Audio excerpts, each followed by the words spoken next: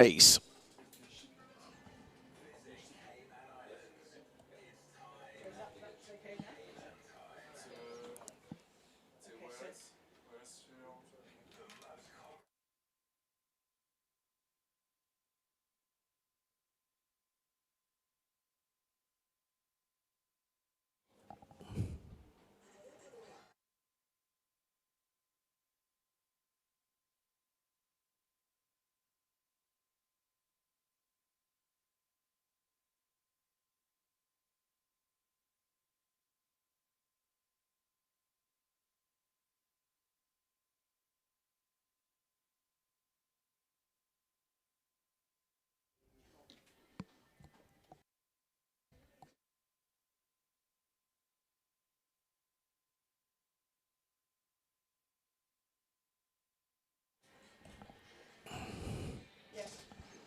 Hello, everybody, and welcome along to a very special edition of Midweek, now Midday Motorsport. Lovely to have your company from the Hagerty Global Broadcast Centre, live in sound and vision, whether you're joining us on 91.2 FM around the track or around the world via RS1, part of the Radio Show Limited Network, and RS3, actually. We're simulcasting to spread the load this week for Hagerty Radio Le Mans. I'm John Hindhoff.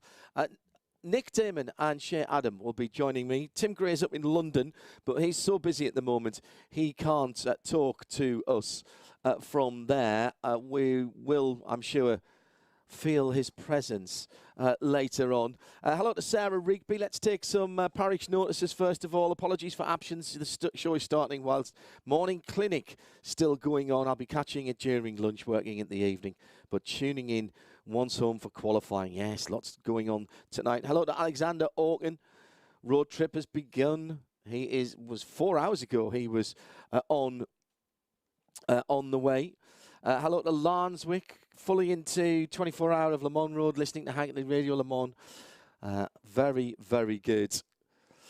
And also down at the far side of the circuit, Matt is listening in, of course, as many of you are on 91.2 FM. Scanning through here. Beer Belly Motor Racing are tuned in on 91.2. So is Jules Outybridge and Jake Parrott. In pit lane, no AFAs tonight, settling in for the start of a big weekend, an emotional one too. Lots of good memories of a time now gone. Have a great weekend, everybody. And who else have we got here? I can't keep up with this. They're dropping in so quickly. Jake Parrott, no AFAs from home in Virginia. Getting all my setup to speed before a sales day nearby. Simon Hoff, no AFAs for the primary Midweek Motorsport episode of the year, all tuned in from North Yorkshire. And partial AFAs for Right Turn Lover. Listening from the Meiji car park, says Marcel Duc, waiting for a sign of the world where to shoot for FP1. And hello, for those of you joining us, RS1. The buttons have been pressed and we're all ready to go on probably the biggest midweek motorsport of the year as we get set for things here. Hello to Simon Hoff. Nice to know that you're listening. Nick, you stop that now and come and sit next to us as well.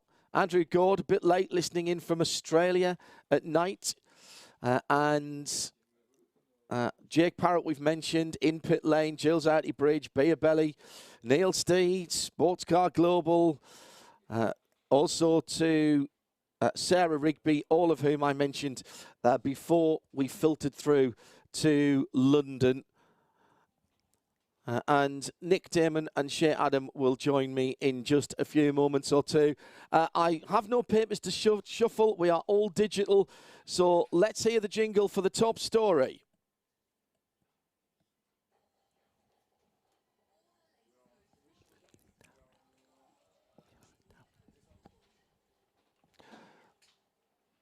And the big story is sports car related, part of our Cayman Islands sports car news. Visit Cayman Islands. They're open for business. It's time, Cayman time. And I think, lady and gentlemen, possibly the worst kept secret in sports car news of the last certainly 6 months or so, Nick. Yesterday we found out that Lamborghini are coming back to top sports car racing. Yeah, so the VAG are getting a couple of groups in there, Audi having backed out to go and do another series, apparently. Yeah, so Lamborghini coming in with Ligier. We are in France, you have to get the full Ligier. Yeah, which everyone had been trailing for goodness knows how long, and they join the raft of teams who are not coming next year. They're coming in 24. So, next year's 100th anniversary here in 12 months' time is going to have a few extra teams, and then in 2024 there's going to be absolutely no room in the paddock or in the the hospitality area, because you're going to have all the monoliths from all the manufacturers. That is going to be a problem. That does mean, Shea, that in terms of GTPs, LMDHs, we now have all of the manufacturers who are currently LMP2 manufacturers. They've all got at least one GTP manufacturer now. Yeah, and to be honest, the surprising thing coming out was Ligier as the choice for a VAG group member, in effect. You thought that they would have stuck to the same, that it would have been Porsche's choice would have been the same as Lamborghini's choice, but in effect, two different manufacturers, and Ligier with a very strong effort. You know that when Lamborghini comes into endurance sports car racing, they're looking to win, as they've proven at Daytona and Sebring in the past, and proven very successful in the 24-hour Creventic series as well. They will be contenders. All kinds of rumour about why this has happened. It will surprise no one that one of them is that potentially, Nick, the Porsche chassis is too expensive. No.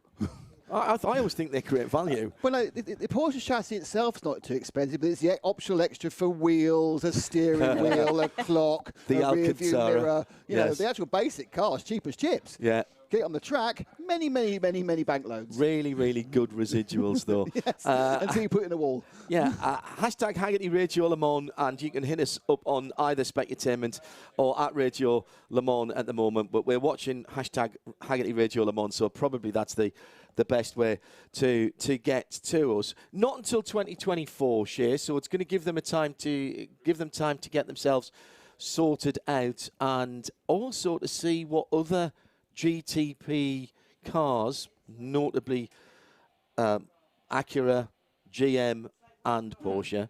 They're going to have a chance to see what the performance levels of those cars are like. Well, it's funny you mentioned that, because we also heard from prominent Acura and GM teams this week that they will not be coming to Le Mans in 2023. They will be coming in 2024. Thinking of Wayne Taylor Racing, Meyer Shank Racing. It's too complicated for them to try and get the cars over. We wait to see what Cadillac Racing will do. But we did get the beautiful pictures, finally, of the BMW. Yeah, the BMW M, celebrating 50 years of the M brand and BMW in motorsport, was it's not here. It was the pictures were shown on Monday, wasn't it? Yes, with Embedded, which is a great video series. It really is a good, very good series. The car is striking. The livery is striking. And it's very obviously a BMW. Yeah, and it's funny, actually, because we talked a little bit about this with President of IMSA, John Doonan, on the grid at Mid-Ohio, and he said that there were manufacturers that came back with designs to IMSA, and IMSA went, nah, you can do a bit better than that. You can make it look more like your brand. BMW very clearly got the memo on that. And at the moment, BMW not interested in coming here. It's just an IMSA program when that starts. Yep. And that's where their focus has been largely for the last decade. You think about, they did dabble in the WEC, but they've been interested in winning championships in IMSA. And Jet has just asked, using the hashtag Hagerty RLM, will Acura come in 2024? That's what we're hearing, isn't it? Yes, 2020. They will consider it, at least. They will consider it. They have ruled out 2023. James Brown, not that one. At RSL_studio and Specutainment, but that's fine. Thank you, James, for tweeting in. Just my perception, perhaps, but are there a lot more manufacturers taking up the LMDH GTP than the ACO's hypercar? If that's the case, why do you think it's happening? Right, well, let's take the first part first. So you've got Toyota Glickenhaus, Peugeot coming, and Ferrari in Hypercar. We know that we've got on this hand, the right hand, and I can do this. Other hand, look, yeah. there. Do you need to take your shoes On the other off? hand, I hope not. That Possibly. would be bad because I've got my boots on. Ooh. So we've got Porsche. Acura, Acura, Cadillac, BMW, Lamborghini. and Lamborghini. So it's only 5-4 to the Have we forgotten GTPs. somebody? Oh, no, Audi pulled out. So not Audi. Not Audi. Audi are over here somewhere. I think Not that's Lexus yet. not Lexus yet. Right. So there's only 9 works teams then. So only 9. That'll go well. So 5 GTP when 8 of them aren't LMDH. winning. So 5 on one hand, literally this Yep. hand, Yeah. and 4 on the other, Jim. So it's not a massive difference in terms of it. Now, why? Why do we think that's happening? Probably other than Porsche and Penske, Porsche team Penske, it's money, isn't it? Whether you've got it or not.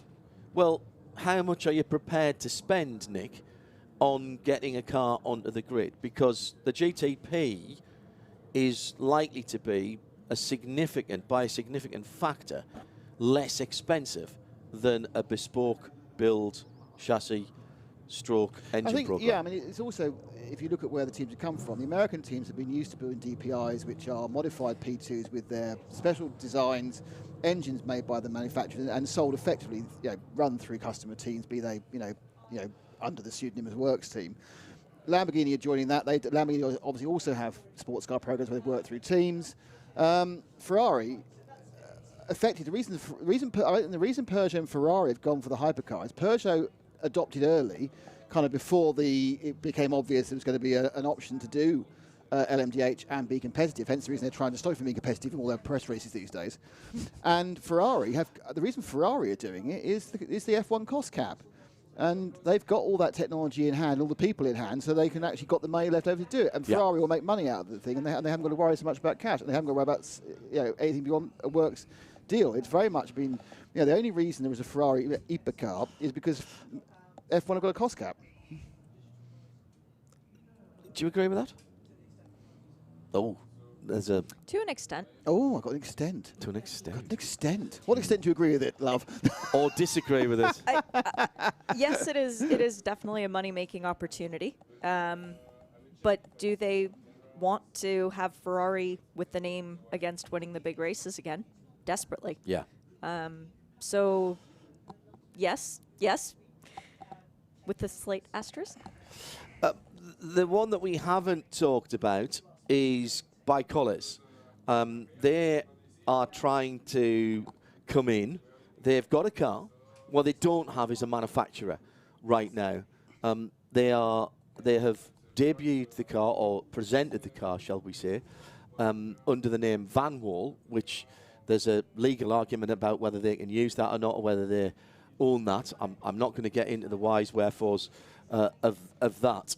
There's also, even if they did use that name, Nick, there's a question about whether the ACO would recognise Van Wall as an automotive manufacturer, given that they haven't built any cars for 65, 70 years. Yeah, I think the thing is, again, is that, of course, they're not in the situation where they were 4 years ago. They're desperate for manufacturers. So they can set themselves a threshold. Yes. So, all right, we've got 9 names. We know that probably in the end, it would be hit 24. Probably only 7 will turn up. Only 7 will turn up. Yeah. So they don't need an 8th one. They've already got at least probably 20 cars with in the top echelon, Exactly. which they haven't got space for, which means they're going to have to start cutting out the other classes. So, it's very much a case of from feast to famine, isn't it? Famine to feast, should I say? Mm-hmm. Yeah. And now they don't need Van Wall. However nice it is. This from Xavier Ayeres, I think is how you say that, Xavier. With the hypercar numbers and the possible GT3 class, don't get me started, bringing numbers, could the pit upgrades that, if I remember, ended up not happening be resurrected? There is a continuing plan to knock down the current pit building and rebuild it. With hydrogen pumps. And also with more hospitality units on the top of that area.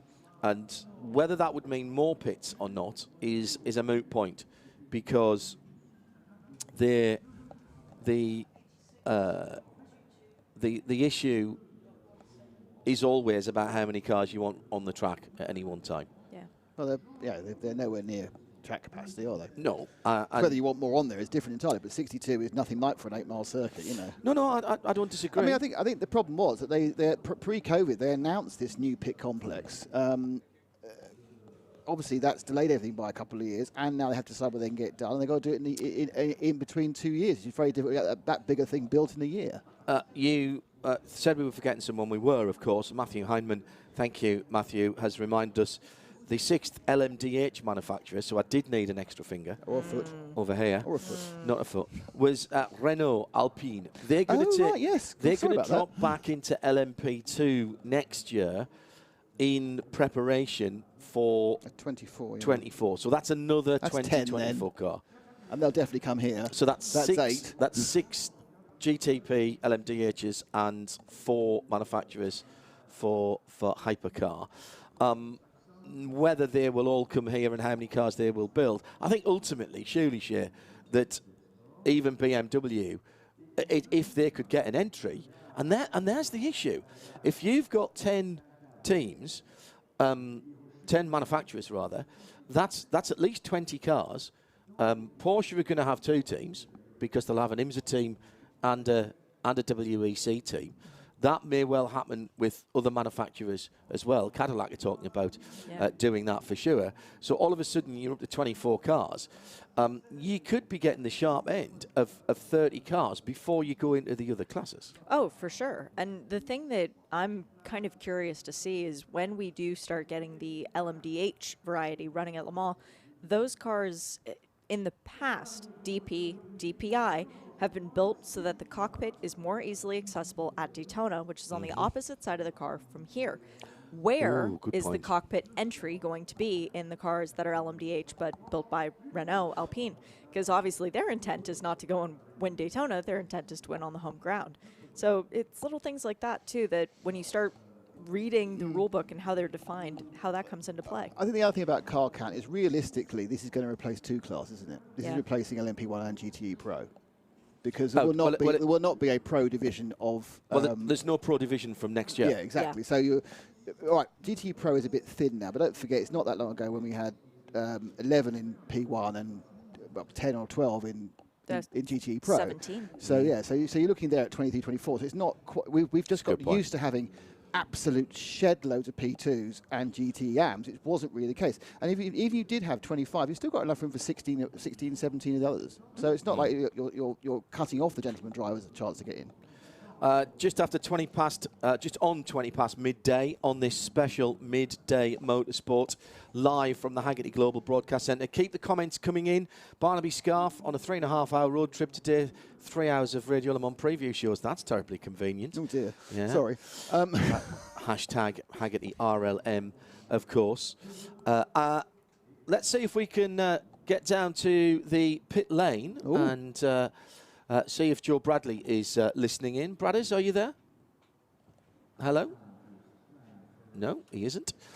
So sorry, that's my fault. I misread what was up on the screen in front of me. I thought he's there in spirit. He is there. Well, he's always there in spirit. Blur Fiend has just woke up to a notification on Facebook of your live video feed, enjoying the massive coverage this week at Le Mans. Hello, Blur. Yes, apologies an hour earlier. I thought it was. I got my time zones wrong. The sound you hear now, dear listener, is me hitting Nick across there. And this is going to be the feed for the whole day, correct? Whole day. So this is Wednesday's feed. We've got 1 feed for Wednesday, 1 feed for Thursday. There'll be 3 feeds for the race. But each feed in the race will have the link for the next bit in it, if that makes sense. It's very useful when watching it back, Nick. Yeah, no, really good. Really good. Who else has just come in? Hello to Dunks of Isle of Wight, organising a paperwork day for today. Looking forward to the week's coverage. Very nicely done. Why are you doing your paperwork on Wednesday and Thursday and back in the office on Friday? Oh, no reason. It's just far easier this week. David Riley is serving lunch. Midweek Motorsport is on. Looks like you're on site here, David, and team 91.2 FM, of course. And hello to Alan Prosser, who's already working with the screen grabs as well from the Hagerty Global Broadcast Centre. It's Nick Damon and John Hindhoff in the driving seat. Shea Adam is in à côté de la porte de Paul Truswell. That is Paul Truswell's door, and that is Paul Truswell's corner. It's Paul Truswell's advertising hoarding, the whole lot. The whole lot. Everything is there. Which you can see if you're on Studiovision now. Oh, can you? I've got. We got Shay up at the moment, so there we are. So everyone know. There we are. Right. Okay. And she's gone. Anyway, Thank you. Sound and vision. Are we behind schedule? Says Marcel Duke. I saw a red flag in practice. Yeah, they've massively. had a couple of stops, haven't they? Massively behind from Porsche and from the first Ligier. However, I suspect that will all get dragged back on time for 2 o'clock this afternoon. So that's what, an hour and 40 minutes. And it will be our voices of the FIA WEC, Johnny Palmer, Blackpool Johnny, who will be on the air with Bruce Jones and Paul Truswell. And they will take you through the first session of practice. We do have qualifying tonight as well, just a 1 hour qualifying, and then of course we take the top 6, 5 in hypercar, because there's only 5 of them, to go into Hyperpole for tomorrow. Hashtag Hagerty RLM. Hi there, Radio Le Mans, says SMMGRG. Hello. I'll be trying to complete in the race solo in the Project Cars game to raise money for charity. Well, that's very good, and I'm sure there'll be plenty of charity events this weekend as well. Neil Gardner is currently at the day job, sneaking a listen when he can. I wish I was there, but you all painted such a great picture. Perfect 3D vision on radio and 2D vision on the telly. Yes. So there we are. We've got a couple of new things to talk about. Let's stay with our Cayman Islands sports car news, and let's talk about our Valkyrie stat attack. SA stat attack for Shea Adam. First of all, let's crunch the numbers from last weekend at Detroit. From Detroit, yes. So we've got some fun stuff to go through here. The longest battle of the race. You watched the race, John. Who do you think it was? I would probably say it was the battle between... Was it the battle... probably the battle between first and second. In GTD, correct. Yes. The whole race was 67 laps for the GTD contenders. The 2 cars battling for the lead never separated by more than 3 seconds for 62 laps. Wow. 5 laps total where they were separated, and those were only sectors that then broke them up and reset the clock. And that was because of pit stop. There was 1 pit stop. Yes. And the Carl Kirkwood car stayed out and Correct. went a couple of laps longer. And in fact, that's how they jumped the Harter Racing Aston Martin. Harter Racing did nothing wrong. No. Carl Kirkwood was mighty. And did you see the picture of his right hand against his left hand? Owie. It looked like 2 different people. Yeah. Well, one was massively swollen and wrapped in IndyCar injury with the wrist again. But in terms of DPI, it was Ollie Jarvis versus Renger van der Zande, thankfully in different classes this weekend, so we won't have to deal with their battle continuing on. 35 laps consecutively. They were never separated by more than 3 seconds. 58 laps total between the 0-1 and the 60 in terms of the cars. So again, very competitive for a long time.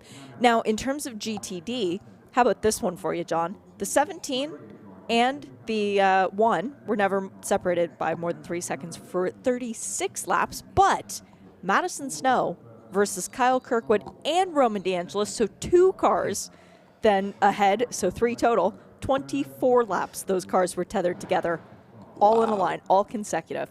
Traffic, this stuff. We love everybody loves the traffic stats from Valkyrie AI. In terms of the 10, the Konica Minolta Acura, that car passed 68 vehicles on the track during the course of the race. The winning car, the 0-1, only passed 66. We talked about how Sector 2 was going to be the most prolific for the passing, and it was, but it was a lot less busy for the winning car than it was for the 10, the car that bounced its way back up through the field. So that was just where they hit traffic? Correct. That's where the really passes were made. Durrani, of course, was in the car for the longest period of time. So over 10 laps. Basically, he skewed everything. But he passed 53 cars in the course of the race by himself. So very busy for Pipo. Very minimal passing in terms of the GTD category. It was actually quite jarring to look at the numbers. 14 passes for position in DPI, only 5 all race long for the entirety of the DPI GTD class. most cars passed in one lap was only 4 cars, but it was by Ricky Taylor, Tom Blomqvist, and Tristan Vautier on lap 14. And both Turner and Wright, which were very much the back markers of the field this last weekend, were passed 47 times on track. So not a good race for the 3 out of 5 race winners so far this year. In terms of pace, as I said, Pipo was the strongest, but he also drove the most. He was the one who was taken off the leash early on and said, run as fast as you can. We're not saving fuel. His mean lap time was 80.962 seconds. Compare that to Renger, who went on to win the race, remember, 82.040. They were set very different tasks. And then standard deviation, which is a mean of the both drivers in the car and then their lap times. To give you an idea of how close it was at the front of the GTD field, 89.656 compared to 89.667, 89.683. Total lap time accumulation between both drivers for those cars. That's the 17, the 1, and the 27 over the course of the race. Extreme strength that we've seen from those drivers. And we will have more news from Valkyrie AI, data-driven solutions for a data-driven sport, as we have science applied to motorsport broadcasting. Now, if you didn't see it earlier in the week, on Tuesday, the confirmation of Valkyrie AI are becoming a season-long partner for our WEC coverage on the RSL network. Still the only place where you can get free live English language coverage of this race and the WEC. Dedicated radio coverage from our expert team. Listen out for that later on this week. We'll have more from Valkyrie AI because you got some Le Mans stats. Oh, really? Nope. I was really hoping for that. Okay. I've got more from Valkyrie AI. Which is? They're on the front of the United Autosports cars. Yes, they are. There we go. I noticed yesterday I was wandering around the pits looking at stuff. That started the start of the season. Joe Bradley is down in the paddock for this special midday motorsport. Good afternoon, Joe. Afternoon, everybody. Hello. Hello. Where else would I be than loitering with intent? In a tent? Not the usual place. No, I'm indeed. I'm in the paddock. I'm actually in the back of the pits area of the paddock where I'm kind of loitering and just finding out the gossip. Is there anybody about? Are there anybody about? Such is the modern day high-level form of motorsport. The back of the pit area, which I can remember, I was old enough to remember, where it used to be quite open and you would be able to sort of access the back of the garages equally as well as you could from the front. But these days, all the teams are closeted away behind these absolutely fabulous backdrops and these sections of boarding where, the atmosphere is fabulous. It's such a colourful paddock area, fabulous. However, the problem is that most of the places have got security guards on them, so it's a bit like getting into a nightclub in Walthamstow or something, and I've got trainers on, so I'm doubting it. I wouldn't let those legs in, Joe. Joe Bradley, we'll get back to him if he can find somebody down there. Let's take a few more of your tweets. Automotive Tales have had already a bit of an interesting run down to Le Mans. They say appears having brakes is useful in a fully loaded turbocharged Bentley. So they've changed out and brought a Rolls-Royce instead. How lovely to have the opportunity. The noise in the background is the Road to Le Mans free practice, which has started a wee bit behind time. We'll keep an eye on the times for that for you as well. Who else did I see as well? Chandler. Hey, Chandler. Bit of light reading while navigating the car park, we're more commonly known as Rouen. ETA just in time for FP1. Let us know when you get us on 91.2 FM as well. Half Awake American checking in here. That's Donald. Thanks for being the competition, or the companion rather, to morning coffee. And the day has arrived, says Matt Hawkins. Roll on. The first track action for the 24 hours.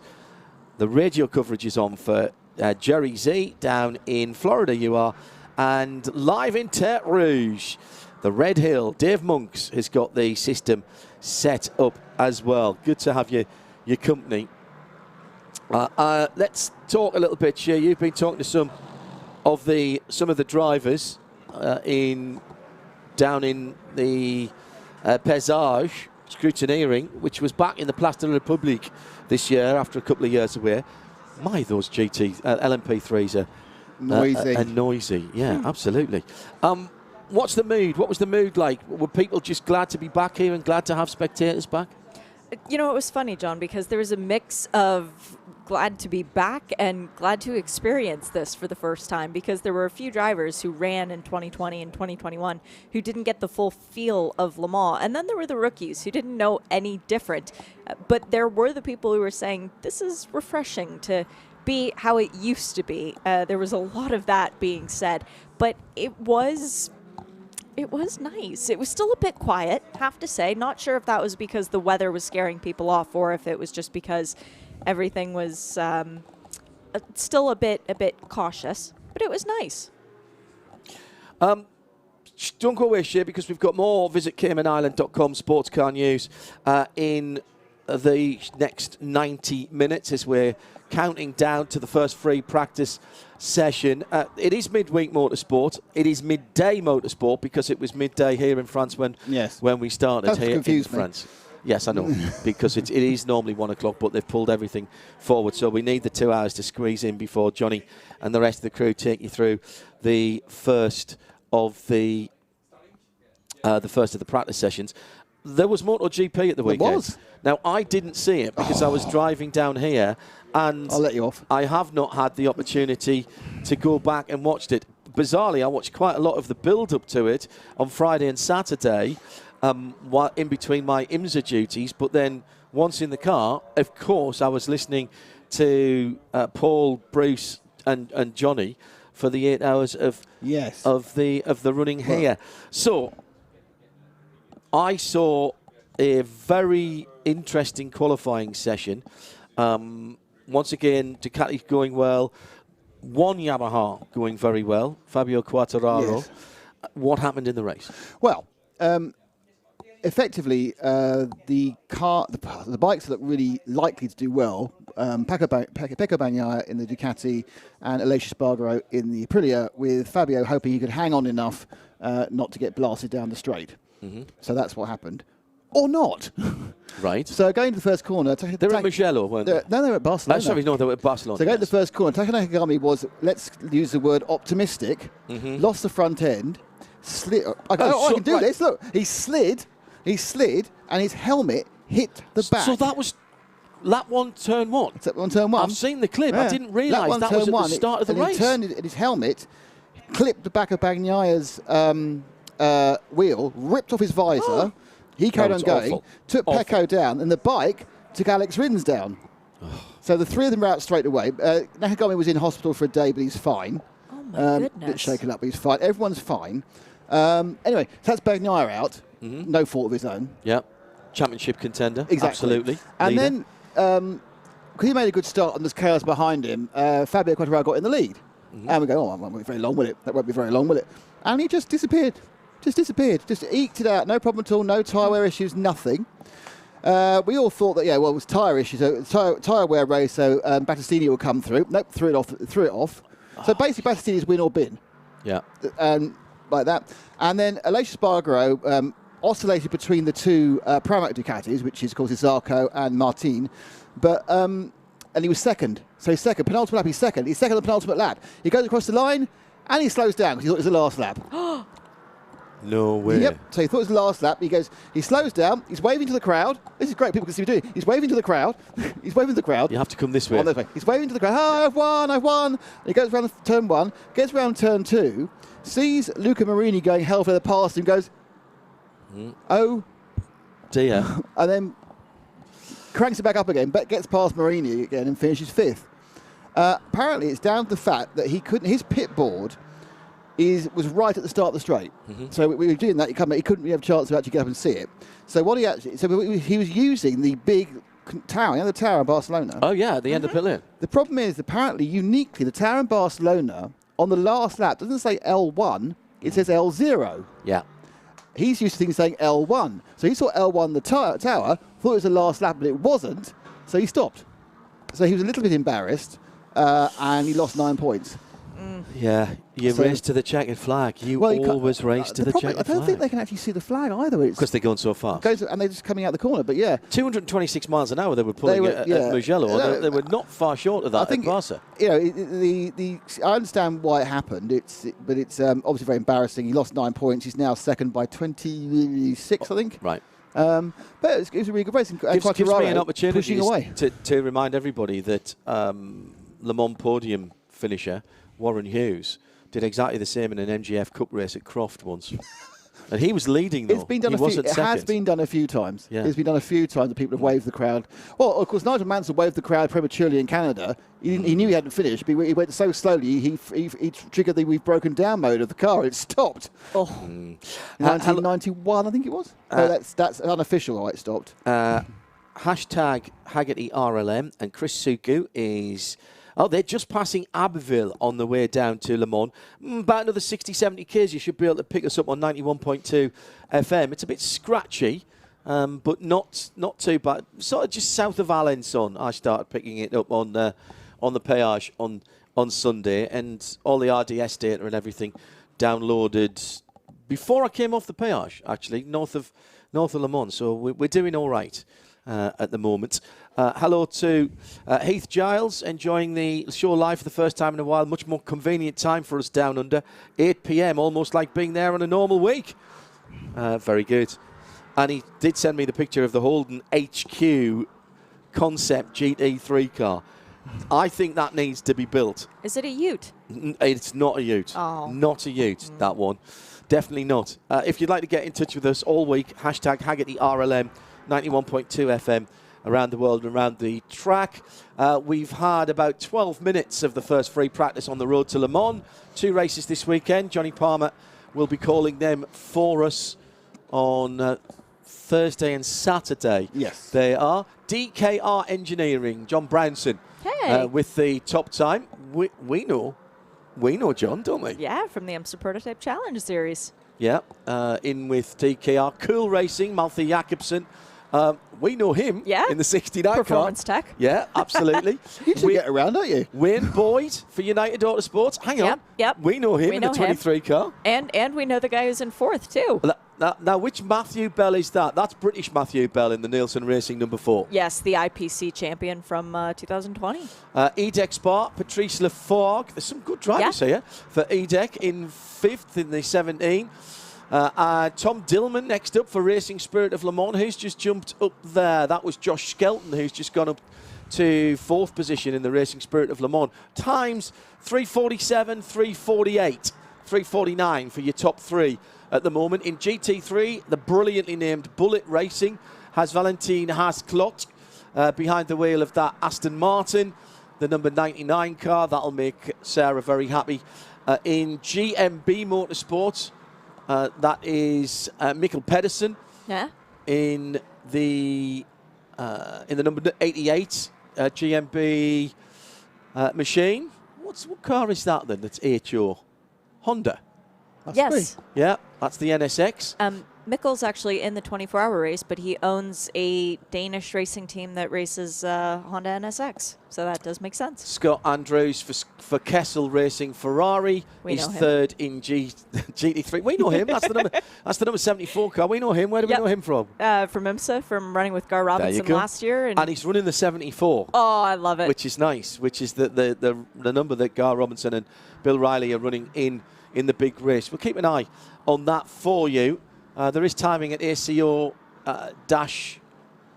-org/live, I think, from that. But at the moment, Lawrence Ho has just gone to the top ahead of Malthe Jacobsen. First 1:47 lap, 3:47 lap, excuse me, 3:47.9. So it's number 3, Duquesne, on top of the pile for Lawrence Ho. Midday Motorsport, 20 minutes before half time here.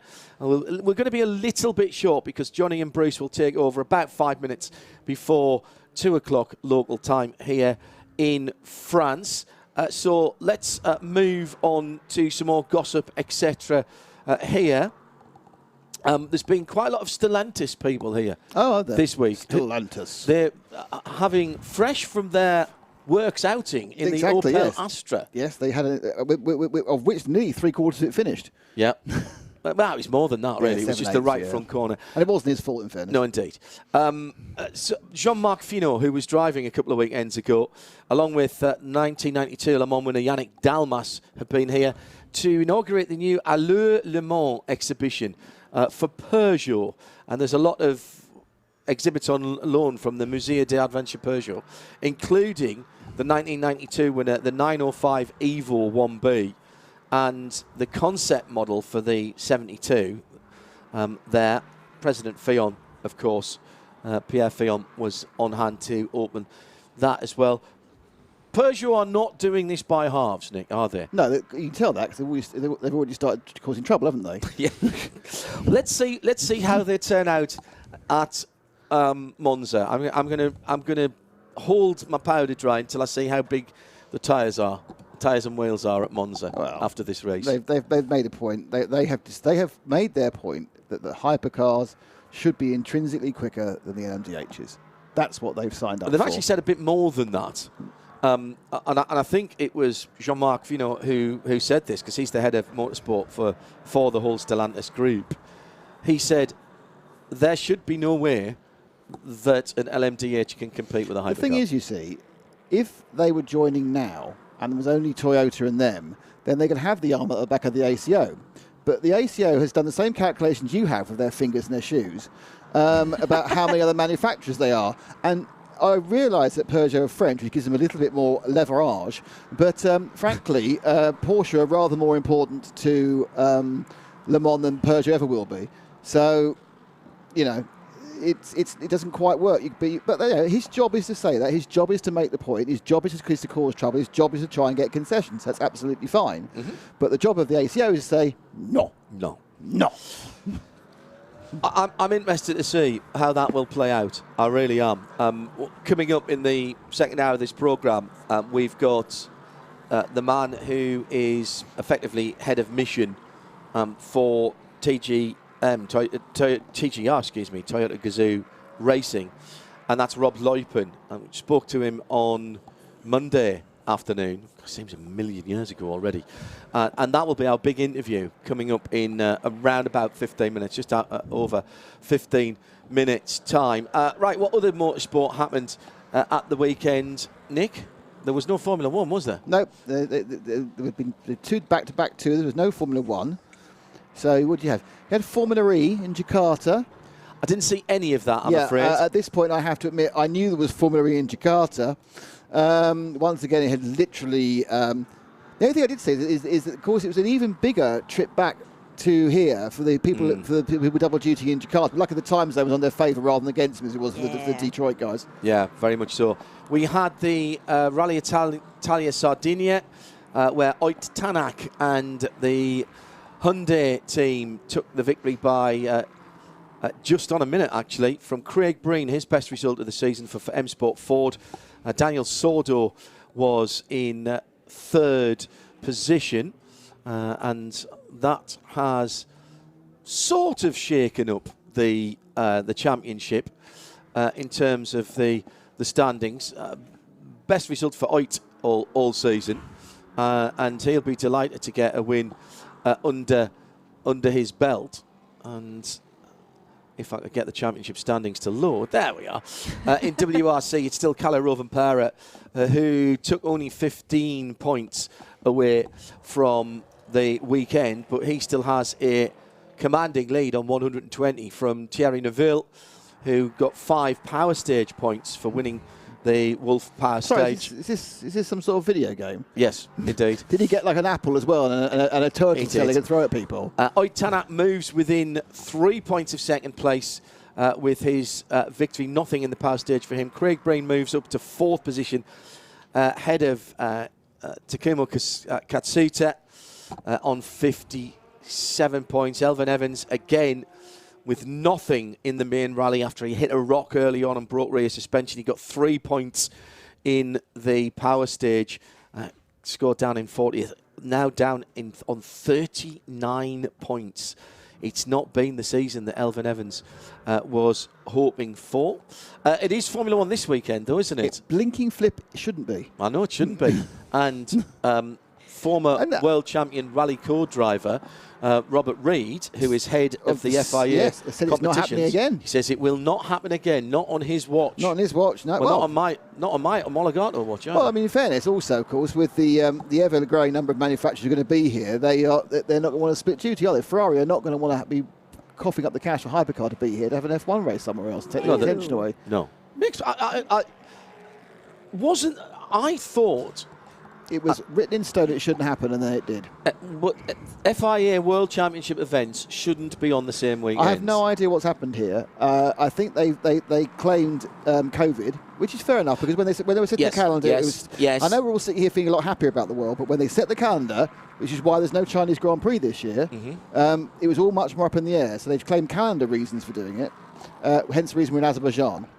Can I just say also, this is an IndyCar race weekend, so we have no active IndyCar drivers on the grid for the first time in a long time at Le Mans because they're at Road America. That also feels like sacrilege. This is part of their trying to keep the momentum up after Indy 500. It's this concept you have to run every week, isn't it? It's the NASCAR concept that, if you engage an audience, they'll forget about you in 6 minutes. So you have to have a race every single week afterwards. I'm not quite sure that's actually true. I think that underplays the intelligence of an audience. If we come back to here and talk about that, 19 full series IMSA drivers here this weekend, and in something like GTD Pro, 15 of the, I think 17 or 18, well, what will it be, however many there are there, 14 of the whatever it is.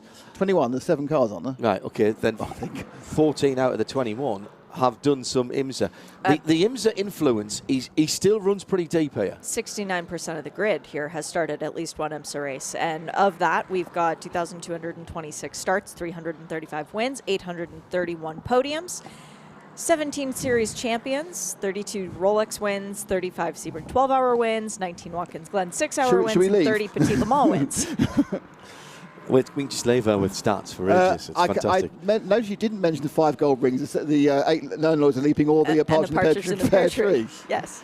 Hello to Dave Alcock, Midday Motorsport, the TV programme. Great to be able to vicariously join the team in the Hagerty Global Broadcast Centre. Very cool team polo shirts. All right. You've got the September edition on. Yeah, that's the 2020. But you know why? Because I'm saving the best one for when we go out and see people. All right. Yeah, same. I've got this year's. Look, that's this year's.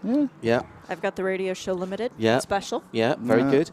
Don't forget, on the front page of radiolemans.com, and I can call it that this week, radiolemans.com, you scroll down a little bit, you'll see the store icon. Get on there, and all the merch is still available. These? Not those. I was about to say, all right, because I was about to say, these are incredibly high quality. So yeah, not those. They're incredibly high quality, so... they're for team members only. I'll put look after it. Going, oh, this is nice. You'd forgotten, had you? Yeah. Can you not do that on camera? What, that? Yeah. Particularly not that on Luckily, camera. Or not on camera. That part is below camera. Yeah. Just, can you not do that? While we're talking about our partners as well, we should mention Dan Rye and Stick It Up for Le Mans. Once again, he's provided the panels for us and 1 or 2 bits and pieces on the Mazda and the Porsche that we've brought down, and the van, and the hire van. So thank you to Dan for that. And even if you're not, in fact, especially if you're not coming to Le Mans, then surely you want to show that the fact that you're not there by getting your vehicle stick it up for over the weekend. For being there. Yeah, absolutely right. Because you could therefore lord it over everyone else at B&Q car park. That's absolutely obviously right. Other hardware stores are available in different countries. Yeah. Lowe's, for example, and Highs. That's where I was going. Or E. Leclerc here. E. Leclerc. And that's Leroy Merlin. Well done, because I'm literally running out of hardware stores abroad. That's the big catalogue. Bunnings. It's Bunnings in Australia, isn't it? Yeah, the Bunnings Power It's Pass. Bob's Canada, is it? Is what? Well, is Bob's the one from Canada? So what's Canada's hardware store? You must know that. Home Depot, yeah. Same as the States. And also some really good news, because you're watching us now on Hagerty Global Studiovision, which is mostly down to Nick. Yes, mostly. Yeah, and also down to Bob, who you can't see who's behind, for feeding the sound through there. And we are going to be putting a very... It's been asked for, again. We haven't done Studiovision for the last couple of years because we haven't all been in the same place. No. So there was no point in trying to do it. There was no point in even trying to attempt it, to be quite honest. However, we're back together again, and we'll be running it this year. And so you'll be able to see Paul in the corner. And the feature that everybody wants, and there's a codicil that will fit on the end of this, is the race time clock, so that you can sync up perhaps with other media around the race. And this year, delighted to say that Omologato, the Motorsport Watch brand, has teamed up with Hagerty Radio Le Mans to bring you that synced up timing countdown clock. It's the Omologato race time, and it will be a feature on Hagerty Global Studio Vision, and Nick's already got it ready to go for the first When I know where the session. clock is. When we find the clock. When we find where the clock is on the feed I've got, and I can move the clock to where I want it to go. Yeah, we will move the Omologato clock. The clock will be there. Yeah, like just that. Floating. Yes. So you will be able to work yourself out. Now, the codicil on that is, remember, we're here to provide the ACO's official English language radio service. We're the only dedicated radio service. We're the only free-to-air broadcaster that does every single session and brings you test day as well. So we're not going to be just talking about what's on the telly. So bear that in mind. If you are going to use us in any other form for anything else other than us being descriptive and radio and trying to give you some of the strategy calls and trail ahead to help you enjoy the race, just bear in mind that we're not here to talk about telly pictures. We've got free range to talk about anything, and we will, quite frankly, including, can you punch up Shea, please? Not literally. Punch up. All right, sorry. Yeah. Can you put Shea on the there studio? Shea is now on the screen. What's the story with the socks? What do you Shea? mean with the socks? Come on, get your. I need to have your socks in vision. Oh, geez, I just do fun socks for every race. Not yet. No, you need more flexible than that. Higher. All higher. right, hang on. This is getting weird now. Yeah, it is. Higher. That's a bit higher. That's it. That's and hold and hold and hold and clear. Yeah. Thank you. So what are the socks today? Tim Gray's asked from London. Oh, they're just fun socks referencing cats. Right. Well, not the terrible film, surely. Apparently you can see them on the other camera as well. Okay. Yeah. Oh, right, yeah. I've got better ones for the remainder of the week. I've got, well, I guess you'll just have to tune in and find out, won't you? Okay. Jeez. This trailing ahead of socks. Yes, absolutely. Right, let's pick up a few bits of chat that's coming in. This is the original interactive live show. Dave Alcock says, I think IndyCar's been a bit disrespectful of its fans. IMSA doesn't need a race every other week, or every other week. IMSA has a strong following. IndyCar fans surely wouldn't lose interest given the quality of the racing. I don't disagree with that. No, I don't disagree with it either, but the budget for IndyCar is significantly much more money than the budget for IMSA, even for a top DPI team. We're talking, what, $6.5 million a year for IndyCar if you're in the top tier, and $3 million if you're in the top tier for DPI, so that's double. And yeah, they have a few more races than we do. They do, what, 17 a year now compared to 10 for DPI. So it's a lot more racing. It's a lot busier, but their calendar is also a lot more condensed. So if there wasn't a clash this week, yes, who of the drivers might be here? Dixon, hands down. Absolutely. Dixon would be here. I'm trying to think from recent years past who else has been involved. Well, when Acura shows up, most likely Pagenaud will come back with them, and Elio would be amongst those, two of the Rolex winners from this year. Alex Rossi's been running at Daytona frequently. Maybe he wants to come back and try Le Mans again. And he's in the Cadillac program. Exactly. Rossi. So Acura.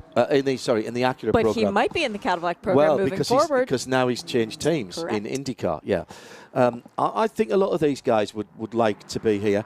You're listening to Midday Motorsport. There are 30 minutes. We're exactly halfway through the Road to Le Mans free practice. DKR Engineering are back to the top with John Brownson with the number 3 car ahead of Cool Racing and the number 69. United Autosports, John Showerman, the 23, and Racing Spirit of Le Mans. And Joe Bradley is down in the pit lane at United, and he's found Wayne Boyd.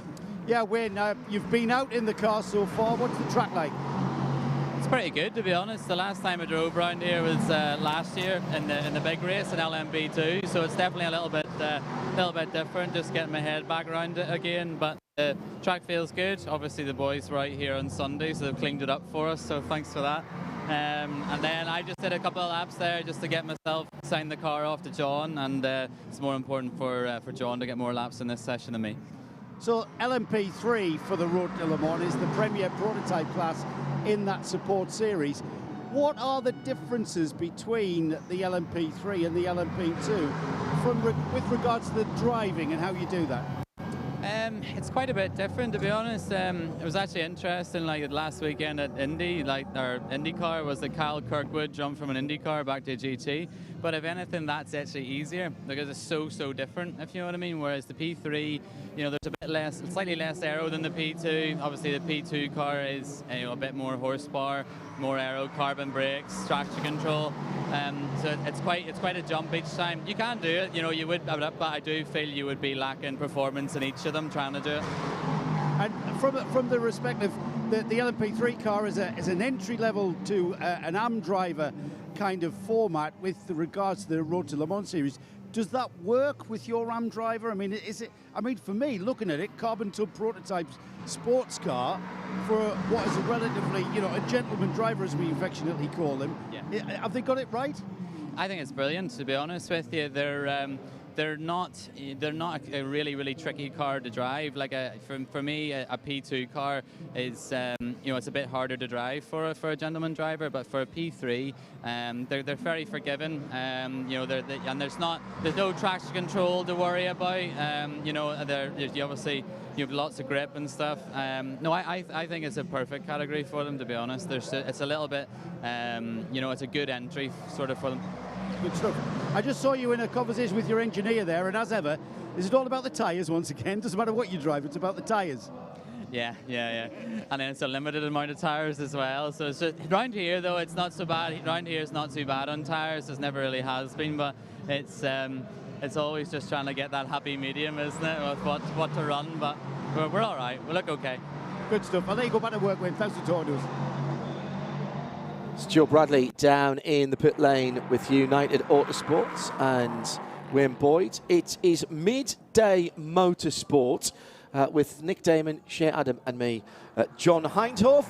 And before we move into the second hour, let's take a look at the weather.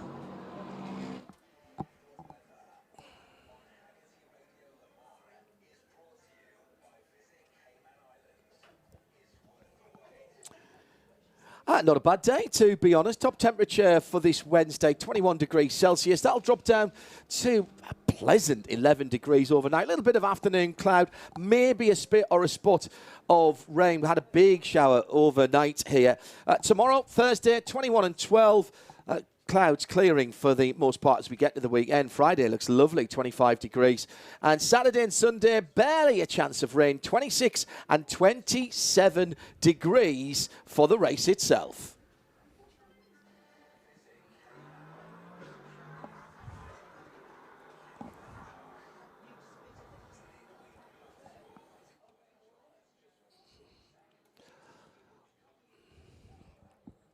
Well, more special content from our midday motorsport here in the Circuit de la Sarthe and the Hagerty Global broadcast booth. Also live on a Hagerty Global sports car. Sorry, Hagerty Global Studiovision. More of your bits and bobs, please. Use Hagerty RLM on the hashtag. We've got more sports car news, more from Joe Bradley down in the pit lane, where the Road to Le Mans free practice has 26 minutes on the nosy to go. And we'll be talking other forms of motorsport too here on Midday Motorsport. Next, it's the big interview with Rob Leupen from Toyota Gazoo Racing, recorded on Monday right here at the circuit.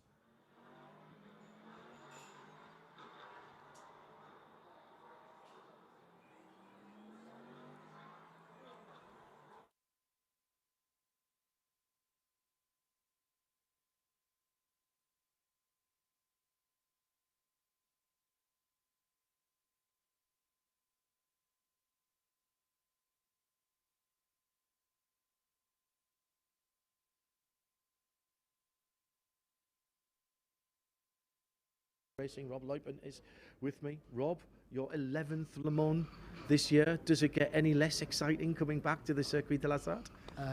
Hey John, no I don't think so, especially after the last 2 years. We now have a more or less normal year, inverted commas, and yeah, this is the one to look ahead for. We've missed the public, we have missed the paddock as we knew it, so it's great to be here. It's great, to do this fantastic race, and we're standing at the start of a hopefully very beautiful era coming up. So good to be in this maybe kind of transition year, and then next year hopefully again under these equal circumstances, I hope. Tell me about the last 2 years, because of course we weren't on site for the last 2 years. We still covered every session, we still covered test day. Was the atmosphere different? And well, the atmosphere must have been different with few or no spectators. Did that change how you guys went about your work? The racing was the same. The racing was the same. No, it didn't change the approach. Maybe even we could concentrate a bit more on yes. The work. But we say Le Mans without the spectators, without the fans. It's not the same Le Mans, and that's not where you're looking so much towards. The racing has been interesting. The racing was good for us. It was, especially last year, a very challenging race with 8 hours. We say driving for the drivers, with coaching how to solve the issue we had. But they did well, and it was from that point of view a very rewarding race. But you need the people here. It's without the people, it's dull a bit. It's technical. You're missing it. You're missing the emotions. You're missing the cheering. Everything about the emotion. That's the thing I think is spot on. The emotions, because you get. I always feel here that you get carried along by that shared sense of emotion that you have with the crowd, particularly getting towards the end of the 24 hours. In the off-season, few changes for the GR010 planned from your point of view. A change to the tyres, a little bit of a change to the aero. What prompted that, and how has that gone so far? Well, you have to understand this car has been developed since 2018. The regulation also has developed since 2018 and still was not finalized as we were finalizing or trying to finalize the car. So from that point of view, I think especially under Pascal Vasselot, there were some very strong wishes to make some improvement on the car, and the tire was the biggest issue. Few small aero things, but the importance is that the tire was quite key for us, because we were running with the old tires, and we have seen a regulation developing over multiple years, and this was for us a point to say, hey, we need to do. So you are within the regulations, you are allowed to make some changes. We have, I think, done this within the so-called, we call it internally, jokers. You have, I don't know what the official wording of this, but it's something which we did. So I hope the car is good for Le Mans, because anyway, as always, also with the TS050, it's the car, the race where you build the car for. Yeah. And the rest you're then going to adapt. This might be that it's a bit more difficult than other tracks to call the performance. The drivers might complain a bit more, but I think with the new tire sizes, especially on the rear, I think they have felt an improvement. So smaller tyres at the front, bigger tyres at the back? That's my understanding, yes. Yeah. And so there's clearly you're losing some grip at the front, gaining at the back. Is there a weight differential as well between the wheel sizes and things like that? You become now very technical, John. This is more Pascal's Pascal's one. But we say we deploy the front motor on a much higher level. Yes. So this is very much key. Before we were changing the tire sizes, it was 120 kph to 140 kph. I think now by BOP we are 190. Yeah. I don't know where we deploy it. Well, not hardly at all at Sebring, in fairness, was it? Yeah, but okay, so that's where we are today, and so therefore you have much more power on the rear, and therefore you need also some, we say, adaptation to the tire. So this was, I think, the point. The small changes we had on the aero side were, we say, they are not cosmetic, but they don't make the big change. Right? But it's something which you look at, and especially we say our engineers, of course, they look for optimizing the performance with the driver team, and that's where we are. Because you hadn't run that car at Le Mans in its current form until Sunday. You've got a huge amount of processing power back at Toyota Cologne, Gazoo Racing, but I presume nothing is like actually getting here and getting the Michelin tyres on the road and the car running through the air of Les Sat. Of course, we say we have put all the drivers into the simulator. Some like it, some don't like it. They did quite some laps there, but of course, when you are here, when you're on the tarmac, when you got the tires on, when the engine runs, and when you see the competitions and you go into the test day, it's different. You look for a setup which you will not be able to do it in the simulator. You get some indications, but in the end, you'll find it here, and you have 3 drivers, which you don't have at the same time in the simulator too. So you have all 3 in the car. They will discuss with their race engineers, with their setup engineers and strategy engineers. So there's a lot of work going on in the background, and yeah, you see it here. And I think we have seen a quite clean day yesterday on the test day here. So all fine for us. Do you set goals for that test day? Do you have to sit down with the engineering group before you get here, or perhaps when you get here on the days before you get on the track and say, right, we want to do a back-to-back test with this bodywork and that bodywork. We want to do X, Y, and Z. And then presumably you have to prioritise those and say, this is the things we absolutely want to get done. This is what we'd like to get done. And if there's a bit of time left, it would be really good if we could do this. Well, we are here now for quite some consecutive years. So it's 11 years in a row with a huge amount of data, and of course also experience with the people. And we say with Pascal and David Flory, we have 2 guys which know exactly what they do, how to do it. Mathieu Galoche, chief race engineer also. So they are preparing the test day detailed. And yes, we started with aero tests. Our chief aerodynamicist was here following all the tests, all the data. We say on both cars we run different front and rear ends. It's all homologated, so there's not much body work you change. Expect the front and rear end, but you have some tweaks on. So it's all planned until the day. Then in the afternoon we go for tire testing. You have different tires which you want to use, or you want to test, see what could be under which conditions the best one. So you prepare it, and it's not let's start the engine, let's go out for a few laps. No, you start the engine, you know exactly what time it should be started, and you know exactly what you have to do in the next 8 hours of testing. Yeah. And are you and the engineers, are you confident then that you pretty much got through the list? Yes, but you never know if all points are really tagged. We've seen it last year. We thought we had solved the issue and it came back. We had an issue in Spa on the HV system we never seen before. So there were small items you have to look at, and we say the powertrain engineers are sitting there and looking on every data, and if something is not so what they think, and they go through the bottom. That powertrain, that HV issue that you had, the hybrid issue and the high voltage issue rather that you had at Spa. Now that was a bizarre, actually Sebring, and have you ever seen 2 more odd races in the opening of a WEC season? But that came in a set of circumstances that you could never have predicted, with the stop, with the rain and everything else. Was that a factor to that? And have you been able to say, yeah, we're pretty certain we've got that sorted now? I think Sebring was no technical issue. It was Jose at that time maybe taking a bit too much risk, and then in the end he could have bring the car back. So some better management from us, from the crew, should have been taking place there. So this is something happens. We didn't crash a car since a long time.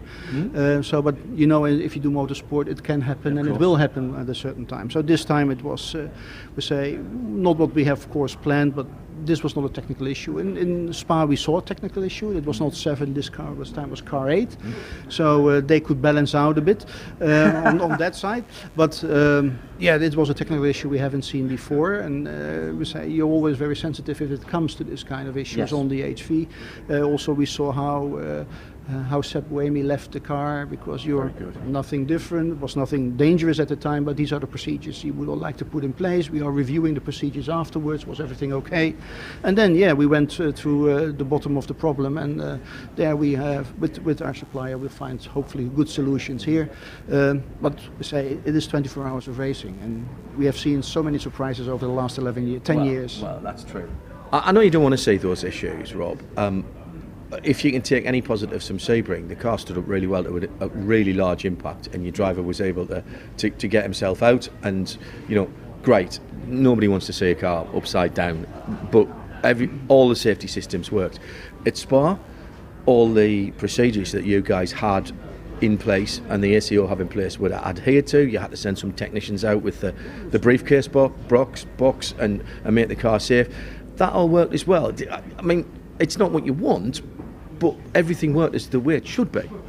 Yes, I think we still here and there can improve. You analyze it. You're also in close contact with ACO and FIA on these matters, because safety first, and you don't take any risk on that one. We have never had a risky situation, but these are the processes, and there we have to look at it. And also, it should give the confidence that if a car crashes, like it happened to Jose Maria and Sebring, then everything still is safe. And also there, our suitcase engineer went out and to check everything, and this is part of this kind of racing. It's a similar, if you go on a road car, when it's an electric one with batteries and it caught fire, you have some serious issues, and this is the same. Also with the hybrid, because you run a big battery and there you have to take care of. And in motor racing, especially for the marshals, for the drivers, for the mechanics, you are very secure, because it's all professional, and it's all about no, professional is not the right word. It's all about safety. Safety, yeah, always. So far, you haven't got a pole position this season as Toyota Gazoo Racing with this new GRO 10. I know it's a long race, and we'll probably say that a lot. We normally put €5 in the jar every time somebody says it's a long race in the commentary booth. How important is getting pole position or a front row lockout ahead of your two major competitors on Thursday in Hyperpole? I think we have various reasons to go for it. First of all, you would like to see the team performing at the best. And you would not like to make sacrifices on the car. So this is within the risk management of the race engineers to do that in the right way. So yes, you would like to have pole position. It's a kind of palmarès you want to have. You would like to see the newspaper article at the back of the garage. That's good. Secondly, we have Kamui going maybe potentially for his 5th pole, which I think he would be then the only record holder here in Le Mans. So I think for Car 7 and the crew of Car 7, there is an additional motivation. And I think also at the start of the race you have an advantage, because if you are quick enough, then you are at least have some more chance to stay out of any collision which might happen in the first 2-3 corners. Well, it's very rare that you reverse into somebody at the start of a motor race. I've not seen that, in fairness, in my motor racing commentary career. Exactly, maybe you touch from the back, but then you are not quick enough. But okay, this is something which part of the engineers to fiddle out in the strategy, and I think it's then at least you have that chance. And if you are lucky to get also, or good enough to get also the 2nd place, you can even already start a bit of tactics there. Yes, so from that point of view, I think we should go for it. If we see that a Glickenhaus or an Alpine are significantly quicker than us, then okay, you might reconsider putting all the efforts there, and then you look on the race tactics and strategy and tactics to see where you go best. But we're still a sport. And then good. And then we have the race, and who knows what happens there, quite honestly, because it's Le Mans, and Le Mans is Le Mans. We'll find out on Sunday, probably just after 4 o'clock. Yes, we'll go there for the win, of course. This is our target, like the others. And I think, we have experienced here so much. Well, out of any team here, you're never going to take anything for granted, Rob, are you? No, it's not. We've seen it at 14, we've seen it in 16, 17, 18 was then okay finally, but also not only with us, also with others, other teams, Audi, Porsche at the time, and it's a great experience, and that's what for us is. It's nice to be here and go for 24 hours racing. You mentioned that we're in a particularly interesting time for endurance sports car racing, for both in Europe with the World Championship, and I know that kind of contradicts, but I think everybody knows what I'm talking about, plus with IMSA with the new GTP category as well. You're going to have some new competition coming along straight after Le Mans with the French giants of Peugeot with their Peugeot 72. The Lions. The Lions, very good, yeah, the Lions. With what I call the 72, 9 times 8 means 72, and this is Department 72, so why not talk about it like that? I know that you guys are competitors. So first of all, I know you will relish the opportunity to have more competition. Does that... You've got Ferrari coming next year, then you've got the GTP cars, the LMDH cars as well, with Porsche in particular, who are always strong competitors. Do you think that this current car has the pace to take those guys on this season and beyond, or are you considering either an evolution or something even more fundamental for 2023? Generally, I think the car has the pace, but we always look what we can improve. So I think here we should not rule out any improvements on the car. There is, as I said, I call it myself a bit of a joker system, that you can anticipate things you need to do. So we'll learn after Le Mans what we need to do, and then with no doubt our engineers, particularly Pascal and David, will put their heads together and see what they need to do for next year. And yes, with Ferrari coming back after a long time on this category, then Porsche, then Cadillac, Peugeot already from Monza. What do you want more? You really would like to see that competition. Hopefully with Glickenhaus, with Alpine. How do they do next year? I don't know, but they should come 2024. We talk here about Lamborghini. So it's really a lot of things to happen, and this is something which we are going to enjoy. And from that point of view, we'll prepare ourselves in the best possible way. Has it been an advantage for you guys to have run in this new rule set for the longest time, even if that does mean, and I'm not expecting you to say yes you will or no you won't, but even if that does mean that you've got to go to a slightly different concept for 2023, have you learned enough, and do you think the experience that you've gained with the GR010 so far has stood you in good stead? I think yes, to make the experience and to be able to make the experience in comparison to the other competitors will help us. It will not set us on the back foot. It will at least give us, a very good chance. We have the experience. We know how the car is working. We know it on the tracks. We know it particularly here in Le Mans. So I think the investment and the support we got within Toyota Gazoo Racing from the Toyota family is important in this. And they have seen this and they want to be here in Le Mans. And they said, no, we are going to help and to push the series to the level where it should be. And I think there is where we're going to move. We changed concept from the TSO 50 to the GR010. So we did this together with ACO, FIA. We have been on the table all the time with the other competitors to design the new regulations. We have been involved with the IMSA also. So from that point of view, I think we can tick all boxes where we should continue to be successful. That we have a race series where we do have BOP means it gets more equal, but then you need to benefit from the experience you have done in the last year. So I hope that also next year we are one of the favorites. We will not be the only one. As you said, Porsche always do it very good, and what I hear is that they prepare themselves very, very well. And this is the same for Peugeot. It's good that they are back. We came in 2012 where they stopped, so now finally we can meet them on the track. So this is something which, we jumped in a bit earlier at that time as expected, but we did it, and now we're going to see them in Monza. So, and looking at the car, at least what I have seen on the publications in the internet and magazines, it looks very interesting and challenging one. So we are looking forward to that, the team, no doubt. What about IMSA? GTP is the same. The category is to try. The whole point of LMDH and hypercar was to try and bring the big races of the world, the big endurance race of the world, within reach of manufacturers, where they only had to build one car and go and compete. Daytona 24 hours, Sebring 12 hours. You've got experience of racing at Sebring. Petit Le Mans, sailing 6 hours at the Glen. Those are big races in not just American culture, but in sports car culture. I know you guys look very, very carefully at what's going on, but is there a possibility? Can you give us some hope as IMSA fans that we might see the Toyota in IMSA racing soon? Difficult question, John. I think we are committed to the WEC. So when the WEC calendar includes Daytona, my question is very simple. And the answer to not my question, the answer to your question is very simple.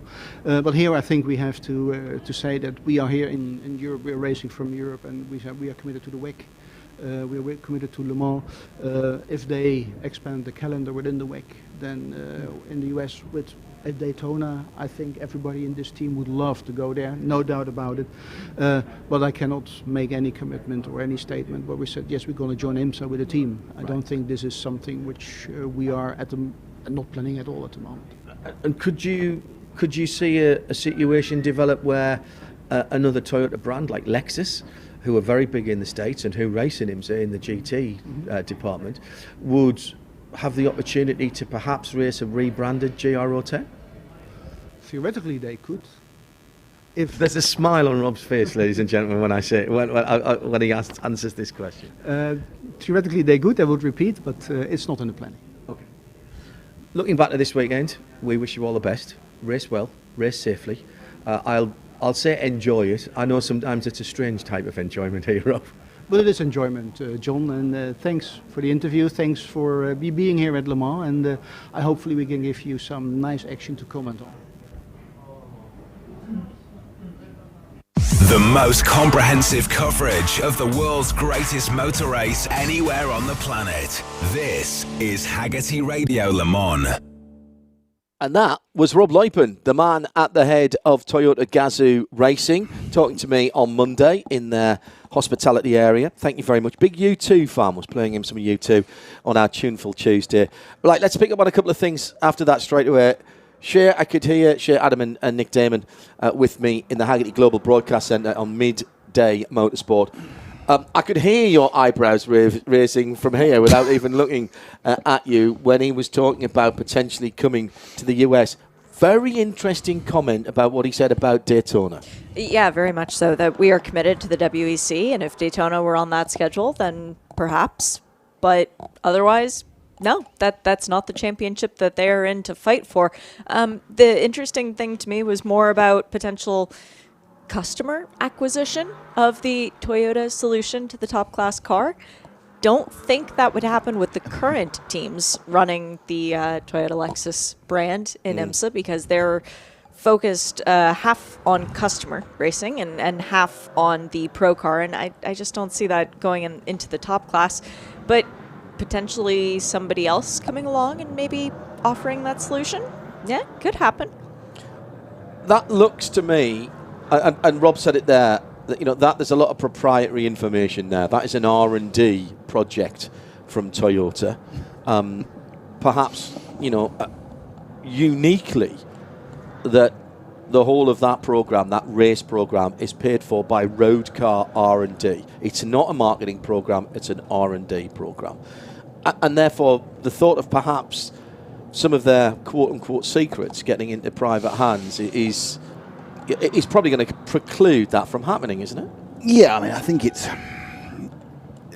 I don't know what secrets they had. They may have some incremental improvements how there would be cross-supply, but that's surely just about having partners you trust, isn't it, more than anything else? It shouldn't preclude you from running a car with customers. It just means if you don't trust them, obviously choose different partners.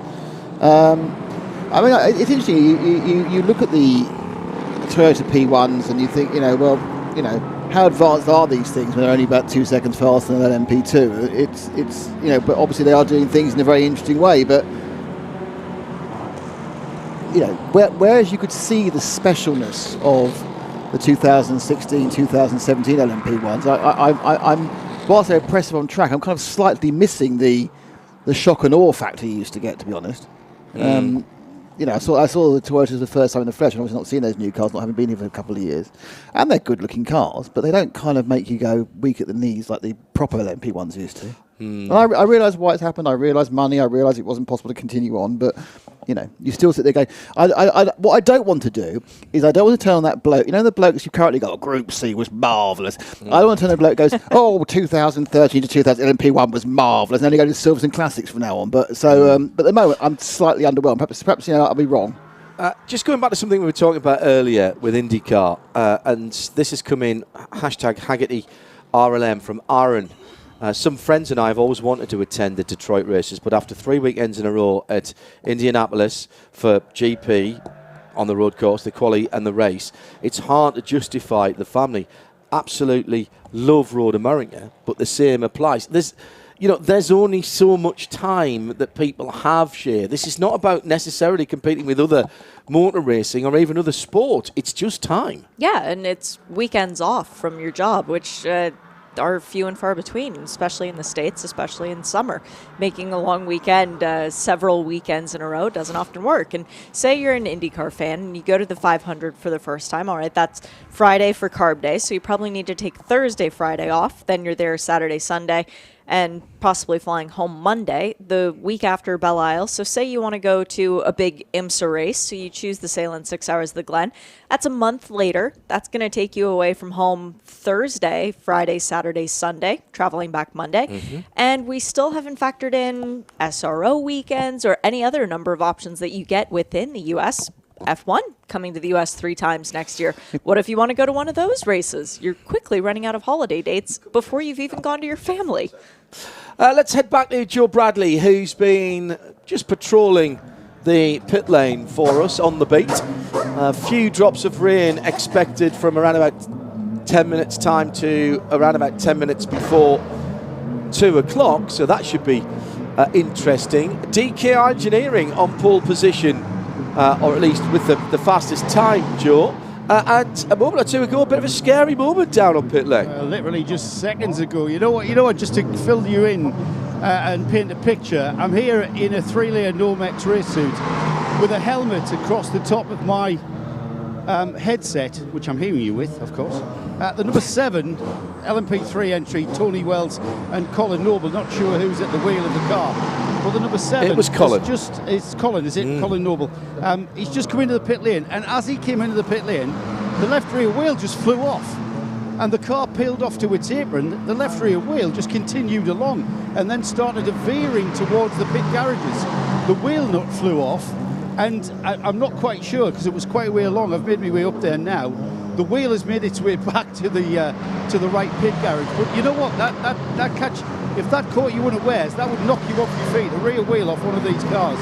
And again, it just shows, that doesn't matter what you do in motorsport, I suppose it's dangerous. You mentioned the weather. Since I stepped outside, the sky, if this was England, mate, I'd be saying it's about to rain. But it's not, it's France, and it looks like it's about to rain, but it seems like it doesn't. And just now and again, you feel a drop on your face and you think, oh, here it comes. And then it doesn't. It's been doing that all morning, and literally as I say that, there's more drops appearing. So you know what, the sky does need a bit of a downpour to clear it for the 3-hour free practice session coming up for the big race. Thanks, Joe. And we'll leave Joe down there just in case he can grab a word with someone from DKR. John Brownson last in that car with the best time, 3:47.934, and the only car in the 47s, actually. Yeah, it's that very early on. It wasn't him. His teammates that very Lawrence early on. Hoare. It was Lawrence Hoare, wasn't it, who they swapped between in that 1 hour session. We were hearing there from Toyota Gazoo Racing and from Rob Leupen, who's their chef de mission, I suppose. Their technical director, Pascal Vasselon, he mentioned a couple of times there about the deployment around the 8.5 mile circuit. 190 kilometres for the last couple of races, and it'll be the same here. That's considerably higher than it used to be, Shay. It was 120 before. It is, but at least they can get there here, down the Mulsanne, where they couldn't utilize it fully at Sebring. But the thing about using that, and we had this discussion, didn't we, at Sebring, is it's not about boosting down the straights. It's used to rotate the car through the corners and to give extra punch out the corners. At Sebring, I think it was only the first corner, if they were absolutely on a flyer, that they could use it coming off the corner. Here, it's going to be Tertre Rouge and possibly in the Porsche curves. Yeah. Yeah, you're coming off much, much slower down the exits of both the chicanes and the exit of the Mulsanne corner. Exit of Arnage are always slower. You might get a little bit of a boost, actually, when you sweep around Indianapolis. But you're braking very quickly afterwards. For Arnage. No, I don't think so. I don't think you're doing 190k coming out. It's only 115 miles an hour. It's not that fast. I don't think there's enough room to get it. Yeah, possibly. I mean, I think it'll be very, very short boost. It may be not much point. We were talking WRC earlier on, and of course we have the 8 times a champion Sébastien Ogier here. And I was reading on Sportscar 365 and their excellent paddock notes. Got a full team here, and they are posting, just like demons, John de Gees and his team. He's lost 2 to 3 kilograms in preparation for his Le Mans debut. He's racing with the number 1, Richard Mille Racing. I can lose that in one sit down. I don't think that's impressive, to be honest. I kind of think he's starting off at a high level of basic fitness, John. No Do you offense. think? Yeah, just a little tad it. Really? Yeah. Okay. Paolo Roberti's here as well for Iron Link's former driver, and he's here doing a different job. Oh, is he? Spotter. Ah, well, drivers do make the best spotters because they know what to look for and they know how to speak to drivers and when, more importantly. So whereabouts will he be? That's a good point. How much can you see? I suspect he'll be sitting in front of screens. All right. And with all the ACO. With the, you got 5 seconds behind her, whatever it may be. Yes, and so they'll be looking at the tracker and they'll be looking at the ACO telly, and if they're sensible, it's being driven by an idiot. They'll be skipping through. Let's go down to the pit lane where the first free practice of Road to Le Mans has just finished, and Joe Bradley has snagged himself an interviewee. Where are you, John? Who are you talking to? Well, I'm with Tony Wells. Remember, I was just reporting the number 7 losing a wheel there. Tony, I think that's a bit of luck, actually, for the car to lose that wheel in the pit lane rather than out there on the track. Yeah, It's a wheel, always a silver lining. definitely. I wouldn't like to lose it in the middle of Porsche curves, that's for sure. No, it's strange because the car felt great. I mean, we just, it's one of those sort of first sessions that you just want to have no dramas, and the car felt all right. We thought Colin would get one clear lap at the end there when they took slow zone 1 away, but he reported feeling like a puncture, so he came in the pits, and then obviously they had the problem with the rim, but I'm not quite sure what that's all about, but the car was good, so we had a good first session. So everybody happy apart from that little fracas at the end then? Yeah, I'm assuming the team can work out what happened there and they'll fix it. So I suppose, Tony, they'll have a look at the rear under tray to see. I think you guys have got away with it. Where are you from exactly, Tony? Originally, I was born in Middlesbrough, so I can tell by the accent. I think that you too as well. I used to live Sunderland. All right, okay. Well, I used to live in Yarm, or near Yarm. Right. So I'm up in Newcastle now. Ah, right. Well, yeah. Northumberland actually, but I'm still in Sunderland, so we're from the same part of the world. You're looking forward to this race. I mean, it's a big event to be part of. Is that something that you bring with it? Yeah, it's fantastic, isn't it? First time I came here, it was a bit intimidating, because you've never been around the track and everything. But obviously, when we did the main event in 2020, we got plenty of laps, and it felt fine. So it feels kind of like normal now. But yeah, it was a shame. We were hoping to win that Asian Le Mans Championship and get the entry again, but we didn't. We had the exhaust failure and everything. But it's great. However you are here, it's great to be here. I was going to say, next best thing is to drive an LMP3 car around here. It's pretty awesome, isn't it? We're having a great time, honestly. Yeah, you look like you are. Tony, I'm going to let you get away because I know you guys have got quite a journey back to your paddock, haven't you? Yeah, thank you very much. Thanks, Tony. Nice to talk to you. Someone that could understand my accent, mate. It's always a bonus. What did he say? Who is he? I have no clue. What I know Thank about you, Joe. Tony is Tony's slowly drifting north, isn't he? He's gone from Middlesbrough to Yarm, Northumberland. He'll be Scottish next time he comes around. Yeah, absolutely. God's country, Northumberland. Really, really lovely. Yarm, sort of North Yorkshire. I always think Yarm is just is a sort of kind of sweet name for a sweet potato. Yeah. That's a yam. I know, think but you'll it's find. similar. No, it isn't at all. Right, we're into the last half an hour. Coming up, of course, full coverage of all the track action for the 24-hour series today, and it will be our voice of the FIA WEC, the longest standing of our series, and Johnny Palmer's been in the dedicated radio coverage right from the very start. He's got Bruce Jones alongside him, and we'll also have Paul Truswell keeping them on track. Keeping them honest. In the pit lane. Is it you enjoy the pit lane, Chip? Yep. I'm not just wearing my fire suit for warmth. That is the magical one. The incredible fire suit of the travelling thingy, isn't it? Yeah, it is. Yeah. So if you want a stint, let me know. I'll let you borrow it. You can go out into the pits. People don't think that I can get into that fire suit. I can get into that fire suit. It fits me perfectly. It is one of those amazing things. It is. It is the sister and brotherhood of the amazing travelling fire suit. Hang on, I need to be on camera for this. We got it in 2014, and Because Shay, well. you're what, 110 pounds, 120 pounds? Don't be Oh silly. wow, no, Do you want me 140. £140. Yeah. John? 250. Plus change. 100 kilos. Oh, okay, for Yeah, you're right. Okay, so that's okay, fine. Well, the thing about that is the limiting factor for you going in the pits is not a fire suit, is it? What is it? Well, I did a 4-hour stint in the to give you guys a break. So I'll roster you in for tomorrow, actually. I think you might find that the responsible adult has other ideas. It's raining. It is raining on the first roundabout on the Mulsanne Straight, says Marcel Duc.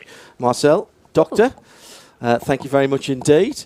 Cool. And the Mission H24, the hydrogen car, has just been sorted out on the entrance to the pits. They've got their own little area there. That car's going to do some demo laps, and it's cold enough to have the front air intakes gaffer taped up. They've got wet weather tires, yeah. They are proper Inters as well, now, aren't they? who's the driver of that?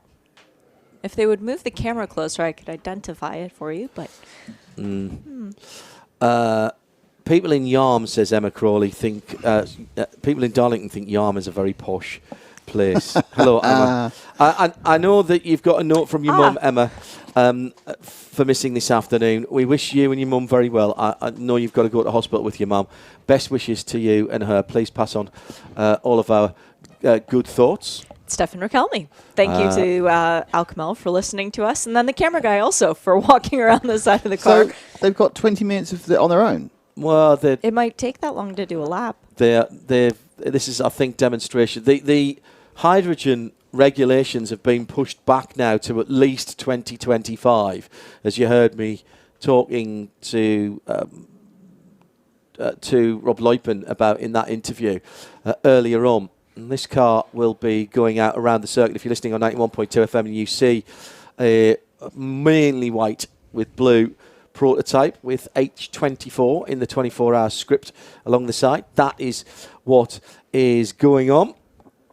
And a couple of people asking where we're getting our timing from. We get it here because we're in the TV compound, and it comes in on the data feeds, or at least on the RF feeds in here. However, the ACO site or the WEC site do have public-facing areas for the website, so you can jump in to that as well. They are going to attempt a speed record on the first leg of the Mulsanne Straight, is what I'm being told. Thanks, Rob Chalmers, for that. That didn't appear on my timeline. Speed record for hydrogen cars? Yes, absolutely.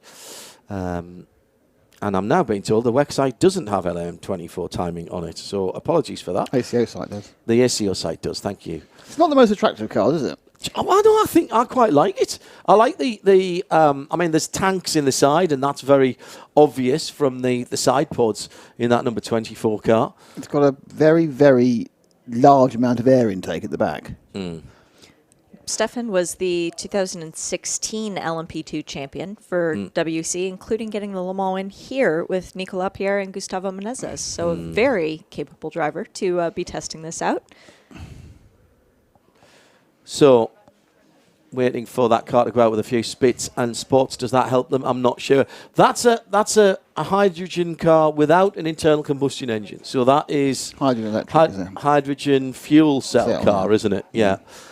Possibly the future could be hydrogen ICEs. I know that Jim Glickenhaus is very keen on that.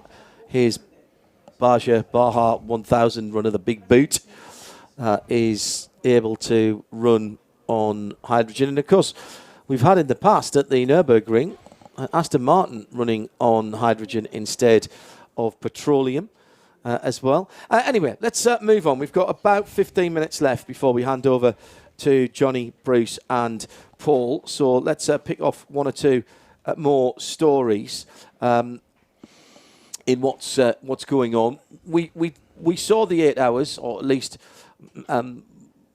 Johnny, Bruce and Paul saw the 8 hours of running on Sunday. More questions than answers as far as you're concerned, Nick? I think it's the same as ever. You can't draw any conclusions about it because you've no idea who's trying and who's not trying. It's very much a test now of sort of reliability structures and pit stops. No one's really definitely going for anything like a time. You know, when we see times if it's dry tomorrow for Ipapol, we'll probably see times 3 or 4 seconds faster.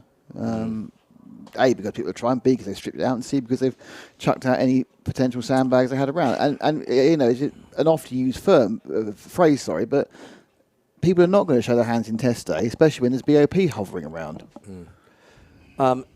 This is from Tertre Rouge to the Daytona chicane. Remember, the bus stop at push-stop chicane at Daytona this year was renamed it was the Le Mans chicane, wasn't it? Yeah. And this is the ever closer ties between the ACO. That will bring Hendrick Motorsport and a cup car. A few people from Hendrick wandering around. Chad Knaus did the track walk, all 8 miles of it, earlier in the week.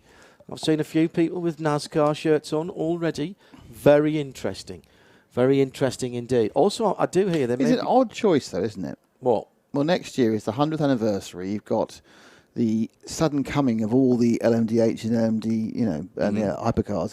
There's not going to be much room in the PR for this to get any kind of momentum. But I think because it's part of the history of Le Mans, because it happened in the mid-70s, and we had NASCARs over in the sort of the transatlantic trophy type of way, that Mr. France was trying to foster with the ACO, and I think it's interesting. It's what form will the car take? What lap times will it do? How will it have to be modified? Who are the drivers going to be? Who's going to run the car? Nominally it's a Hendrick Motorsport project, but presumably they're going to pal up with somebody over here, or at least someone who has some sports car and Le Mans experience. I would hope that they pal up with a sports car team that's pretty adept at running endurance race programs, with whom we have a representative here in the paddock right now, Action Express. That would be a good option for them to go, especially since that's the organization that helped create the modern NASCAR as it is running. So if anybody is going to be able to run that car for long distances, long periods of time, you'd think it'd be AER. While we're talking about American sport, we've talked around what happened in IMSA with our Start Attack, our Valkyrie AI Start Attack. There was an IndyCar race as well. Yes. We should mention that. A great start here, and I don't know if this can be looked up, but both races went full green for 70 laps for the IndyCar, and I think it was 74 for IMSA off the top of my head. And in both races, we saw differing. So there were 3 races effectively, if you count the 2 classes in IMSA and the Indy cars. Went over 70 laps or above. In all of those 3 contests, different strategies were used to get a very similar outcome. Yeah, and it's kind of funny because if you look at it on paper, every team that qualified on pole went on to win their race, because it was, of course, Team Penske that qualified on pole in the form of Joseph Newgarden, and then Will Power finally getting the deserved win after the heartbreak last year, leading the race in commanding style. Red flag comes out, his car would not refire, and wound up with the DNF. This time he brought it home in very commanding form. Good effort, too. Puts him in the head of the championship, ahead of Marcus Ericsson, Pato O'Ward. Scott Dixon's down in 6th, but the entirety of the top 10 in IndyCar right now separated by fewer than 100 points, which means anybody can still take that championship. And in IMSA, very happy to say that Tom Lundqvist and Ollie Jarvis now lead the way on points, 10 ahead of Ricky Taylor and Philippe Albuquerque. Points are official. Results were official as of yesterday, so that's good. And no disqualifications in GTD, but in DPI, the 31 Whelen Engineering Cadillac was found to be underweight. And again, in speaking with the team representative, they held their hands up and assumed full responsibility. Phenomenal. By much? A kilo. By any is is too much. It was more than a kilo. Okay. It was pounds. Didn't they? I thought they had forgotten they'd had a weight change since the previous race, and they'd forgotten to apply it. Oh, really? No. Ultimately, what happened was the car sustained damage out on the racetrack. It wound up shedding much bodywork upon hitting walls and whatnot, and it wasn't like a light scrape here or there. It was enough to make a big difference. And to their credit, IMSA went through several times, weighing the car several times, and said, sorry, guys, you are underweight. And they said, no, we accept it. I'm just hearing from Rob Chalmers, who's across all this stuff. Potentially, we might see that Cup car here with Hendrick Motorsport and with the NASCAR and IMSA connection, running the hybrid drivetrain, which is due in NASCAR competition in the next couple of years. That's a big step for NASCAR. So I'd be interested to see what that happens. We're just waiting to see what is going to happen with regards to Stefan Rakelmi and the H24 machine before it goes out onto the circuit. It'll be from Tertre Rouge down to the Daytona chicane, which is the first chicane, which is the right, left, right. Should have been the second one, really, because that would be the same way as the bus stop at Daytona. Daytona should have been left, right, left, shouldn't it? Yeah, it should have been. Yeah, but you start that part of the straight faster, don't you? So if you're going for a speed record, you actually hit the braking point for the first chicane at a higher speed than for the second chicane. Mm-hmm. Yeah. Yeah, I do appreciate, though. I have seen one picture, John, and they've actually written Daytona along the chicane in the same font that it is at the Speedway on the grass. Really? Graphics people, we appreciate that. Yeah, very good. Attention to detail. Let's go down to Joe Bradley in the pit lane, where we're starting to get some of the 24-hour teams coming out onto the forecourt of the pit lane now, Joe. Yeah, everybody not quite being pushed out, but there's been a lot of activity inside the pit garages for about 45 minutes now. Teams arriving back for lunch about then, and then preparing the cars in readiness. We've got about, just under 15 minutes away from the 3-hour first practice session. The number 51 Ferrari, the F Corsa entry, that's Alessandro Pierguidi, James Collado, Daniel Serra, the drivers expected in that car. This car's certainly not going to be out in the early part of that session. The engine is completely out of the car. The car is in some state of repair at the moment. This indicates to me that that's a problem that's been identified in initial fire up, and maybe warming the systems and firing the engine up for the first time this morning has identified a problem that's culminated in the car. The car's literally hanging from an engine hoist at the back of the car, and work going on the ancillaries and parts around the main engine block on that car. So that car's some way from being readied and miles away from being brought out onto track, I would think. Thanks, Joe. Drivers already starting to prepare themselves for the first session, and we'll have coverage with Paul Truswell, and Stefan Rakelmi is out on the circuit. Paul Truswell, Bruce Jones, and voice of the FIA WEC, Johnny Palmer. Rakelmi is out in the LMP3 chassis that has been converted to this hydrogen car, and he's coming down through the Forest S's now. And that's what it sounds like. Thunderbirds. Oh, it is a bit Jerry Anderson, isn't it? Yeah. As it just dropped out of the pod number H24, obviously. Right, here he comes through Tertre Rouge, and he's going to light it up. He's a little bit greasy out there. We've had a few spits and spots, and he's heading down towards a timing point, apparently, next to the Daytona chicane. So we'll hopefully get some times for that. They've renamed another bit of the track, haven't they? Oh, yes, they have. Coming out of the final corner, effectively, or the linking part of the chicane where the Bugatti circuit and the main circuit join is now called the Motul corner. So before the Ford chicane? No, after. Last thing. Oh, really? I believe so, anyway. No, it's before the Ford chicane, isn't it? Oh, no, it's not. You're right. No, you're right. It's after. Yeah. Okay, right. I'll say that. Right. So okay, radio check, please, sir. Radio check. Oh, now you see. Now we know that things are starting to get exciting. Okay, radio check, please, sir. Radio check. That's obviously Seb Buemi, I would think. That is Seb Buemi, yeah. That's not going anywhere, whatever that is. 51's not going out today, that's for sure. Let's get rid of those for a moment. Joe Bradley was down at the Ferrari a few moments ago. The number 51 AF Corsa Ferrari with an engine still to be put in that car, Joe. Yeah, that's the engine that's come out of the car.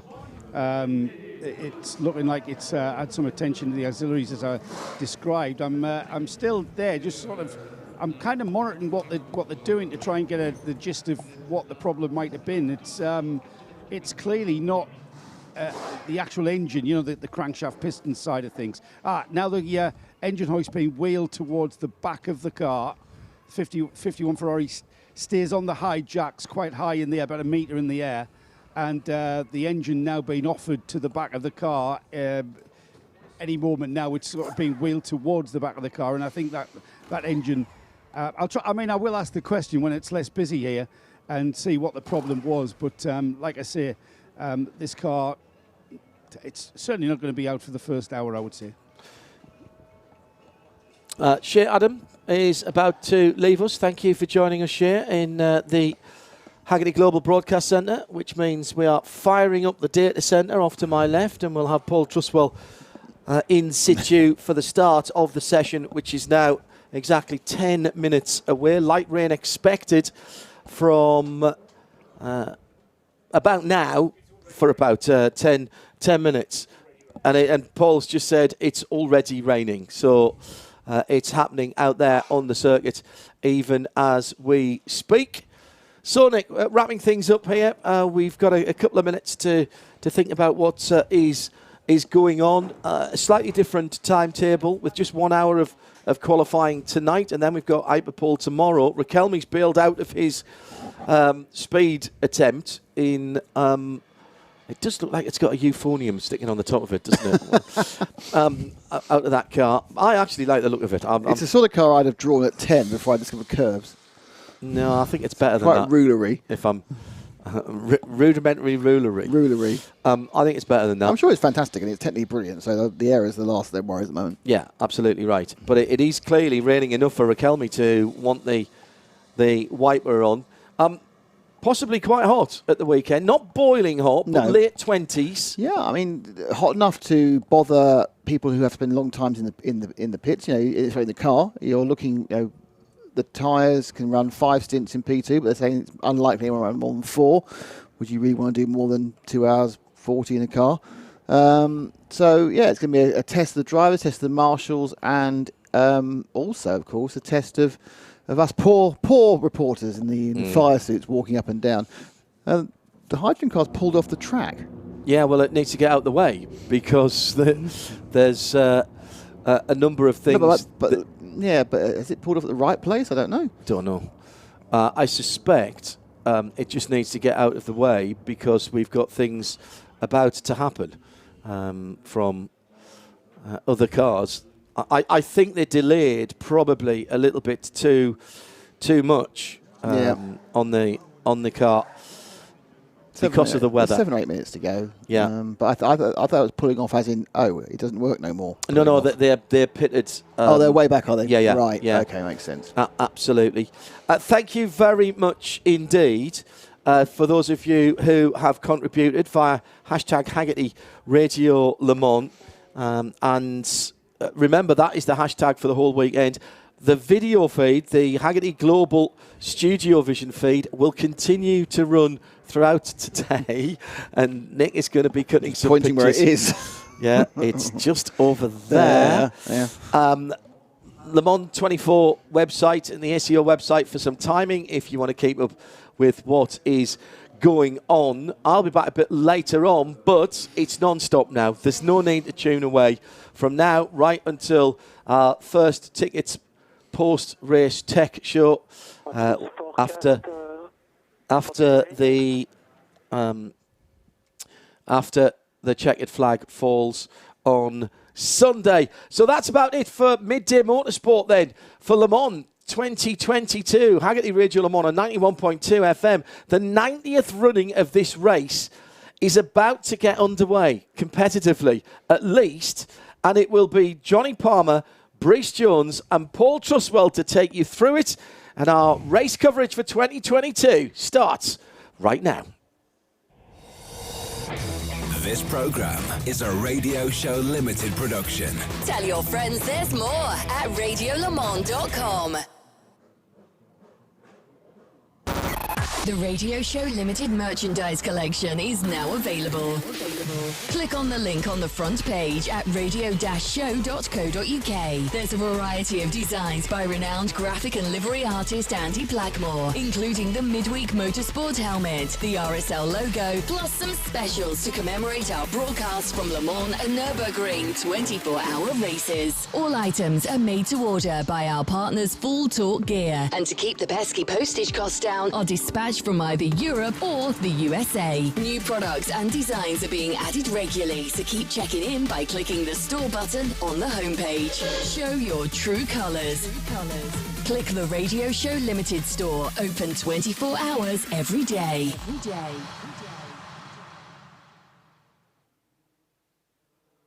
The weather on Hagerty Radio Le Mans is brought to you by Visit Cayman Islands. It's worth the wait.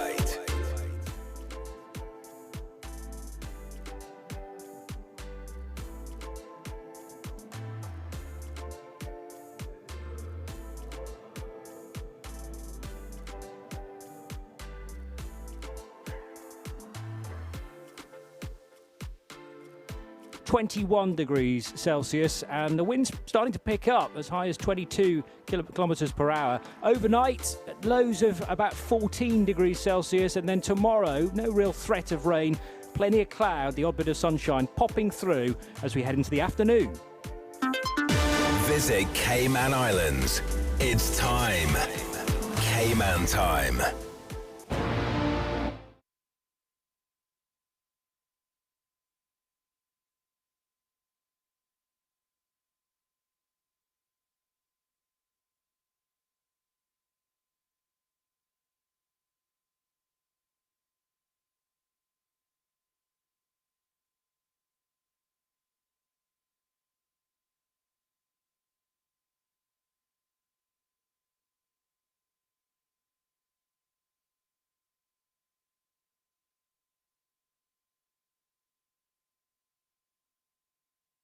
Time of year where so many teams and drivers have assembled in one place for a true motorsport festival. This time actually extending to 10, 11, 12 days long, but we're really now to the important part of the build-up to the 90th edition of the 24 Hours of Le Mans. We've had test day, we've had 8 hours worth of testing around Circuit de la Sarthe last Sunday, where scrutineering took place last week in changeable weather conditions. At the moment, the weather looks to be holding reasonably well, and this is the first session of several for free practice. It will actually be the only free practice session held prior to only 1 hour of qualifying. And bear in mind, if you don't get through qualifying later on this evening into Hyperpole, that will determine where you are on the grid. Therefore, this next 3 hours is so crucial to the build-up for the rest of the week. I'm Johnny Palmer, delighted to say I'm joined by Bruce Jones and Paul Truswell for the first 90 minutes of this session, live on Hagerty Radio Le Mans on 91.2 FM and around the world on the RSL network. Well, I don't know about you, Bruce Jones, but I've got goosebumps all over because this has felt like quite a long wait, and I think an intriguing 24 hours ahead of us. Hypercar with only 5 cars, but there are some quick machines in that class, discounting the Toyotas. Absolutely, and I think the beauty when we had 2 4-hour sessions on Sunday, we saw the Glickenhauses could match the Toyotas in terms of pace. They could match them in terms of stint length. That, to me, is massive. The Alpine seemed to struggle with straight line speed and was a little down on the paces. Also, its fuel consumption isn't brilliant. But the thing that really strikes me, I was excited on Sunday, but it's the real thing now, isn't it? And you can just sense that. And with the sort of foreshortened timetable, we've got 3 hours now for them to go out in conditions that we just saw the hydrogen car going around with the windscreen wiper on. And also, we've already had some problems because the 51 AF Corsa Ferrari, one of the 2 Ferraris in the GTE Pro class, is sitting in its garage while the sister car is out on the pit apron. The one in the garage is having an engine change, and it's expected to take about an hour for that to be completed. So they will be losing 1 of the 3 hours. That is a massive setback. So for the other teams in GTE Pro, it is a foot up. But slightly greasy conditions, patches of blue sky, but predominantly cloudy. But right now, it's the focus It's not going to be a hot Le Mans. Certainly, it wasn't hot at the weekend at all, and the teams, I think, probably rather like that, Johnny. We didn't get any rain, and I think there will be some rain today or tomorrow. Whether that's going to affect the race, John Hindhaugh was just mentioning that actually the weather for the weekend, Saturday and Sunday, is red hot in places. So hopefully the rain will not intercept. But then this is Le Mans, so there's no counting your chickens ahead of such a long race. That there's always going to be the odd bit of unexpected cloud form perhaps heading in your direction.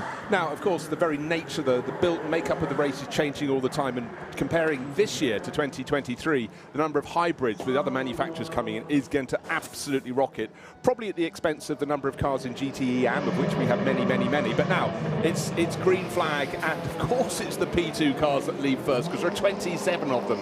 26 Oricas, 1 Ligier, and it's about coming out on top of that pile. And in that category in particular, Johnny, we're going to be dealing in not even tenths of a second, probably hundredths of seconds will separate them when we get to qualifying, and the lucky ones will go through to Hyperpole. Green flag is being waved, and plenty of the ACO management out with their smartphones to film the departure of several LMP2 cars, and a race almost breaking out this early on in the week. The number 30 Duquesne car is the second in the sequence. Behind that, one of a couple of Jota machines. The WRT 31 won the race by the looks of things, so that car heading out onto track as well. A flurry of activity at the end of the pit lane, but plenty of others deciding that this is not quite the moment they're going to choose to join the session. I think there's an argument for both, actually. Get out quickly whilst the weather is reasonably fair, but also you don't want to be in a gaggle where you really can't do much in the session because you're ensconced in traffic. Now, one of the cars already out on the track is one of the few that actually had serious problems. The number 21 AF Corsa Ferrari running in GTE AM. 21-year-old American Simon Mann went off in that. Clearly plenty of time to have it rebuilt, but they have lost track time. And one thing that really stands out for me, as well as the new liveries from the cars that don't compete in the World Endurance Championship, it's great to see a car in P2, yellow and blue. It's the Team Penske entry, and it's still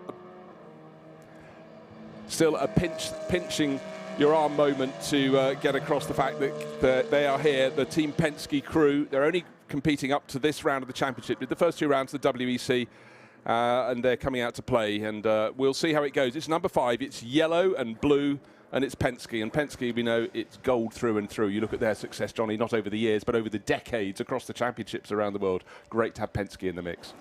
It'll be Shea Adam and Joe Bradley looking after pit lane matters through the course of the next hour and a half at least. And Joe's reporting to me off air that the engine of the 51 Ferrari is going in now, but it's a flurry of activity down at AF Corsa. Certainly something they haven't planned for, but they'll desperately want to be out for some running today so that they can be prepared, a little prepared, for qualifying later on this evening, which is only an hour-long session, as I've suggested. The Toyota number 7 already out on track and heading out of Mulsanne Corner now with a bit of traffic ahead of it. It's Kamui Kobayashi for the opening stint. 4 brand new Michelin medium tyres have been bolted onto the number 7 car, and it is making quick progress on this first out lap. I don't think we're going to see what we did on the first part of test day on Sunday, which were Toyotas going out and back in again without actually completing a lap for the first 50-odd minutes. It's not only me, Johnny Palmer, and Bruce Jones in the Hagerty Global Broadcast Centre, but also delighted to say that Paul Truswell joins us, I think for the whole session, Paul, but you're certainly keeping us company for the first 90 minutes. I think that's the plan, Johnny, yes, and delighted to be able to join you, hearing you loud and clear. And, yeah, I mean, this is when it all starts to get a bit serious, doesn't it? I mean, it was sort of serious for test day, but now we're in proper race week. You can't afford to mess about. You've got to go out there now. There's no point in sandbagging. What you see is what you get. You know, this is really when the teams can start to unwind some of that pent-up energy and unleash some of that pent-up energy that's been building up. We've had autograph sessions, we've had pit road walkabouts. The drivers who are new to the place are experiencing a little bit of what they've missed in the last couple of years with the lack of fan engagement. The pit lane was absolutely heaving yesterday during the pit road walkabout and autograph session. And as I say, the drivers absorb that atmosphere as well. And happily, that sprinkling of rain that we had earlier on, it wasn't heavy rain, and it's certainly not cold. Very warm indeed when the sun does break through, and the sun has now broken through. And the short-term forecast that I've been looking at suggests that at least for the next 2 hours, if not the full 3 hours of this free practice session, are going to be dry and getting, surprisingly, as the afternoon wears on, increasingly warm. You might expect it to get cooler as the afternoon wears on, but it looks like it's going to get warmer. So I think that's just going to help. They're going to dial in this circuit, and we're just going to get faster and faster times as the session progresses. And having said that, cars now are already completing their opening lap. It's going to take them a wee while to do it because, of course, they come out of the pits. They have to do a complete lap of the 13 kilometre long circuit. Then they cross the line, and then they have to do another lap before it comes up as a timed lap, as we found during test day. If you come in before you complete crossing the line, then that lap time doesn't count. But we'll get some quicker laps coming in fairly shortly, I think. That's Paul Trustwell. I'm Johnny Palmer, and we have Bruce Jones also in the Hagerty Global Broadcast Centre, together with Joe Bradley in the pits. First chat with you, Joe. News on the 36 Alpine. Yeah, welcome, guys. Great to speak to you for the first time this weekend, not the last. Just monitoring the 36, that's the Alpine. Winner of round one, remember, at Sebring. It seems years ago, it was actually only a few months ago, the first round of the World Endurance Championship. I'm not quite sure. Paul might be able to answer this. I haven't seen any bulletins regarding balance of performance, and I would imagine we're a little bit off that yet. We'll see how practice goes before tonight's qualifying session. But this car's got to be a contender. Andre Negrão, Nicolas Lapierre, he needs no introduction, and Mathieu Vaxifier are in this car. The car's gone out, it's done an outlap and come straight back in, and it looks to me as though there is a complete systems check going on the car. The car's come in, it's been wheeled back into the garage backwards, the rear bodywork is off, the nose cone is off, and lots of inspections going on around the car. I'm hoping it's not a problem and it's just a systems protocol, or a protocol systems check, get that round the right way. So it's going to be one of the contenders, I think, this Alpine. Just a couple of garages down from where Joe Bradley is with Alpine. I'm down with Vector Sport. This is one of the LMP2 contenders that we need to keep an eye on. Sebastian Bourdais, Le Mans zone and winner back in 2016, took it out for the installation lap. This is a car that didn't do a ton of running during the test day, mostly because they found an issue that they thought was within the engine, and then they wound up changing some things out, getting back for the second half of testing. Feeling much more comfortable then, but still, the body panels have mostly come off of this car. They have flashlights or torches.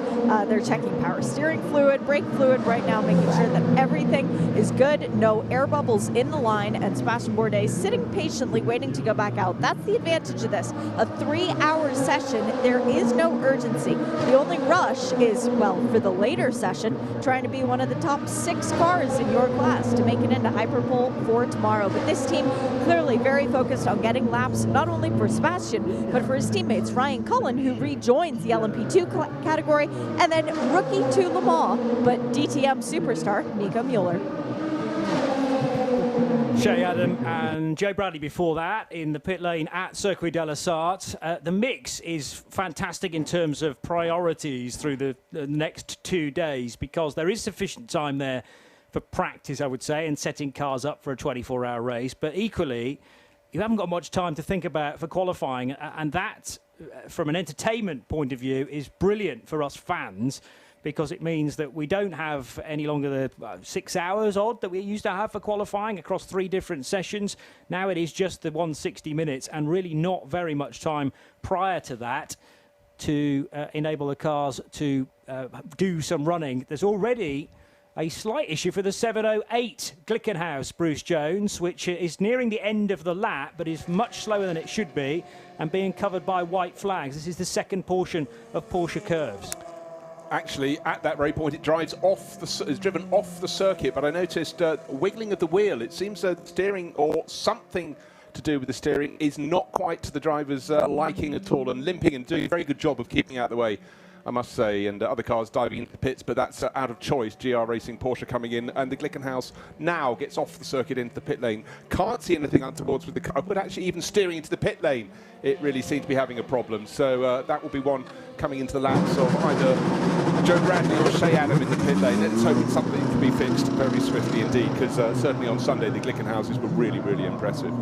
Let's get straight back to Joe Bradley in the pits. Another update. Yeah, that number 36 Alpine, it was, well, from what I could establish by just looking, it was a systems check. The car now back out, bodywork back on, car just being taken back out on track. So the Alpine team going about their business as we expected. Nothing to be concerned about here. Move along, everybody.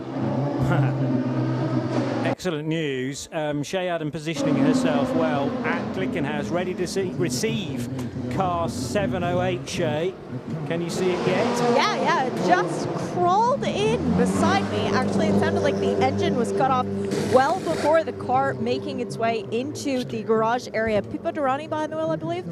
They're saying to wiggle the wheels now. They've put it on the jack stands to be able to roll it back into the garage. See, the left rear, yep, that was loose, not in a good way. Now, let's see if that was the nut that looked loose. No, that is pretty far back. I am going to surmise a suspension issue, perhaps, but let's wait and see.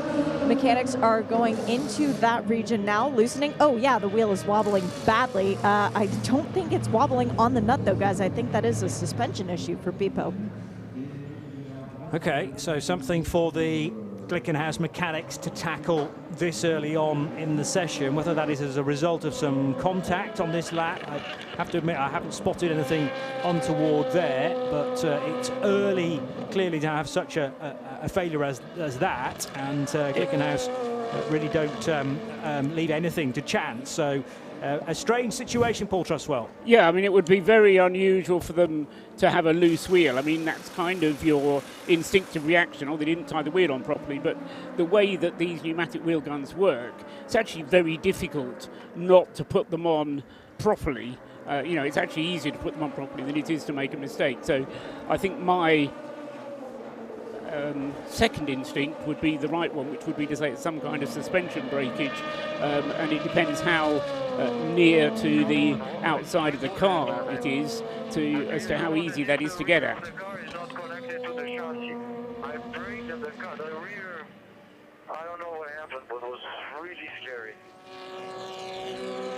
Really scary, says Pippo Durrani. So clearly reporting back to the team on the radio, whether that was during the in-lap, because some of the radio messages are delayed, or when the car came to a halt in front of the garage, but he doesn't know what happened. Really scary, hit the brake, and the car did not react in the way he was expecting. And I think at that moment when the driver's saying, I don't know what happened, it's sort of outside the parameter of their experience, and hopefully it's something that can be identified and absolutely 100% by the crew, because no one wants a mystery, particularly around a circuit as fast as Le Mans. But Glickenhaus, you think of the work they've done the last couple of years developing this car, and to get it ready to come racing, I'm sure they'll find out. But for that wasn't the flying start. The other suddenly, Johnny, we were talking about this at the weekend. 3-hour session seems nice and generous. Oh dear, we've got another car coming back looking a little tattered and broken. Ultimate. So that's tattered at the rear. It's obviously had a little bit of right rear corner contact. And missing entirely its rear wing. Well, it's kind of dropped, I think, further down the car, so no longer suspended at where it was when it left. This is the number 35 car, and out early on in the session. The Le Hay family effectively running this car, so Mathieu driving it currently, sharing driving duties with Jean-Baptiste, and they have their regular bronze-rated driver as well, François Herriot, as part of the lineup. Featured regularly in LMP3 and then moved up to P2 in ELMS a few seasons ago. This is a rather fraught start to the week, Paul Truswell. Didn't expect this. Well, I did say it was starting to get serious, didn't I? Although I didn't quite expect it to be serious in this way. But yeah, I mean, that car certainly had contact, and again, looking at it, it looks to me as if the car has had contact against a barrier rather than another car. It looks like it's spun and clouted the barrier, but coming into the pits, and we'll see how he gets on once that's been sorted. we've got times getting pretty quick already. Sebastian Buemi in the number 8 Toyota has gone quickest of all, 3 minutes 30.464. The other Glickenhaus, we were talking about the 708 and its problems, the 709, Frank Mayer, going very nicely indeed, 3 minutes 31.503, and that's quicker than it went on test day. So already the Glickenhaus beginning today where he left off at the end of 8 hours on Sunday. So Frank Mayer is second quickest. Third quickest is the fastest of the P2 cars, and that's Advantage United at the moment, with the number 23 car of Alex Lynn having done a 3:31.563. And then on 3:31.881 is the Prema Olin team car, number 9, Robert Kubica at the wheel of that one. And then third in P2 at the moment is the WRT. So we've got 3 of the top teams, and talking to various people up and down the pit lane. It's quite interesting, this perceived hierarchy in P2, but certainly up at the top there, Prema Olin, WRT and United, and as I say, WRT currently third in P2 with Norman Nato in car number 41. Those are the top times at the moment in the 2 prototype classes. So damaged Ultimate car has got back to the pits under its own steam, thankfully, and Joe Bradley's watching what's happening next. So the 35 did make it back. It looks like to me as though it just is, it's hit something on the rear, and I would suggest it's gone in backwards. Damaged the rear wing, which is attached to the rear deck. So it looks like a straightforward repair job by just changing that rear deck. Now then, I'm going to say this probably more than once every race weekend. It's whatever it's hit, that energy transfers somewhere. And what's at the rear of these LMP2 cars? The gearbox, the transmission, all the running gear, and it's where that energy's gone. All right, we've damaged the rear wing, we've damaged the carbon fibre rear deck, but that energy's transferred, and it'll be a concern to the engineers and the mechanics as to where else is damaged. And right now I can tell you guys, the number 35 back into the garage, rear end first, as is convention, and out come the big stands. The car's going to go up on the high stands, and already we've got an inspection going on that rear end, as I suspected. Action at the Glickenhaus with Shea, though. Good news down here, the 708 has been repaired, wheeled back out of the garage. It is still Pipo Durrani behind the wheel. He sat in the car the entire time, just shaking his head ever so slightly, as if he was still perplexed by whatever went on the car. But now the wait begins for the hot Michelin tires to come out of the oven and go on the car, and then we'll be able to see what kind of lap times it can do. There's more down at your end, Joe? Yeah, sister car just next door to the Ultimate entry, which I've just described. That's the car with the broken rear wing, the 35. Next door, sharing the same garage, so the same team behind it. One garage has got the Ultimate name above it, the other garage has got the Panis Racing name above it. It's the 65 that's been wheeled back in. This is the car with Julian Canal, Nicholas, Jamin and Job van Uitert. No introduction needed there if you've been following this race for some years. But problems because the car went to leave the pit lane, stopped, and had to be then pushed back, manually pushed back by the mechanics in the garage now. Engine cover off, and attention on the 65. Not raining, but literally pouring in this garage. Plenty happening early on in the session. Thankfully, the Alpine Elf Team A480 is now out on track after they had 1 or 2 issues early on. Yellow flags back out again, though, and the stricken cars early on are not affecting the racetrack currently, so that suggests another team perhaps in some woes. Across the line very shortly will come Sebastian Buemi, and having set 2 purple sector times, he was delayed through the final sector, and as a result does not improve on the 3:30.464. Lost, well, the best part of 3 seconds in that final sector, Paul. Yes, he did, and yeah, you wonder whether that was traffic or just a moment, because the track conditions themselves now are pretty much perfect. Might have been a little bit greasy at the start, but pretty much perfect now. So no particular reason for that, except, as I say, coming across a bit of traffic. Certainly, if you do come across traffic, now is a good time to be cautious. No point in trying any heroics, and so no, keep it clean, keep it steady at this stage in the race meeting. You don't want to have a damaged car. Toyotas now are first and second, because now going second fastest is the number 7 Toyota. Kamui Kobayashi has done a 3 minutes 30.659 to put his car second quickest. And in P2, it's still the same order, isn't it? Yes, 23 ahead of 9 and 41, the top 3. In GTE Pro, the fastest car there at the moment is the Riley Motorsports Ferrari, Shane van Gisbergen, the driver, and he's done a 3:54.601 to be quickest in GTE Pro. Tommy Milner is second quickest in the number 64 Corvette, a 3:55.165, and those are the only 2 pro cars that have actually set a proper lap time, by which I mean a lap time that started and finished on the start-finish line. Yeah, the Riley Motorsports car is of great interest because they are not associated with a factory team. They're running a Ferrari 488 GTE Evo for Felipe Fraga, Sam Bird, Shane van Gisbergen, as Paul mentions, but they're effectively the only customer team within GTE Pro. We've had plenty of those in the past. AF Corsa, I suppose, technically are a customer team, but they're as close to a works Ferrari unit as you can get without them actually being out of Maranello. 2 Corvettes, one of which is associated with the World Endurance Championship, the other one coming across from the States from its IMSA WeatherTech Sports Car Championship activities. And great to have 2 Corvettes C8Rs, mid-engine these days, back at Circuit de la Sarthe, and the 2 Porsche factory cars, the 911 RSR 19s, making a 7-car class. But brilliant that Riley are with us this year, and indeed doing so well in this session so far. Shane van Gisbergen, a 3:54.6. Top of the shop in GTE AM in the early stages of this 3-hour session. The WeatherTech Racing for Porsche, for Julian Andlauer, and that car back on an outlap now.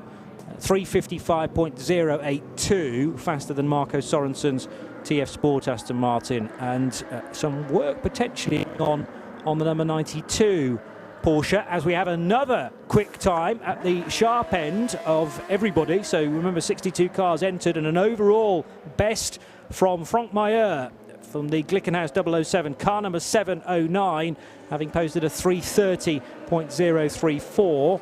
That is almost half a second quicker than Sebastian Buemi's time. Kamui Kobayashi is in third. So hypercars first, second and third, but it is a non-hybrid powered hypercar quickest. United Autosports, Alex Lynn, quickest in LMP2, Paul.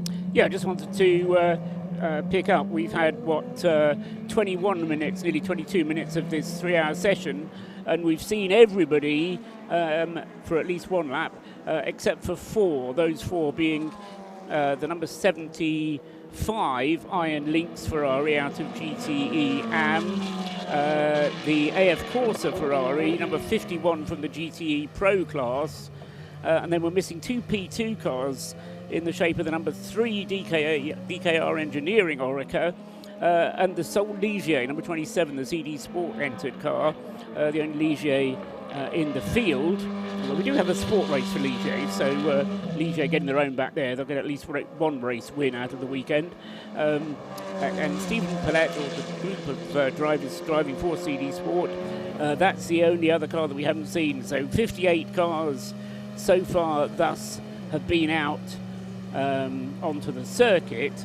Having said that, only 45 of them have recorded a lap time starting and finishing across the start-finish line. And as I say, the Ligier is out now. Sorry, Johnny, the Ligier now out.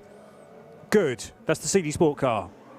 So correct. Yes, that will make the full complement for LMP2. Car number 27 for Christoph Cresp and Michael Jensen, French and Danish respectively. They're both bronze drivers, and Stephen Pellett, the silver-rated driver. So what they don't have, entered into the Pro-Am part of the entry for LMP2. The second year we've had Pro-Am, but what they haven't got is a gold or a platinum driver.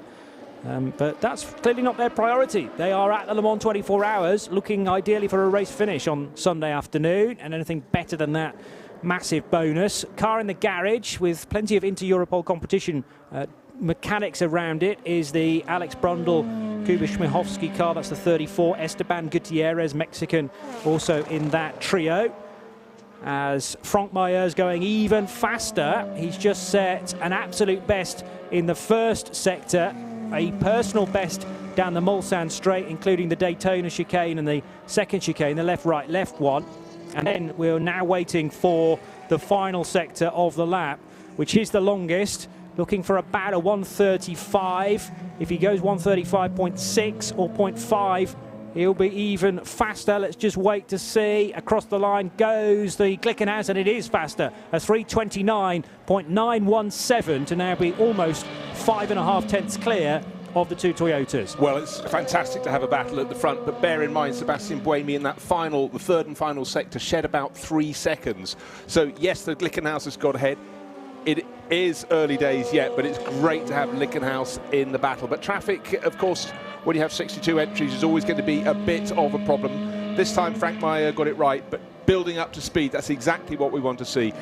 I think we've had enough nonsense in the early stages of this session. We thought with the 2 sets of 4 hours of testing, they got pretty good running. There were some periods where there were safety cars and other elements, but I think the sort of, maybe it's the excitement of it all, just a few things untoward at the start of the session.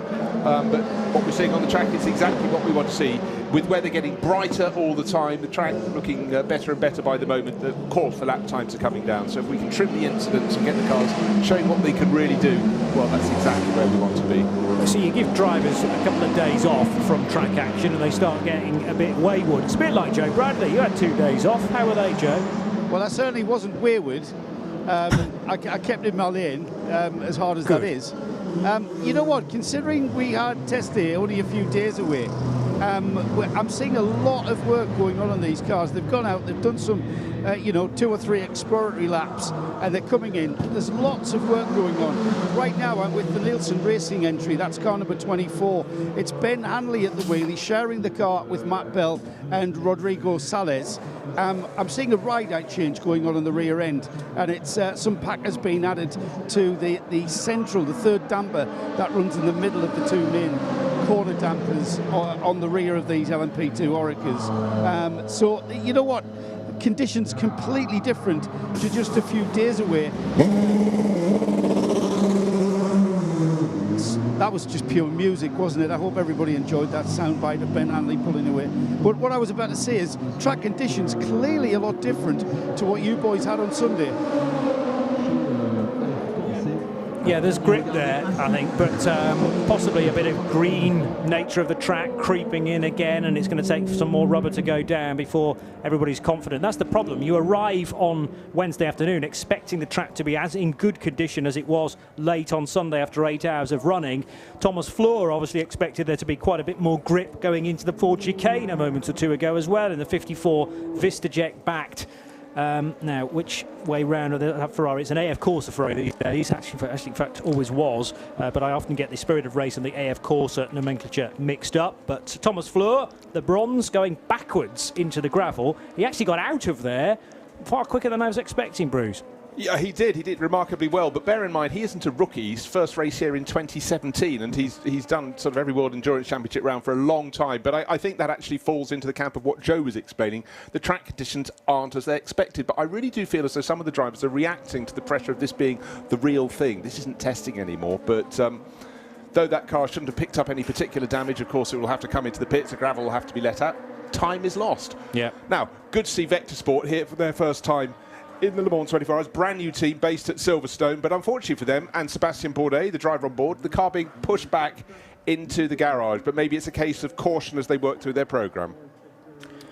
Joe Bradley is outside the D-Station Racing crew, which will be next door to TS Sport. It's another Aston run by Tom Ferrier's outfit.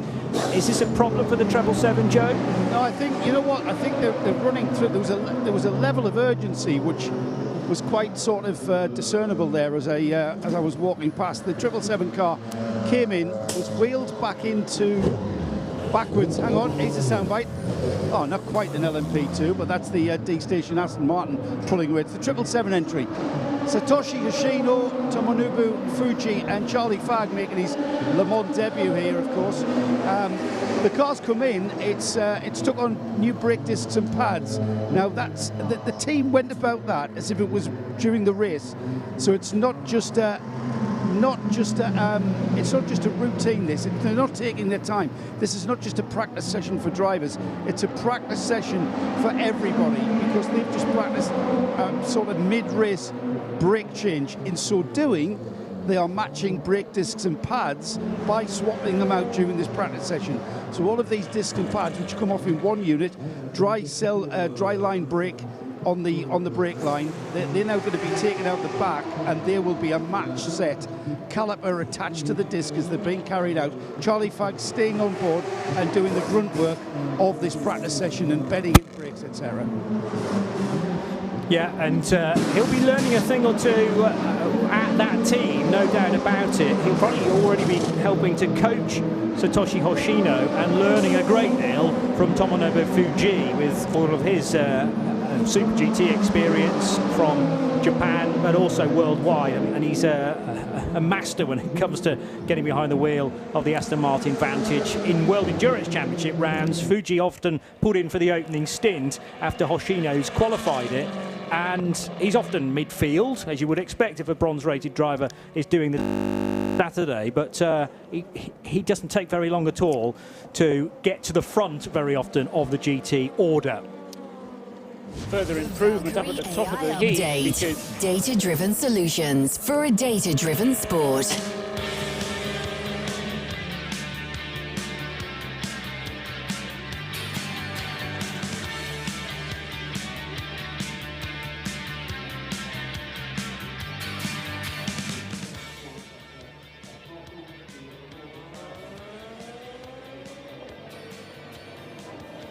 This is Hagerty Radio Le Mans on 91.2 FM, and the latest hourly update then with the 709 Glickenhaus, Frank Mayer, now in the pit lane, but that car is quickest and at the top.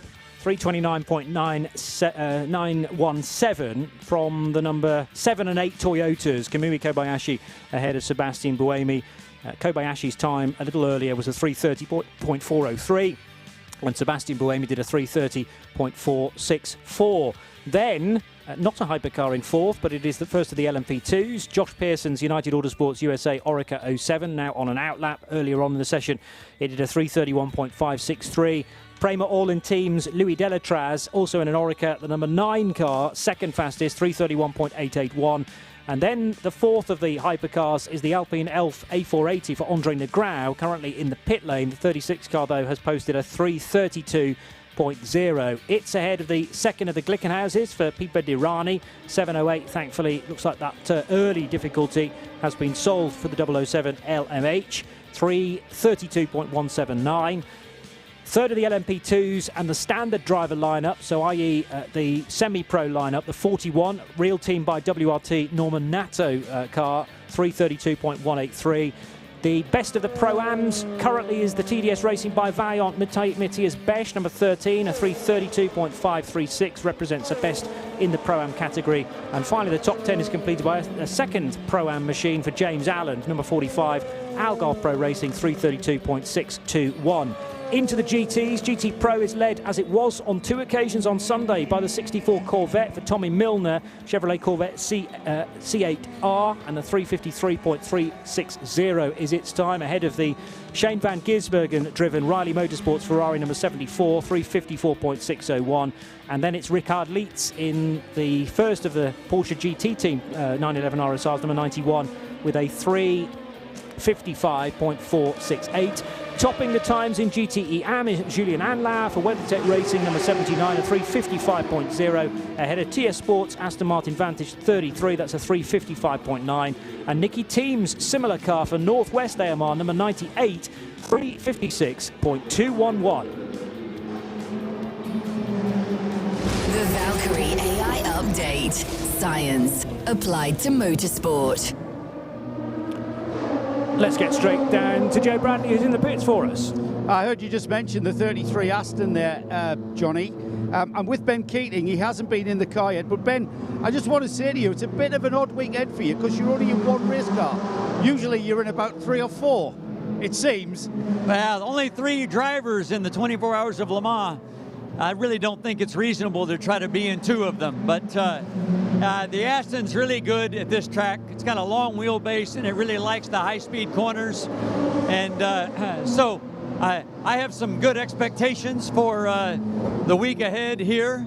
You know, right now we've got Marco and out in the car getting ready for qualifying and trying some different aero settings, trying to find a little bit more speed than we had at the test on Sunday. You know, it's a little bit weird in that we're qualifying immediately after this test, this 3-hour test session. So, you know, this will be, you know, I'll be in the car next in another 2 or 3 laps, and I'll get to see what it feels like on the tires after Marco has taken the newness off of them. There's no question you guys come here, the TF Sport Aston Martin comes here as a contender for the class honours. Does that put a pressure on you at all, Ben? Or do you like that? I'll say yes and no. I wouldn't be here if I didn't hope to be on the top step again. So surely we have that, but that's what makes it exciting. You know, that's what makes it fun. You never know how it's going to go. I believe that every car in a 24-hour race is a long shot. But clearly, you know, we are one of the top, you know, 5, 6, 7, 8 cars that could be there at the end. So fingers crossed from the way the race unfolds. But really happy with the car, and TF Sport runs a great team. My co-drivers are both really good, but all I can do is my job. So that's what I concentrate on. And you do it really well. Ben, I mean, you haven't got much downtime, but the downtime you have you had a chance to do any cycling around the French countryside? I've done a few laps around the circuit. You know, this circuit is a little bit too long to do a track walk. So my first 2 laps of the year on Le Mans was on a bicycle. What was your lap time? I don't remember. That's a really good question. I know I got a PR. I got a personal record on the lap time, but I wasn't pushing too hard. I think I averaged about 30K.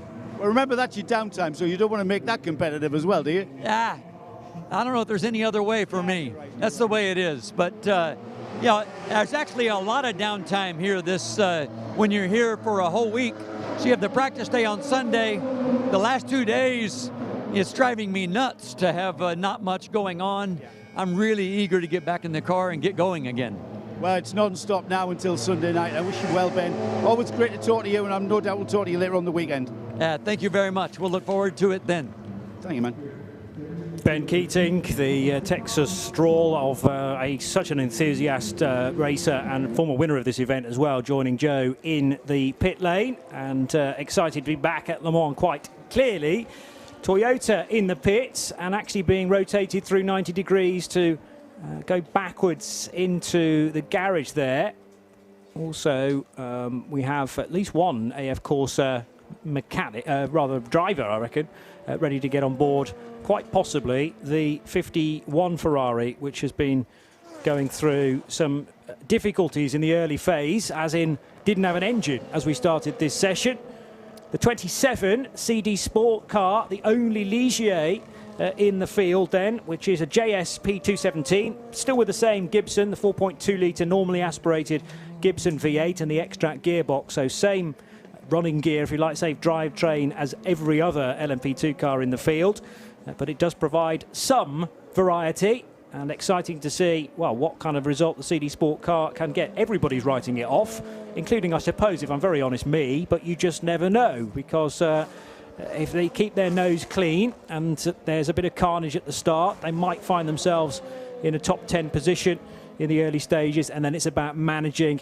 Tricky for Louis Delatraz heading through the latter portion of the Porsche curves, going around the outside of, I reckon, Thomas Fleur again in the VistaJet Ferrari. That was off in the gravel the last time we talked about it, but thankfully 54 back in the session.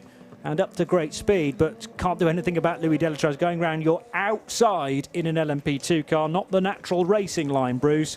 But he didn't have a moment to lose. Clearly, he was on a good lap until that point, Delatraz. Trying to impress, and don't forget that it's not often you get teams new to the Le Mans 24 Hours in the prototype. We know next year we'll get obviously lots of hypercar teams coming in, but this is Prema Orlen running connection with Iron Lynx. Iron Lynx, their experience mainly in GT cars, so there's a lot to learn. But Prema, there's literally nothing in single seaters in Europe they haven't won in the past 20 years. So it's always intriguing to see teams changing the way they operate and coming to play in a different game. But of course, anybody in Italy wants to have a tilt at trying to get the Ferrari deal for the hypercars, and certainly this Prema has got more than one eye on that.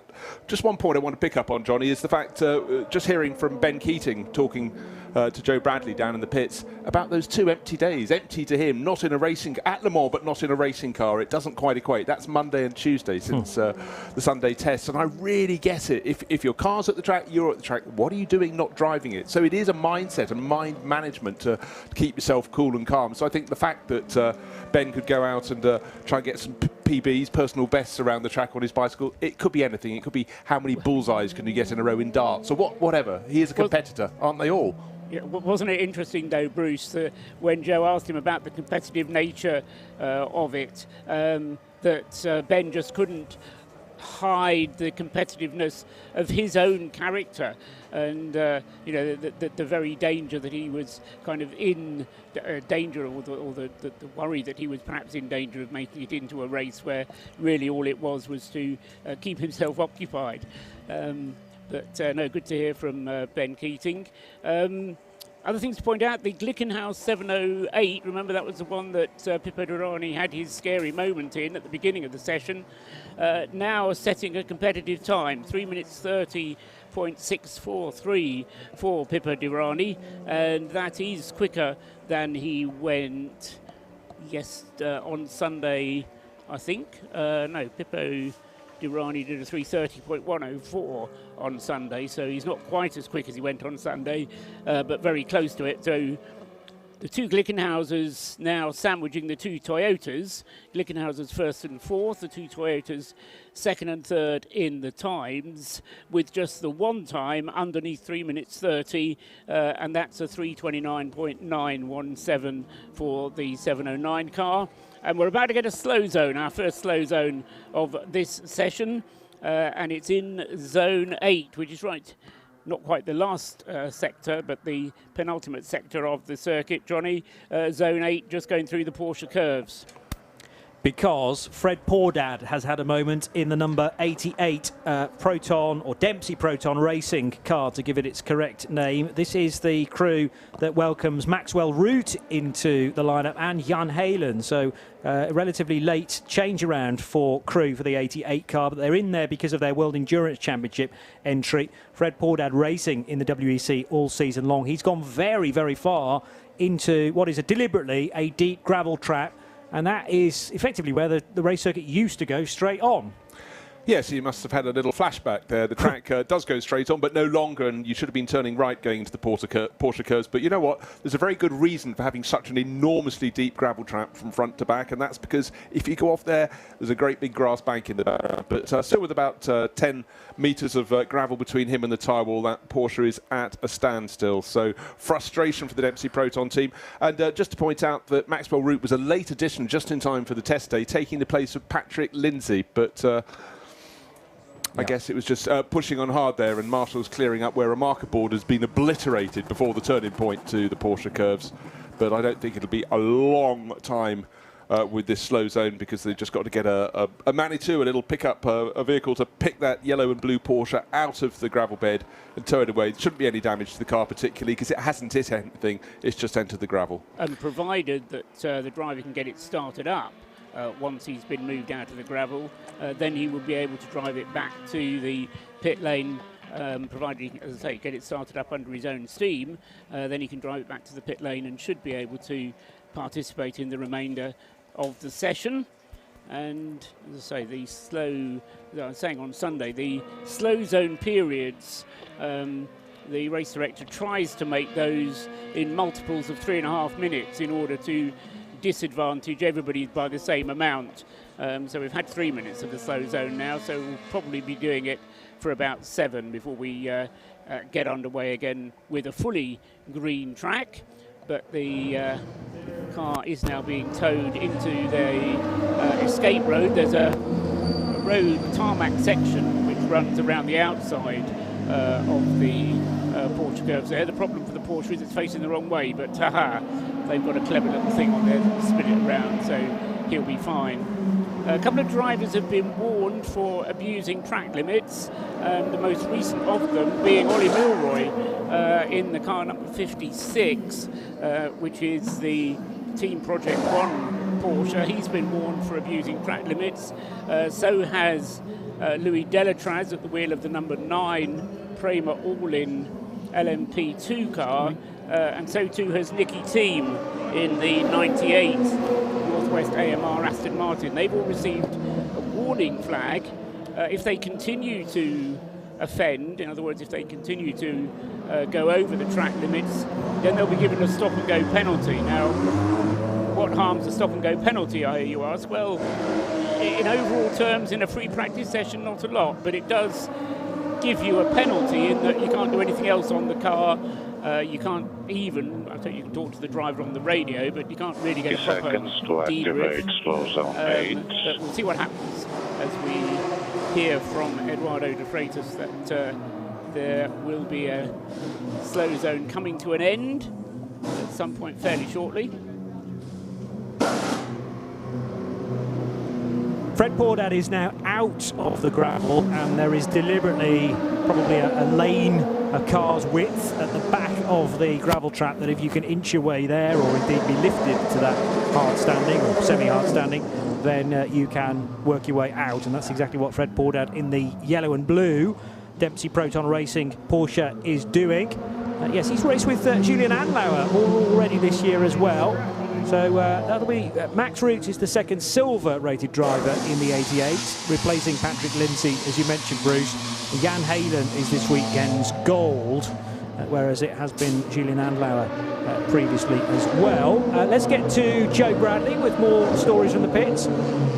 Yeah, Algarve Pro Racing Team Principal Stuart Cox. Stu, we see cars going out, we see cars coming in. It's very, very busy out on track, very busy in pit lane. But what is exactly happening? This 3-hour session seems like you've got bags of time to do whatever you need to do. No, you haven't. You're always time limited. So for us, we're focusing purely on race pace. We're not considering qualifying. It's all about making the tyre go so we can run the tyres as long as possible and maintain a really good average of lap time across the 4 stints and understand how the car behaves across the 4 stints. So it's all about running the tyre and doing a full thrust, a full tank every time. So we're sending the car out full and we just run it down to nothing and come in.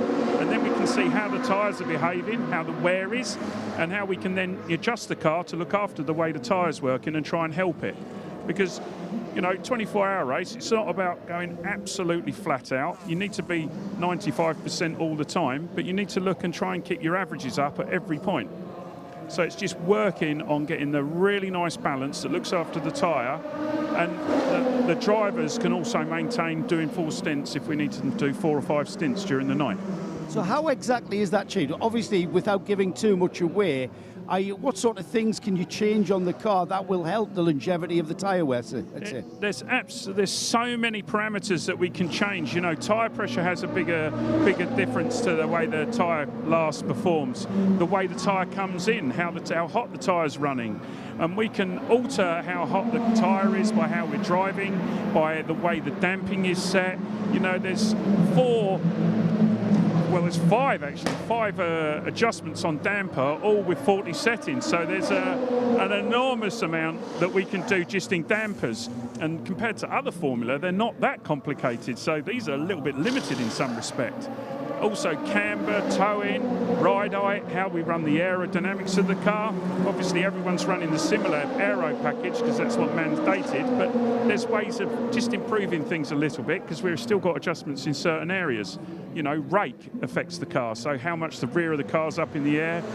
And that can all be achieved by running different springs, different packers, different dampers, different gaps in your dampers, where the springs, where we don't actually run on the spring all the time, we run on them in the corners, but in the straights we're into the bump rubber, which is a really hard piece of rubber, but they come in 3 different varieties, and then we can adjust them by 1/2 mil.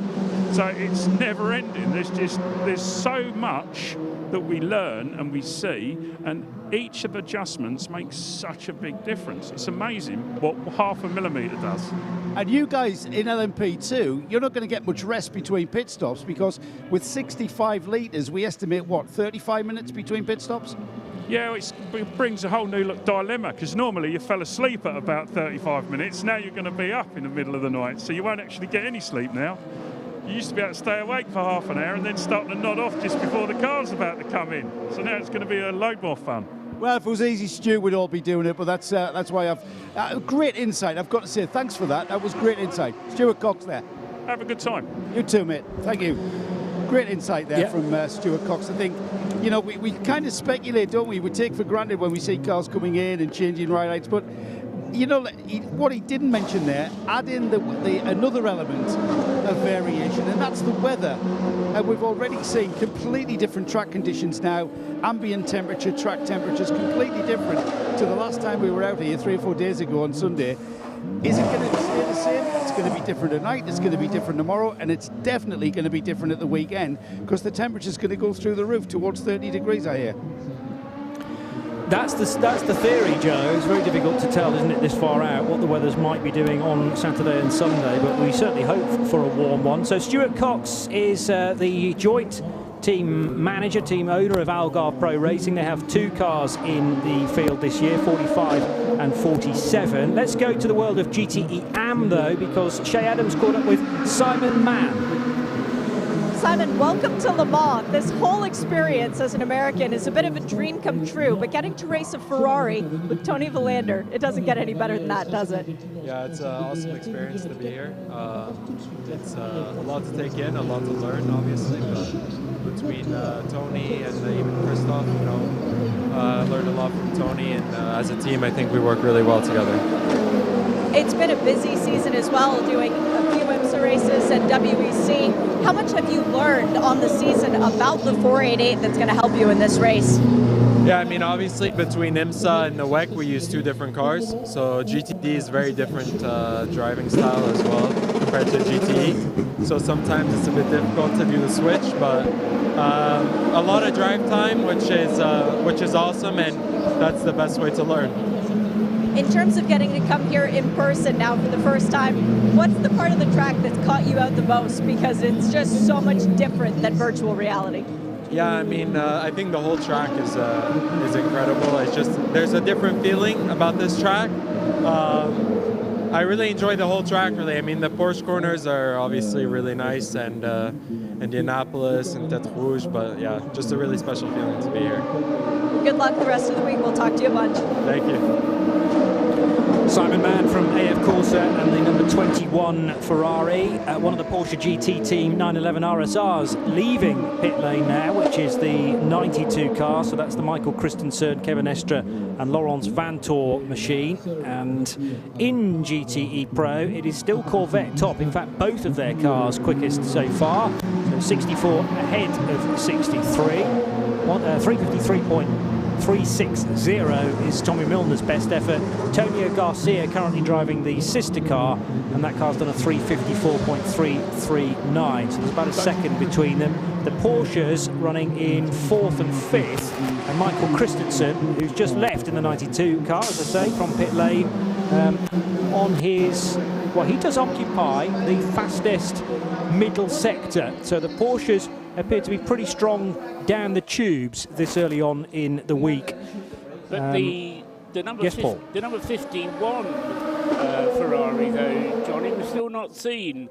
I was going through the list of cars that we haven't seen and ticking them off slowly one by one. Well, we're up to 61 cars on the track, the 62nd being the 51 AF Corsa Ferrari, which, as I say, as yet hasn't been out and even done a sighting lap, or if it has, my screen hasn't picked it up. So that's the only one that we've not seen, the car shared by Alessandro Pierguini, Daniel Serra and James Collado. Oh, it's having the engine changed on that car, isn't it, of course? So they're having the engine change. We don't expect it out, at least for the first hour. But we're coming towards the end of that hour, 7 minutes to go before the end of the first 3 hours. And it's absolutely right what Stuart Cox was saying. You know, this 3 hour session may seem like a long time, but when you've got work to do, it really does fly by. Shea Adam is standing right at the front of the 51's garage. I know that because she said so in my ears off air. But also, I think I just caught a glimpse of you on the feed as well, our television feed. So hello to you, Shea. Hey, Johnny. Yeah, so I haven't built the Lego Technic version of this Ferrari 51, which it is actually. It has the stickers for the 51 as well for the 488. But the problem is that there are still 2 mechanics sitting on the scaffolding of the engine bay of this car. The good news is I think there are more parts that are going back on as opposed to parts coming off. There are fewer hoses being chucked out the bottom of the car than there were the first time I walked through. So I would say maybe about another hour or so until we actually get this car out, but it might get out for the end of practice before we go into the qualifying session. Good news for them, there's only 7 cars in their class, so they only have to beat 1 person to make it into Hyperpole. That's true. So, yes, AF Corsa will be rubbing their hands, hopefully, towards the end to, first of all, get some mileage under the wheels of that car in race week and then, hopefully, do well in the qualifying session. But another hour leaves them with really only 60 more minutes to play with at the end of what appears on paper to be a very long session. But if you've hit difficulties here, and we don't know specifically why the engine has had to be changed on Ferrari 51, then that is far from ideal, particularly with 2 days of really not much happening as a lead-in to this first crucial event. Big squirm there, I noticed, from car 708. Now, both of the Glickenhauses are motoring on at this point in the session. They are now both top. One is top, one is just beneath them. The 709, a 3:29.917. That's been the established time from Franck-Mayer for a little while. Pipo Dirani, though, pushing hard on one of his previous laps to do a 3:30.102. He got close to that last time across the line, only a tenth of a second away from it with a 3:30.2. And a message to Pipo about yellow turn 2. Now, whether that was a reference to the flags or reference to actually some data setting in the cockpit, because there are no yellow flags out on track, but there was definitely a big old squirm, Paul Truswell, at Terre Rouge, indicative of how hard Pipo was pushing. More radio message. It's actually Tonio Garcia's radio, I think, to the 63 Corvette. Rear locking is the report. Yes, there was rear locking on the 63 port. Yeah, there was a brief yellow at turn 2, the Dunlop chicane, but it was out and in very quickly, so that may well have been a message to the driver just to inform him there was a yellow flag going on. On the subject of track limits again, though, we've got a 5-minute stop-and-go penalty having been issued, having had his warning to the WRT Oreca number 32. It was Rolfin Eichen who was the offending driver, the car being shared by Mirko Bortolotti and Dries van Toor, but they've transgressed and then continued to transgress, and so they've now been handed a 5-minute stop-and-go penalty, and as I said before, that will mean the car sitting there with no work being done on it for that period of 5 minutes, and well, you've got little enough time in 3 hours, another 5 minutes wasted then, so they'll be ruining that, and of course bearing in mind that once that turns into a race situation, once you offend enough times, in other words you get your warning and then you continue to offend, then it turns into a stop-and-go penalty, or a drive-through penalty first, and then a stop-and-go penalty with increasing lengths of hold. So the drivers are being served notice of how track limits are going to be enforced, not only just for the purposes of this free practice session, but also come the race. And of course in qualifying, if you offend there, then your lap time will just get disallowed straight away. So that's even more of a penalty, if you will. Because as you were saying, Johnny, I mean, the point about the AF Corsa Ferrari 51 has to beat one other car in order to get into the Hyperpole.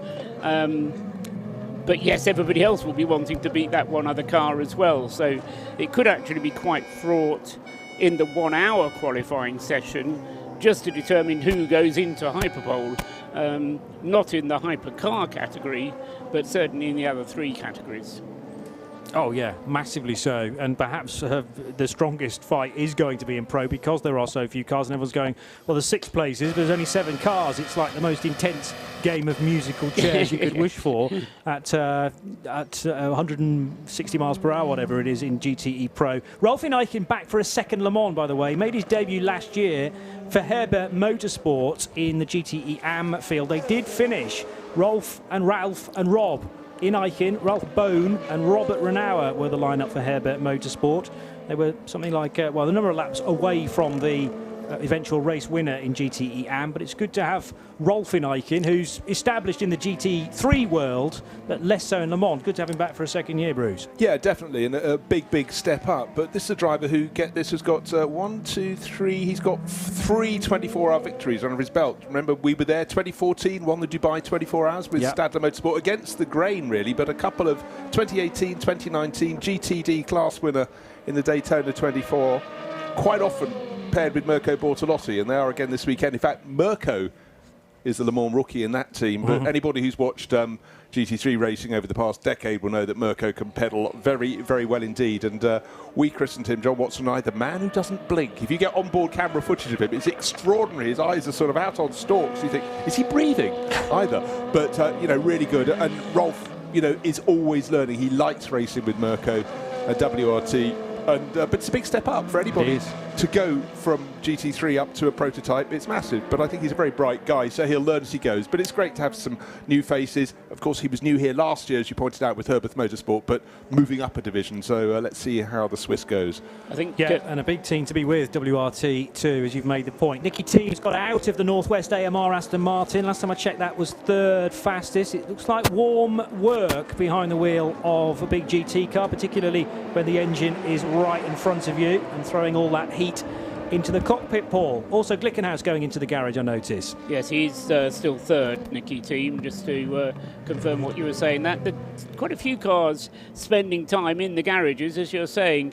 At the moment, we've got, 7 out of the top 8 cars are all in the pit lane at the moment. That includes 4 of the hypercars, the Alpine, both of the Toyotas and the 708 Glickenhaus in the pit lane, and then we've got the 23 United Autosports car, which Josh Pearson was at the wheel of. He's brought the car into the pits. That's the leading car in P2, and also the Prema Orlen car, which Louis Delatraz brought into the pits a few minutes ago. So quite a few cars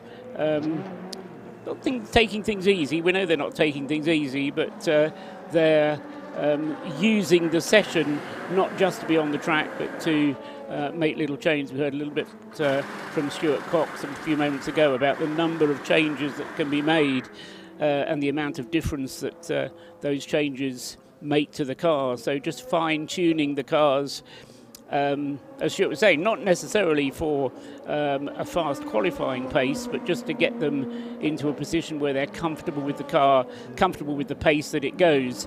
And these sessions, even though they're free practice sessions, they are important because for those drivers who don't take part in the qualifying, and remember, we've said this, it's only a 1 hour qualifying session, so there may be some drivers who don't actually get out during the qualifying session.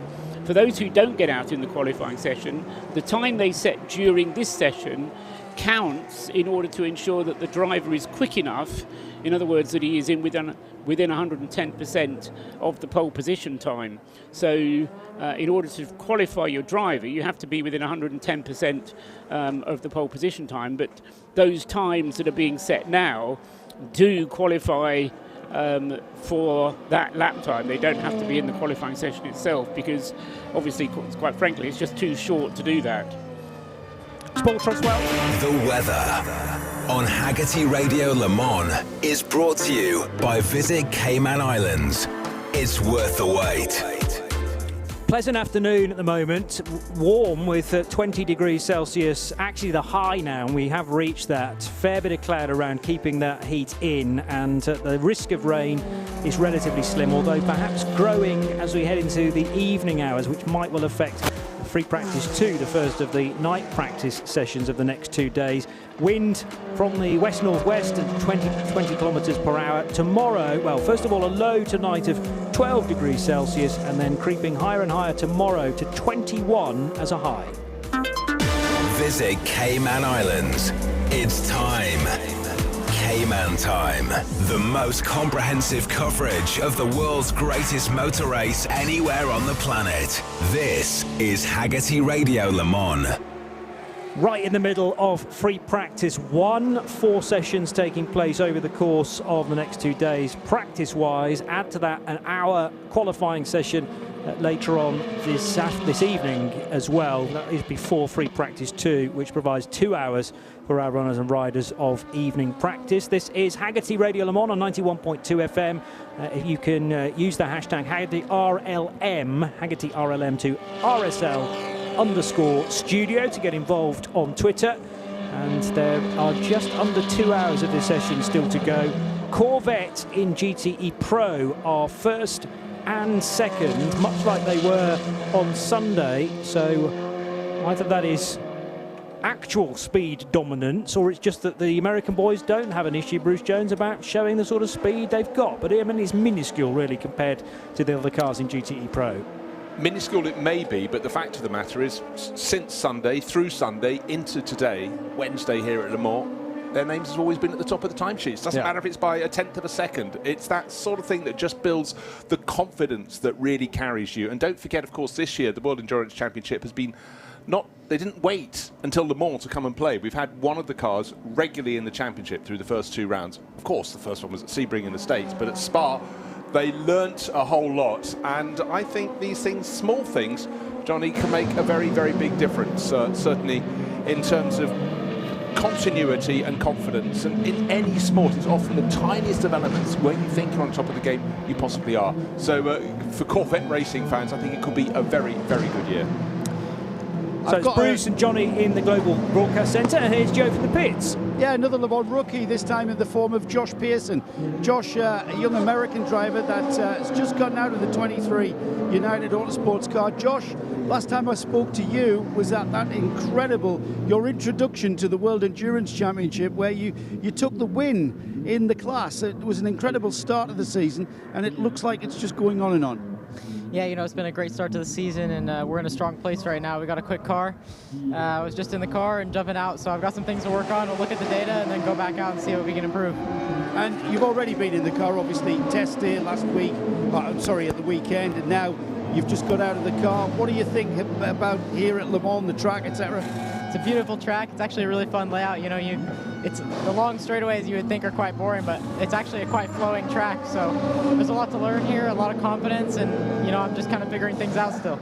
Now you are just 16 still, aren't you? Yeah, I am. Now at 16, you kind of really, understandably, not just sort of take an interest in the history, but this place, I would imagine, you can't ignore the history of this place.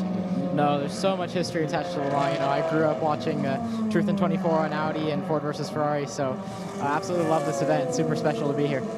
I would imagine, though, Josh, when you're at the wheel of the car, you've got to put all of that to one side and just focus. Yeah, you know, I really do, but that's kind of part of it. You know, you can take it all in and then do your job behind the wheel. Great stuff. I'll let you go back to work. Pleasure to talk to you again, Josh. Have a good Le Mans. Watch your back. Josh Pearson with Joe. If he does start on Saturday, and we sincerely hope that he does for United Autosports, Bruce, he will be a record breaker, because he'll break the previous record that has stood for 8 years. So, and that was Matt McMurray in 2014. And that was almost a neck and neck, wasn't it? There were 2 drivers and they were born on the same day, wasn't he? The same as Julian Andler. Was that was Julian Andler and Phil Hansen, wasn't it? Right, yes. You are. But the crux of the matter is that Josh Pearson will not be even 16 years and 4 months. That comes start of next week. But he has impressed me so enormously. And understanding this is a step up, this is something different, this is Le Mans. Of course, in some ways, when you're only 16, maybe you're not as in awe of things.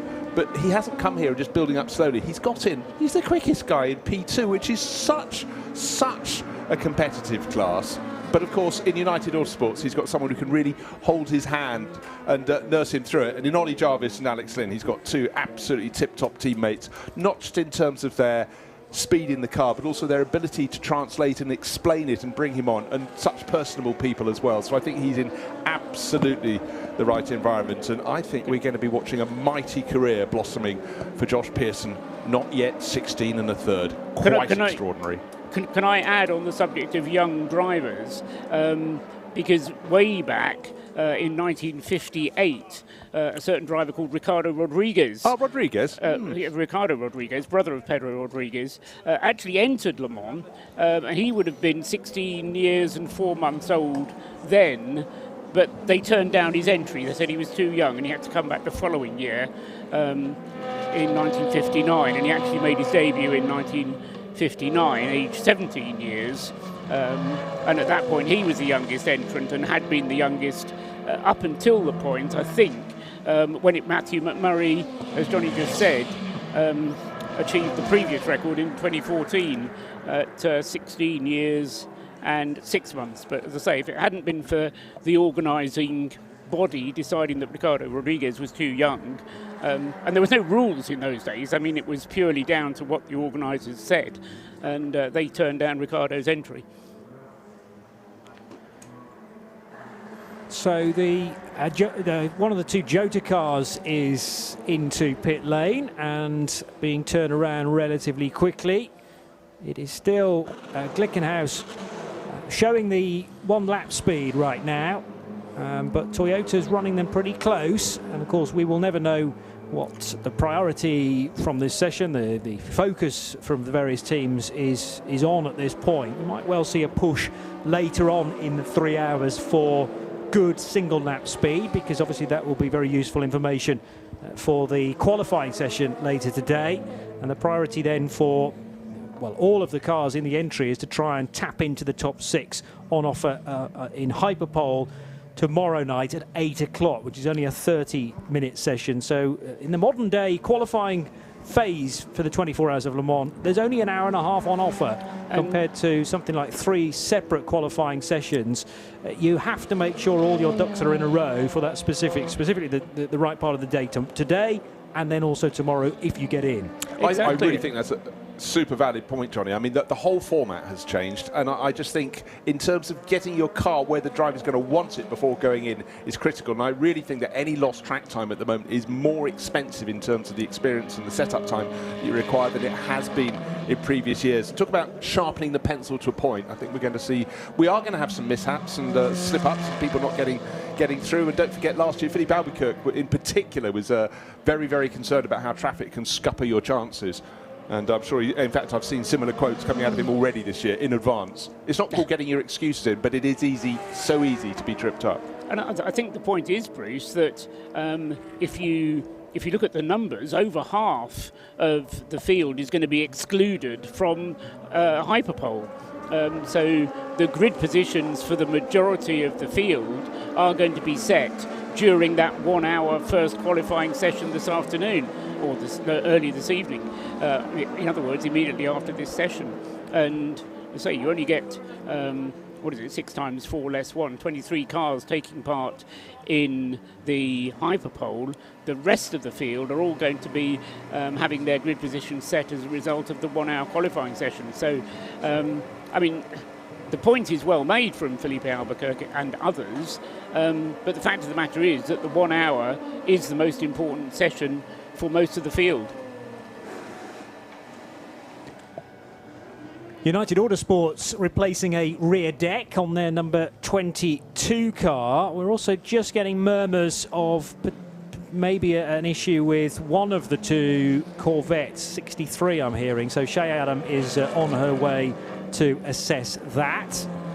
It's actually a setup change on the 22 car I'm hearing, rather than a problem as such. So setup change, maybe ride height as well, and rear deck going back on that car after changes have been made. The 777 D station Aston Martin heading through Porsche curves at top speed. Charlie Fagg is still at the wheel of that. I think he's pretty much done all the driving so far, and the last time across the line did a 3:57.330. This has turned into an in-lap now for Charlie, so he will zigzag his way in parallel with the Ford chicane, but into the pit lane. It's a tricky pit lane entry here at Le Mans, which we always must remember as well. If you're thinking, oh yeah, I've done my bit now, coming to the end of my stint, just need to pit the car, and we've often seen over the years 1 or 2 mistakes being made over the curbs there via pit lane entry. Shay, you've headed towards Corvette. What do you know about car 63?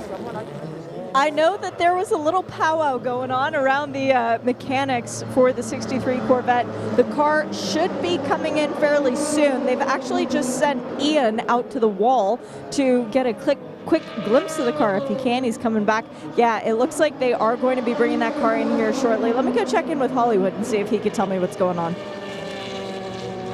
Okay, we'll allow you to do that. Shout up again when you've managed to grab him. And meanwhile, the GR Racing Porsche, number 86, will swing left and right through the Dunlop chicane. This is one of the GTE AM entries, Mike Wainwright's team.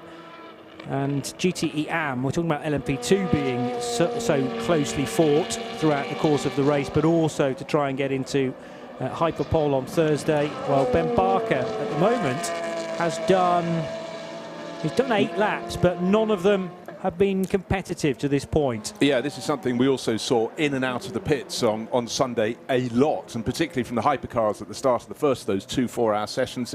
About 16 laps, or 15 or 16 laps, until they finally, right, okay, let's string a couple together and show what we can do. So we had P2 cars at the top of the table for a very, very long time before we could really see what sort of times were going to be issued. 3:33 started coming in and closed right in, but 3 minutes 31.6 was the mark on Sunday, the best of the 2 sessions, but today of course we're under that, but not by a huge margin so far, Johnny, only by small amounts. Shay, Corvette update, nothing to worry about? Nothing to worry about. Ian came back and said, nope, looks fine. So all good for the Corvette. There's about to be a driver change in the other car, though, so I'm going to hang out for the 64 because Nick Tandy is about to be jumping in. Who should I look for, Johnny, getting out of that car? That's a good question. Bear with me. Tommy Milner in the 64 currently. Oh, excellent. Yeah, I'll wait for Tommy. Yeah, so it'd be good to have a catch-up with him for early thoughts on the free... He's there. Richard Westbrook has taken over the 709 Glickenhaus 007 and heads back out onto track. That's completed 13 laps so far and is fastest from the 708 Romain Dumas Glickenhaus, second fastest by only 0.185 of a second. But there is still, maybe for Toyota, a slightly concerning gap of almost half a second between the Glickenhaus that tops the session and the best of the Japanese cars, car number 7. We haven't yet talked about the adjustment of hybrid deployment and the fact that it's a much higher speed for season 2022 compared to last year. There are only certain areas of the track where the Toyota can become four-wheel drive, and that hybrid is engaged north of 190 kilometers per hour, which is about 120 miles per hour. There's probably only a couple of spots around the circuit where therefore the Toyota will have an advantage within the hypercar class. More news from Joe. I've got Charlie Fagg. Charlie, you had me worried there. I didn't think you were going to get out the car. You've been in it from the start. What was it all about? Yeah, no, I was in it from the start, just to get a bit of mileage. The last stint I did was a lot of full course yellows and slow zones on Sunday, so it was good to get a bit of a feel for it. And yeah, it was long, but it went by quick, I can assure you. I noticed they used the time also to bed in discs and pads. Was that just routine? Yeah, just routine. It's what we normally do. It's just a spare pair of brakes in case we need them for the race, so nothing different there. So plenty of preparation, I would imagine, on iRacing and stuff to get ready for this weekend? Yeah, plenty of prep, and I would tell any sim racers out there that as much as you do here, it's not the same when you get the real life, promise. So yeah, it's been great to learn. I've spoken to some great people before I got here, but until you experience it for yourself, it's a different beast. I mean, you know what, you started the season at Sebring, an iconic racetrack. I know you know your motorsport history, and that's part of it that you love. But here at Le Mans, it's a different feel, I would imagine. Yeah, another level. It's just another step up to everything that I've ever experienced in my life. It's quite different from Croft at Ginetta Juniors, if I'm honest. So yeah, it's great fun. I'm just loving every single lap I'm here. Of course, I'd want more and more for myself, but I'm also under no illusion. It's my first time here. Let's, don't be an idiot and bring the car home. So what's the programme going into the race, if you can give anything away? I mean, we know, TF Sport, they know how to go about these long distance races. Is qualifying something that you guys are chasing, or is it, or not? We're just going to see where we are. It's not a case of trying to do anything or not trying to get pole or trying to get pole. We're just going to go out and drive as fast as we can. And like you say, the boys and girls at TF are so well versed with all this sort of stuff that I'm literally just a part, trying to play as best I can. So just following their instructions, and I'm just trying to do the best job without putting in the wall. When did your dad get here? My dad gets here tomorrow afternoon. And your mother? Same. Oh, cool. Great to talk to you, just out the car. I stopped you having your debrief. I'm sure you're going to go and do that now, Charlie. Thanks for talking to us. Thanks a lot, Joe. It's Joe Branding chatting to Charlie Fagg, who is part of the 777 D-Station Racing lineup for Le Mans 24 Hours 2022, joining the two Japanese drivers, Tomonobu Fuji and Satoshi Hoshino, at Tom Ferrier's outfit. But that car very much a Japanese flagged entry with the D-Station Racing over the garage door. LMP2, Will Owen, I noticed Will Owen was a little bit squirmy at the top of the hill through the Dunlop chicane and then completely lost it as he reached the Forest S's too. It wasn't a full spin, but a bit of a tank slapper there for the American. It's what I like, four-wheel drift. Rally drivers love it, racing drivers aren't supposed to, but Will Owen's got that out of his system, but a good save. It's not often you see a prototype getting as sideways as that, but well controlled. But he'll go back in, and rather hope everyone in the United Autosports pits hasn't noticed what he was getting up to on the track, but he's got it straight again. Very impressed listening to Charlie Fagg just then. I think Joe spoke to him for two reasons. One, he's from the northeast of England, like Joe, coming from Durham. But two, he's really risen from, as he said, Ginetta Juniors, did a lot of European GT4, very impressive in that, but seems to be stepping up with absolute aplomb, to GTE level. And his performances so far this year have been super impressive, but also just listening to him, he's very cool, calm and collected, isn't he? He is, for a 22-year-old, but realises that his place in the team, I suppose, because I'm sure he won't have met Satoshi and Tomonobu Fuji previously. So there's a kind of bedding in process there regarding the driving relationship, but he knows fully what his role is in that squad. But also another element that needs to be knitted in, not only is he not Japanese and both of his teammates are, but Satoshi Hoshino is 61 years old. That's 39 years older than Charlie, and bridging the gap, what are we looking, 41 years old is Tomonobu. So, it's drivers across 3 generations almost. But anyhow, a lot to be knitted in, but Charlie Fagg doing a really good job so far for D-Station Racing. That's the 777 Aston Martin. Yeah, was it Andrew Watson who used to race with those guys previously? Yes, it was. So he effectively, we've got a representative of, well, from Northern Ireland, Andrew Watson, and now from the north east of England, switching places. But that will be a signing basically made by TF Sport, I would think, whereas Satoshi Hoshino and Tomonobu Fuji come as a package, having raced previously in Super GT and other associated championships. But obviously Tom Ferrier Sport has thought about the calibre of who it wants to bring in, because not everybody's going to gel, but clearly this formation is going very well. But anyone who can race with Tomonobu Fuji can learn how to do outstanding opening laps, because over the years, Johnny and I have loved watching his attacks, almost as though he's on a warp speed relative to some of his rivals. And if there's half a gap, he's in there. Yeah. It's fabulous. It's really fun to watch, and Fuji already will, I'm sure, have those final couple of stints nailed for his duty in the closing stages. It'll be interesting to see who starts the car at 4 o'clock on Saturday afternoon. Shay's been waiting patiently. More checks at Corvette. Did I hear you mention a puncture?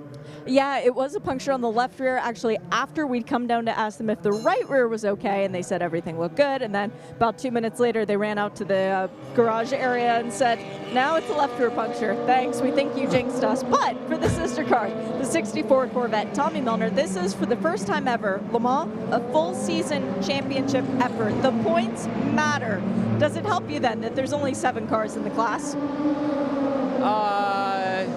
Yes, it does in that sense. But the other 6 cars are also all capable of winning. So, as is always the case in GT Pro, the competition is very, very tough.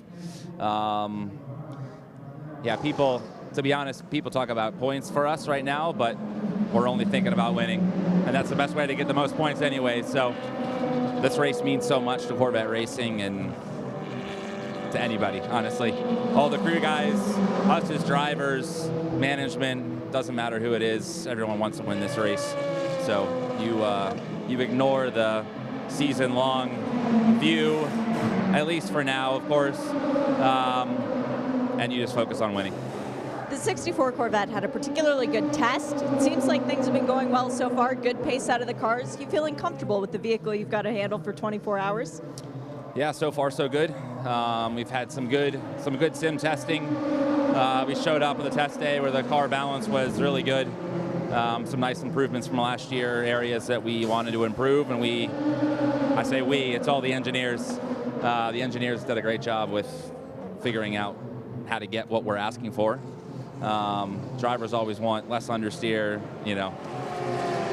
They want the perfect car, and we know sometimes it's hard to get it.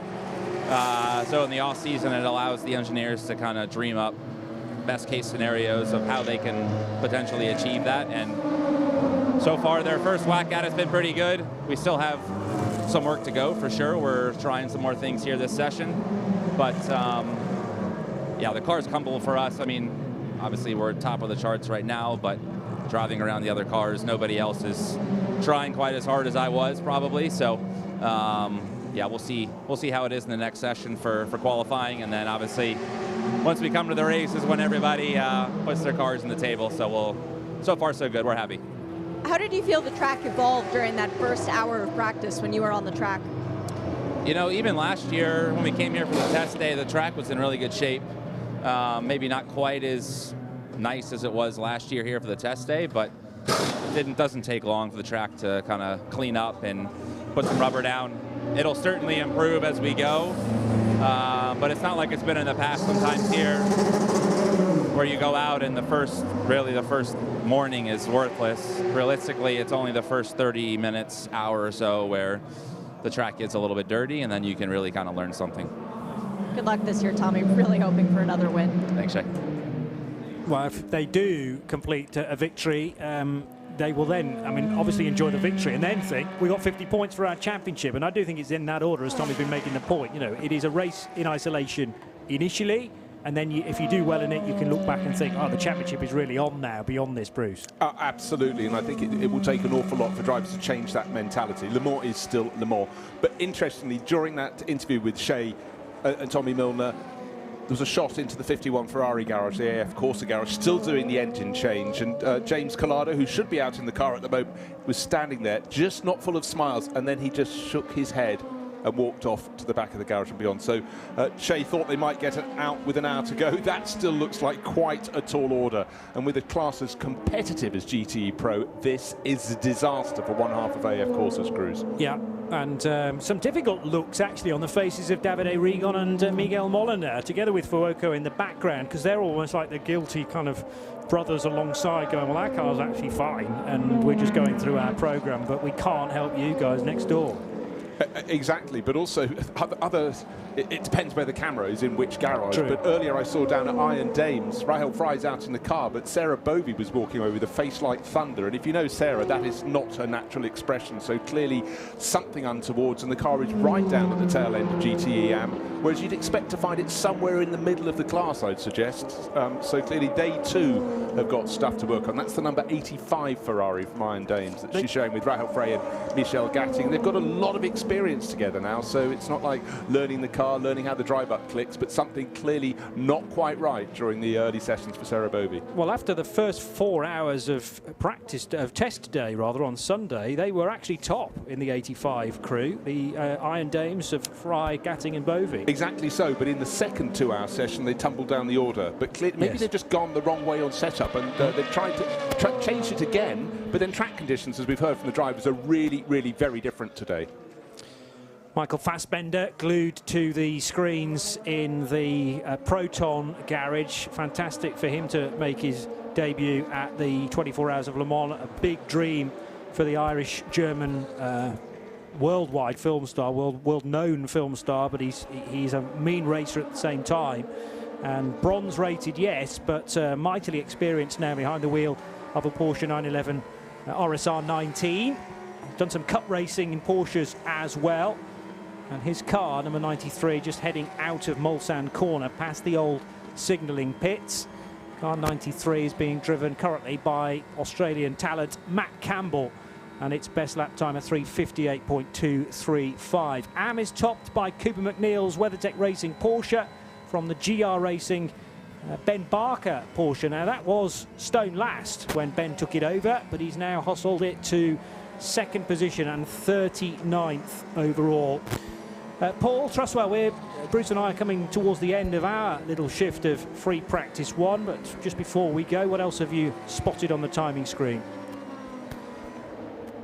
What I'm impressed with is the kind of consistency that's being shown by everybody out there, and I'll kick myself for saying this in a minute, but the lack of incidents that we've had. Every single incident, bar one, has been dealt with the local yellow flags. We had one period of slow zone, which was just 4 minutes. The rest of this session thus far, and we're nearly halfway into it, has gone, as I say, with all the incidents just being cleared with local yellows, and most of those actually happening up at the Dunlop chicane, the first corner, or turn one, turn two, depending how you count the Dunlop chicane.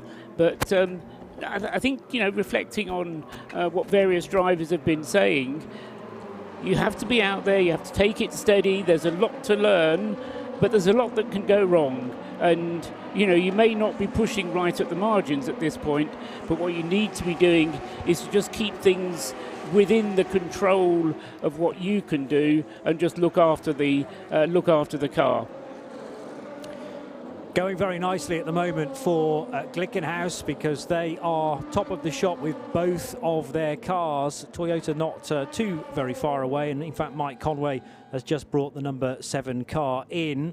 So John, brilliant opening kind of hour and a half of this session so far. Not so much for others, because we have had 1 or 2 offs already, cars in the gravel, and clearly this difficulty for the 51 Ferrari. Question is, will they get out? Shea thought half an hour ago that it might be out for the final hour of the 3 hours that we've got today, but it's looking like it might be nip and tuck even to do a few laps in this session. Yeah, Johnny, I'm not sure. It's not the way you want to start the week. A lot of people got their race engines and gearboxes in early in the week to stop doing that. We'll take an update from Shea on that car in just a moment's time as we head into the second half of the first free practice session. The action continues on Hagerty Radio Le Mans. The Valkyrie AI Update. Data-driven solutions for a data-driven sport.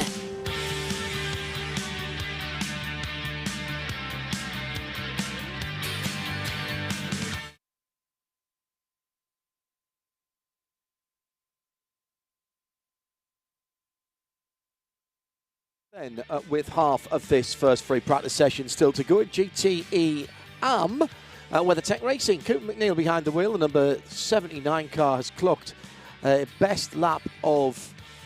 Oh, where's that here? I'll come back to that in a moment. 3:55.082. There we are. Far too many numbers on the screen. GR Racing and Ben Barker with the number 86 Porsche in second place in the class. And third, it's TF Sport. In Pro, it's the 2 Corvettes. 64 from 63. 3:53.360.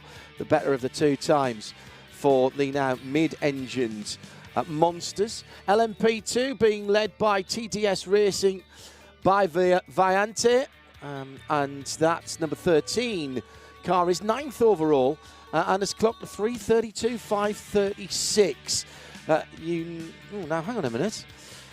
That's the Pro Am. Excellent. It's now split up on the screen. Brilliant. That wasn't doing that earlier in the week.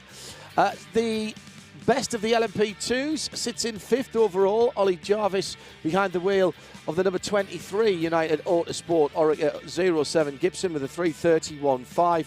And at the top of the shop, we have 2 hypercar pole positions because we have hypercar and hypercar hybrid.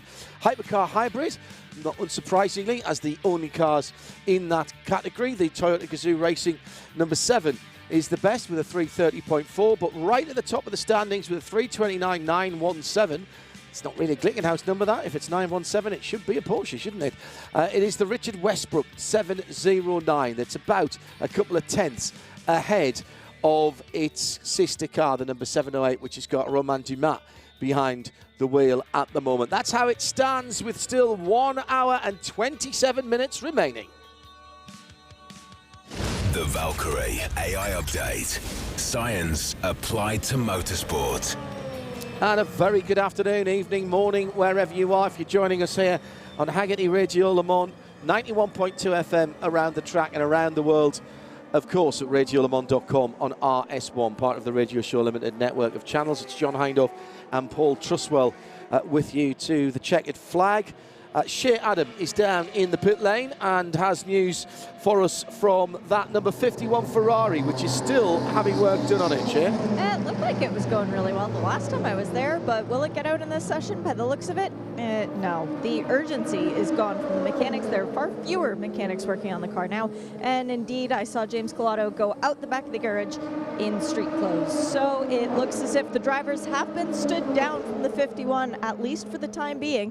The good news is for the rest of the Ferrari lane, lots of work going on, lots of driver changes, and I see the fastest Italian honorary Irishman getting ready to get in the car. That would be Matteo Grifoni, about to take his first laps of this Le Mans week. Now that it has officially begun, we'll definitely grab a word with him when he gets out of the car.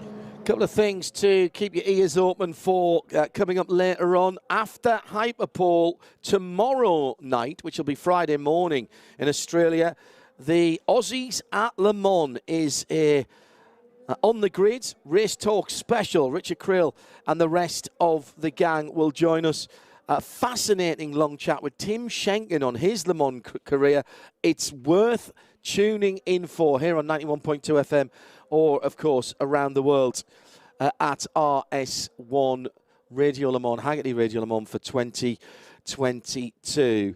Well, plenty of people pounding around, Paul, and they clearly are picking up data, running through a program as they did on Sunday when you were watching the times coming in that 8-hour session. What are you picking up from what you've seen so far? Well, yes. I mean, as you were saying, we've got 4 free practice sessions over the course of race week, and we've got 2 qualifying sessions.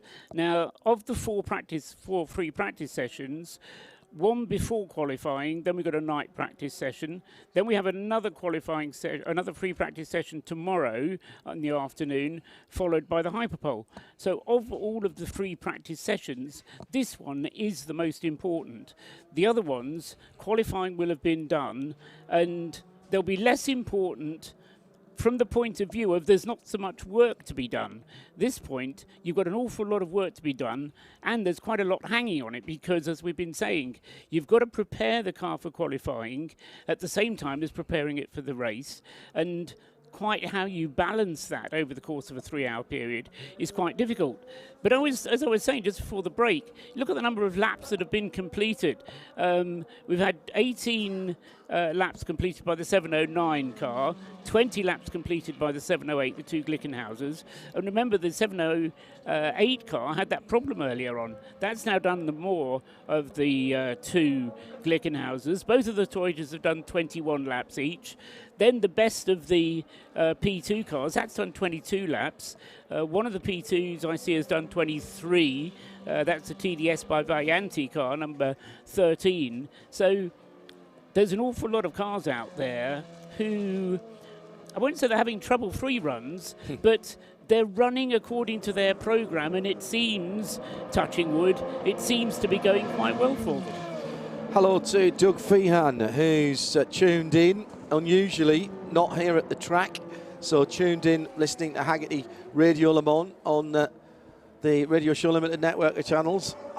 I'm not sure what is going through your mind at the moment, Doug? Whether you'd rather be here or you're enjoying not being here? That's he can't enjoy not being I know. here, surely. Not Doug. No. Thanks for dropping us a line. Shea Adam is down in Ferrari and the Ferrari area for the AF Corsa number 61 car, Shea. See if you can hear me now. There we go. It kicks back into life just a little too far into the Ferrari garage. Conrad Grunewald, another one of these rookies to Le Mans. Your first laps, was it better than anything you'd ever dreamed? It was pretty amazing. I mean, it's kind of a dream come true. I've watched the race on TV so many times, and first time going down these big straightaways, it's kind of awe-inspiring. So, yeah, I couldn't be happier to be here. Great team, great teammates, amazing teammates. I'm learning so much from them. But yeah, it's like a fairy tale. It's a dream. 2 Monegasque drivers, so are they helping you learn a new language as well? They bug me about it. I can pick out little bits of what they're saying, but they speak so fast it's really hard to understand all the conversation. So, yeah. Now, you're a guy who's won championships in many different kinds of Ferraris over the years. How different is the 488 GTE, though, to adapt to? It really is an amazing car to drive. I was a little apprehensive about the no ABS, because the GT3 cars have ABS, but this tire we're on and the way they have the pedal set up in the car, it really is amazing. It's so much fun to drive. So. Has it helped you throughout your career racing on the American circuits, where there really isn't a lot of forgiveness, to come to a place like Le Mans and treat it with the respect it needs? It's interesting you asked that question. The hardest thing for me is, just like you said, in the U.S., if you push track limits in the U.S. to most tracks, it's a crash. Here, it's a balance of how much can I push and not get penalized, and I think that's a skill set that I'm kind of developing over the weekend, is how far can I push it without getting a penalty. So. Well, good luck through the course of the weekend. We'll be watching the 61. Thanks, Shay. Appreciate it. And let's go straight to Joe Bradley, who has an astute David Hennemeyer Hansen. I hear he's got very long hair now, Joe Bradley. He has indeed got very long hair. Going back to his Viking roots with this hairstyle, David. Looks great, though. Yeah, I am ready to conquer Le Mans. Invasion from Denmark. Yeah, as ever. The 43 car, you've just brought it in. Some work going on the rear. Is that just setup work still going on? Yeah, I think we are still trying to find our feet a little bit, but the team is finding it very quickly, so I'm happy to see that. We had a bunch of new parts, some running in of a gearbox that kind of messed things up a bit, but by the end of my run, I thought, like, this is looking like a race car. What are you trying to achieve? Are you trying to achieve something for qualifying, or are you looking at race already? This is race pace only right now. Now the 2 fast guys will go out and see what the car can do on a more of a push lap. I was just trying to test the long run pace, and the long run pace was quite good. And more importantly, the car was comfortable to drive. And how different is the track conditions from Sunday's test to what it is this afternoon? It's quite a bit different, but I think there's a lot more to come. Once we keep rubbering it up, I think the faster times are definitely still to come. The track will improve a second or more, I'm sure. Are you after a hair shampoo deal with this hairstyle? Maybe, if anyone is listening on, L'Oreal, I'm available. It must take a lot of work. It looked great. Thanks, David. All right, thanks so much. Because he's worth it. That's why. That's David Hennemeyer Hansen down in the pit lane. Both the Corvettes on the apron at the moment. One green light just behind the front Michelins on the number 64 car as the combined dolly jacks go underneath the right-hand side there. So rather than putting 2 separate little dollies underneath, it is now one dolly jack that heads underneath the car.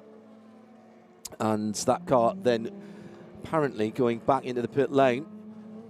That's the leader at the moment in the early running of the GTE Pro category. Last year for GTE Pros here. What's your thoughts on that? Paul thinks there's too many GTE AMs already. Not sure where he thinks everybody would go if they weren't there, and what would we replace them with if we didn't have 20 odd GTE AMs? Well, let's put it this way, John. If you had a choice between having, say, 2 Peugeot running in the hypercar class, 2 Porsches running in the hypercar class, and let's say 2 Ferraris running in the hypercar class, 6 extra cars, who would you rather have? Those 6 or 6 extra GTE AMs? But you will get all of those anyway. Are you suggesting exactly. there'd be extra ones that are going to come in? No, what I'm saying is that as we increase the number of hypercar class cars, so we will lose some of the GTE AMs. Yeah. and I see that as being a good thing. The concern I was expressing on test day was that the number of GTE AM cars that we have now means that we have a larger number of less experienced, less able drivers compared to pro drivers. And the additional hypercar cars will bring along more platinums, and so therefore the overall quality of the grid will improve. Except you could say the same about LMP2, which have more cars in. Yes. So do you cut half of them out as well? You have to pare them down, I think, in equivalent times. The only point so are is... you prepared to run with fewer than 60 cars, maybe run 50 cars instead? I think 55 is a good number. I'm a bit of a traditionalist, and for me, Le Mans, when I first started coming here, was 55, and for me, 55 is a good number of cars to have at Le Mans. 62 is just a few too many. My opinion only, and the reason I just to echo your point about P2 versus GTE AM, GTE AM has 2 bronze or silver drivers, P2 only has 1. So, you know, you take out 2 GTE AM cars, you get rid of 4 amateur drivers or less experienced drivers, whereas with the P2s, you're only taking out 1 driver per car. Let's say those are my opinions, and I'm sure people will disagree. Agree or disagree with Trussers? Hashtag Hagerty RLM. One of the things I think that makes Le Mans is the fact that somebody like me, if they had the wherewithal, could come to Le Mans and drive. And I think if you take those opportunities away, the race would be be changed. I absolutely agree with that, and I'm not trying to exclude those drivers. All I feel at the moment is that there's just a few too many of them, and for a pro driver, when he's out there at 2 o'clock in the morning and it's beginning to spit with rain, he's got to assume that the car in front of him is being driven by either somebody who's not been here before or by somebody who's over 50. Well, I think you've got to do that anytime you go out. Well, this is the point, you know. But I think it would be nice if those drivers would be in the minority. But as I say, it's an interesting debate. I've had it with a number of people, and you know, it's a feeling I've got. But I absolutely understand the need to have the gentleman drivers, the privateers. And one of the things, I mean, we were saying this in the car coming down. One of the things that makes Le Mans so magical is the fact that with 160 odd. 180 drivers participating, you know, you're going to have a huge range of them. Of course you are. And it could be people like you, it could be people like me, or it could be, you know, the superstars out there, you know, your Kamui Kobayashis, your Sebastian Buemis, you know, the Mike Conways of this world, all on the same grid together. And that's a very important part of the myth and the mystique of Le Mans. Let's go down to Shea Adam, who is staring. Oh, hang on. Is that a Ferrari engine I can hear, Shea? Yes, it is. Mostly because I got lost up in Ferrari world, walking all the way up and then trying to make my way back down. The headlights are on. This is the 51. It lives. That's the good news. The bad news is it's still in a lot of different pieces. How long is left in the session? Standby caller? An hour and 13, Yeah, I'm still saying no. I'm still saying that when they sent James Collado away, that was the, go get dinner, make sure you're ready for the qualifying session, because it will be out then. But by the number of mechanics that are, well, behind the car, in the car, on the car, everywhere to do with the car, and all the bodywork pieces that have now gone missing out the back of the garage, whereas before they were laying beside the car, yeah, it doesn't look very promising for this one, but I'll keep my eyes on it, and I'll keep updating you every time I walk past it. Yeah, seems reasonable. Seems reasonable. Thank you, Shea. Shea Adam down in the pit lane for Hagerty Radio Le Mans 91.2 FM. Hashtag Hagerty RLM at Radio Le Mans on Twitter. Dave Alcock just saying a moment or two ago, you don't really appreciate how little these GT cars are related to the road cars until you see the body panels up and you realise they are dedicated racing machine, which probably don't share very many parts with the road equivalents. They have to have some, Dave, but you're absolutely right. These are the ultimate iteration of Grand Touring racing cars, and when they go, I have a feeling we are going to regret getting rid of them. And the new version of GT3 will replace them eventually, but there'll be no pro cars and no pro teams in that. That's not in this race and not in WEC. That's already avowed intention of the ACO. So that will be pro-am only. And I actually don't think it should be called GT3, the new regs, because I think it's different enough that it isn't GT3. I find it difficult explaining to non-motor racing people or to people who don't know what GT is all about. Yeah. Why the premier category of GT racing is called GT3. You know, it just doesn't make sense for that number to be in there. Totally agree. But just one other point, whilst we were just talking to Shay a minute ago and her giving her updates on the troubled Ferrari. Another car which is troubled is the number 3 DKR Engineering Orica from the P2 class. Car number 3 shouldn't really be in P2 because it's in number 3. But anyway, it's the DKR Engineering. I don't like it because it's out of sequence, you know. I agree. I'm with you on that. So, anyway, it's only done 3 laps, and that was about, I'll say, nearly an hour ago when it did its 3 laps. It's not quite as long ago as that. Actually, it probably is. It's very nearly an hour ago anyway, so it's been in the pits for that length of time. So they've been out, they've done 3 laps, so they've not been out again since. So DKR Engineering, if we can find out exactly what their problem is, if they have one, or whether they're just protecting the car. It's all fine, no need to rush it before qualifying. Seems reasonable. Richard Westbrook getting a warning for track limits. And good afternoon to Jason Cunnington, who's here at Le Mans for his first visit. Picked a good year to come, Jason. Having a drink, soaking up the sun, listening to Hagerty Radio Le Mans. You can never do your first Le Mans again, so do everything. Get round the track, use the shuttle buses. Make sure you're down at Indianapolis and Arnage of an evening time, but don't miss the last bus back. Make sure you use your ticket to get into the museum. All of those great things on your first one. Got to go to the Drivers' Parade, which is back again on Friday afternoon as well.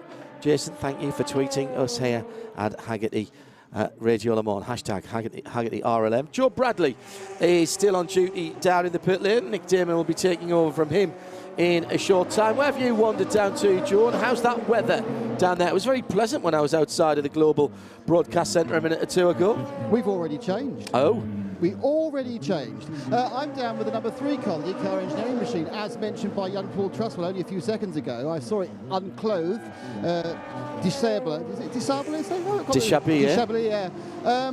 Effectively, at the moment, it looks like every single panel is off because they're about to take the floor off the car. No obvious indication of the issue that's taking it out. It isn't like spewing either parts of the car or oil, but they are. It's not looking great at the moment. None of the drivers around to ask them, but they are the 3 mechanics effectively taking the car to every single small piece they could at the moment. So they're obviously trying to find the cause of whatever ails it. As another panel comes off, is the rear left panel. The sun's out, by the way. As I came to replace Joe, it was overcast, but as soon as I walked into the pit lane, the sun naturally, of course, came out to welcome me. Shines on the righteous is what they say, Nick Damon.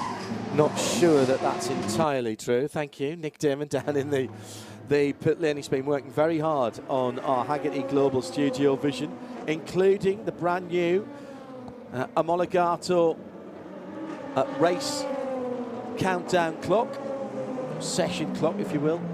It's Omologato race time is what we're calling it.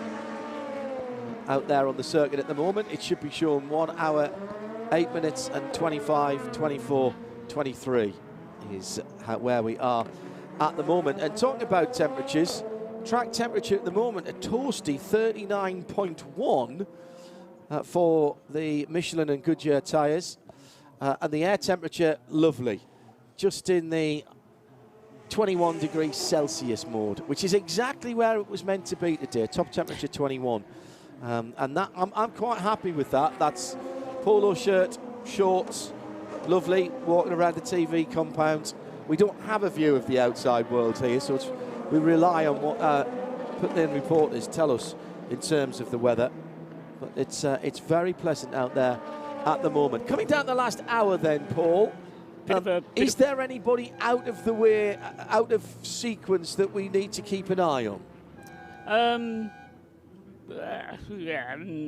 don't think so. I think in P2, I would be happier if there was a Jota car a bit nearer the front. The best of the Jotas currently is in 6th in P2. It's the Will Stevens Mighty 38 car, and that's in 11th place overall. But as I say, as far as P2 is concerned, it's 6th. P2 at the moment headed by United Autosports. Are we allowed to say hooray because they're feeding us? So the 23 car has done a 3:31.563. Second quickest is the Prema Orlen team. Then we've got WRT. So, you know, United, Prema, WRT. Then we've got the TDS car 4th, Algarve Pro Racing in 5th, and Jota in 6th. So, as I say, looking at who the most likely candidates are in the P2 category, maybe they're just biding their time, but bearing in mind as well that only 6 of them are going to go through to the Hyperpole, I think it would be good for Jota, at least, if they would have both their cars represented. Expect 2 United cars to be in there, and expect 2 WRT cars to be in there. Unfortunately, if you try and squeeze the Prema Orlen car in, then you run out of places. So the battle in qualifying, the 1 hour session this evening, is going to be very interesting in P2 to see who actually sneaks through under that top 6 cut-off. It's like a top 6 limbo, isn't it, to see who gets underneath there. I like the idea of limboing race drivers and cars. I like that. Sneaking always a good under the image, bar. isn't it? Yes, that's very good. There's a bit of a party going on in race control at the moment because Eduardo is getting lonely. He's invited half the field up to come and see him. Team managers, cars 13, 22, 24, 45, 54, 55 and 59. All invited to see the race director immediately, it says here. So let's just run through, see who those are. 13 is the TDS by Valianti car. 22 is the United Autosports USA team car. 24 is the Nielsen Racing P2 car. 45 is the Algarve Pro Racing Pro-Am P2 car. 54 is the AF Corsa Ferrari from GTE Am. 55 is the Spirit of Race Ferrari.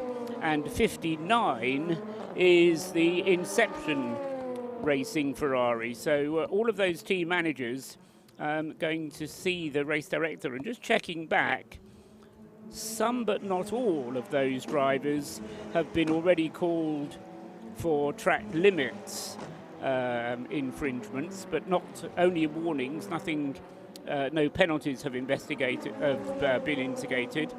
But also there was an investigation for an alleged overtaking under yellow flag, and that was about half an hour ago, for the number 83 Algarve Pro Racing car. So those messages, as yet, just warnings, but perhaps portentous of things still to come. And of course, when we get to qualifying, as I was saying earlier on, John, if you do transgress on track limits during qualifying, that's your lap gone straight away. And that will go straight away. I've done a couple of the qualifying sessions this year for FIA WEC. Obviously, we did every session at Sebring, the only broadcaster to do that. And that's not, oh, it's going to disappear in a moment. It's gone. It never happened. It never happened. And if it's early in the lap, then the lap's gone before it even gets there, if you see what I mean. Exactly. And from the team's point of view, obviously it's not ideal that their lap's been disqualified, but at least they know where they stand, and there's no right of appeal. You can't kind of go back and say, no, I didn't abuse those track limits. As soon as the penalty is issued, then that's it. You have no right of appeal. So just a couple of minutes before another hour of racing is completed. Glickenhaus 709 in the pit lane. And in fact has gone into the garage. Also in the pit lane, the number 7 leading Toyota Gazoo Racing hypercar. Jose Maria Lopez has just jumped into that one and will be heading out in just a few moments or two. He's being held at the moment. Lopez hasn't been out in that car yet. It was started by Kobayashi and Mike Conway took over. In the number 8 car, Sebastian Buemi started it, Ryo Harakawa took over, and we now wait to see the third driver, Brendan Hartley, will be getting in, I suspect, for the last hour. As far as Glickenhaus is concerned, Pippo Durrani's already had his turn behind the wheel. We're waiting for Olivier Pla to have a go in... Olivier Pla has already had a go, so all 3 drivers for the 708 have been out. And for the 709, we're just waiting for Ryan Briscoe to drive that car. So cycling through their drivers, at least the top cars are. That's Paul Truswell. He's alongside me, John Hindhoff, in the Hagerty Global Broadcast Centre here, trackside at Le Mans. Full, uninterrupted coverage, unrivaled coverage of the world's greatest motor race. Let's take a look at what the weather conditions have in store for us for the rest of this evening, and looking forward to race weekends. The weather on Hagerty Radio Le Mans is brought to you by Visit Cayman Islands. It's worth the wait. 21 degrees was the forecast, 21.4 here on the Ford chicane at the moment, or at least on the bottom of the Bugatti circuit, which is where we're based for Hagerty Radio Le Mans 91.2 FM. Dropping down to a reasonably cosy 11 degrees tonight. The chance of rain is dropping with a broken cloud for the rest of the afternoon. Tomorrow, well, pretty much the same. 21 high, 12 low, 20% chance of showers, but getting better on Friday, Saturday and Sunday. Top temperatures 25, 26 and 27 degrees with barely any chance of rain at all over Saturday and Sunday. Visit Cayman Islands. It's time. Cayman Time. The most comprehensive coverage of the world's greatest motor race anywhere on the planet. This is Hagerty Radio Le Mans. So we move into the last hour of the first free practice session, and the only free practice session before we go into qualifying mode this evening. We'll have that for you live here on 91.2 FM, of course. Paul Truswell sitting to the left of me, John Hindhoff, in the Hagerty Global Broadcast Centre, and you can watch what's going on here, if you so desire, via our 2022 Hagerty Global Studiovision with our Homologato race time on there as well. Not so important in these sessions, but throughout the race, that will be giving you the opportunity to work out where you are, if you are somewhere in the world where you can get pictures. We'll just remind you, we're here to do radio coverage, not to watch the telly. So the likelihood is that we'll be talking about other things that are going on as well as what does pop up on the screen. So the last hour then, with a couple of LMP2s ahead of the Alpine. Andre Negrão out in that car at the moment. They were worried about their top speed earlier in the week and playing that card, and they are on 319.1 for that car, and that is considerably down. Sorry, no, they are down on 307 kilometres an hour on the speed trap. That is considerably down, even on the LMP2 cars, Paul. And, at Le Mans, of course, top speed is everything. Okay, it's not quite as much as it was before they put those 2 chicanes on the Mulsanne straight, but still critically important to have a car which is fast on the straight bits, and one which will accelerate. And of course the hybrid motor helps that, and that's another place that the Alpine is suffering. I think Alpine if you look at it, they're coming into this race, the representative of France. It's their year this year. Next year, Peugeot will be here to wave the French tricolour.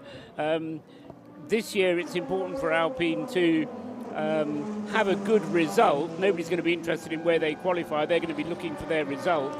But what's going to be difficult for them is to beat either Glickenhaus or Toyota on sheer pace. If they're going to beat those two, they're going to have to beat them by reliability and by efficiency. And the interesting thing, of course, is when they won at Sebring, becoming the first French flagged team ever to win a World Endurance Championship race. That's something that Peugeot aren't going to get, which I suspect slightly stings. They did win on pace because they can't win on strategy because of their lower fuel capacity in that car. So they drove pretty much qualified. There was no sandbagging there at all. They drove pretty much qualifying all the way through that race. I called that race from on site, and it was absolutely extraordinary to see how all of the drivers were leaning on that car, but they knew that was the only chance they had. Yes, and to an extent, that's what they're going to have to do at Le Mans this year. It's just that it's not going to seem like it, because them driving their socks off is still going to leave them a second off the pace. They've got a lap less that they can do on their tank full of fuel.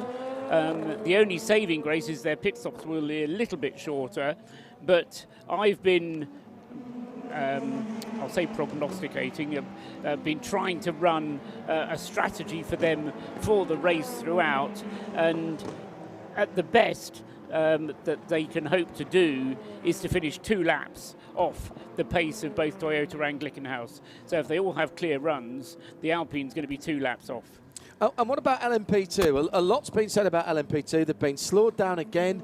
The very clever people at Gibson Engines have had to find another technical solution.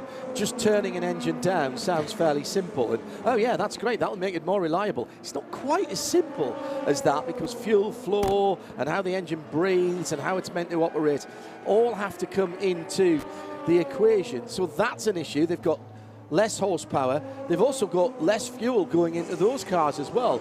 We've heard a lot about this. 34, 35 minutes in terms of stint lengths. The pit lane crews are going to be wrecked at the end, even more wrecked than usual. 4 laps into a stint for an LMP2 car, you're in the window for your next one. So that's when you have to be ready. So you're going to have about 12, 13 minutes, 15 minutes tops to rest between your pit stops. But the pace of the P2 cars, as we saw on Sunday, was actually quite good, even having been turned down. Yes, I mean, they're running with about 25 brake horsepower less than they were this time last year.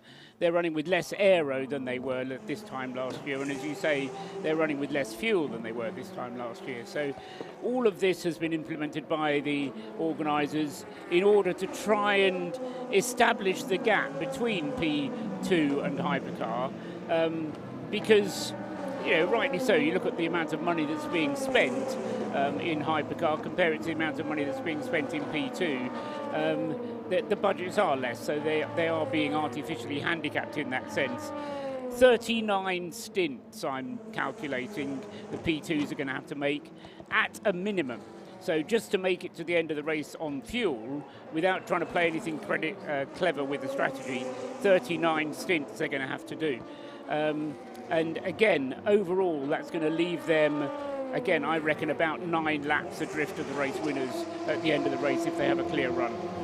And one of those race winners may well be Mike Conway in the number 7 Toyota. Mike, first of all, it's great to actually see you in person. How different is this Le Mans from the last 2 now? It's sort of back to normal again. Yeah, obviously great to be back here, and great to see the crowds here already, on the Wednesday. So it's good to be back, and I'm looking forward to the next few days of the place filling up and, getting that real buzz, which we've missed the last couple of years. Another new car this year, another new set of regulations. How do you feel this car is in relation to where your previous winning cars have been the last couple of years? Yeah, I mean, things have changed in terms of some BOP stuff, so we'd expect to be a bit slower, but in terms of handling, the car feels quite good, so we're just working on some things to dial out a few issues and hopefully get through that today and improve again tomorrow. Obviously, you were at the forefront in the top LMP1s 5 or 6 years ago, when these things were 15, 16 seconds that quicker. Was it more exciting then, or is the challenge still the same? It's still the same challenge, but there was a lot of factors as well that were harder. So even though the cars are super quick and they're amazing to drive, you know, we definitely missed the power and some of the grip that we had. And they were quite a bit lighter, you know, so a lighter car typically feels pretty nimble and easier. But yeah, it's just a new set of rules, new set of challenges for everyone. So yeah, enjoying it. Yeah, it means now that we're not overtaking as many cars, so in terms of that, it's made things a little bit calmer. But then now you've really got to time it right. You can't rely just on the boost all the time. So yeah, it's fun. Looking forward to first qualifying. I mean, you are already straight away into the hyperpole, so is it effectively more of an extended test session for you rather than really going to the fastest lap? Yeah, today obviously we just need to, with that, we still have an hour window of testing effectively, so we'll try and maximize that, learn as much as we can, but at the same time, put a good lap in there, and because you never know if you have any issues come hyperpole, you know, you could miss out. So yeah, we'll try and do a decent lap today. Obviously, the big changes really over last year's cars is you've adopted completely different tyre sizes. Has that been a big work for the team to do? Yeah, it's different for sure. I mean, it was to try and correct some imbalances that we had with the car, so it's definitely helped. But yeah, then you sometimes start fighting on the other end. So yeah, it's hard to always get it 100% right, but it's definitely been a benefit for us, especially for tyre wear, things like that. Mike, thanks to just good luck the rest of the day. Thanks. Cheers. Nick Damon down in the pits. We've got a slow zone out on the circuit. In fact, we've got a couple, because we had a car in the gravel at Porsche Curves, and now we've also got a car that has stopped. That's the Vector Sport car that stopped just heading into the Forest S's. Ryan Cullen aboard the number 10 Vector Sport car. And which car was it that was in the gravel, Paul? I'm not sure is the answer. I thought it was one of the inter-Europol competition cars, but number 32 it was. So it was a WRT car. Rolf Inaikin, Mirko Bortolotti and Dries van Toor. And Rolf at the wheel of the car. It has been lifted. As far as I can tell, there are 3 separate incidents that happened there, John. We started off with a problem for the Alpine because the number 36 car, Mathieu Vatrivière, was being shown going very slowly on the screen, keeping well over to one side and out of the way. Then we had the slow zone implemented, and that's at the first chicane on the Mulsanne Straight, the Daytona chicane, as it's now called. And that was to recover the WRT Oreca number 32. And then we had the Vector Sport car, as you say, that also grinding to a halt, that at the Forest S's. So 3 separate earthquakes all happening at once at different parts of the circuit. And one of them has been dealt with, or is being dealt with a slow zone. That's at the first chicane. One of them is just being held with a local yellow, and that's down at the Forest S's. The Alpine doesn't have to worry about it because they're just trundling that slowly into the pits. Still, the Vector Sport car is stranded about where the WRT stopped on the last lap of the race last year. And we all think about that. The Alpine is trundling into the pit lane, and it is trundling. And that, I thought, was just in a slow zone. Maybe it was. No, it wasn't. It's been going slowly. Yeah. That was the one that started it all. Okay. That car running slowly. And so, yes, as I say, there were three separate things that happened. Nick Damon is at the Alpine side of things. I don't see any damage on this car, Nick, as it comes in to a halt. Oh, there you are, looking resplendent in your suit. It just landed at my feet, literally, straight onto the dollies and pushed in. But you say, no sign of any damage. All dive planes fully present and correct. Team didn't seem in a panic to rush out for the problem, and they're immediately doing what? So I bump into the camera and annoy him. Drivers staying on board, rear decks coming off. and one of the wheels, but I think just taking the rear deck off the rear wing and the back of the car, but there's no... the Michelin man is there, so perhaps we have a tyre. Yeah, there's a bit of a look at that rear left tyre. So this, my money would be on from this look around they're doing. They may have had a slow puncture. Seem to be. They're not. Now they're having a look at the left hub as well to make sure it's not something been caused by that rear left hub. Nothing else apparently going on now. So my first pass guess from CSI, the pit lane in Le Mans is slow puncture. Thank you, Nick. Don't know about that. No. I think if it will be a slow puncture, they're just to change it and send him Send on his it back way. out, yeah, absolutely. I think there's something else going on. I'm thinking that's gearbox drive related on that paddle shift. The hand signal for gearbox has now changed. Well, mine is still like that. Yes, quite. All of mine have still got 3 pedals and that's a why you shifter, need Studiovision, as the Americans would say. But we've gone full course yellow, John. Yes, we have, and that's for the Vector Sport car, which isn't moving anytime soon. The race control team gave it as much time as they could. The rear decks come off the Alpine, and they are going to work in there, cleaning the screen and such like as well. Nick Damon will be having a look at that. It was the WRT, did we say that had gone off? Yes. At the Daytona chicane? That was an odd one because made the first part of the chicane and then speared off in the middle, sort of exiting camera left from that. So in a pall of tyre smoke as it went off. So I'm not sure what happened there, but made the first part of the corner fairly easily, got to the apex of the middle bit, which would then be hard turn left, and didn't. What would happen if your brakes were okay for braking going into the chicane and then they failed? Yeah. It would be roughly that, wouldn't it? It's as if he went straight on, although it was a sudden... Or could have caught a wheel, caught a brake as he went over the curb on the way in. Maybe. Hard to say. Anyway, that was Rolf in Eichen who unusual came to from grief Rolf at the first chicane there. He's normally pretty steady, isn't he, Rolf? Well, exactly so. So that's why I'm thinking car problem rather than driver error. Yeah. We'll give him the benefit of the doubt on that, I think. Well, while we're in full course yellow, just to highlight the differences in regulations, come the race, this is where it's significant. During a full course yellow, the pit entry will be closed. You can't come into the pits during a full course yellow. However, the pit exit will remain open throughout.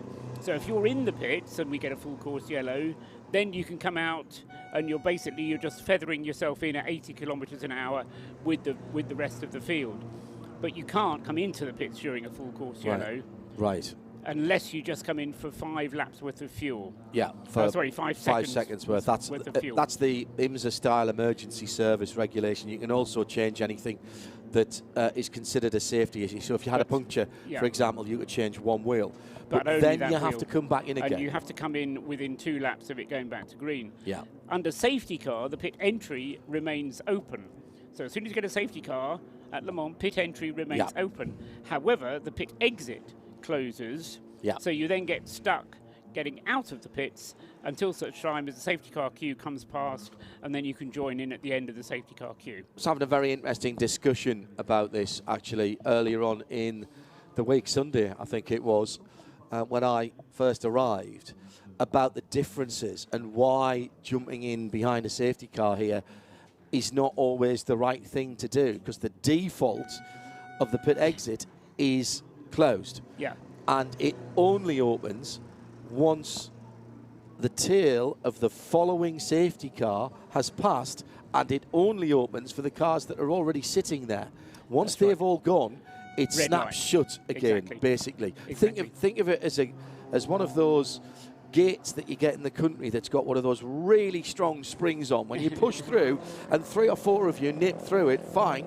But when the last person's gone and the leave go, it snaps shut. And it's then locked until the next safety car comes past. Exactly so. The thinking is that the race organisers want to organise 3 separate queues when there's a safety car out there. So when you get a safety car out there, there's always going to be gaps between the safety car queues. What they don't want to have is to have people catching up and going fast, trying to catch up the tail of the safety car.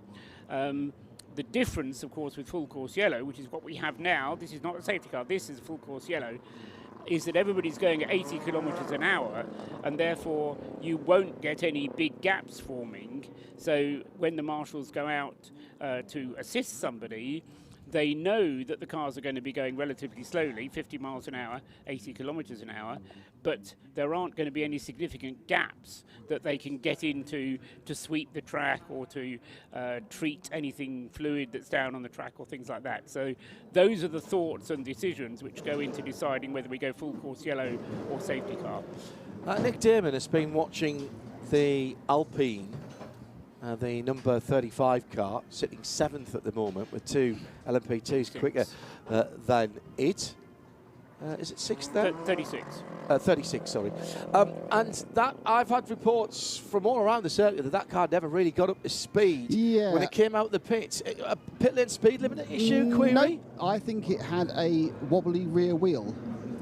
I think it had a wobbly rear wheel. So I think what happened was that they realised the wheel wasn't done up properly, and they managed to go slow enough for it not to fall off, which would have been not, because they have literally not worked on anything since they took the back of the car up, apart from unscrewing and rescrewing that rear left wheel nut. They've cleaned all the threads of the hub as well. So it seems to be, because nothing else has been done in the car, a bit of finger trouble here for the 36, and they have put the car back together again. They're having a bit of think about it. Have they fixed that hub? Who knows? They're not replacing it. Perhaps not enough time with it left to go. But my guess is it'll go out quite soon, and hopefully the wheel won't fall off. Nielsen Racing has one of the best liveries in terms of the paddock, and for the LMP2 Pro-Am, it's Rodrigo Salas, Ben Hanley, and British Matt Bell. It's a very good combination, Matt, and you come back into this race. Coming in, you've got a Rolex on your wrist before. You've got the Pro-Am win, Ben Hanley. This is the next accomplishment, though, winning back-to-back, isn't it? Yeah, I mean, that would be incredible to win it back-to-back in the Pro-Am category. So I know what it takes. And we're working towards that at the moment. It's been a bit difficult because the configuration has changed to slow the LMP2s down a little bit, and we didn't get some of our parts till relatively late. So we're still learning on how to adjust the balance for that. But slowly we're getting on top of it, and hopefully we're catching up to the guys at the top of the sheets. This Nielsen Racing organization, it's been around for a while in other series, but coming to Le Mans for the first time, that's a big step up for them. What's it been like for you as sort of stepping in as almost a team leader? Rodrigo's only done this race once. Matt's never done it. Yeah, they've both done 24-hour races before, so they know what it's about. But it's nice to be part of a new project and to go from there. It's difficult because we're starting from the beginning again, but there's quite a bit of experience throughout the team in certain areas, so that's a big positive to begin with. And yeah, like I said, we know what it takes to finish the 24 on top, and there's a hell of a long way to go yet, but we're working towards that.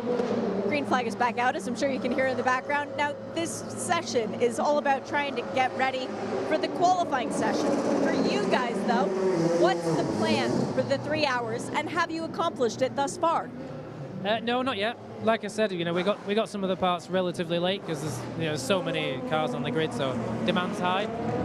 We're a new team, so that's to be expected. And like I said, we're getting on top of what those changes have done to the balance at the moment. We've made some big steps forward.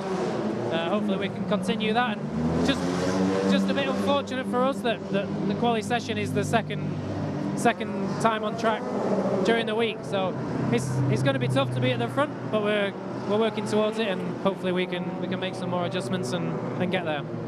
Good luck the rest of the way, Ben. Thank you very much. Shea Adam with Ben Hanley down in the pit lane there. Back to green, as Shea rightly mentioned. That qualifying session tonight, we'll have it live for you. It'll be Johnny, Bruce, and I bet Paul wants to be in on that as well. Of course he does. Back. I was quite No, happy to step back. I think you're down for that one if you want to be.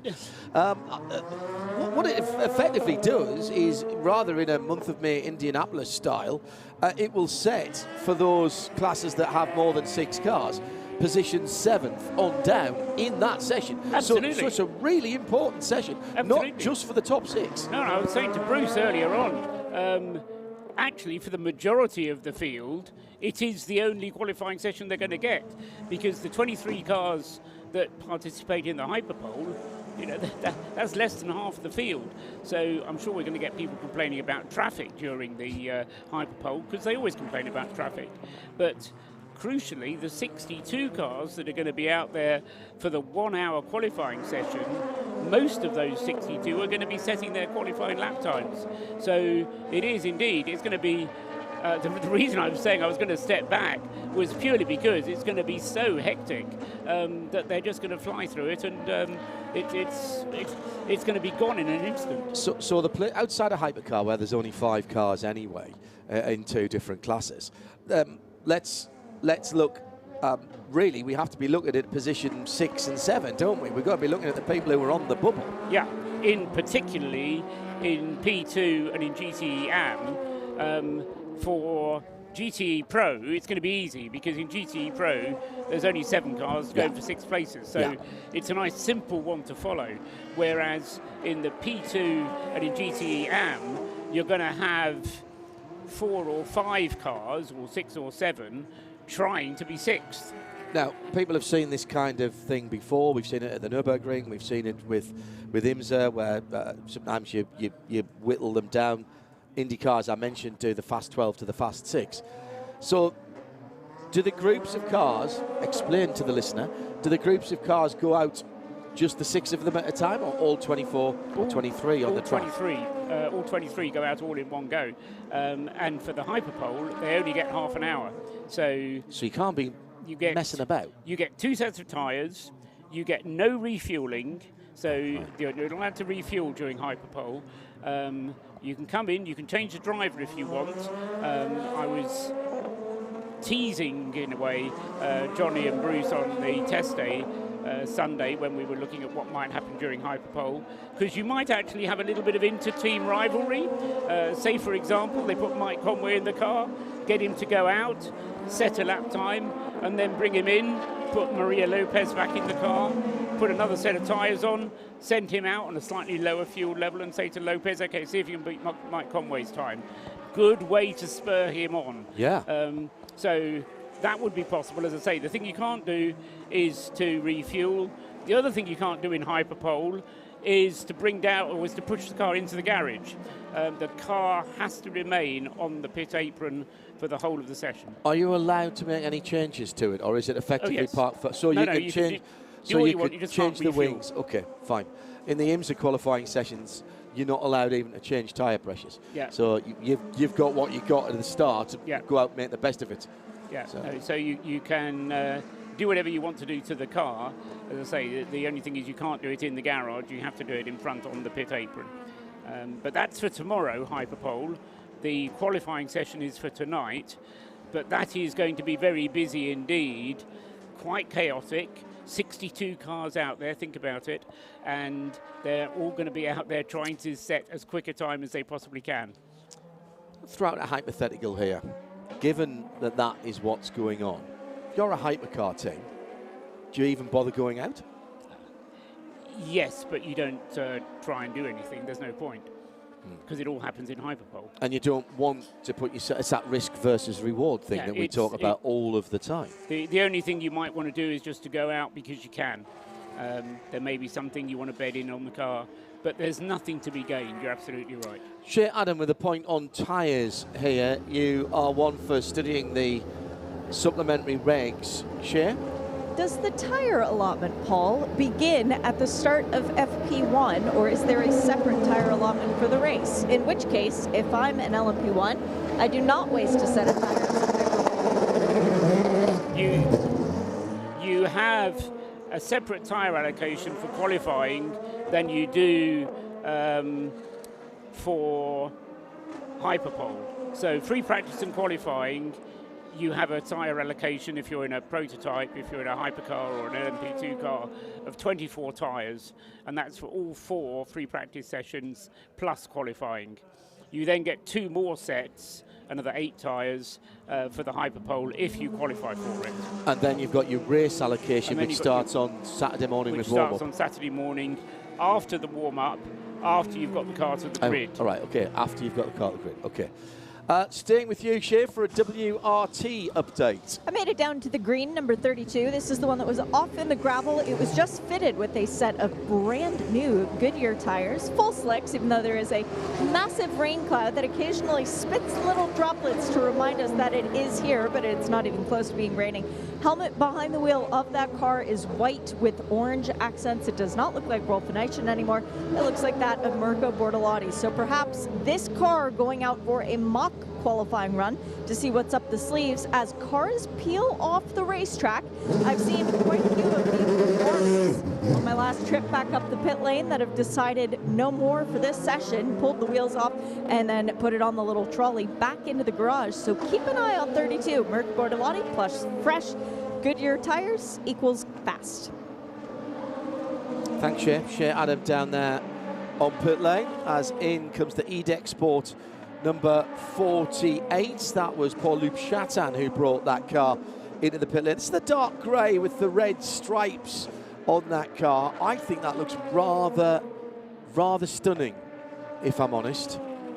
It kind of reminds me of a Porsche livery, the safety cars for a while, with that sort of dark grey with red on. I see what you mean. I was going to say it looks a bit like an Audi concept car. Yes, yes. It's kind of Audi-esque in that grey. And that very bright red. And a very yeah. Has it got a rhombus on the roof? That's and you would know if it was an Audi. I think it looks good. The trouble with nice colour schemes is that everybody has them. And you end up with all the cars looking the same because they've all got the same livery. Talking of cars looking the same. Rodrigo Sales. Another red and black car in the gravel.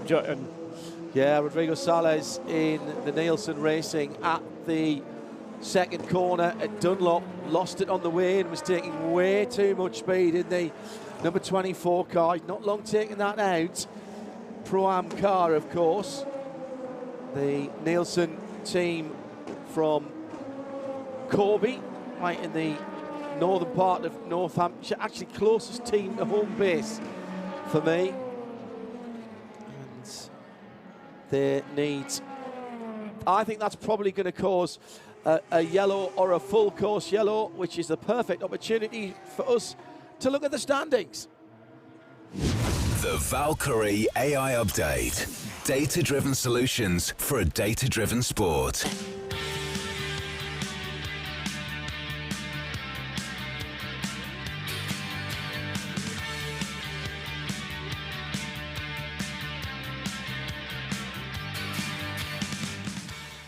So then, with half an hour left to go in this first free practice session, remember we will be going qualifying the next time these cars are on the track this evening. It is Glickenhaus 1 and 2, 7:09 from 7:08, a 3:29.9 from a 3:30.1, just under 0.2 of a second between the two hypercars. The hypercar hybrid class is led by Toyota Gazoo Racing with a 3:30.403. Jose Maria Lopez just back into the pits a moment or two ago. In fourth position, it's Brennan Hartley out in the number 8 car. And in fifth, a little bit off the pace by around about a second, just over that, the Alpine Elf team, Mathieu Vaxvier, behind the wheel of the A480 Gibson, the Orica chassis car, of course, that number 36 then in 7th position. In LMP2, two cars in front of that hypercar 5th place machine, being the number 23 United Autosports USA, Ollie Jarvis out in that one at the moment. Their best time of 3:31.5 against a 3:31.8 from the Prema Orlen team, getting ready to do battle for Ferrari next year, perhaps, Query. That car's in the pits, being most recently driven by Lorenzo Colombo. And in third position is the first of the WRT run cars. Robin Freins is behind the wheel of the 31, and that is out on track. Rui Andrade has the real team by WRT, number 41 car under his control. They're fourth in LMP2. Fifth in LMP2, and the best of the Pro-Ams, it is the TDS Racing by Vayante, and that is a 3:32.5, just ahead of Algarve Pro Racing. René Binder out in that one. That's the 45 car. 11th overall, 6th in its full class, but 2nd in Pro-Am. And just for the sake of probity, I'll tell you that it's Jack Aiken in the number 47, Algarve Pro Racing, Orica Gibson. That is the 3rd best car in Pro-Am LMP2. In GT Pro, it's the 2 Corvettes as it was at the last Valkyrie hourly update. They're respectively the 63 and 64, 353.2 and 353.3. Nothing's changed. A 10th between those two. All the years I've been going down here, there's hardly ever, coming down here, there's hardly ever been more than half a second between those cars. Nick Tandy has just pitted in the 64 car, and it's Jordan Taylor out in the 63. Best of the rest is the number 91 Porsche. They really want to sign off the 911 RSR 19 with a win. That car started with a win, of course. They would like to bookend it. Jimmy Brownie's just pitted in the 91 car in 3rd.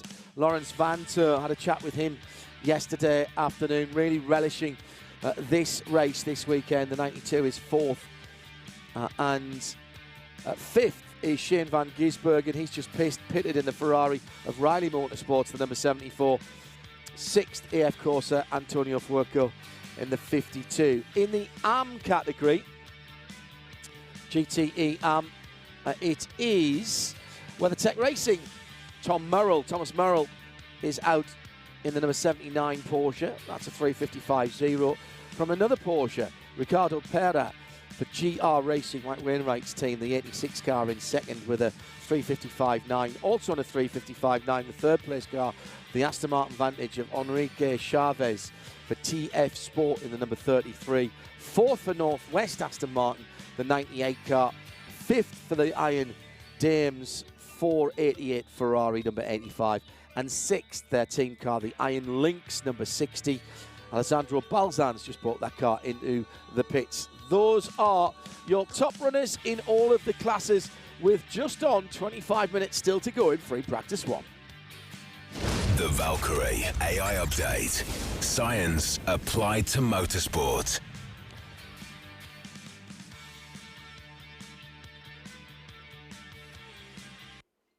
Let's head down to Shea Adam down in the pit lane, who can give us an update on which car, Shea?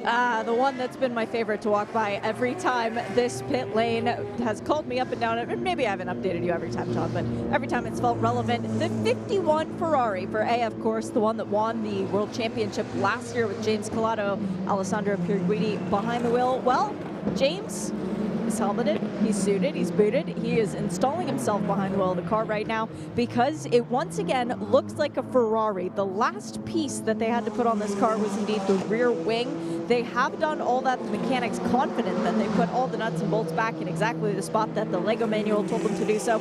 I mean, that's the same car, isn't it? So yes, James is bolting himself in. They are doing a quick clean of the front of the car. They'll remove the stanchions, roll the car back out to the pit lane, pull some hot Michelins out from the oven, and hope that everything is where it should be. James didn't look terribly happy earlier on. I saw him come out of the back of the garage about 2 minutes before he got in the car, waved my microphone at him.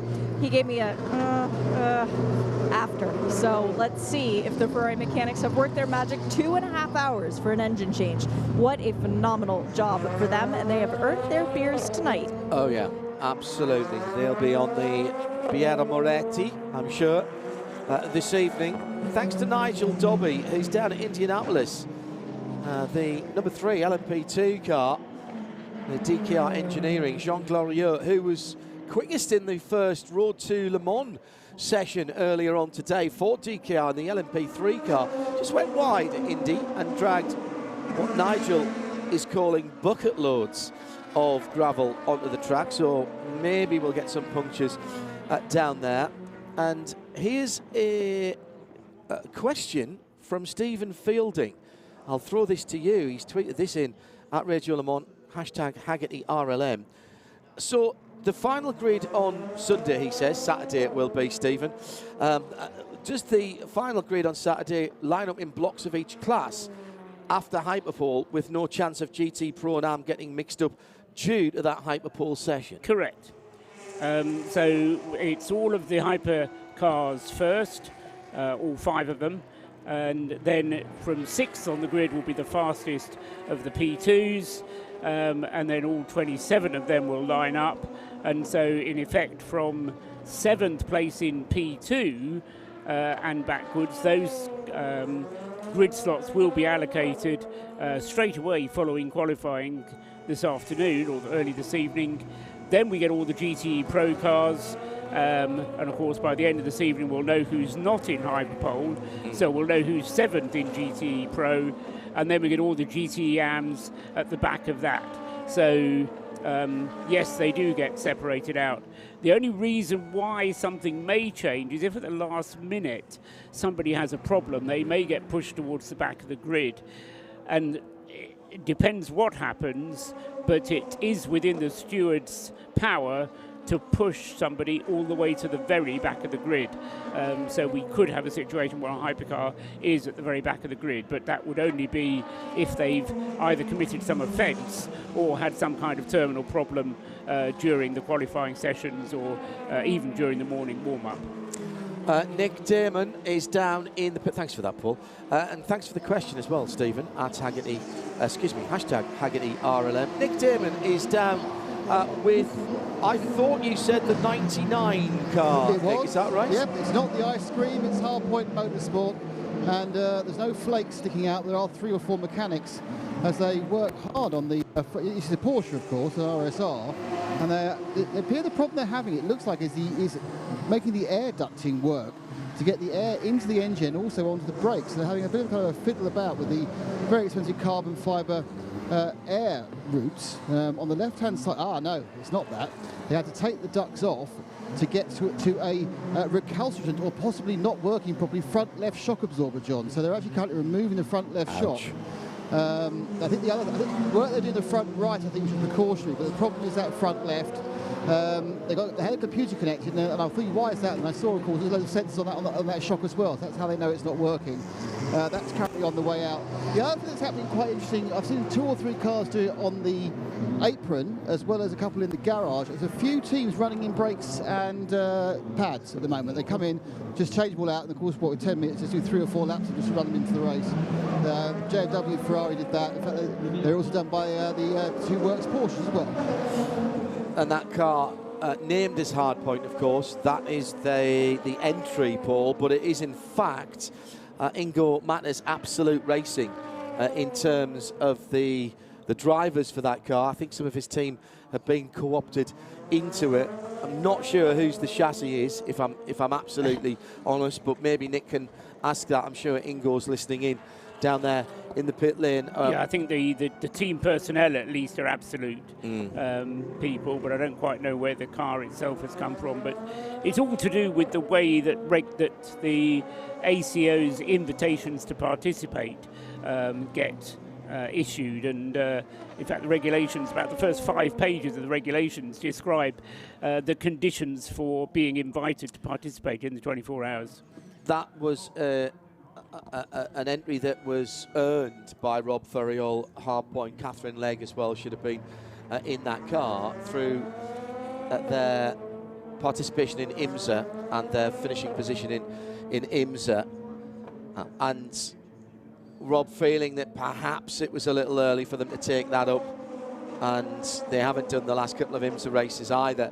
So they did a deal with Ingo Matter of Absolute, who was, in fairness, next in line on the one further down in line on the reserve list. On that, I was rather surprised, to be honest, that Absolute didn't get an entry as of right. If I'm brutally honest. A new fastest lap of the session to Brendan Hartley. I said he was the Toyota driver we haven't seen yet. Well, Brendan Hartley and Jose Maria Lopez have taken over at the wheel of the respective Toyotas, but Brendan Hartley has just put in a 3 minutes 29.441, which is quicker than they went on the test day. So it took us a while to get there, but we're now quicker than we were on Sunday about this time. 6 o'clock the session went on to until on Sunday evening. It's not quite 5 o'clock yet, but 3:29.441. Brendan Hartley is now half a second quicker than the two Glickenhausers, 709 still leading 708. Olivier Pla out at the wheel of the 708 now, and Richard Westbrook is out in the 709, and they are both out now because Richard Westbrook has just taken the Glickenhaus out onto the circuit. And as I say, Paquito Lopez, who brought the test day to an end as a result of having a mysterious off right at the end of the session, which caused a red flag. Anyway, sorry, Lopez, who was that, Paul? That was Lopez. Oh yes, yeah, Paquito. Who brought the test day to yes, an end. Sorry, yes. With a red flag. I was just flashing back to last Sunday. Yes, I was here when that happened. seems so recently. Yes. And anyway, the hypercar is still first, second, third, and fourth. P2 lining up next at the moment, but of course, as I was just saying, if this should happen during qualifying, it doesn't matter because the furthest down the grid that a hypercar can appear will be fifth. So the Alpine is guaranteed at least to be fifth on the grid, however many P2 cars finish ahead of it in qualifying. Here's a question though. What happens if a P2, it's not likely to happen, what happens if a P2 car put in the very fastest lap? Would that then be on pole for the race? No, afraid not. The regulation specifies that the hypercars will occupy the first 6 places or the first 5 places. 1991 all over again. With in the top, that was the top 12, wasn't it? Or top 10? Well, it top was 10. as many. Yeah. It was as many proper C1 cars as were allowed at that stage. That reminds me, I've got my 1991 socks I'm going to wear tomorrow. Look out for my socks tomorrow. Well, Shea started it off earlier on the day with some fairly funky socks. Be careful how I say that. I didn't know that. I should be careful. We had sock cam for her in midday motorsport a little bit earlier on today. Brief yellow flag at the first chicane again, the Daytona chicane, first chicane on the Mulsanne Straight.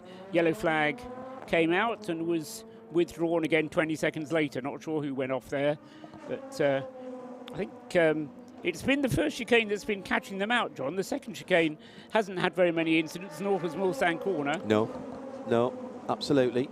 And it was another spin in the middle of the corner from a P2 car. Eric Trullier in the Graf Racing number 39, I think that was. Yes, and he had a moment on test day as well. So some cars having a little bit of a difficult time out there. Mirko Bortolotti being reported to the stewards for dangerous driving in his Team WRT number 32. Orica Gibson at the moment in, where is he, 15th position in LMP2. So we'll keep an eye on that and see if that...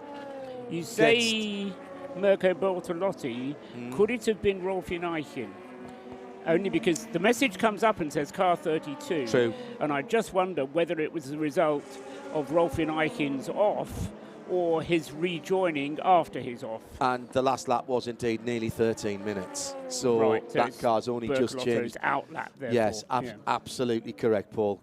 Good spot there. And whilst we're talking LMP2, let's just finish off that grid.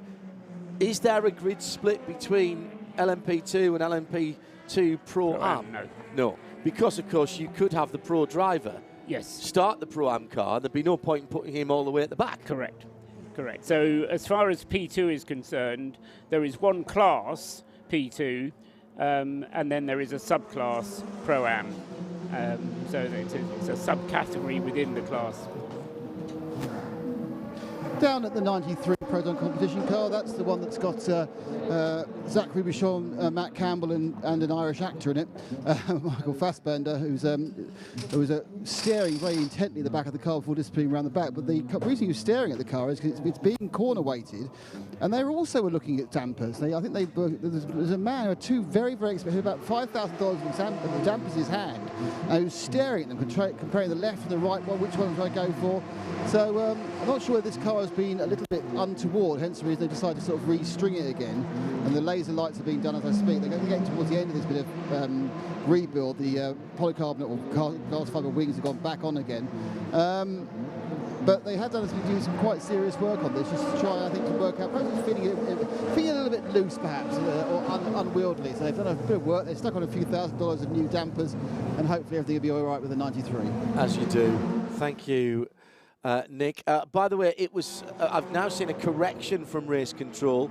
I apologise to everyone concerned with Team WRT number 32 on behalf of Race Control. It wasn't number 32 at all. It was number 39, the Graf Racing Elec Trillier car, which has come back into the pits, that has been reported for dangerous driving after marshalled post 10.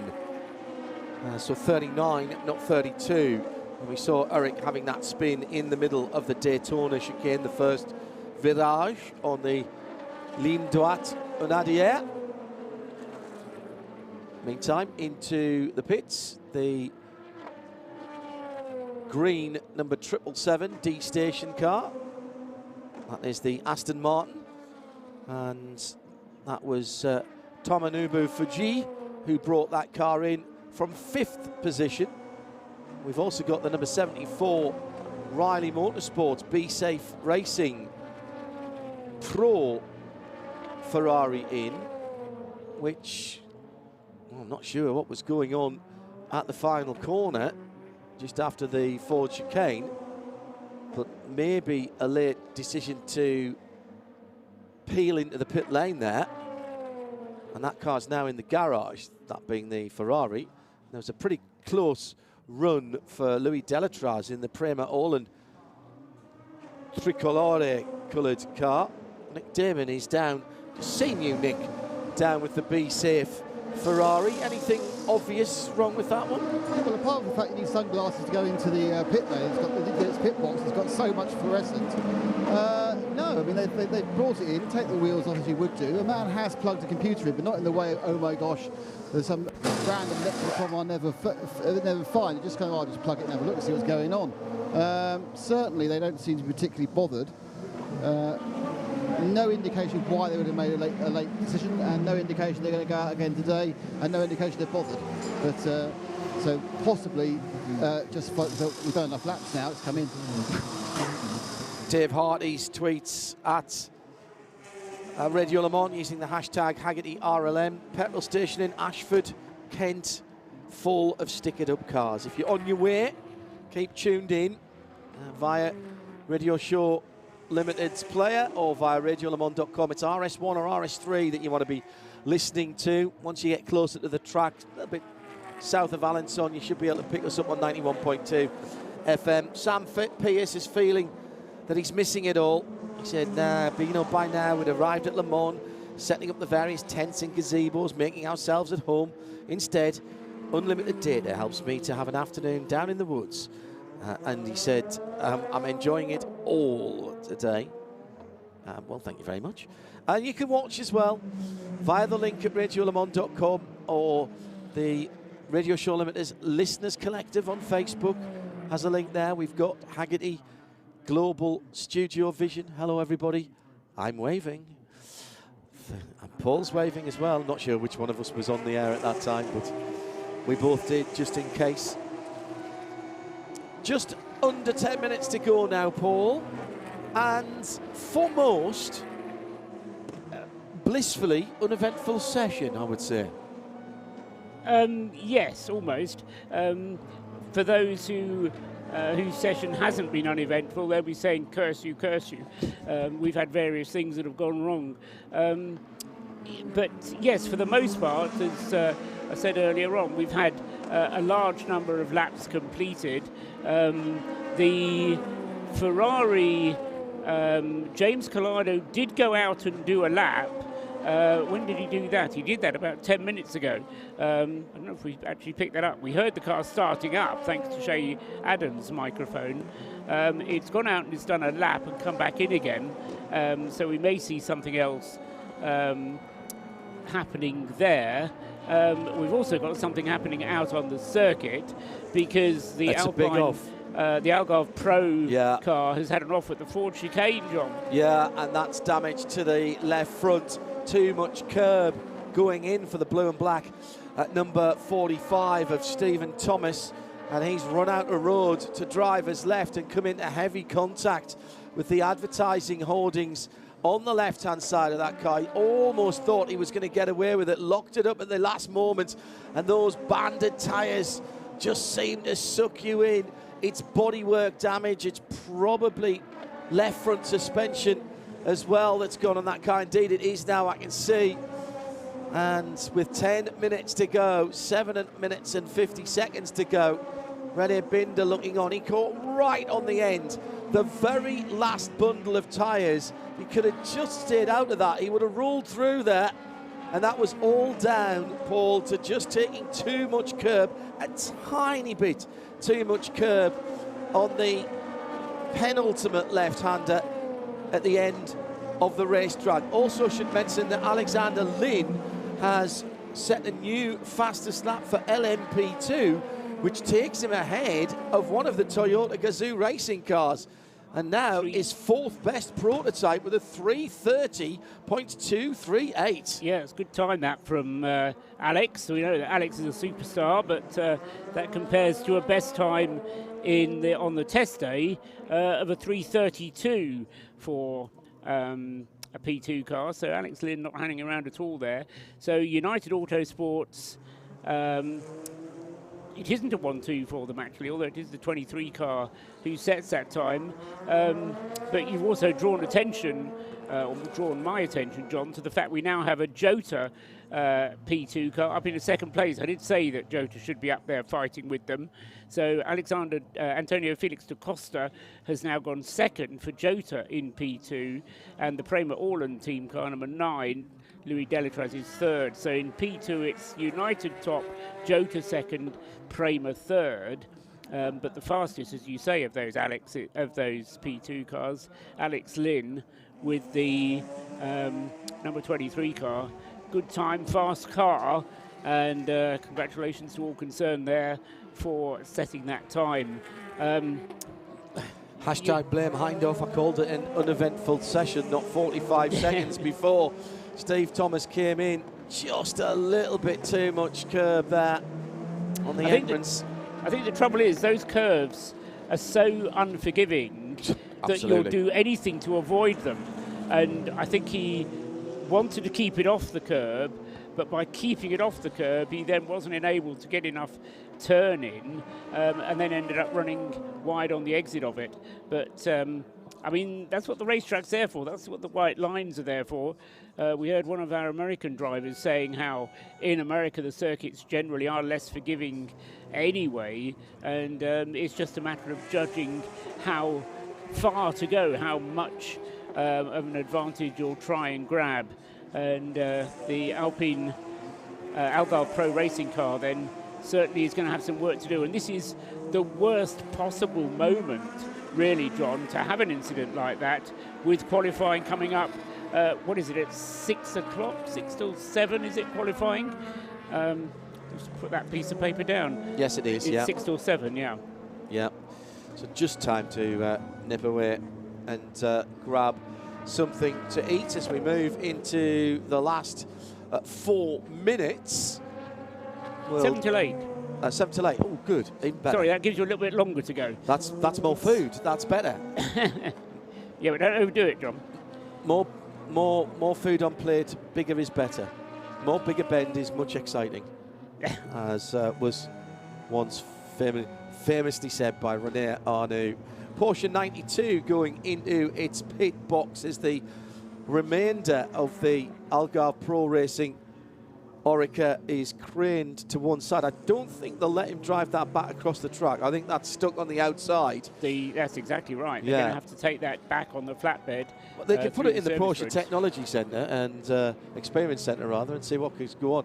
Meantime, the work that has been going on all through this session for Ferrari number 5-1, the AF Corsa machine, James Collado, got, I think, 2 laps in that car. I think that was just an out lap. He got 2 out in laps. In laps, yeah. yeah. So there were 2 separate laps, out and in. But so not a planned engine change, I think it's fair to say there, Paul. But he's actually only just come into the pits. In fact, the screen is showing me that he's out on the circuit at the moment. Yeah. That is the timing screen is showing me that he's out on the circuit. He's just clicked through a third lap across the line for the third time. So he's out on a lap. So our pictures that we're seeing are not live, which is somewhat confusing because the car is actually out on the track. Pictures are better on radio. They are. And Absolutely. 3D, I always think, which is great. A little bit of imagination is all you need. All depends on your abilities to describe, John. Well, our abilities to describe, Mr. Trustwell. We'll get back into the habit of this year, haven't we? Huge audience again for Hagerty Radio Le Mans. Thank you for your support over the last couple of years, where we've still been able to bring you every single session while the cars were on track. No other broadcaster's been able to do that for you. And we do it again this time with enhanced coverage and with our pit reporters back in the melee of a pit lane. Slow zone still out there. Let's listen to what race director might say. With only 2 minutes left to go, I'm not sure we'll go back green here, you know. I think you're right, John. Yeah. I'll fade up Eduardo Freitas,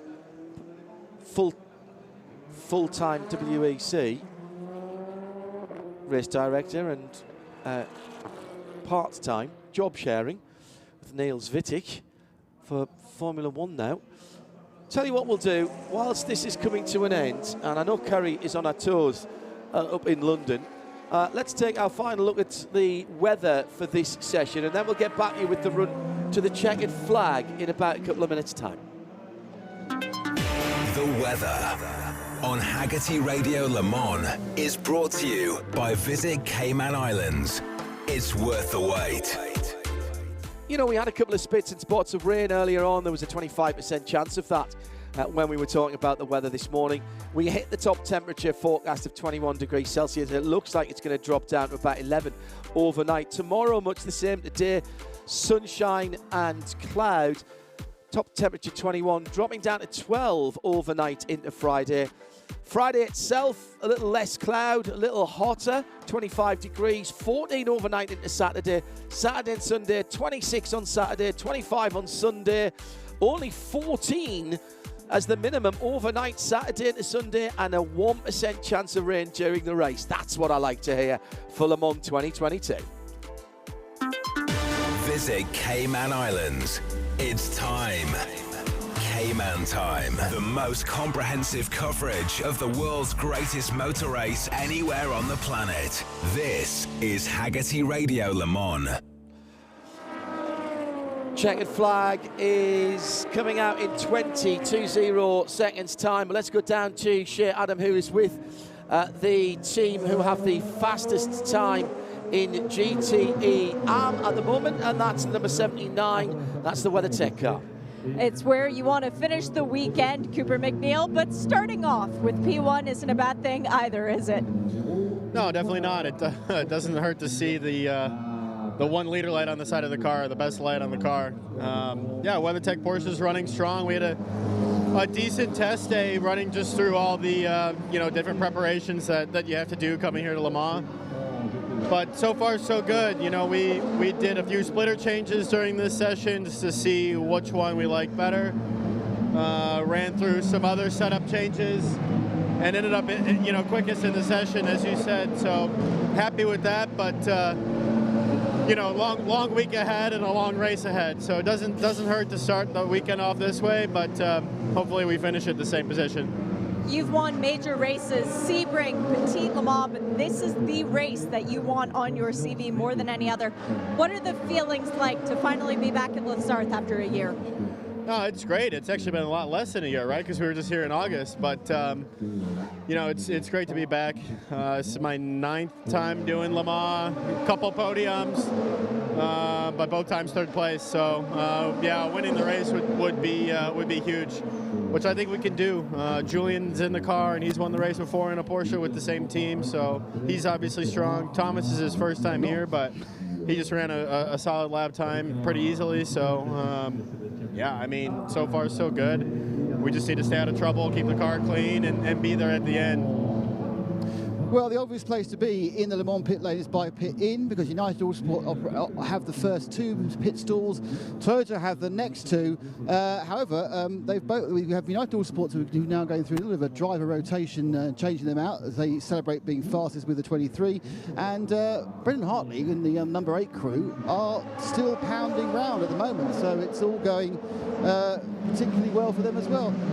Yes, at the end of the day, they are the fastest in P1 and P2, but it's just a warm-up. And I think just carrying on, it's hypercar now, isn't it? You're right, it's hypercar. I must move with the time in all these years. I think, just answering something from about half an hour ago, I think we actually heard Mike Conway say that as far as Toyota are concerned, this next hour, the first qualifying, is just another hour of free practice as far as they're concerned. And that's how they'll treat it. Yeah, can't disagree with that either. Thank you, Nick. Just something very quickly to pick up on that. The end of the weekend was an ECU recycle from Toyota, which they had planned to do. That was something that they ticked off their list. So stop on the track, do an ECU recycle, and then continue. Okay. I didn't. So yeah, they are listening. I don't think I used the word suspicious. I think I used the word mysterious. No, mysterious. Yes, that's right. You did. Because we didn't quite know what was happening. All we knew was that there was a red flag, which brought the session to an end, and effectively prevented the Glickenhaus cars from putting in a final lap flyer, which is partially what we were expecting them to do. So, yes, somebody else has had a moment right at the end of the session. This is the Inception Porsche, the number 56. This is the Team Project One. Brendan Hill. Ford chicane again. And he's at the... Is he at the Ford? That's the start of the Porsche curve. Just before the Ford chicane. No, it's coming out of Corvette curve, I think. Oh, I think that's the big beach just before Porsche curve. Okay. But I'll I'm waiting. Marshall Post 30. Where's that? Yeah, that is the entrance to the Porsche curves. Indeed, it is. Which is. Oh, he just got the turn in slightly wrong, and there's a nasty bump in the middle. I have not done any of my traditions here this year. I got here on Sunday. The track was obviously quite a bit busy. Normally, as soon as I get here, I go and drive around the track in whatever car I'm in. I couldn't because there was people using it for test day. I thought that was really unfair of them. I've not been to the 1955 Memorial yet, which I really must do. I'll get that all done on Friday, I think. And we've also got a real-world road test to record with a couple of vehicles that we've brought down here. And with a set of tyres. First time we've done a real-world road test on a set of tyres. So that brings free practice 1 to a close. Toyota Gazoo Racing sit on the top of the times with the GR010 hybrid and Brendan Hartley's 3:29.441. Half a second quicker than the best of the Glickenhauses. That was the 7:09, but they're the quickest in normal hypercar rather than hypercar hybrid. LMP2, it's United Autosport's number 23. It was Alexander Lean at the end there who put that one in.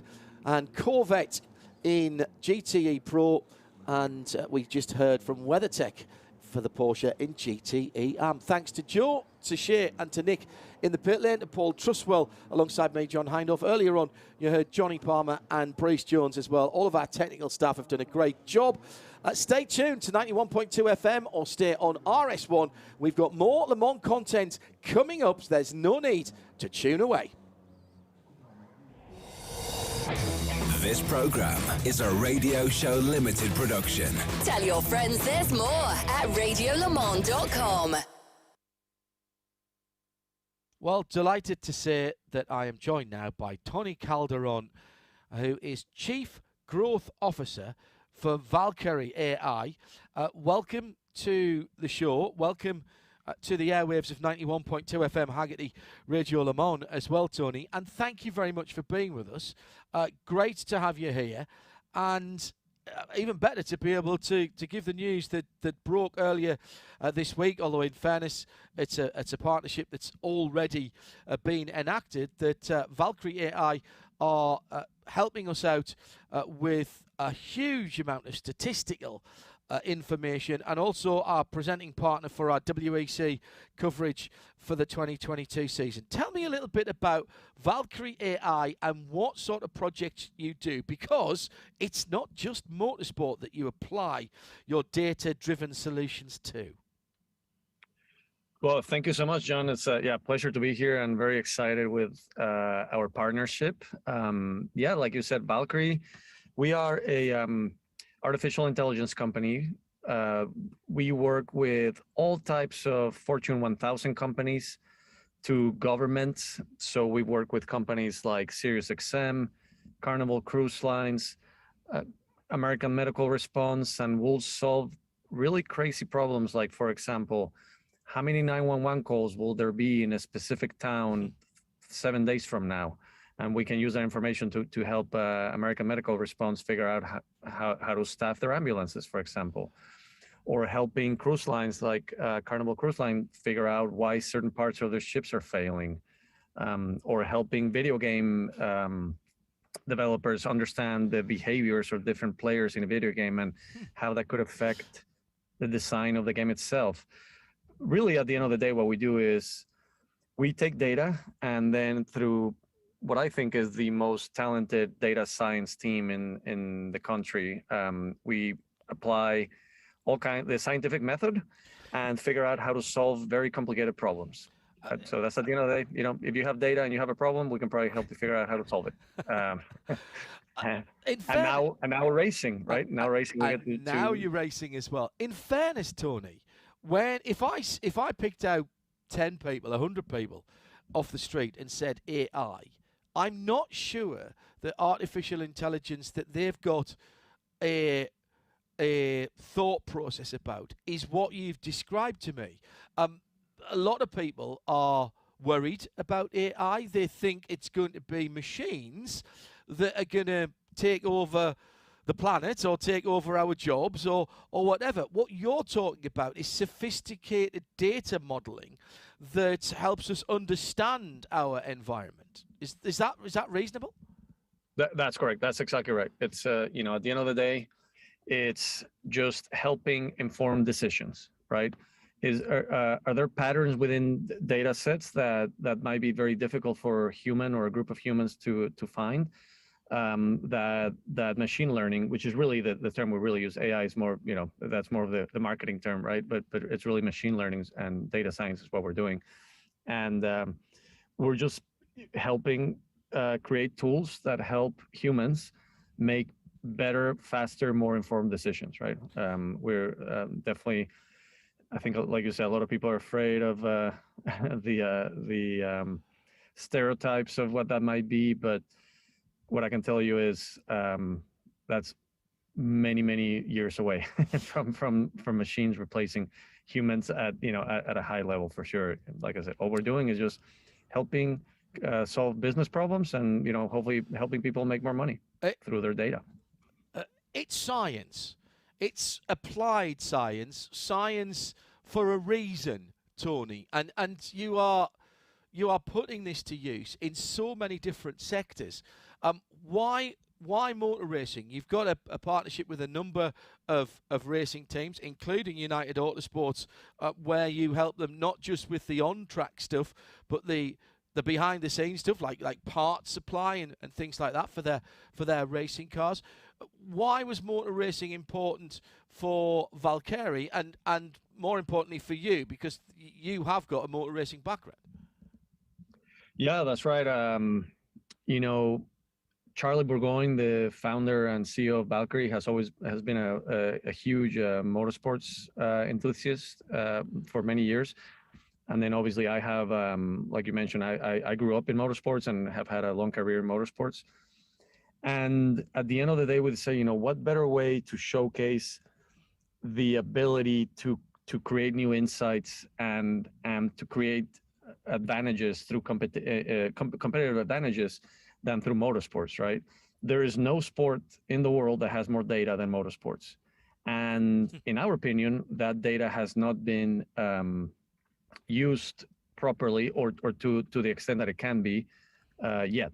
So what we want to do is come in and do what nobody else has done and really apply the scientific method to motorsports and figure out what's in that data that people haven't used, just like we do with any private company or government. Like we said, it's just finding those insights and squeezing information out of it that people haven't before. And it's been a fantastic relationship. Like you said, we're the official AI partner of United Autosports, which is something we're incredibly proud about. I mean, obviously they're the leading sports car team around the world, and we are creating some very cool tools for them. Especially, as you know, in LMP2, it's a very competitive field. The cars have been very similar for a long time, so teams are looking for advantages wherever they can get it, and we are very confident that we'll be able to give United just one more tool that they can use to continue winning races and championships.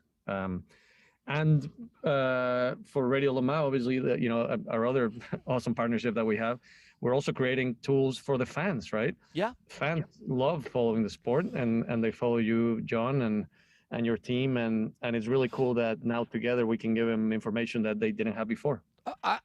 I think endurance racing fans in particular, well, clearly they have to have an attention span that is something the length of a baseball game or a 5-day cricket match or something like that. So you've got to have a reasonable attention span. I think that makes you, if you are an endurance racing fan, it makes you data hungry. You want to understand what's happened in the past. You want to try and predict as much as you can what's in the future. So the stat attacks that we've been doing for the IMSA races and for the FIA WEC races with the data that you've been providing, Shea, mostly, have been really well received. It is the nuances of what sometimes we can't see at the time when we look back at endurance races that we say, that's what happened there. And that's great for us, but presumably for your partners like United Autosport, that gives them the opportunity to learn about the decision-making process from one race and apply that to the next one. Yeah, that's right. We joke here internally that we like to use science to embrace everybody's inner nerd. Or bring your inner nerd out, because everybody has one, right? It's just having the right reason to bring it out. But yes, absolutely. It's on the fan side.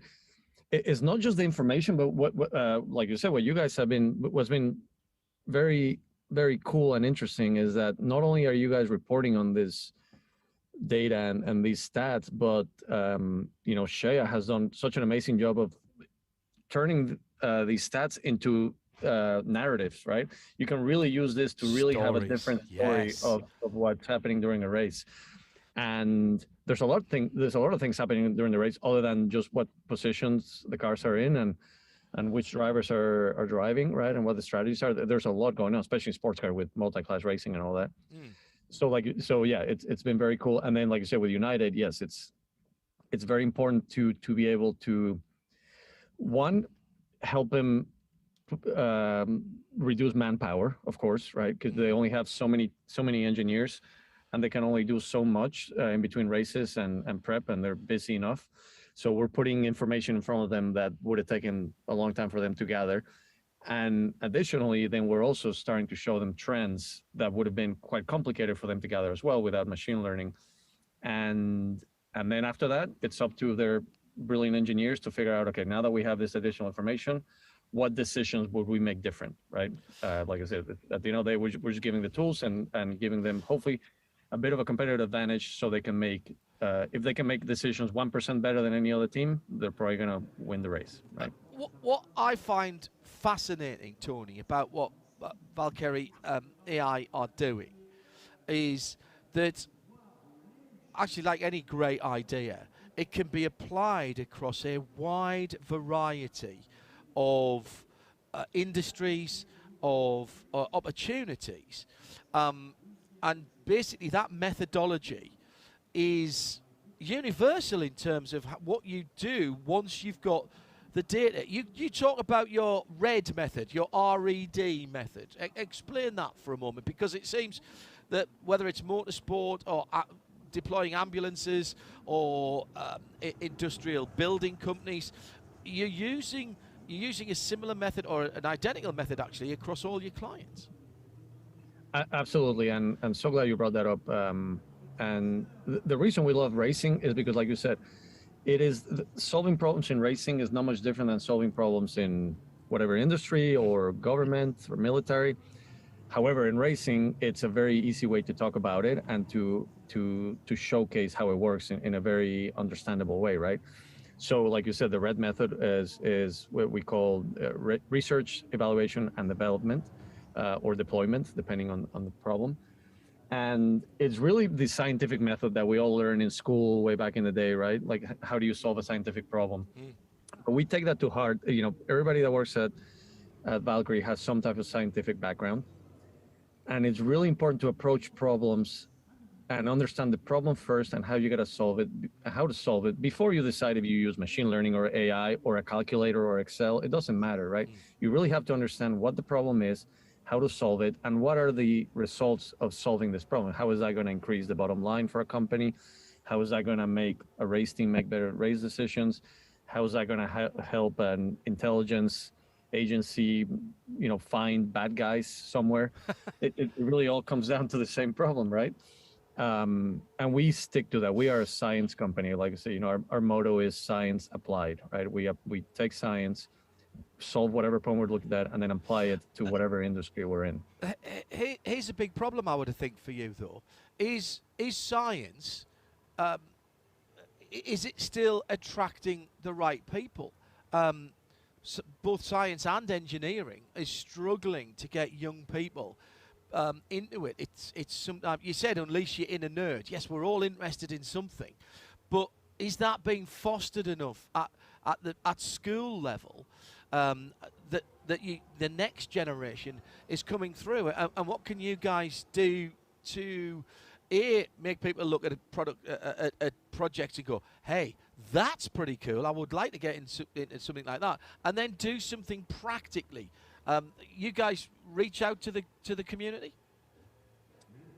Absolutely. Well, to answer the question is no, I don't think. I think it needs to be fostered and promoted a lot more than it currently is. The STEM education is incredibly important for all of us, right? And for the future of our countries.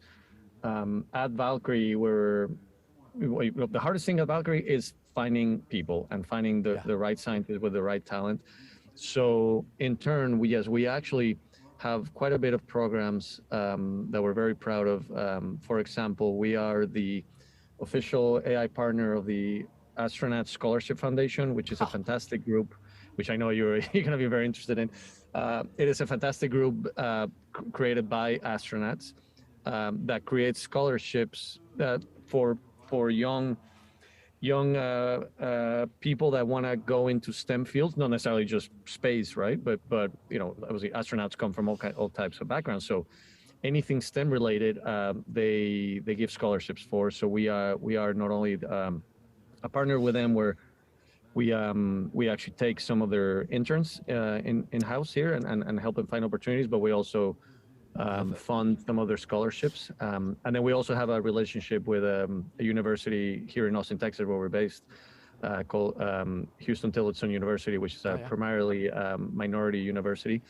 And we are actively trying to figure out how do we unleash the inner nerds of young people, and how do we get them into this program. And having projects like what we have with you, John, and with United makes it easier, because it really makes it easy to show how cool science can be applied to everyday life. Yeah, and that's really important, because I have no doubt that there are some of your clients that you do very cool things with, but you can't really talk about it because it is sensitive information being used in a particular way.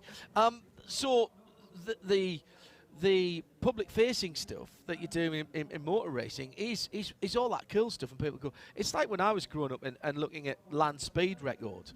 That was the thing that got me interested in speed and in engineering, and I should have followed it, and I didn't. That's a whole other story. I'm not sure you could have predicted that, even with all the data that you guys collect. Also, I know that that Valkyrie does a lot of work with non-governmental organisations. These are in some ways, the unsung heroes around the world. Most of them are volunteers or at least working on very small budgets. They collect data, but they very rarely have the wherewithal, the expertise to be able to use that data in the most valuable way. Yeah, and that's another thing that we're incredibly proud about. It's our what we call Valkyrie Virtue, which is our philanthropic arm. And what we do is we partner with nonprofit organizations and donate science time, and we take on these nonprofit in-kind projects.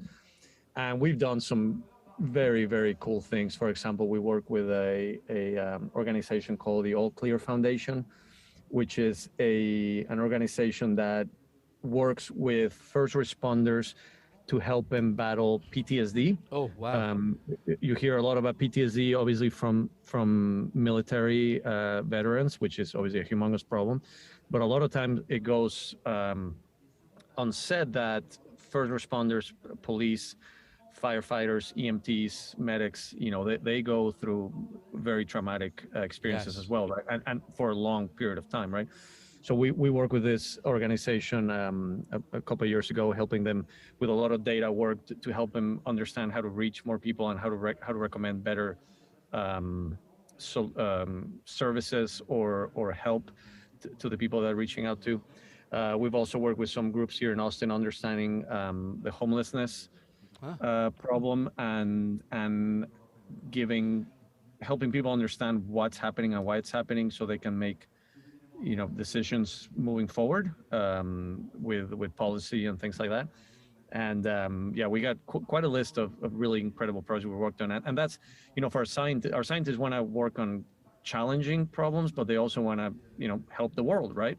And that's one of the reasons why people stick at Valkyrie. Like we haven't had any turnover for the last, a year and a half, I think, which is unheard of in our industry. But we like to put the coolest, most challenging problems in front of our scientists, and also know that they are making a difference, as opposed to maximizing how a button works for a search engine in one of the bigger companies.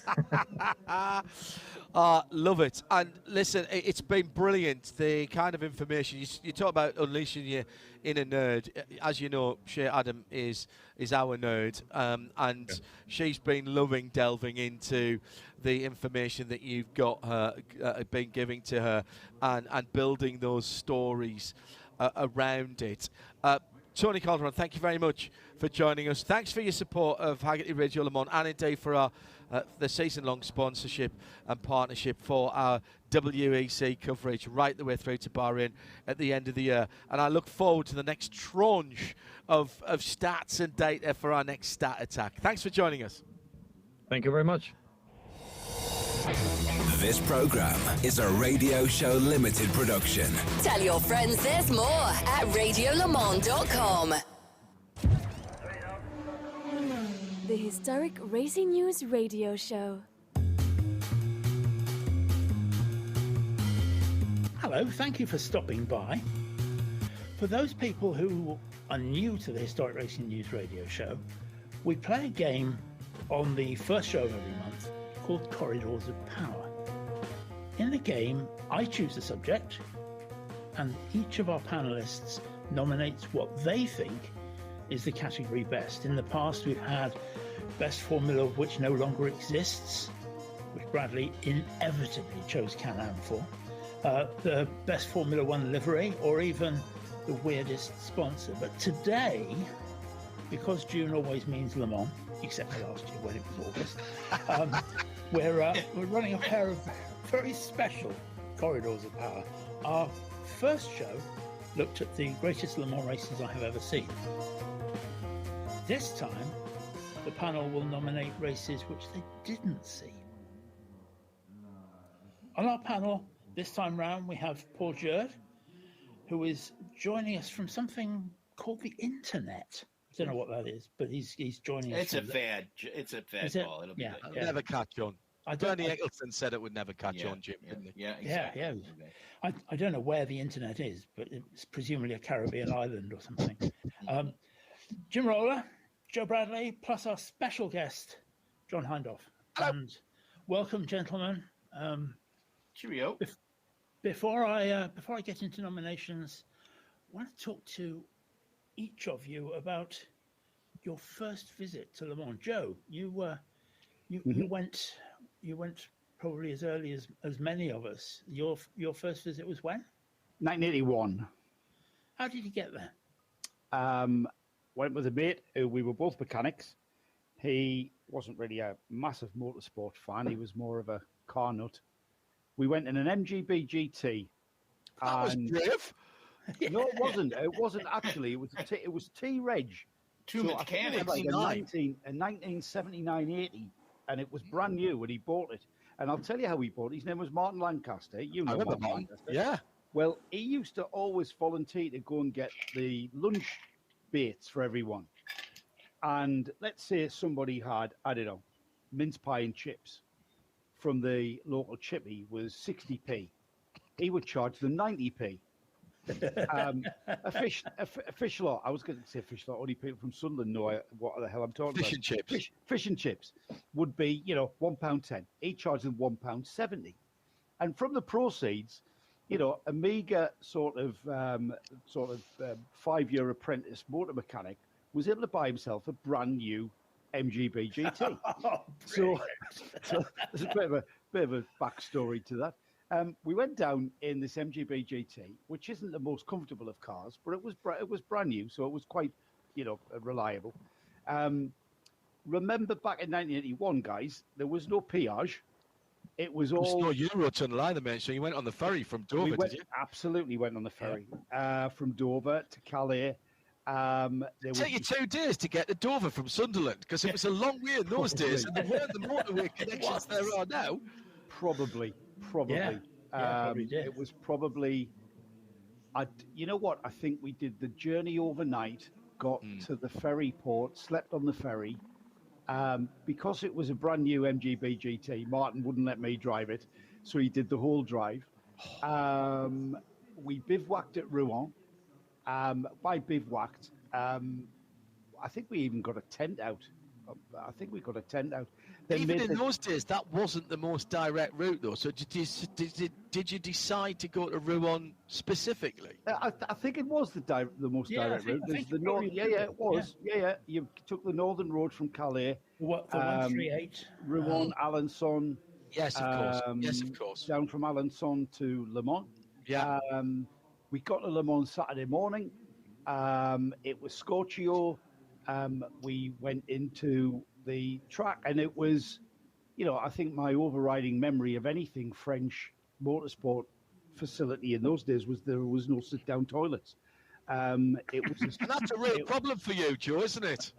Well, you do like to take a bit of time in the lavatory. Well, yeah, but you can't really. What do you mean, did? It's a good job. You can't read the paper. It's a good job I was 19, because I doubt I'd be able to squat and, use the toilet facility these days. I remember the fairground, which was on the outside of the Dunlop curve. Correct. In those days. So you walked across the bridge, stayed on the outside of the track, actually. Never weren't allowed on the inside, which is where I am now. They still had the unseemly fairground attractions in those days, didn't they? Oh yeah. I'm coming to that. I'm coming to that. There was a freak show, which was bearded lady. Big Urta. Do you remember Big Urta? Big Urta. Big Urta was the fat a lady? huge fat woman. Yes. And that it said outside that it was. Do be careful. The French was tour de caisse, which is circle of the thighs, 1.2 meters. But of course, it said TOUR de caisse, and I can remember my brother saying to me, "You can have a tour of her thighs for £1.80." Was there some female services available? Oh yes. Yes, Yeah. there were. I have a very sort of vague recollection of this very seedy sort of area of the fairground, where there was a queue of sort of seedy-looking, furtive-looking characters looking about and then slipping off behind a caravan or something. Let's not as we put too walked by. fine a point on it. It was a little strip joint, wasn't it? It was a very little strip. Well, it wasn't Yes. so much a strip joint. It was a 10-minute hand job joint, probably. Stop it. It was as bad as that. I remember that. I remember sitting there. Martin had gone back to the car because probably suffering from heat stroke and exhaustion from driving the whole way. So he was back to the car for midnight. Remind me what year this was, Joe? 81. 81. I remember sitting at the Ford Chicane, on the outside of the Ford Chicane, which is very, very similar to what it is now. However, the wall was much closer on the outside, and I was sat on the wall, and I'm pretty sure I couldn't have been sat on the wall nearest the track, but I do remember sitting on the wall, which must have been an inner wall, and just Probably watching not. cars till about possibly not. No, you're Joe, probably Joe, right. I think probably unbeknown to both of us, I was 10 feet up from you because I did the same thing. Wow. And that till about 3 a.m. 4 Yeah, a.m. and because you were perfectly safe because there was a row of catch fencing there. Yes. Of course. And I'm sure there was some protective straw bales there as well in those days, weren't there? No, it was catch fencing. I clearly remember. There was catch fencing. There was catch fencing. The most distinctive memory, though, is that with about 3 hours to go, we gathered in front of the pits, and it must have been again not far from the Ford Chicane, and it was stiflingly hot, and Martin and I were dying of heat exhaustion, and at the end of the race, the gendarmes kind of opened up a part of the fencing or the fencing area and allowed the crowd onto the track. At least I think the gendarmes did. I'm not sure if we were actually allowed to do that. But we ended up on the track, and the car, the winning car, which was the Jules liveried 936 Porsche of Derek Bell and Jackie Hicks. Derek Bell was at the wheel. There I am on the track. Derek Bell comes out of the final chicane at walking pace and then is swamped by this crowd. Doesn't actually cross the line. And he's swamped by the crowd. The crush of the crowd was such that I ended up stepping onto the side of the car. Now, having met this car a few years ago at the Amelia Island Concours, I'm not sure how the hell I stood on that car because it's flimsy fiberglass. But I remember I got 1 foot on it and it was basically to relieve the crush. I got 1 foot on it and I was instantly dragged from it. And the worst part of being dragged from it was that my shoulders and back and arms were completely frazzled and me sunburnt absolutely knacked. And I just remember being hurled into the crowd, and I think it was from a Porsche mechanic who came out the pits to try and stripping the car down before it got to park. Yes, absolutely. And I remember, can you remember, Jim, when we did the Amelia Island Concours live stream? Yeah. When I did an interview with Derek, and I went through that story with him, and I said, "Do you remember me? I had blue shorts and a red T-shirt." And he says, "No, of course." But he did remember that he didn't cross the finishing line, and he did remember that the crowd came out and basically stopped him, and he got mobbed. And then when he climbed from the car, he got mobbed even more.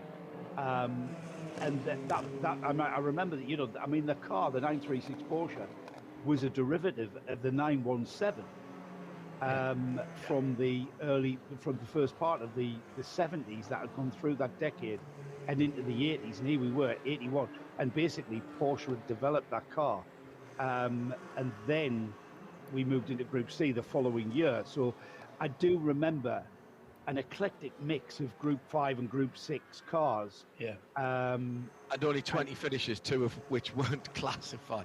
I think that was the first year of safety cars. I don't know, mate. I'd have to look that up. So, Joe, did you book tickets or anything? Did you just rock up? Yeah, no. Martin was my mate Martin was very organised, and he did all that and covered all that. We had tickets. I do remember. I probably still got the ticket somewhere. Okay. I'll come to it in a minute because first time I went, we didn't. But Jim, you obviously went first as a professional, but your first trip. Oh, it was an amazing time. It was 1988, so it was an absolutely fantastic year to go. The year that Walkinshaw cheated his way to victory, and I was in the midst of my first ESPN contract, and we literally finished up the Stanley Cup final. Edmonton won the cup. It was Gretzky's last Stanley Cup final at Edmonton. They won. I flew from there on a red eye. That's ice hockey for people who don't know, by the way. Yeah, that's ice hockey, NHL ice hockey. And I flew in a red eye from there to Lime Rock Park to because of the blue laws in Connecticut at the time, and went to ESPN in Bristol, Connecticut for meetings, and then flew out of Hartford through JFK to we drove down. So Wednesday, right after Lime Rock, we flew to Le Mans, and at the rental car counter, I got a nickname that has stuck with me with the ESPN folks to this day, because the girl at the Hertz counter says, "Who is this Roller Jims?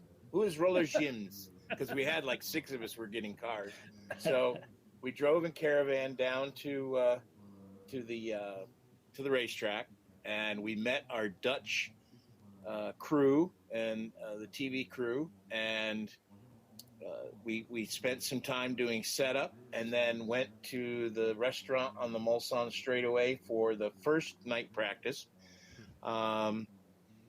And it was... Which didn't have any coverage, Jim, presumably. There was nothing. There was, the trucks, even the French TV trucks were just parking.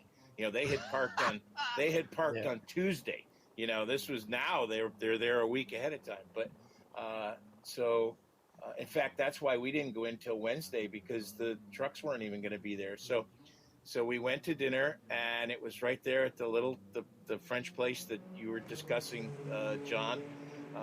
And it was amazing when the cars would go by, the windows would literally go. Whoa, whoa, whoa. Yeah. You were that close to the racetrack, and that's when I discovered my first bottle of Chinon, which is the wonderful red wine of the region. Cabernet Franc grape, lovely. That's exactly right. And we went outside and stood between the restaurant and the guardrail. No way. Yes, and watched the cars go by. Then we went down to the kink, because Bob Varsha, who was one of the announcers, was staying at a home right on the kink. We all stayed in people's homes. My late wife Ann and I stayed with a wonderful family in Mulsanne, and so we went to Bob's house and watched night practice from the kink, and then all went to our homes. And then Thursday we finished setup, and Friday, it was Mad Friday back then, and for us that was the real setup day. But yeah, we went to the parade. We did, all of that stuff, and it was, while I was working, because it was all new.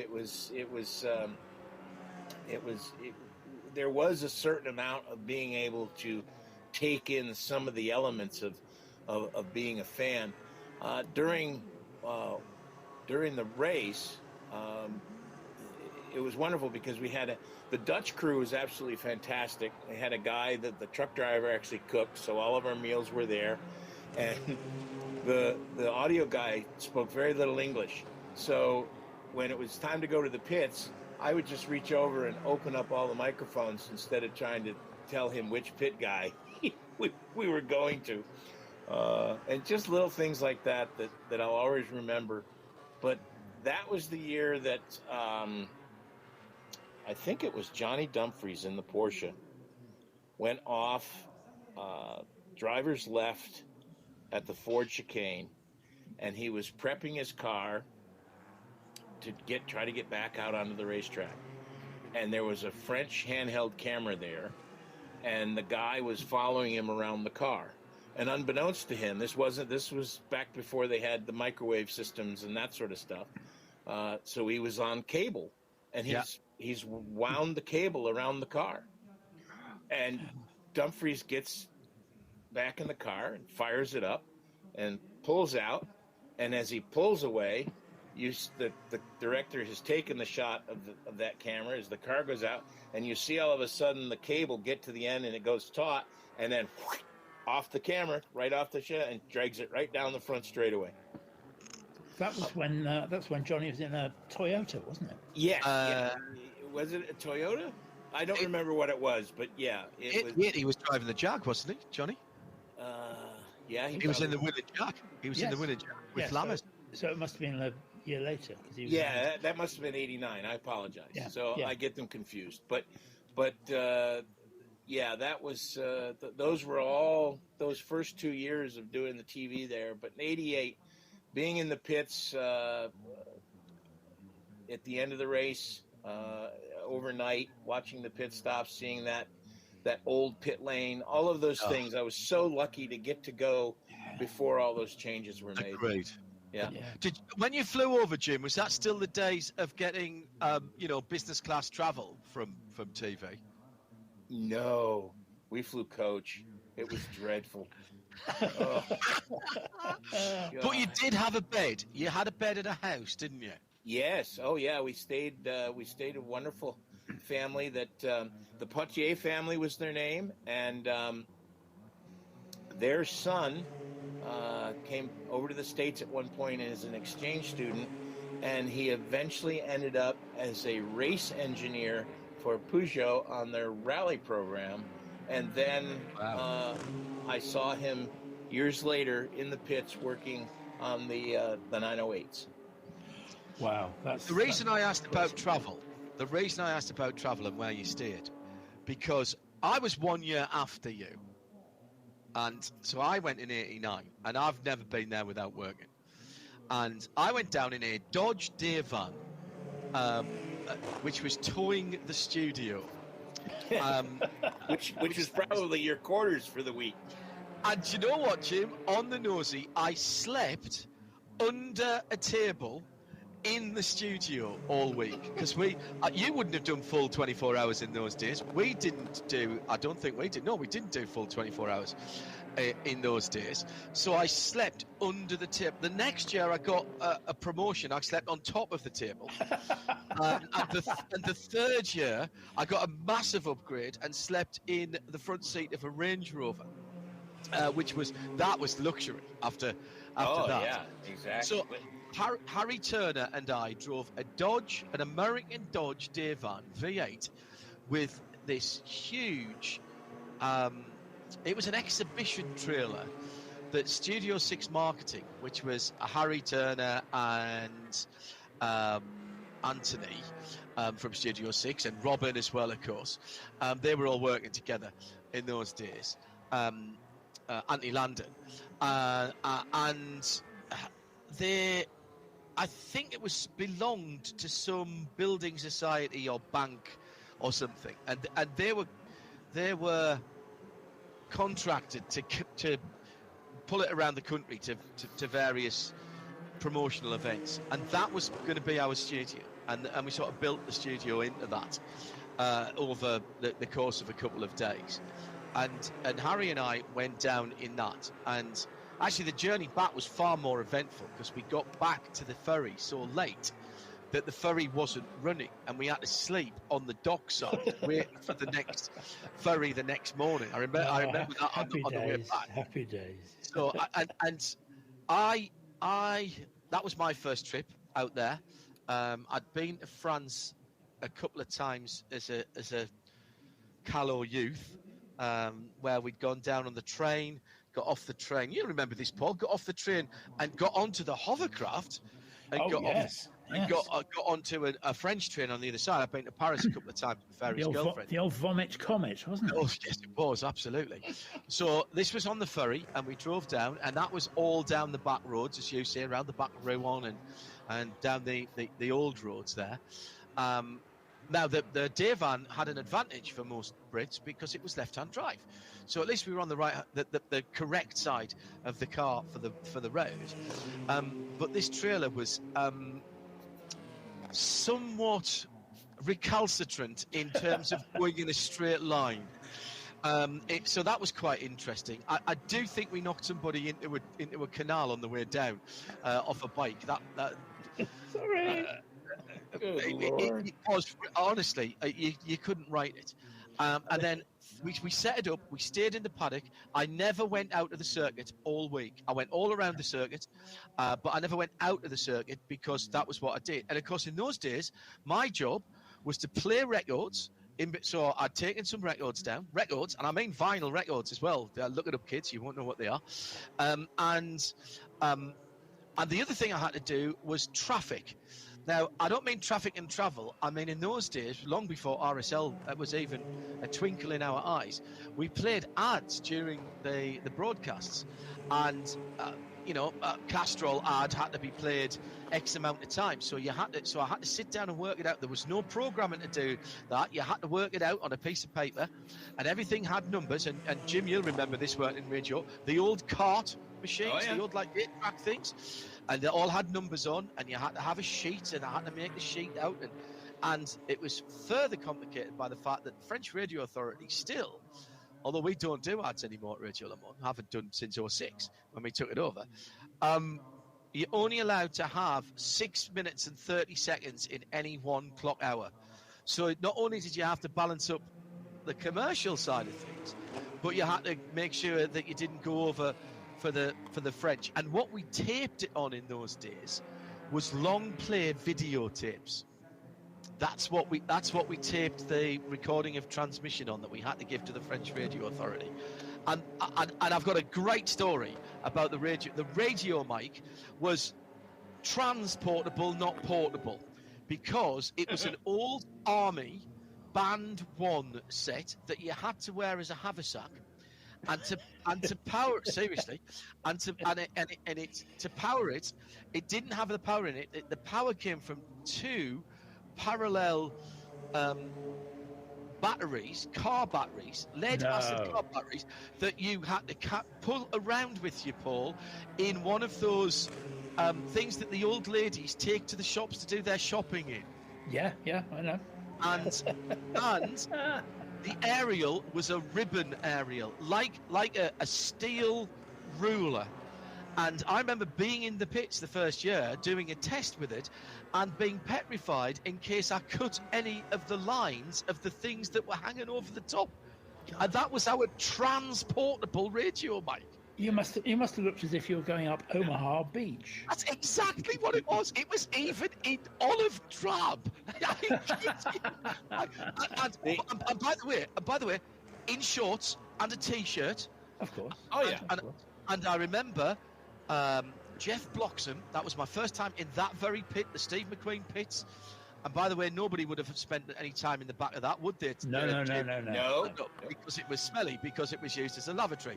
But I remember Jeff Bloxham saying to me, because in those days there was no pit speed limit, and it was still a fuel formula, so people used to come in at full speed and cut the engine and coast up the pit lane, and the only reason that you knew that whatever it was that had gone past you is if it was a turbo car, you felt the heat on the back of your calves, or you could smell the hair on your legs burning. And Bloxham said to me, never ever walk with your back to traffic.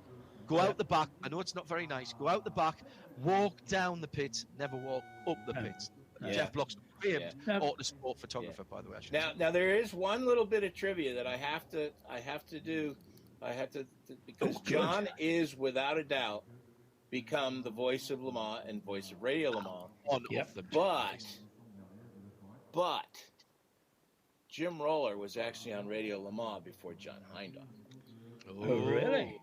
Yes. Really? So you were on Radio Le Mans in '88 when Studiovision. Yes, because Neville Hay and I had a working relationship from a show called MotorWeek Illustrated, and Neville used to provide us with great video of British national series.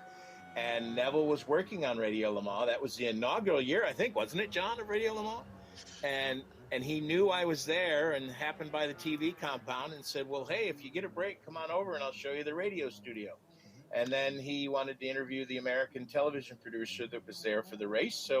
So he interviewed me on Radio Le Mans. So I got to predate the voice of Radio Le Mans by 1 year. Well done. There was a video in '88 that it is lost in the, even Trustwell can't remember whether it was 88 or 87 for the first year.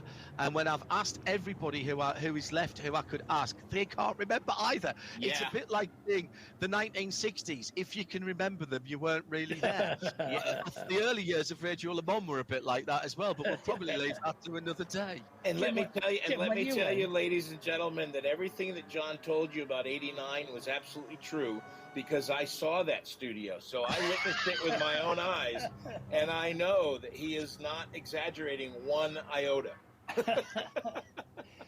Jim, when you went, was there a Dunlop curve? Have they built the Dunlop curve, or was it still straight? They had not built the chicane. They went straight up and went under the bridge. They had not done that chicane yet. None of that was done until I think 90 they did that, didn't they? I think it probably was. But my first Le Mans, I alluded to it earlier on, completely unprepared, utterly unprepared.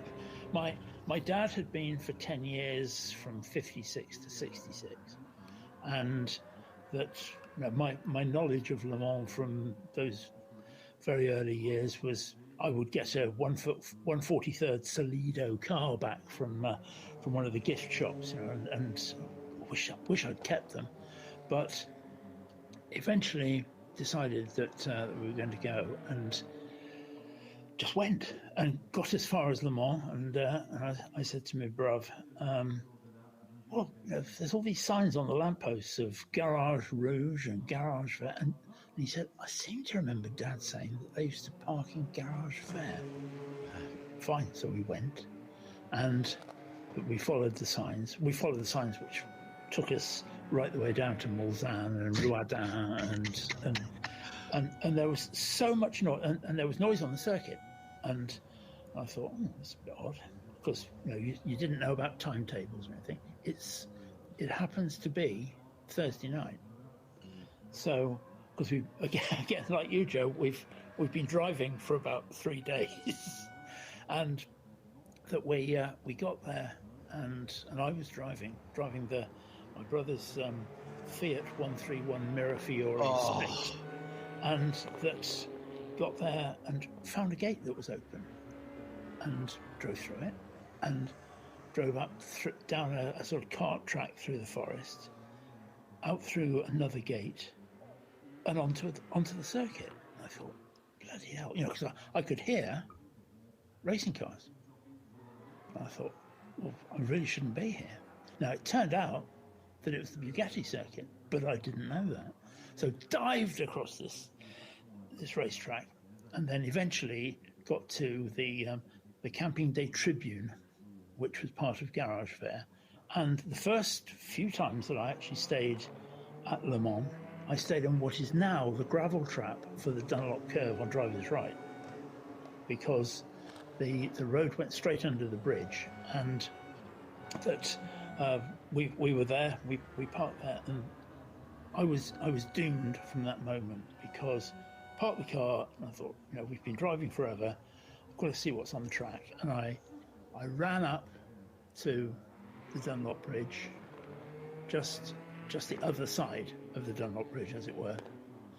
And the first car that I saw ever at Le Mans going flat chat through under the bridge was Jackie Eakes in a Porsche, in an Essex Porsche 936.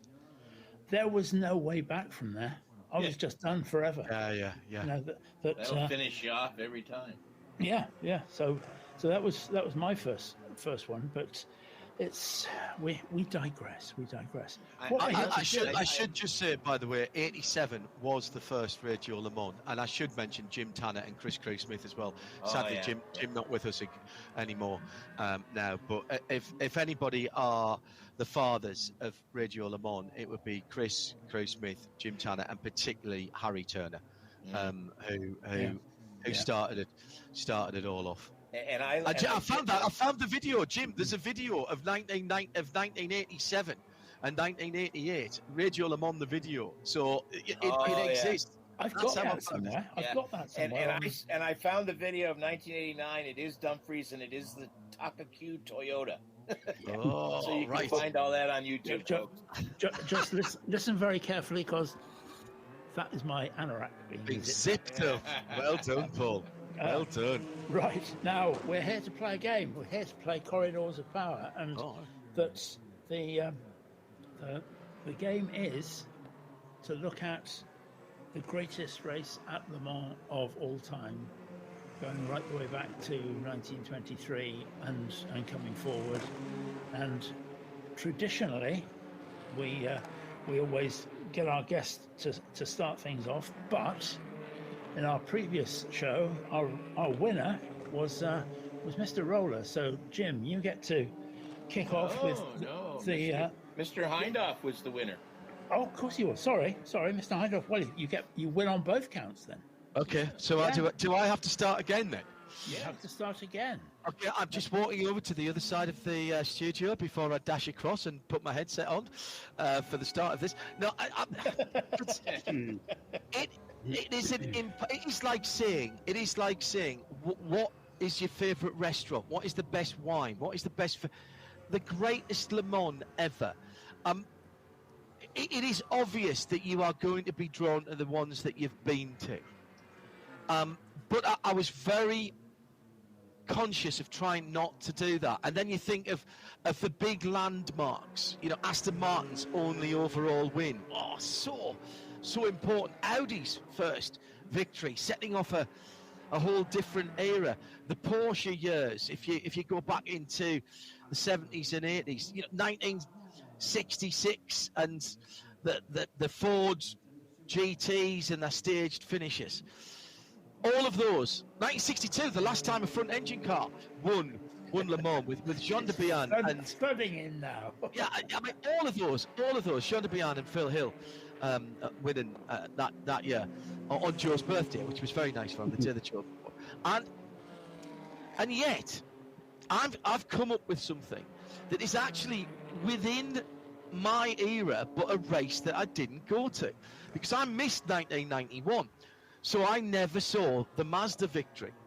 I had a particularly bad case of adult chicken pox, made worse by the fact that my mum and dad had booked a couple of weeks on holiday because they knew I was going to be at Le Mans, so I was left at home to fend for myself, and I was really quite poorly. In those days, there wasn't any way to follow it other than, afterwards. So I was left completely in the dark. So what that has done is meant that I probably know more about the 1991 Le Mans through not being there than if I'd actually been there. And of course, the historic part of that was the victory for the rotary engine Mazda, something that's never been done since either. Still the only non-reciprocal piston engine winner of Le Mans. The background to the race, of course, was extraordinary. All of the machinations and how hard they worked to get extra fuel. The cars were unbelievable. And if you want to know more about it, go into the archive, because we had some of the people who drove the cars talking to us, year before, on the anniversary. The race itself did not pan out the way it was meant to, because... And you guys that were there will remember that it was supposed to be the first year of the new World Sports Car Championship 3.5 litre rules. Jaguar with TWR, Mercedes-Benz, Peugeot all built cars to the new regs, but there wasn't enough cars to fill the grid. The first 10 spaces were all the new cars, regardless of where they qualified. So the World Sports Car Championship got precedence. And then there was a load of all Group C cars in various versions. And then, of course, some of the teams who had World Sports cars entered some of the old but more reliable cars and, frankly, quicker cars in 1991. So it's a really bizarre race. And, you know, ultimately, although Mercedes, I think, qualified on pole position, yes, they did. I've had to look that up. From Jaguar and Peugeot with the 905, that beautiful, swoopy 905. But, of course, by the end of the race, Walter Weidler, Johnny Herbert and Bertrand Gachot, with the 4-rotor, nominally 2.6 litre R26B engine 787, had come through and beaten all the big 7.5 litre V12s with the first Mercedes down in 5th position. And anybody who ever went to Le Mans when those cars were running, whether or not it was 91, any of the rotary years, will know what I mean when I say it was like someone passing razor blades over your eardrums when they went by. It was an extraordinary. If the Mercedes that won in '89, the first year that I went, was that hammer to the sternum, this was right up there at the other end of your hearing range. They were the first Japanese manufacturers to win, and they were still the only rotary engine manufacturer to win. Now, the rotary engines went away. They weren't banned the next year, but the fuel efficiency was so bad that they weren't going to be any use. And interestingly, in the new regulations, in the new hypercar regulations, there is a provision for rotary engines, whether somebody would bring them back with the new technology and new materials for rotor tips and things like that, which was always a bit of an issue. Who knows? But it was a joy to speak to Pierre Dieudonné about, he finished 8th that year, about that. And that's on the archive at radioshow.co.uk, along with a lot of memories of that year. So Radio Le Mans, I wasn't there in 91. It is in my bailiwick, I suppose, in terms of what I remember. But to me, that's the best Le Mans I've never seen, purely because I was never there and I've had to swat up on it so much, because it was so pivotal to Le Mans history. Do you know, that is almost Bradley-esque in its way of manipulating the rules. I learned it all from brothers. True that. And I have to wear hearing aids now thanks to those cars. I bet, yeah. So, Jim, what's your choice? My choice is, I'm going to go into the Wayback Machine. Ooh. 1949. Ooh. Wayback. Yeah. Now, 23 may be considered significant because it was the first. But 49 was the first after World War II.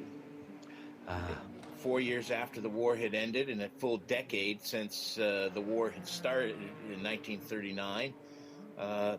Because the Germans and the Americans had used the airstrip during the war and some other things, it took and the devastation that France suffered from the war. It took 4 years for them to rekindle the spark that was the 24 Hours of Le Mans, and it really set the stage for what we enjoy today as the 24 hours. It was also significant because it cemented a personal relationship between two men, Luigi Chinetti and Enzo Ferrari. Ferrari had launched his little car company in 1947 after the war, and 2 years into the project, they were struggling a little bit. And depending on which Ferrari text you read or who you believe, and one of my dear friends' best friend was Luigi Chinetti Jr., so I got this right from the horse's mouth. Luigi Sr. was instrumental in convincing Enzo that they needed to race the cars in order to advance the cause of selling the cars. Now, part and parcel of that was that Luigi had brokered a deal with Enzo to be the U.S. distributor for those cars. So in 1949, when the race was run again for the first time, Ferrari acquiesced and he allowed Canetti to run one privateer car, and another privateer car was also run that year. So there were two private teams, and Canetti was teamed with Peter Mitchell Thompson, also known as Lord Selsdon. And he had raced at Le Mans on two occasions. Canetti had already won the race twice. And so in 49, they took the 166 MM, which was a car that was designed for the Mille Miglia, and they raced that, and that was the car that Luigi Canetti, he raced all but 72 minutes of the 24 hours. And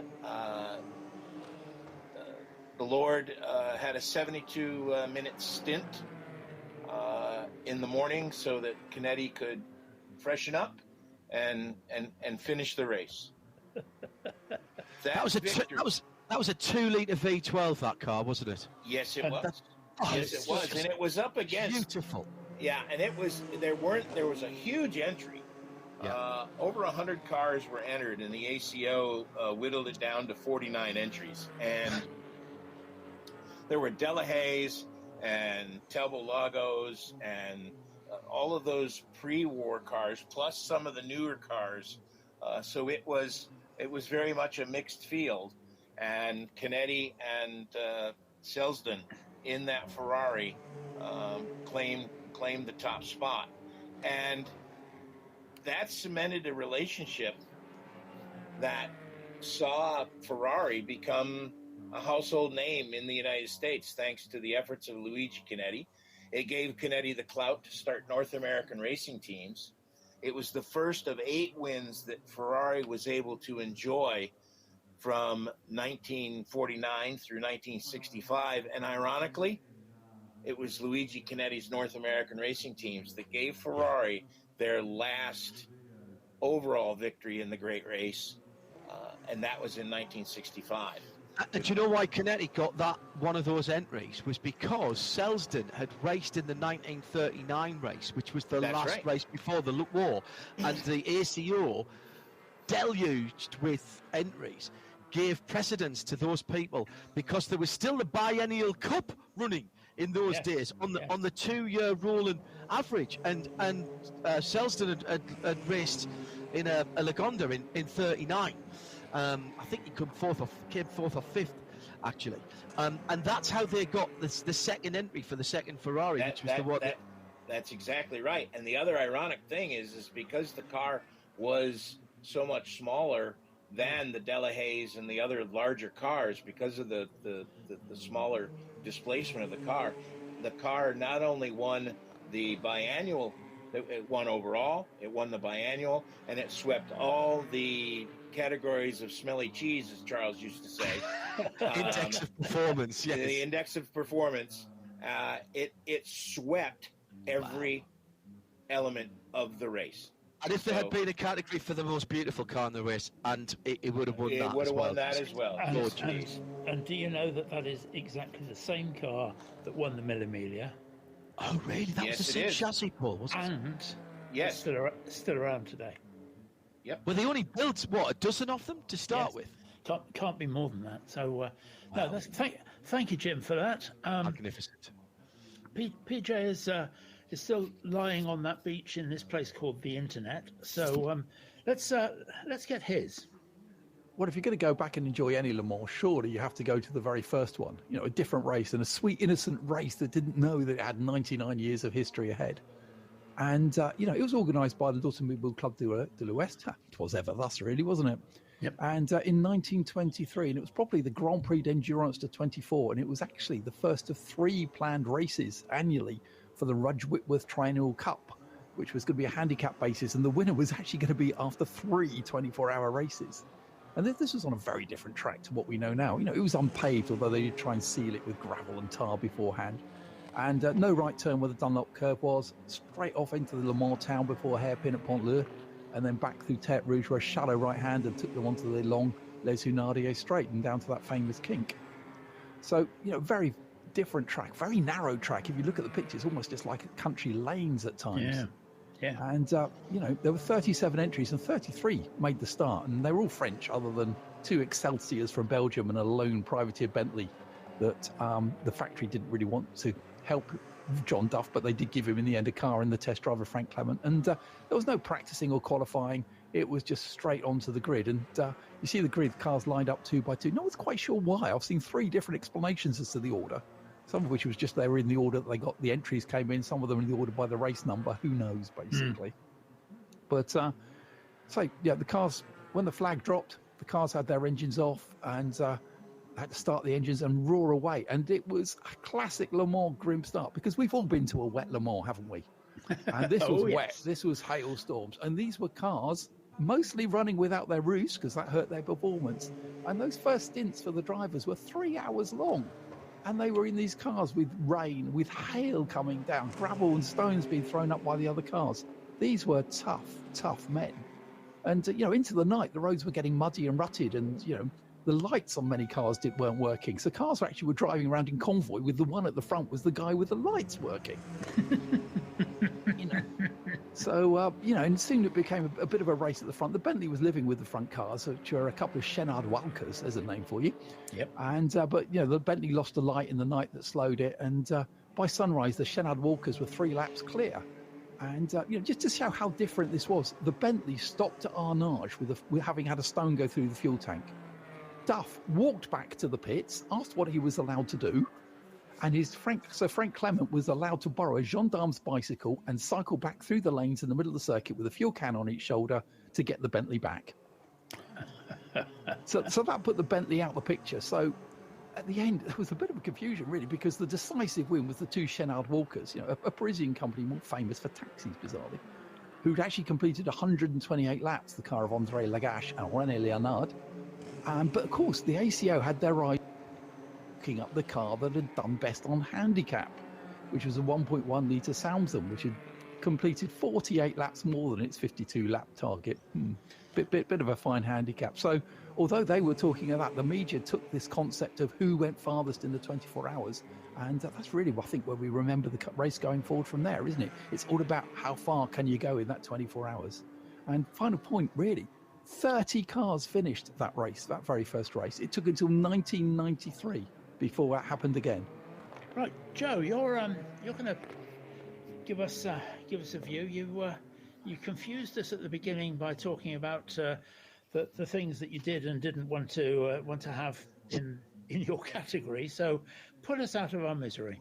Well, it's just, if we're going to talk about Le Mans and reminisce about, great Le Mans, I'm going to twist the regulations just like any team manager of a race team would, because I really want to share this with our listeners. And again, it reminds me of the phrase I coined, all we are is spectators with microphones. And it really is. Honestly, nobody likes to itch that much. Don't share that with them, please. Yeah. I actually don't understand what that even means, Jim. Move on. Just move on. So, you know what? We're very privileged.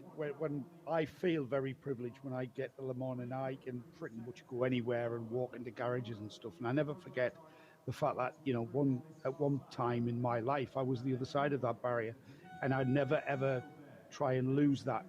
And I hope that comes across, and that's basically why I want to share this story. I'm going to talk about the 2016 24 Hours of Le Mans, which was, for me, perhaps the most emotional, the most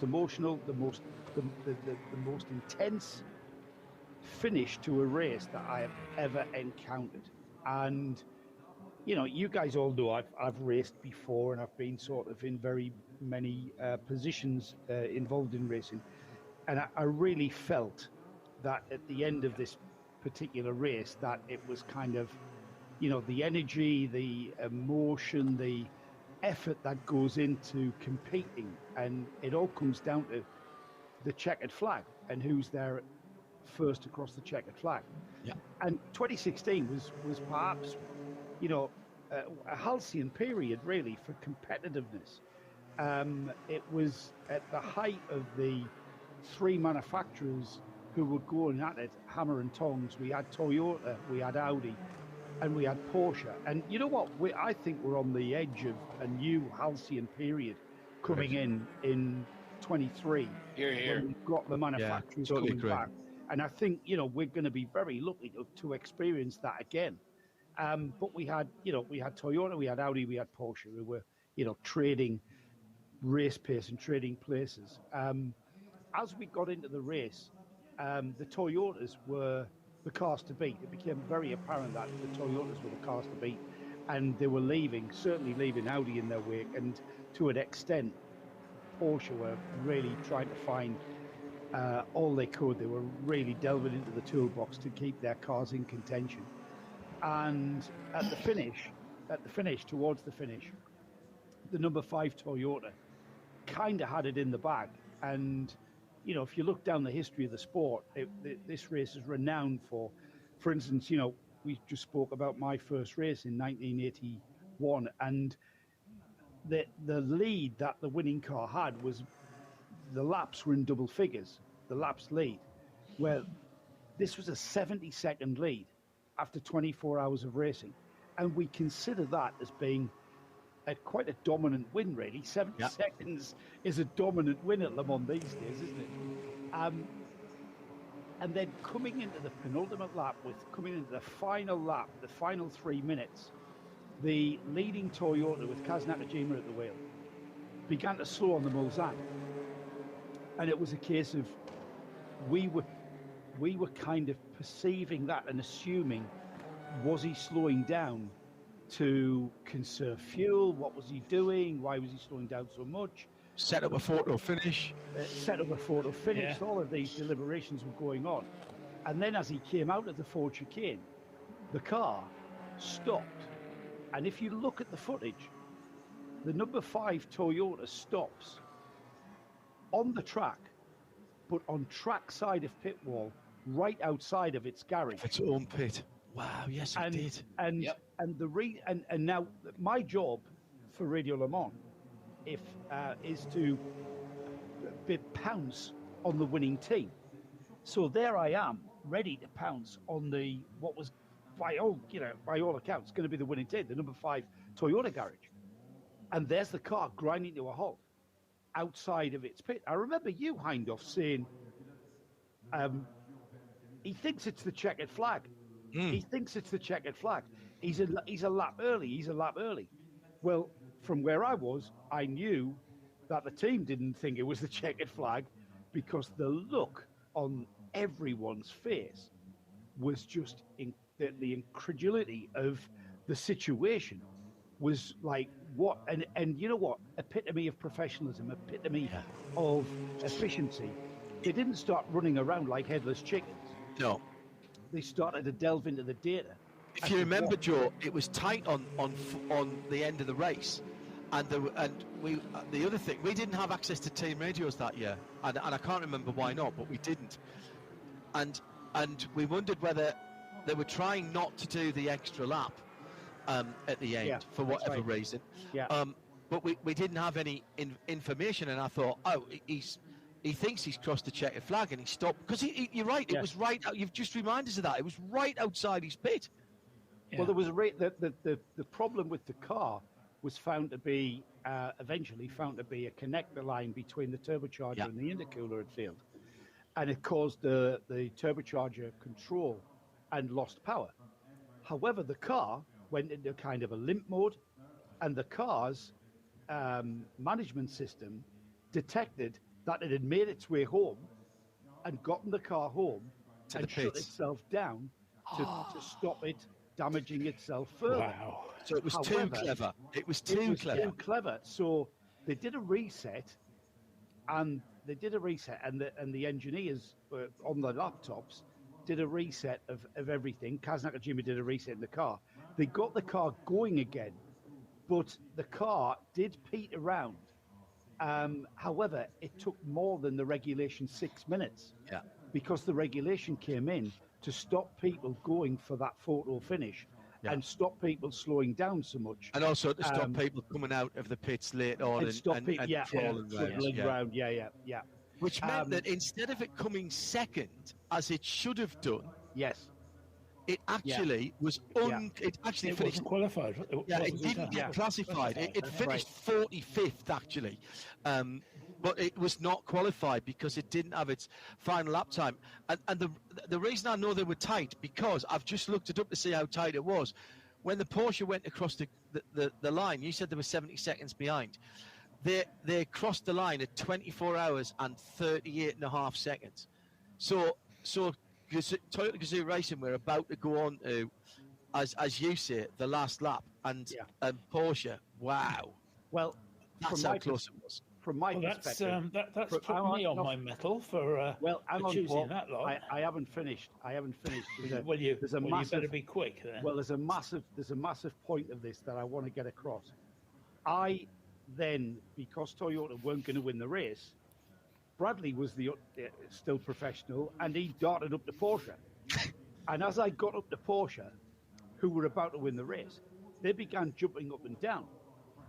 At which point, and correct me if I'm wrong, Hindhoff, would it have been Andrea Seidel who was in charge of that operation? No, but it was early.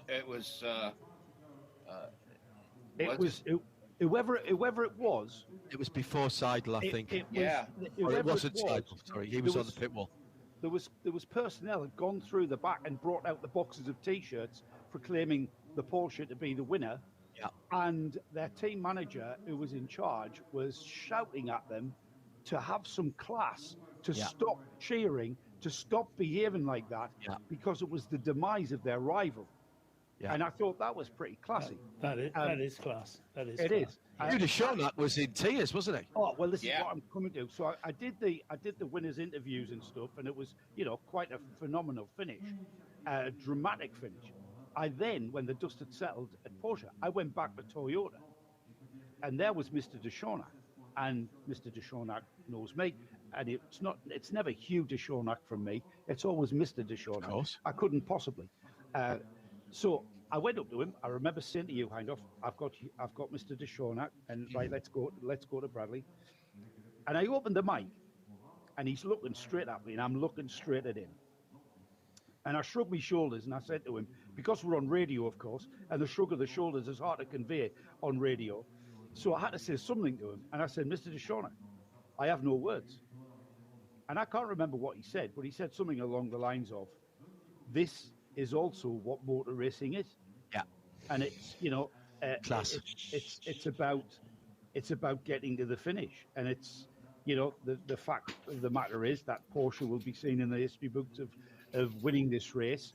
And no matter how well you've done, it doesn't matter how well you've bossed the race and been the fastest car there or the fastest driver, if you don't cross the checkered flag, if you don't cross the finish line first, then nobody cares. They changed the regs after that as well to make it 15 minutes for the last lap. See, I am so glad that you shared that story, Bradley, because for years, and what you have done is you have debunked I won't call it a conspiracy theory, but you have debunked what is one of the big falsehoods about motoring history that you have, because so many people, you have to remember that was Paul's last year on Radio Le Mans. And there were so many people that thought that Nakajima stopped at the start-finish line to wave goodbye to Paul, and that ended up costing him the race. So I'm so glad that you clarified that. Nice point. Well made. Thank you very much indeed. The Historic Racing News Radio Show. I have got a dreadful decision to make out of that, gentlemen. 1991, John, Rotary Master, it changed so many than Jim, 1949, even before my time, but it was an amazing time, and that first race after World War II, plus the Chinetti Ferrari thing important there. PJ's view of 1923, without 1923, none of this would happen, and we wouldn't be sitting here talking about it now. And Joe, your heartfelt plea about Toyota as well it's desperately hard to think of which way around we need to do this. But when all's said and done, I think, 1923, yes, it started things off. 1991, the noise of the Mazda. 2016 is all about heartbreak. But I think, Jim, 1949, the first after World War II. Yes. Chinetti and the whole thing that the American market made Ferrari. They wouldn't be where they are today without the American market, and therefore without Chinetti. So, Jim Roller, you win this Corridors of Power with the greatest event that I never saw. It's been an excellent opportunity just to chew the fat as much as anything else. But it's and some fat was chewed. Yes, consider it well chewed. Think of all the things we could have talked about and didn't because the statute of limitations may not have run out yet. Yeah, that's exactly right. I would like to thank all of our panelists. Thank you, Jim. Thank you, Joe. Thank you, Paul. Special guest, John Hindhoff, and thank you for coming on the show, John. It's always a pleasure. It's been great to have you on. If you haven't done so already, you can catch the other part of our Le Mans special. You can pick up all of the Historic Racing News Radio Show podcasts on the Radio Le Mans Radio Show Limited platform or wherever you get your podcasts. Let us know what you think about the greatest Le Mans races. You can either go to our Facebook page, Historic Racing News Facebook page, to Twitter at Hist Racing News and hashtag HRNRS. And but, gentlemen, I am really grateful for this. It's been a great trip down memory lane. My name is still Paul Tarsi, and as always, if you have been, thanks for listening.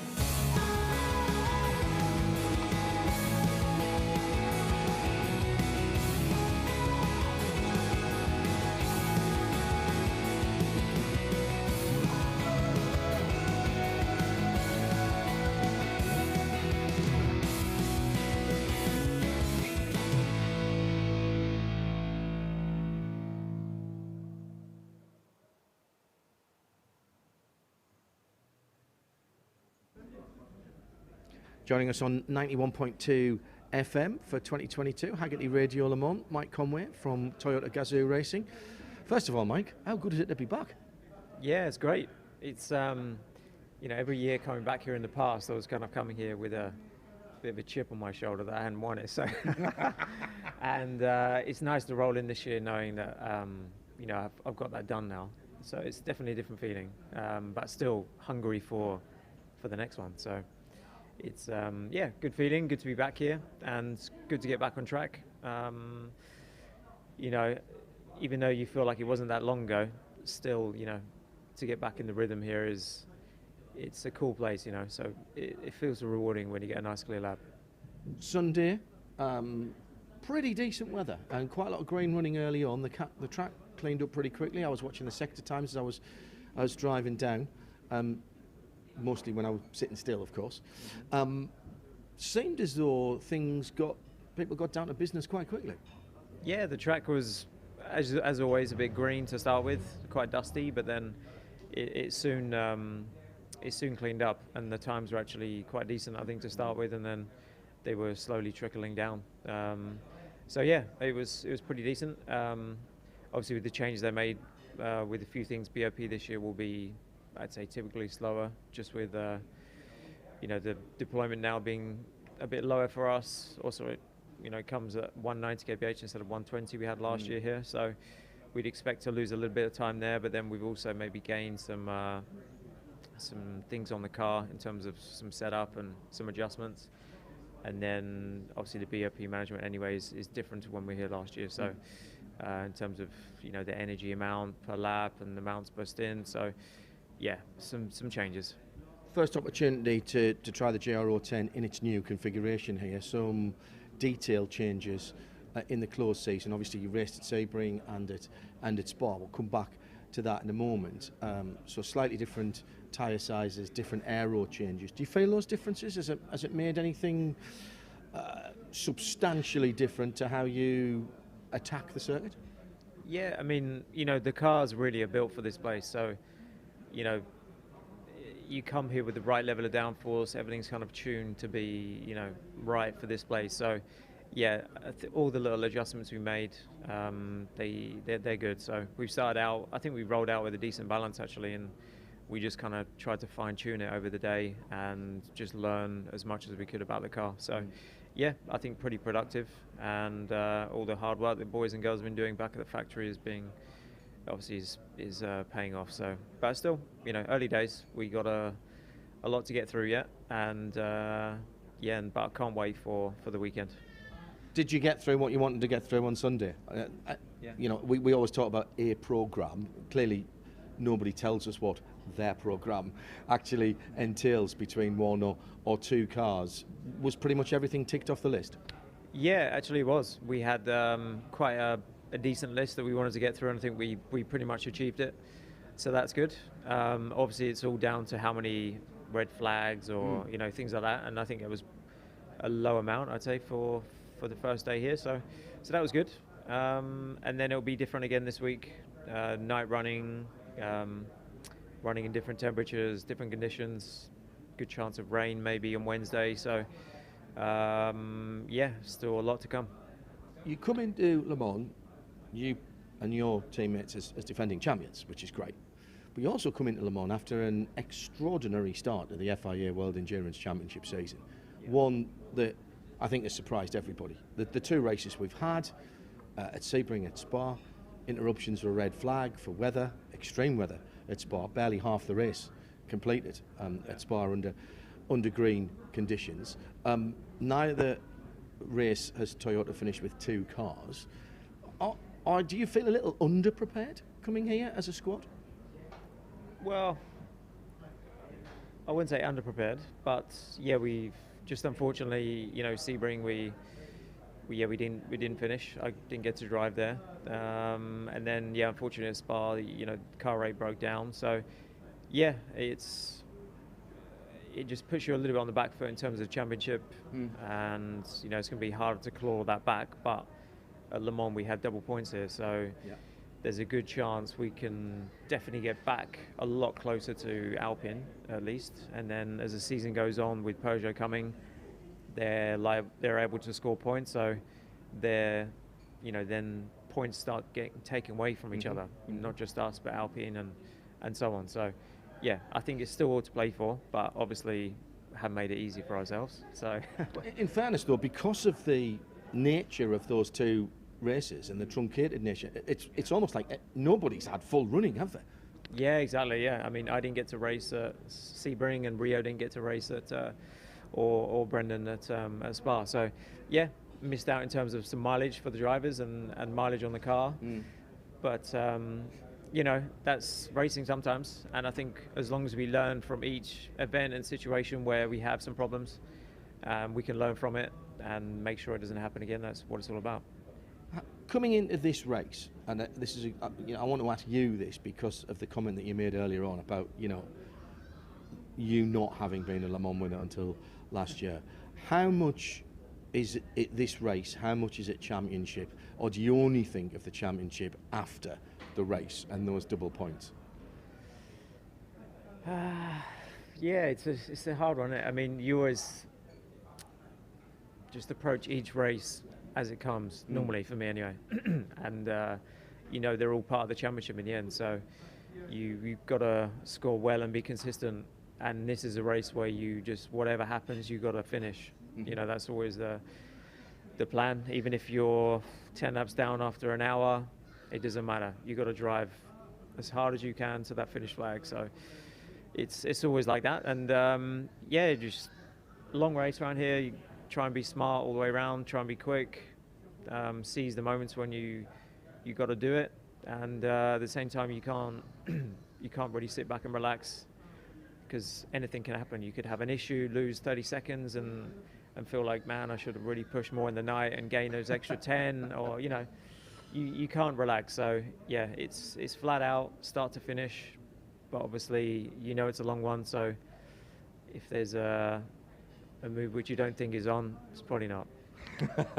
Risk versus reward is that balance we always talk about in the booth, but you guys are making those mental calculations many times a second. Yeah. The story of last year's race and the extraordinary full team effort to get both cars to the end of the race with basically on the fly reminds us what a tough race Le Mans is. It's easy for people looking at Le Mans now to see almost perfect reliability right through all four classes, but last year's race was a proper endurance for you guys. Yeah, it was. I was thinking again, like a few hours to go, man, are we ever going to win this race? Like something always happens. But luckily the engineers and all the staff, they came up with a plan, and it enabled us to get to the end. And it shows good teamwork and never giving up, which is always the spirit here. So without that we could have stumbled to a halt and not finished. So but it kind of made it more sweet in the end that we got both cars, stayed in the top two, and obviously won with car 7. So it was pretty special. It never wants to make it easy for you around here, so it was made it sweeter.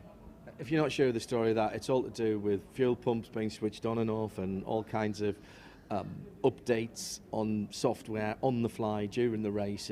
Look back in our archive, we've got a couple of great interviews. Pascal Vasselon came on to Midweek Motorsport and talked us through it all, and it's an unbelievable story of true endurance and endeavour. With that in the back of your mind, all right, problem solving, got the cars at the end. Now, your non-finish at Sebring wasn't down to a technical problem, but the 8 cars non-finish was. How confident are you that the team have addressed that, and that isn't going to be, as far as you can, because strange things could happen. We could have a plague of locusts on Saturday night. That's the nature of this place. How confident are you that within the bounds of what is controllable, that issue that car 8 had at Spa has been addressed and won't happen again? Yeah, I think we're pretty confident. Everyone's been working hard to address any little issues that we have.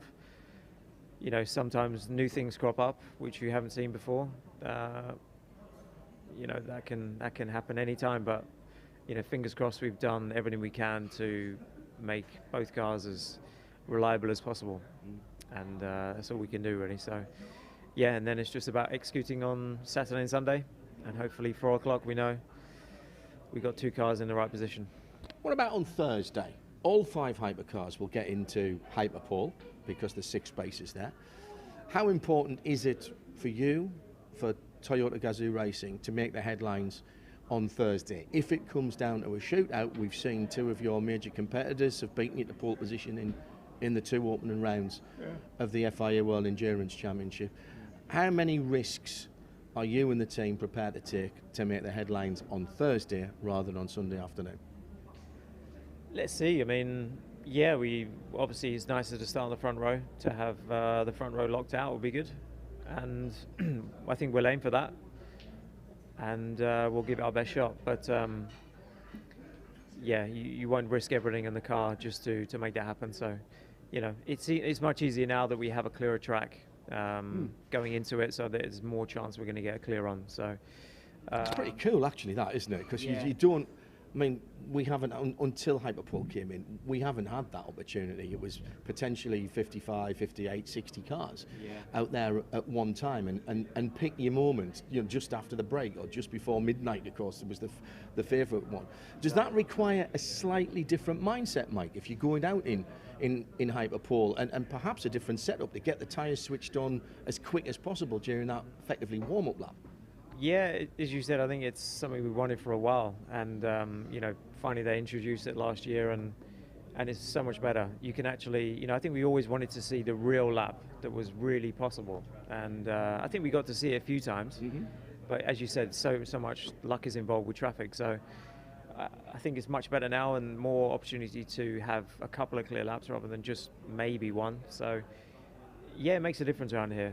The more momentum, the more tire energy you can get is better. To get them switched on for one lap, you can do it, but typically another lap, maybe a third lap, is going to maybe give you that little bit more in terms of just because you've got such long straights where you're kind of holding the energy in the tires, but you're not really generating more. So yeah, and if you have to back off at any point, then again you can start to lose temperature. So yeah, it's nice to get a couple of laps in at least, and I think we saw that last year. Kamui was going quicker and quicker lap by lap, so it's one of these places too where you don't get many clear laps, so when you do get a couple of clear ones, you just start to get a bit more rhythm, more in the window. So yeah, hopefully we can get some nice clear ones, but yeah, we'll see. I think Glickenhaus weren't far away, and Alpine won't be far away either, so yeah, let's see what we can do. Right, final question. Congratulations on the win last year, obviously. When I spoke a few years ago with Alan McNish, he said he was pleased that he'd won it a second time because he didn't really take it in the first time. I suspect that you took it in the first time because it was a long time coming. Yeah. Is that right?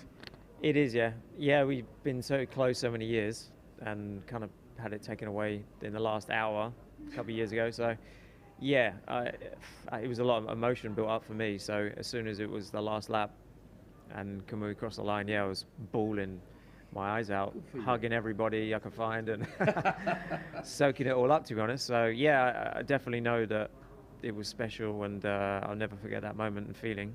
And every time I put the watch on, I'm proud, So it's, yeah, that will never get taken away, and I truly appreciate the experience and the feeling and winning it, Well, that doesn't mean you don't want a second one. Of course, that's the problem, isn't it? Once you get one, you want another one. So, yeah, definitely want another one. We got a good chance to do that this year, and I'll do everything I can to make that happen. I'm sure my teammates are definitely on that same page. So, can you imagine what it must be like being Tom Christensen and having 9? Yeah, it's unbelievable. Yeah, it's crazy. I think even if you had a few, you'd still think 9. Like, I don't know if I'm going to get as many opportunities to even make 9. So, yeah, I think he just. Yeah, what can I say? It's something to aim at, Mike. That's yeah. What we've got to say. Yeah, good driver, right cars, right time. It all just fell in place for him. But yeah, amazing achievement. Proper career he had here in sports cars, and yeah, he's a legend for sure. Well, you are too. Thoroughly deserved win last year. Big sigh of relief from you and from a lot of people who follow you on Hagerty Radio Le Mans. Mike, thanks for talking to us. Race safe, race well this week. Cheers, will do. Thank you. This program is a Radio Show Limited production.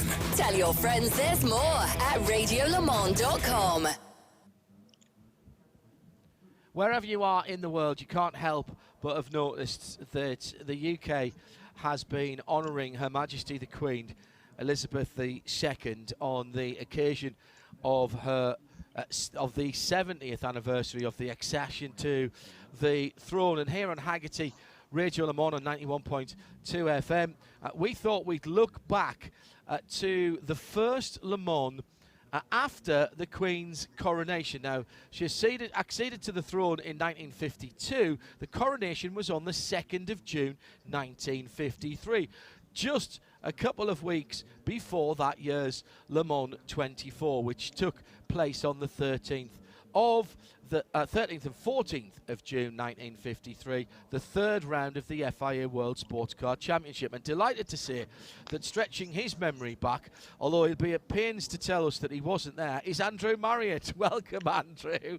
Well, John, I wasn't there, but I chose this race to talk about because I think it was the first time I ever listened to it on BBC Radio. Wow. You know, remember BBC Radio with the great commentator Robin Richards, who was a real character, absolutely covered from head to toe in tobacco ash and told all sorts of lewd jokes, but he had a great voice. And I think it was the first Le Mans I ever actually was totally aware of. So makes me very old, I know, but that's why I chose this. But I also chose it as a special race because it was the first race, of course, won by the C-Type Jaguars with the disc brakes. So a great victory by Tony Rolt and Duncan Hamilton. And, of course, Duncan's grandson, Archie, has subsequently raced at Le Mans, but he seems to have gone away from racing now. Seems to be, his father, Adrian Hamilton, second generation, did a little bit of racing, died recently, and Archie now helping run that famous business. But it was a Jaguar 1, 2, and 4. And the interloper was the Cunningham C5R, which is an interesting car to me because I've got a dinky model of that, just sitting behind me in my office, actually. And that was that car was driven by Phil Walters and John Fitch, and they'd won the Sebring race earlier in the season. Yeah. Now second place was Sterling Moss and Peter Walker. Moss had trouble early on with a fuel line problem, so he probably would have won the race with Walker had it not been for that. But as it happened, Rolt and Hamilton won it, because the big story of that was that they didn't think they were going to start the race. There had been some mechanical problems in practice with the car, and they generally thought that the car wouldn't make it. So they went on a bit of a bender the night before. And there's no question of doubt that when they started the race, they were definitely hungover. And, I don't know how much pain they were feeling, but what an extraordinary situation. And when Lofty England, the famous team manager, came and said, "You're racing, boys," I think they had to drink lots of water and try and sober up. Yeah, it was an extraordinary race. But, the disc brake was, strange enough, developed by Dunlop, the tyre company. And it certainly gave them an advantage. That particular race was expected to be a bit of a battle between those Jaguars, because we knew they were quick, and the Ferraris, particularly the 375 Coupe of Villaresi and Ascari. But that car faltered. And strange enough, an all-British car led the first 4 laps of the race. I can say all-British because actually had an American engine. Sidney Allard with the Allard J24 led at the very beginning. 4 laps into the race, he was out with damaged brakes, so he probably just caned them too much. Yeah, and hence why we also had another British victory in the class. Ken Wharton and Lawrence Mitchell won their class and finished 13th overall, and they were just in front of a Healy 100. It was driven by another, I mentioned motoring journalist in another piece I did for you, Gordon Wilkins, who was the motoring editor of the Times. He actually finished 14th in that race. You don't get many motoring journalists these days taking part in races, do we? Other than, of course, the well-known, famous Radio Le Mans ace, Mr. John Hindhaugh, who we do see don the overalls once in a while. Only when I get asked. And Alex Brundle has done some work for us as well, and he'll be racing this weekend at Le Mans. The Cunningham C5R that you mentioned, there'll be people saying, a Cunningham C5R, was that a Corvette? No, it wasn't. And it was a Chrysler V8 engine in that car. Chrysler, the big Chrysler Hemi V8, I think there was nearly 5.5 litre in that car, whereas the Allard, of course, the J2R, used a 5.5 litre 5.4 Cadillac engine. Cadillac engine, yeah. Now, and what was interesting that year and it's interesting you've chosen this, Andrew, to talk about on Marriott's Memories, because the World Championship of Drivers for sports for the FIA had really taken off, and so they initiated a World Championship for sports cars. Le Mans always had a decent entry, of course, but this was the forerunner to what we see now, the World Endurance Championship, and it brought together the great endurance races in Europe and North America. As you say, it was the third race of the championship. They'd been the 12 Hours of Sebring, and then they'd done the Mille Miglia before they came to Le Mans. Phenomenal stuff. Yeah. But it was a big, as we said, a Jaguar-Ferrari battle. I mean, obviously the great news, Ferrari coming back to Le Mans in the Premier class in the near future. And obviously, it's going to be, next year. This year, I don't think, John, is a little bit of a holding year. Next year is going to be phenomenal. I mean, it's still a wonderful event to go to. I wouldn't put anybody off, say, don't go this year. Go every year because it's the most fabulous race to attend. But next year is going to be really big with the Peugeot wingless wonder and Ferrari and all that happening. Yeah, and there's always something new happening at Le Mans. When we look at the 53 race, 69 entrants and reserves, 19 different marks, and 56 works entered cars. I reckon that'll never be beaten, if I'm honest. The ACO, the previous year, Pierre Levesque, who was tragically killed along with 80 plus spectators in 1955. Pierre Levesque had tried to drive the race single-handed and very nearly won it the year before until he had a mechanical issue with about 90 minutes to go. Cinetti tried it in must have been the late 40s as well, and Cunningham tried to do it in 52 as well. The ACO set limits, which we would laugh at now. The maximum driving spell in 1952, which was the first time that they'd put that on a driver, was 80 consecutive laps and 18 hours in total for any single drivers. And here's something else they brought in 1952, which we think of now as absolutely de rigueur. A radar gun was used, but not in the pit lane.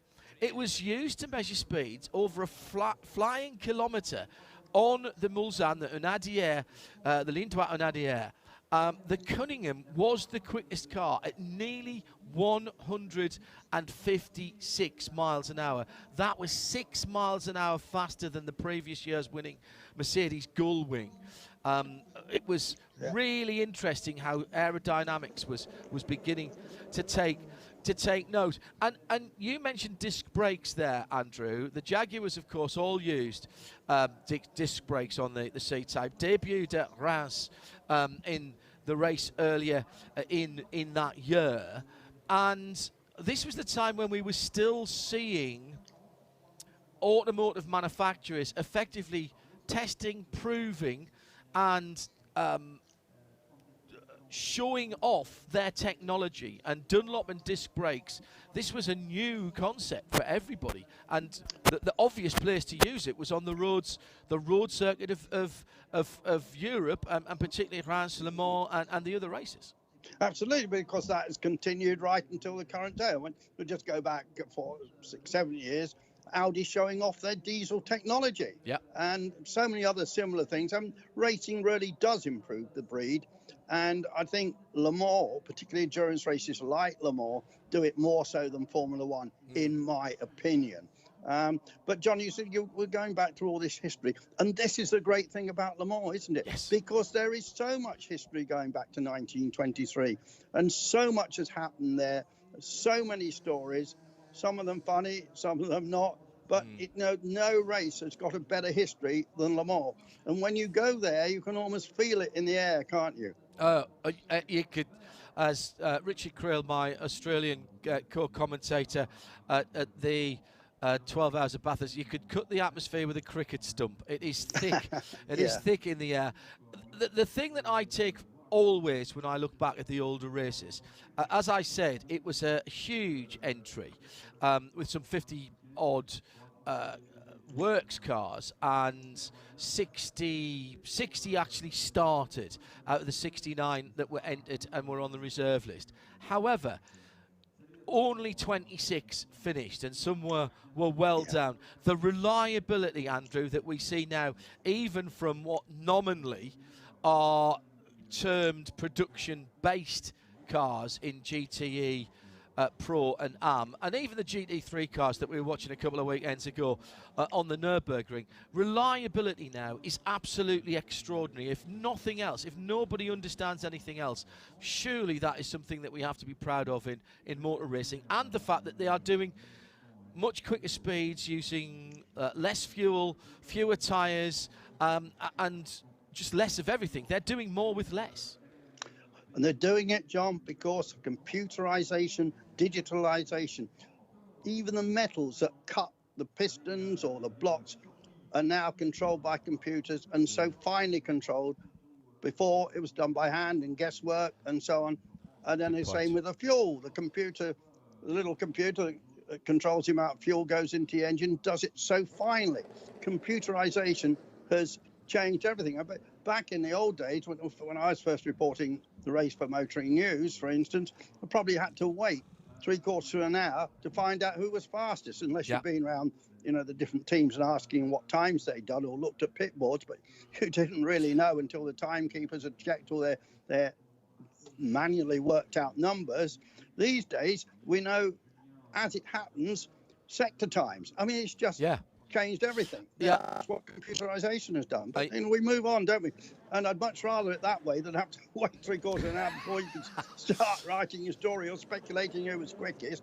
It was mad. You make a very good point there about the kind of tolerances that engines and other things are built to now on our standard road cars that are effectively a family runabout. The tolerances that we're running to are far more impressive than race car engines were done by hand not so very long ago. Andrew, cracking to talk to you again. Thanks for joining us on Hagerty Radio Le Mans on 91.2 FM. Thank you, John. This program is a Radio Show Limited production. Tell your friends there's more at radiolemans.com.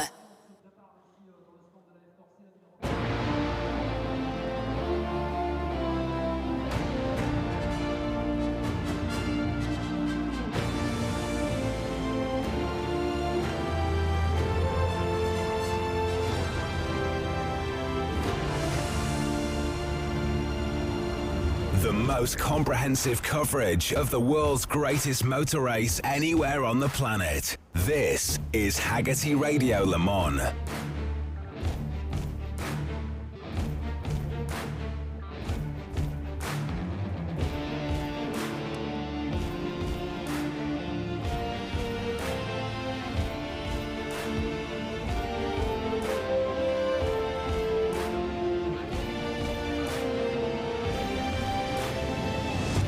Still fairly early on in race week, but this next 60-minute session at Circuit de la Sarthe will count for many as the crucial qualifying phase and will determine where they'll start the 90th edition of the 24 Hours of Le Mans for Saturday afternoon's grid. So many cars, hopefully, fingers crossed, 62 of them about to head out onto track with differing priorities, because if you're in the hypercar class, remember you are automatically into Hyperpole for Thursday evening. On the other hand, if you're entered into LMP2, good luck getting through 27 cars down to 6, and it's a similar situation in GTE AM, where 23 cars have been entered across 3 different manufacturers, Ferrari, Porsche and Aston Martin. Delighted to say that, along with me, Johnny Palmer, joined by Bruce Jones, and we'll have comment from the pit lane as well here on Hagerty Radio Le Mans. But building up to what could be one of the most exciting sessions of the midweek, Bruce.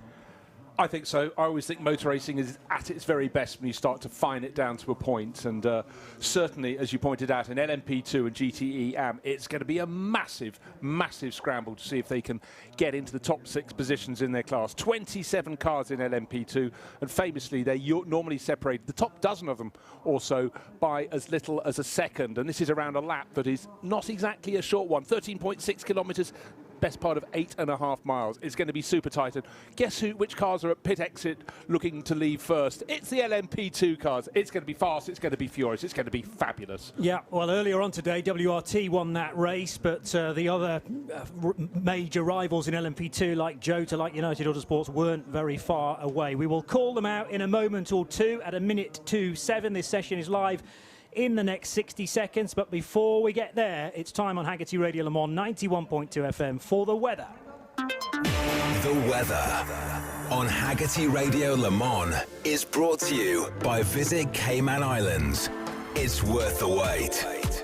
Race control already reporting that there's some light rain expected between 7:10 and 7:19, very exact, from turn 1 to turn 9. So that will be certainly something that the teams will be monitoring on their radars, and good informative instruction from race control to credit them once again. At the moment, it's mostly sunny with a little bit of cloud here and there, 7% chance of rain. That's getting less and less likely as we head into the evening. And a low tonight expected of 12 Celsius with mostly clear skies. Tomorrow, it is unlikely to rain for much of the day, but mostly cloudy for the late morning and into the afternoon with a high of 21 Celsius. Visit Cayman Islands. It's time. Cayman time. The most comprehensive coverage of the world's greatest motor race anywhere on the planet. This is Hagerty Radio Le Mans. And on 91.2 FM, Hagerty Radio Le Mans, qualifying is go with 60 minutes of cut and thrust action for the next, a relentless period of time, I would imagine, because we are effectively deciding the grid positions in 3 of the 4 classes from 7th place back, and that's crucial in LMP2 and GTE AM. It's going to be a real dogfight in Pro, though, bearing in mind we've only got 7 entries and 6 of them, all but 1, can get in. Who will be those ones that are most disappointed to not be involved in tomorrow night's action, which, by the way, starts at 8 o'clock on Thursday and is only 30 minutes. So an hour today of qualifying, 30 minutes tomorrow. There's certainly not any shortage of track time as such, but the rest of it is deemed free practice and therefore will not count to where the cars start on the grid. This session and the other free practice sessions, 4 of them, you get the same amount of tyres. It's 24 individual tyres for Hypercar and LMP2 and 28 individual tyres for the GT classes. And then when you get into Hyperpole, it's 2 brand new sets that can be exclusively used during that 30-minute session, which rather dictates, or rather suggests, that there's going to be 2 separate runs when we get to Hyperpole. But this is tricky because it's a question, Bruce, of how many tyres you want to use within the hour, bearing in mind that this allocation has to be stretched all the way to tomorrow night and the end of free practice 4 as well.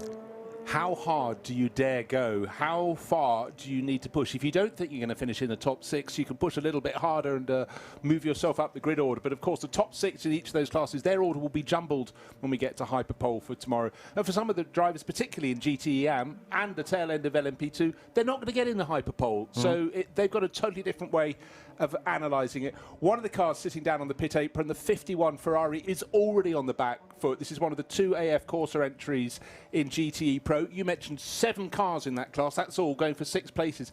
But this is a car that lost the vast chunk of free practice 1, and track time lost for an engine change in this instance could be hyper costly for them. Now, the big story coming out of free practice 1 was the fact that the 51 Ferrari had to have a very late engine change. In fact, they were taking the engine out at the start of the session, and 2 hours into it, the car still had not had any action. So that was at work taking place. Pensive looks from James Collado and the rest of the crew. But the work is done. The 51 Ferrari is out on the apron, and we can get straight to the pit lane actually for an update already early on in the session before the times start to come in. Nick Damon.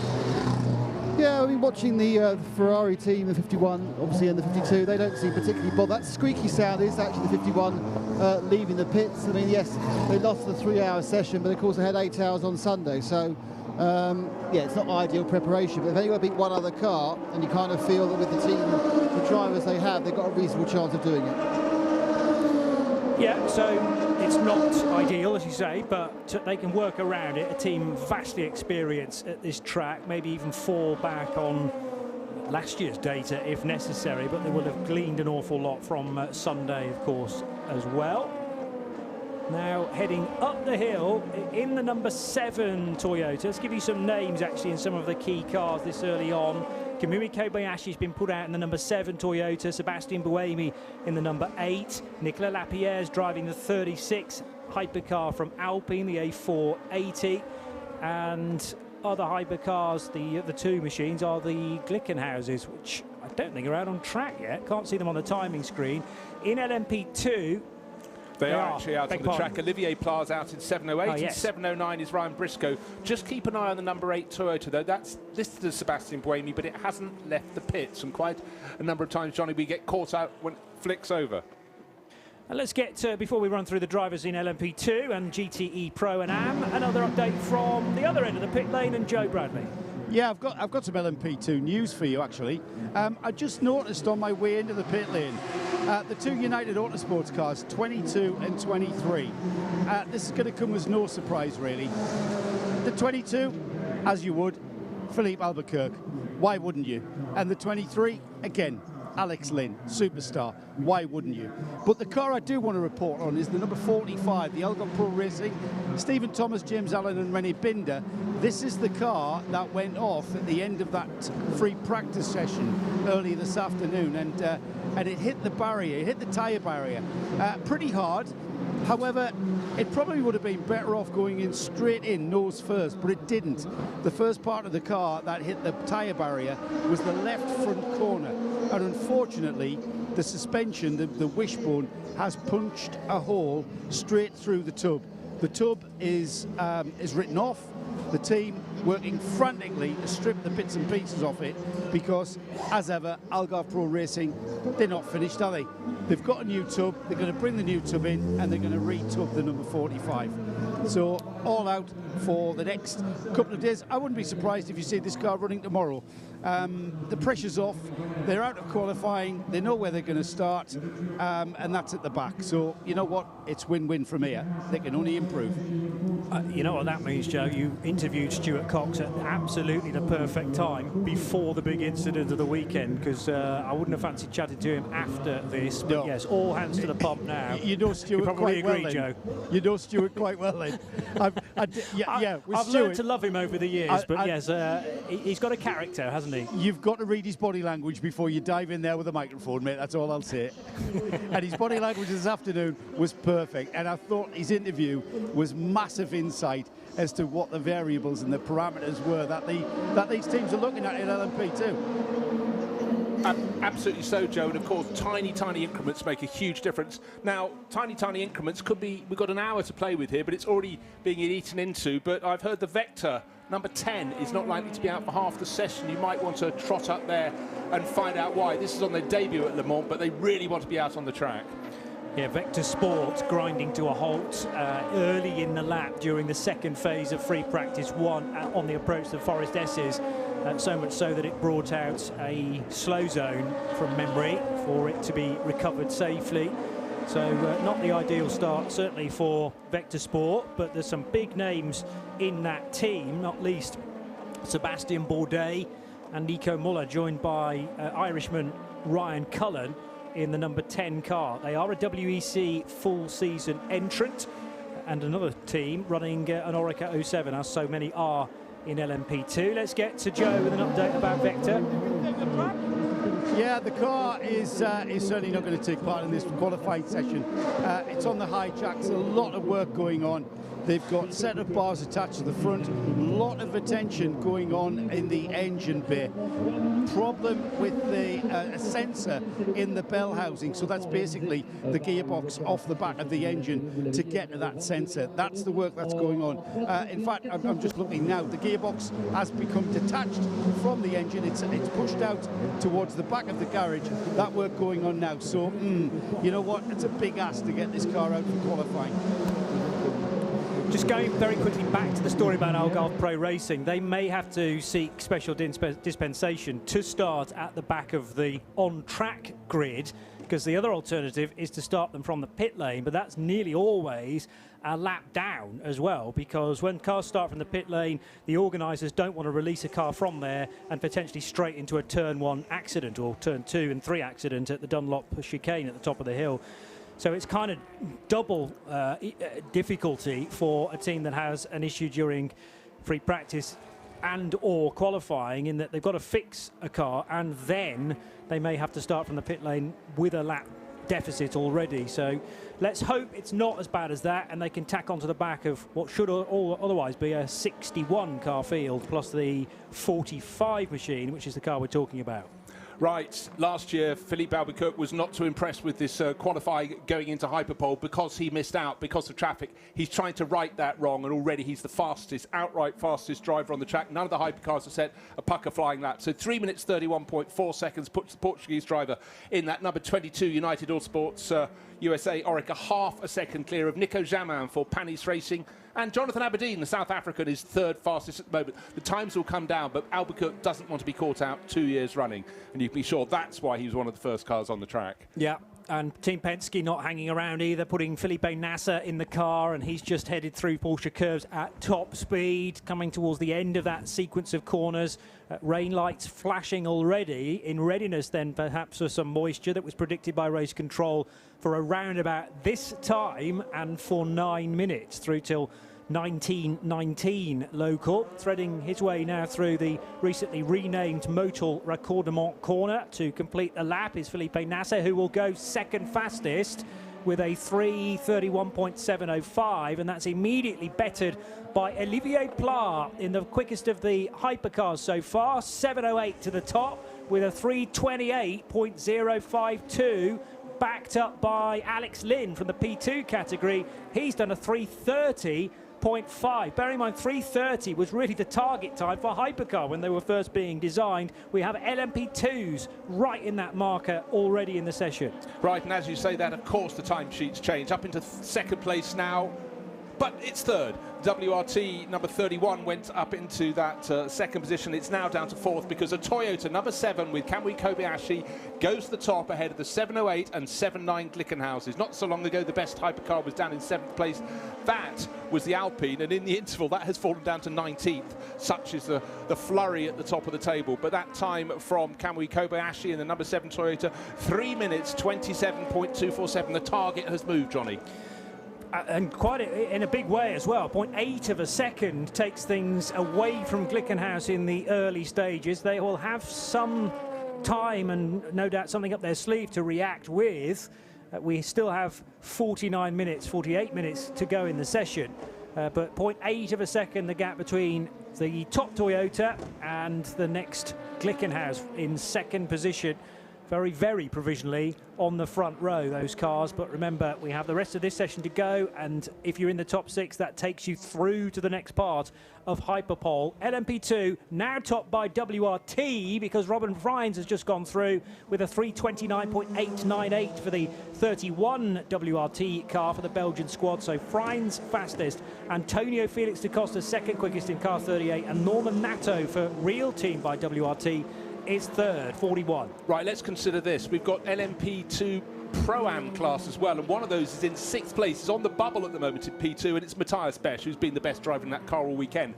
But for his AM teammates, they'll be going, come on, my boy, come on, you young Swiss charger, and he's in that mix. So we could get this slight anomaly, if you will, on the average pace across those 3 drivers would be nothing like this. But Matthias Besch is doing what he needs to. Yes, it's a long way to go. Yeah, absolutely nothing to stop effectively the 6 in LMP2, all being Pro-Ams if necessary. You can be a Pro-Am team and qualify for Hyperpole. We have had Pro-Am cars on pole position in LMP2 during the regular World Endurance Championship rounds this year and last. Antonio Fuoco now the new name at the top of GTE Pro in the 52 Ferrari. 52, things have been going swimmingly to this point. And a 3:51.420 will put the Italian in the prancing horse fastest so far, ahead of the 2 Corvettes, 64 and 63. So C8Rs second and third, 3:51.5, 3:52.1. And it means that, well, that's the first time, I reckon, we've had a session with a Ferrari in front to this point, because Corvette very dominant during both 4-hour sessions on Sunday as part of the test day and also earlier in practice. The Toyota number 7 wondering what on earth, which side of the D93 car to go approaching the Porsche curve. So that was a GTE AM car that Kamui Kobayashi was catching, had to make a decision quickly. And of course, these guys think in lightning quick ways to the outside, and probably didn't cost him too much of a delay. No, however, if you just wandered into your sitting room at home and put on the screen, you'd be just amazed by the speed differential between the fastest hypercars and the GTE AM. But absolutely, the reactions from Kobayashi just so instantly, knew exactly where he was going to go. Having seen there was a slight dilemma, but Michael Fassbender, who was in that Porsche that he had to pass, stayed on his line. It was just that interpretation from the Toyota drive, and he didn't lift. He thought and he acted at the same time. Fabulous. Fassbender is, as you say, out in the number 93 car, but there is no rule, unlike in the World Endurance Championship, that stipulates the bronze has to do the qualifying. Here's some team radio from Toyota Gazoo Racing.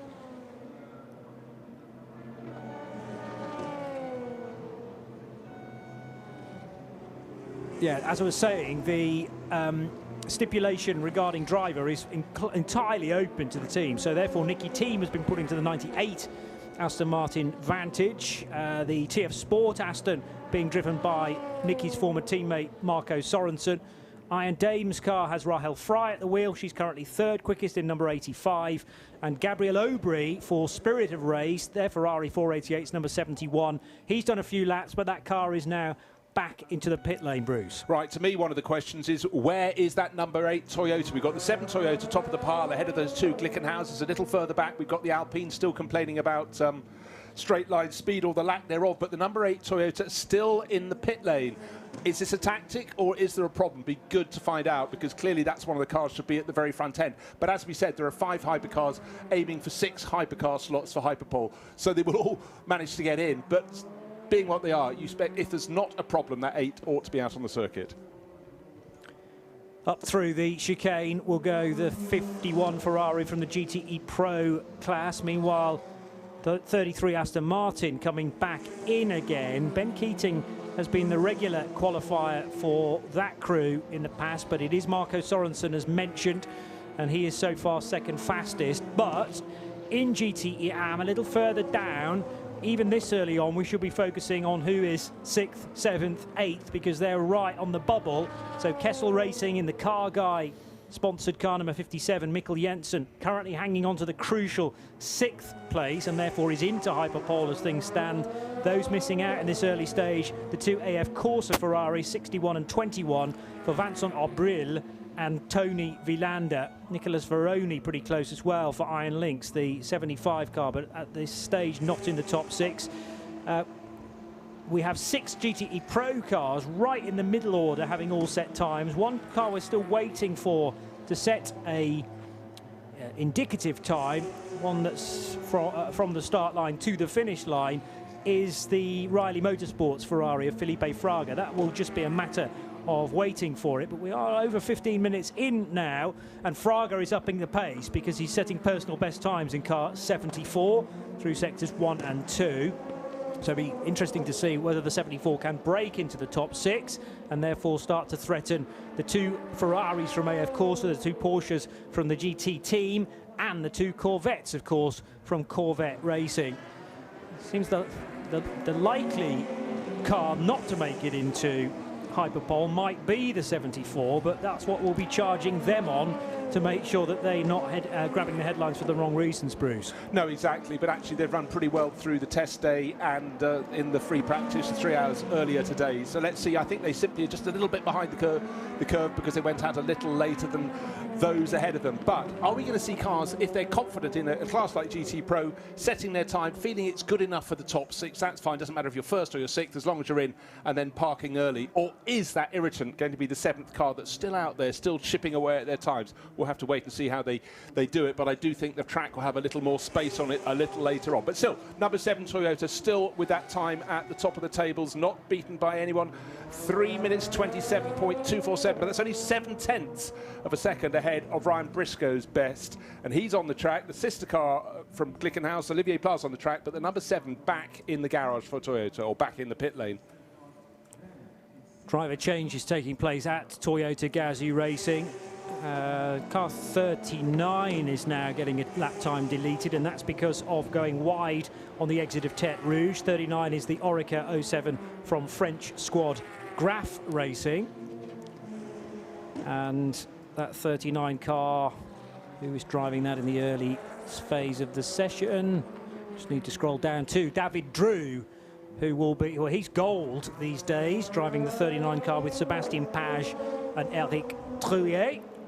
So, just a pause in proceedings here, Bruce. I'm looking at the top half of my screen, which contains 30-odd cars, and the majority of those have headed into the pit lane for a driver change. And there's nothing in the restrictions and regulations, rather, that restricts you from changing your driver. Hyperpole is the same. Hyperpole's more of a question, because exactly how much time do you have, and do you want to be messing about with changing pilots? But there's absolutely enough time to do that here, with just 20 minutes gone. Yeah, still a few others actually yet to set a sort of time you'd expect, but looking, one of those to look for is the number 747 LMP2 class car. So Jack Aitken is waiting to set a time. He's stepping up to prototypes, and I think we can hear from Joe Bradley down in the pit lane with Toyota.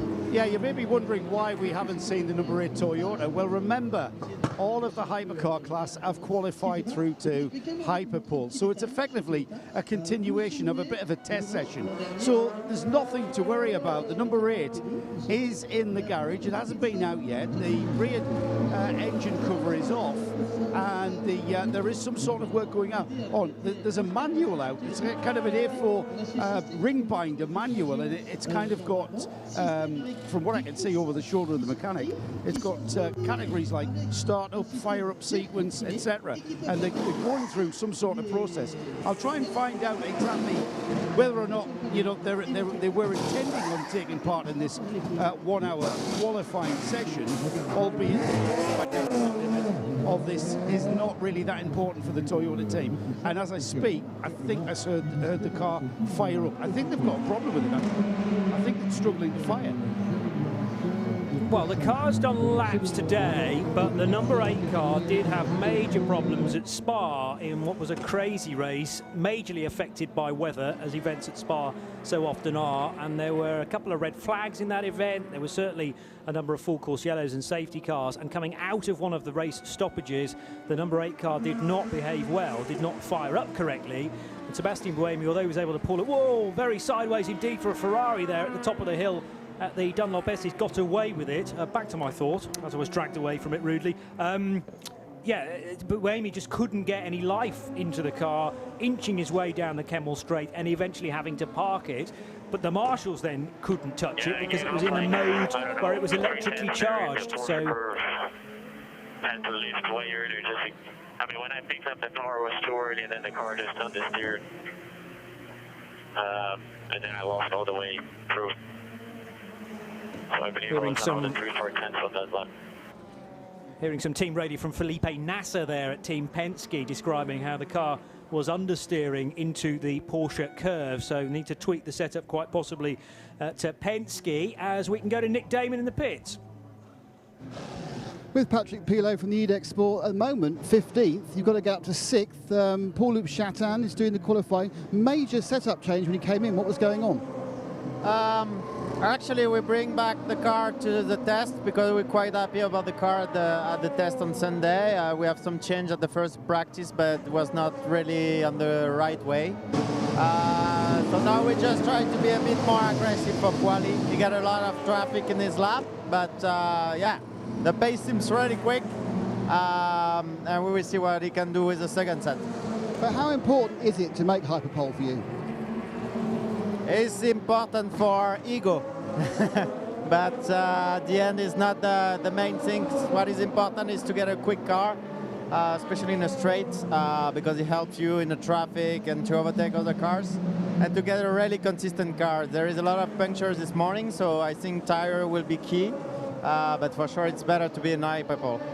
So is Paul-Loup going to do the entire of the hour, or you or Paul going to get a go? Yeah, we'll try. We keep the same driver for a full session. I think is easiest, especially with this car. When you have to push, it's better to have few sets. Thank you very much. Thank you. I'm going to stay in the pit lane because, Joe, you're still keeping a keen eye on what's going on with the number 8 Toyota. Any indication as to what this issue is and how big it might be? Yeah, I think so. So the car fired, the engine fired. However, it's certainly not running on all cylinders as far as I can hear. It sounds really, really odd.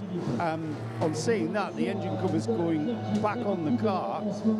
The engine, they're looking at screens. They're looking at screens full of squiggly lines, data coming directly from the engine. And now the rear wing deck is being applied to the car. So I'm not sure what mode the engine was running in. Now then, it's fired again, and that's a much smoother sound. Not sure if you're getting any of that through my microphone. Yeah, we are. It wasn't sounding like that earlier. Have a listen. That sounds right now. That sounds correct. So what they've been doing with some sort of... I mean, these engines, these race cars, so complex. So complex. They've obviously done something with the engine mapping and the engine management and reprogrammed something, because now all of those cylinders sound like they're firing and the engine sounds really smooth. Just had the signal to quit, so the engine's turned off. I would like to think with the bodywork, now the rear wing goes on, as I said, that's being fitted on now, so the number 8 should be out in this section very, very quickly, I would think.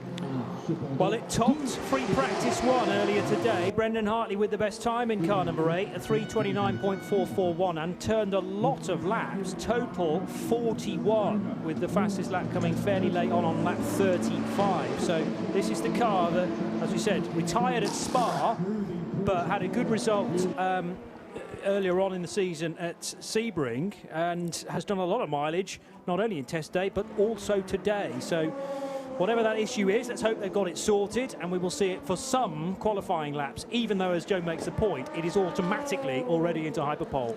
Yeah, well, the Toyota number 7, the sister car, is on provisional top position in the hypercar class, but only by a 1/10 of a second. Olivier Pla got very close. He's just reported to the pits, and the second of the Glickenhauses is only 7/10 of a second down. And I think the good news in the hypercar class is the fact the Alpine has got going and has moved up to 4th overall, but it's 2 and a bit seconds, 2.4 seconds down on that number 7 Toyota, but very close with those Glickenhauses in behind. So, and then top in P2 is still the number 31, Robin Freitz Orica, second fastest, Antonio Felix da Costa in the Jota 38, and Norman Nato still going well, real team by WRT, and then 4th and 5th. So in the mix at the moment for going through to hyperpole, but still early days. The United Autosports entries, 23 Alex Lynn, 22 Philippe Albuquerque, and the car that at the moment is holding the last place to go through to hyperpole in P2, Louis Delatraz has just taken over the number 9 Prema Orlen team Orica, with Matthias Besch very close behind Well, himself. who's on a charge, Besch, because he could go quicker than everybody else in LMP2 here in a Pro-Am car, goes across the line, but lost time in that final sector. So 32.9, well, that does represent the best Pro-Am time. However, he's still a little way off going to the top of LMP2 as a complete category.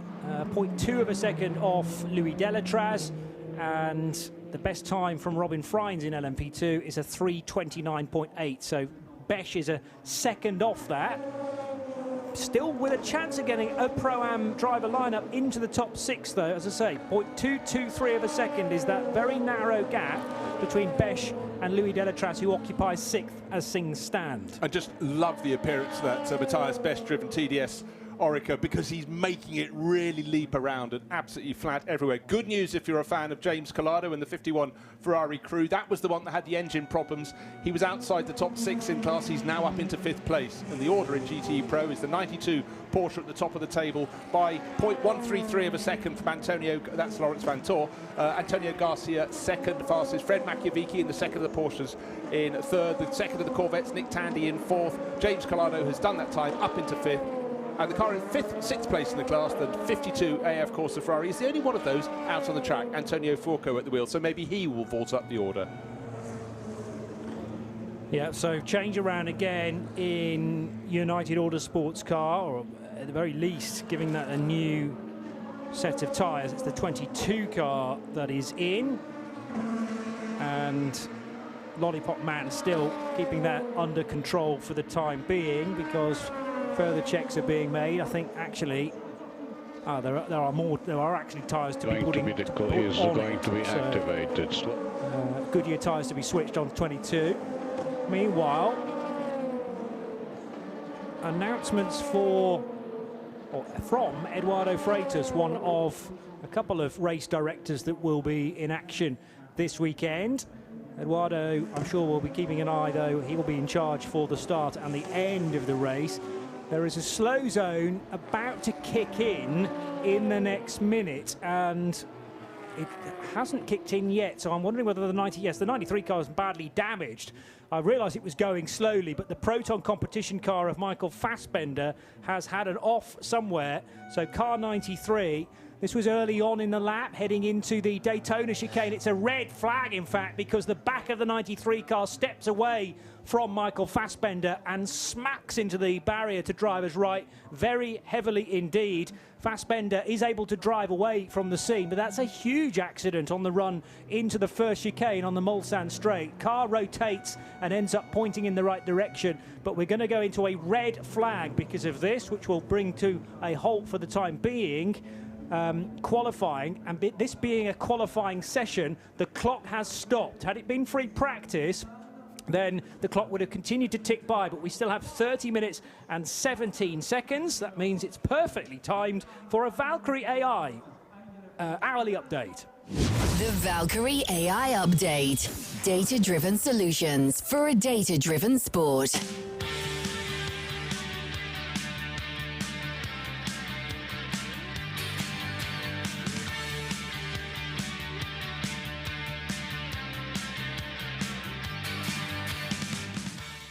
A big shunt for Michael Fassbender at the first chicane, the Daytona chicane, results in qualifying, the early qualifying session of the standard qualifying session of the week, coming to a halt with 30 minutes and 17 seconds still to run, and the clock is currently paused. The session currently has Jose Maria Lopez fastest with the number 7 Toyota, a 3:27.247, which is significantly quicker than the Toyotas have managed so far, including on test day. Second and third fastest, the 708 and the 709 Glickenhaus.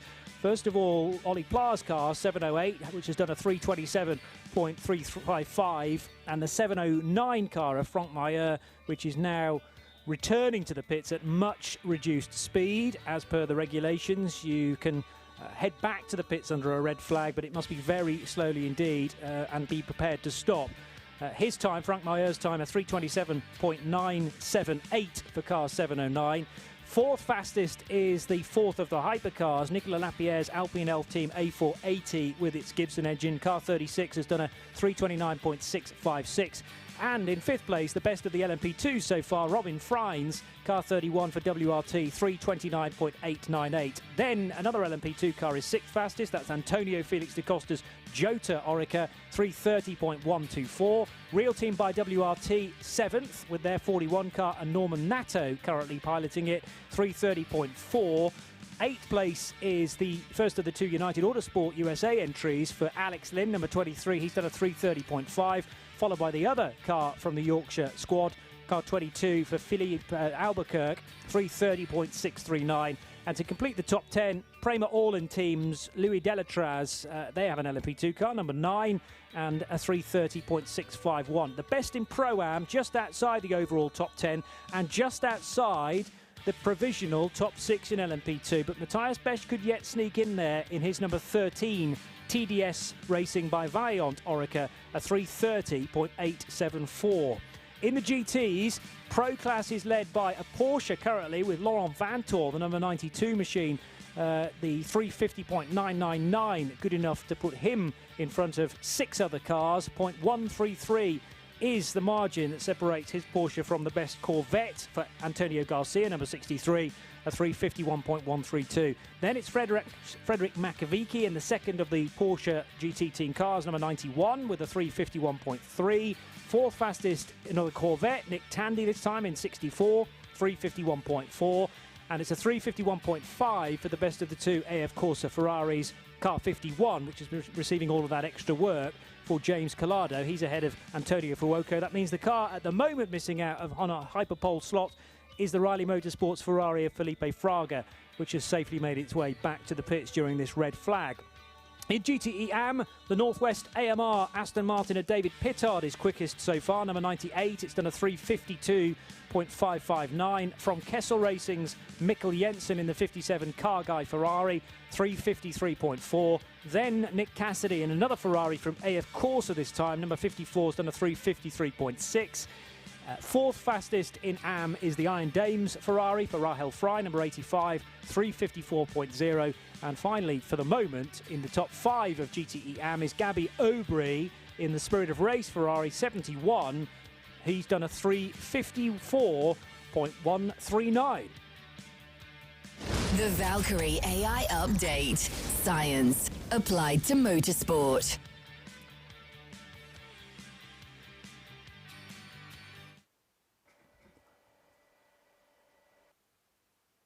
And we're under a red flag for the, foreseeable future, quite possibly, because, Bruce, we've not got a comment on from you just yet about the incident for Michael Fassbender. We've seen some big ones over the years as cars hit the brakes into that first chicane on the Mulsanne. And there was very little reaction time. You know, he just could not do anything about it before becoming a passenger and slamming into the barrier very heavily indeed. Yeah, it snapped to the right. In fact, in many ways, the way it then spun around very, very fast indeed, that would have almost given him that sensation of whiplash and pretty much avoided everything else. The car then went straight on into effectively the escape road, and the damage was only from hitting the barrier on the outside. It could have been so much worse. Many a time, Johnny, we've seen cars hit the barriers on one side and then to the other, and also there was nobody particularly close to him, so nobody else had to lock up behind and go around the German-Irish film actor. Hopefully he's fine. He's sitting in the car and you can tell he's, you know, a hit like that, it wins you for starters, but then that massive wave of disappointment that, you know, your qualifying session has come to an end. Luckily, no one else involved, and it's a question of how fast they can remove that car. But a while ago already, Michael was indicating to the window, through the windows of his Porsche, to the crews about how he wanted the car to be removed from the track. So we can't give you any signal yet as to how long this red flag will be. One thing we can tell you is not every time that these drivers have set, not every lap time has been able to stand, because track limits, as ever, have wrecked a lap or two. And when the lap is as long as it is here, 13.6 kilometres, nigh on 8.5 miles, that is really frustrating if you just wasted your whole lap by running wide. But that's what drivers do these days. We've had an official line from Toyota regarding the number 8 car, and thanks as always to Alistair Moffat, who is on media relation duties, keeping us all informed. We had to change for the last time for Toyota, as a reminder as well. So thank you, Ali, for all your help over the years, this being your outgoing event. We had to change the right rear corner due to an issue, nearly fixed and ready to go. Well, the car, was it able to turn any laps? Yes, it was out, wasn't it, during the course of the red flag, as in out on the track, and having completed one lap, so probably an out lap, which became an in lap, and the car has safely reached the pit lane again. So far, no time recorded. If that was in any other, session, that would, rather any other class, that would be a major concern. But because it's hypercar, 5 cars into a 6-car session will be absolutely fine. Just hearing about a car that's off at Mulsanne, which is the 8 car that went off at the gravel. Okay, so on its out lap, it has had an issue, and went round the roundabout and recovered in this session. Okay, so the team are now flooding it with mechanics, although they don't feel the need to put it up on the dolly jacks and spin it through 90 degrees, send it back into the garage where it has spent much of this hour-long session already. So they're happy to tend to its wounds whilst it's still out on the apron, and to a certain extent during a red flag, some of those rules are no longer in place. But the queue is forming at the end of pit lane, with a couple of LMP2s already heading to the end of pit road. The 34 into Europol competition car, and both Jota cars by the sounds of things as well. Yes, so 38 and 28 are at the sharp end of the pit lane, ready to rejoin Bruce. Yeah, but only 38 is at the sharp end of the P2 field, with Antonio Felix da Costa second fastest behind that really brilliant lap very early on from the 31 WRT. But the sister car from Jota, 28, South African racer Jonathan Aberdeen, is not even in the top 10 in P2. He's down in 13th. There's one that still has to be watched. It's listed right at the bottom of the timing screens. No pucker flying lap on the board. Wait for Jack Aitken, the number 47 Algarve Pro Racing entry. And they need him to do well as the flip side, because the sister car, the number 45, was the one that went off at the final corner in free practice. And as we've heard, Algarve Pro Racing working terribly hard on that, but don't expect that one to trouble the scorers in this session. But I certainly think Jack Aitken should be having a shot definitely to get in the top 10. But the crux, of course, if you want to get through to Hyperpole, have to be in the top 6 positions in your class. I do actually quite fancy the second of those Jotas, the number 28, to get in the mix as well. And that is why they're at the exit. Another car that hasn't gone out in this session is Vector Sport. It's car number 10, and Joe Bradley has the news. Yeah, we had information that it was a sensor in the bell housing. I think it's moved on from that. We've got one engine removed, some auxiliaries being removed from the engine and the block area around the engine, and we've got a new engine has appeared at the rear of the car where the auxiliaries are now being bolted to. So I think what started as, am I right, Fee? I don't think they're going to be out this session, but I've got Fiona Miller who's going to tell me something. Fiona? It's confirmed as an engine problem. So right, so we thought it was a sensor. It's now been discovered as an engine. Definitely confirmed as an engine problem, so we're taking the opportunity to change the whole of the back end. We won't be out in this session, but we'll be out for the night session. So there it is. I was kind of speculating on what I could see, and Fiona's just confirmed that. So it is a new engine going in that, and as Fiona said, the car expected to be out for the night session, so that's good news. It is indeed. When you've sort of missed one target, you've got to look at the next one, so they have got a chance of redemption. And again, thank you, Fiona, for being so quick to come and find Joe to tell him the news. So, still waiting for time from that number 8 Toyota to see if that can go up into the top of the class. But Glickenhaus really pushing Toyota hard. The difference between the fastest car, the number 7, is just 0.108 of a second. So Olivier Plat really has been the star for Glickenhaus. Can they improve? We'll have half an hour of this session to go when the green flag is waved at pit exit. So let's hear from a driver who's had a problem pretty much through today. He's with Nick. He's James Collado, the 51 Ferrari driver.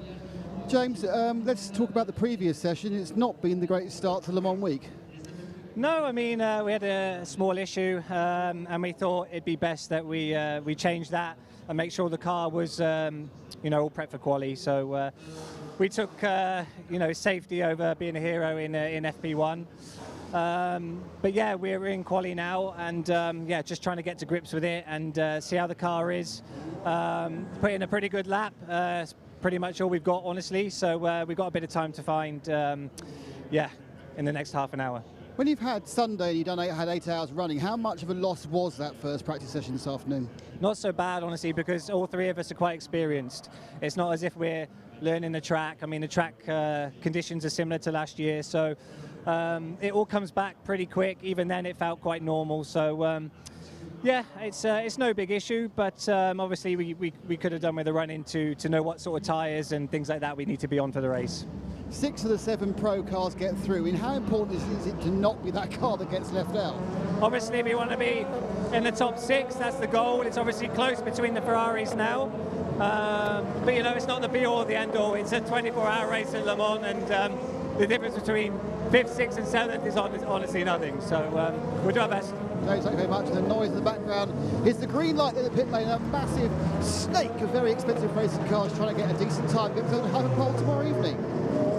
That's Nick Damon catching up with James Collado from the AF Corsa team. This is Hagerty Radio Le Mans on 91.2 FM. Joe and Nick in the pits, and it is Bruce Jones and me, Johnny Palmer, in the Hagerty Global Broadcast Centre. We're around the world on the RSL network. Don't forget you can get involved using the hashtag HagertyRLM.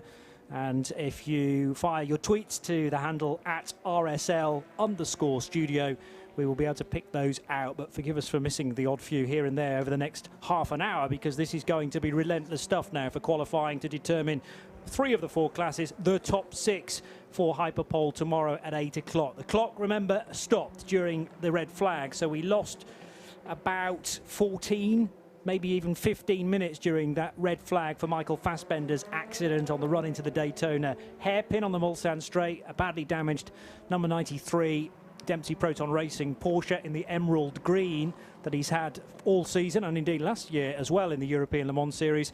Clock is running again though now, and we're down to 28 minutes and 40 seconds as we head, whilst cars just get back up to speed. It'll take a while once more for competitive times to come through. A small window to head to Joe in the pits. Max Root, Max, you're down to drive the number 88, the Dempsey Proton car. I'm not quite sure where you guys are in qualifying. How's it going for you? Say it one more time? Whereabouts are you in qualifying? Are you on that 6th place cusp?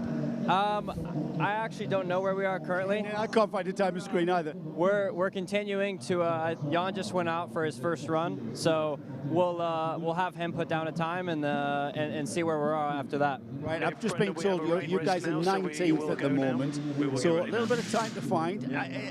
Do you guys put importance on qualifying in the top 6 for Hyperpole? You know, it's a long race, and it takes consistency and a little bit of luck to get this one right. So we're focused on it because we want a fast car, but we're more focused on the race and just want to have a clean event. Yeah, I've never met you before, Max. Is this your first time at Le Mans? Second time. Second time. You say I wasn't here last year. In 2020 with JMW. Yeah. The place has got something about it, hasn't it? And this time of night, where the lights changing, the track's changing, there's something romantic about this place. Yeah, it's a really special place. It gets even more special as the sun sets and the night starts to come, and it makes it fun. You can drive around it during the day, night, sunset, sunrise, and that's just a magical place. And you were the Hurley Haywood Scholarship winner in 2018, so I would class you as a Porsche specialist. Yeah, I've been in Porsches in the US and around the world for 5 or 6 years now. So I find this 911 RSR is like a home, and pushing it to the limit and understanding it, it's like I'm talking to myself, so it's really nice. The RSR, albeit it may look like a 911, but the engine's in the wrong place, isn't it? The engine's in front of the axle. Is it a massive difference, the GTE spec? Yeah, I won the championship in GT4, and that has a mid-engine car as well. So it's a lot of similarities kind of transfer over. Would that be the Cayman? Was that the Cayman, the Porsche Cayman GT4? Yeah, the GT4 and IMSA. And it has a lot of similarities. Obviously a lot of more downforce and some more power, so it makes it a hoot to drive around. Yeah, but that's interesting. You're the first person that's actually said that. It's similar to the Cayman GT4 because of the location of the engine.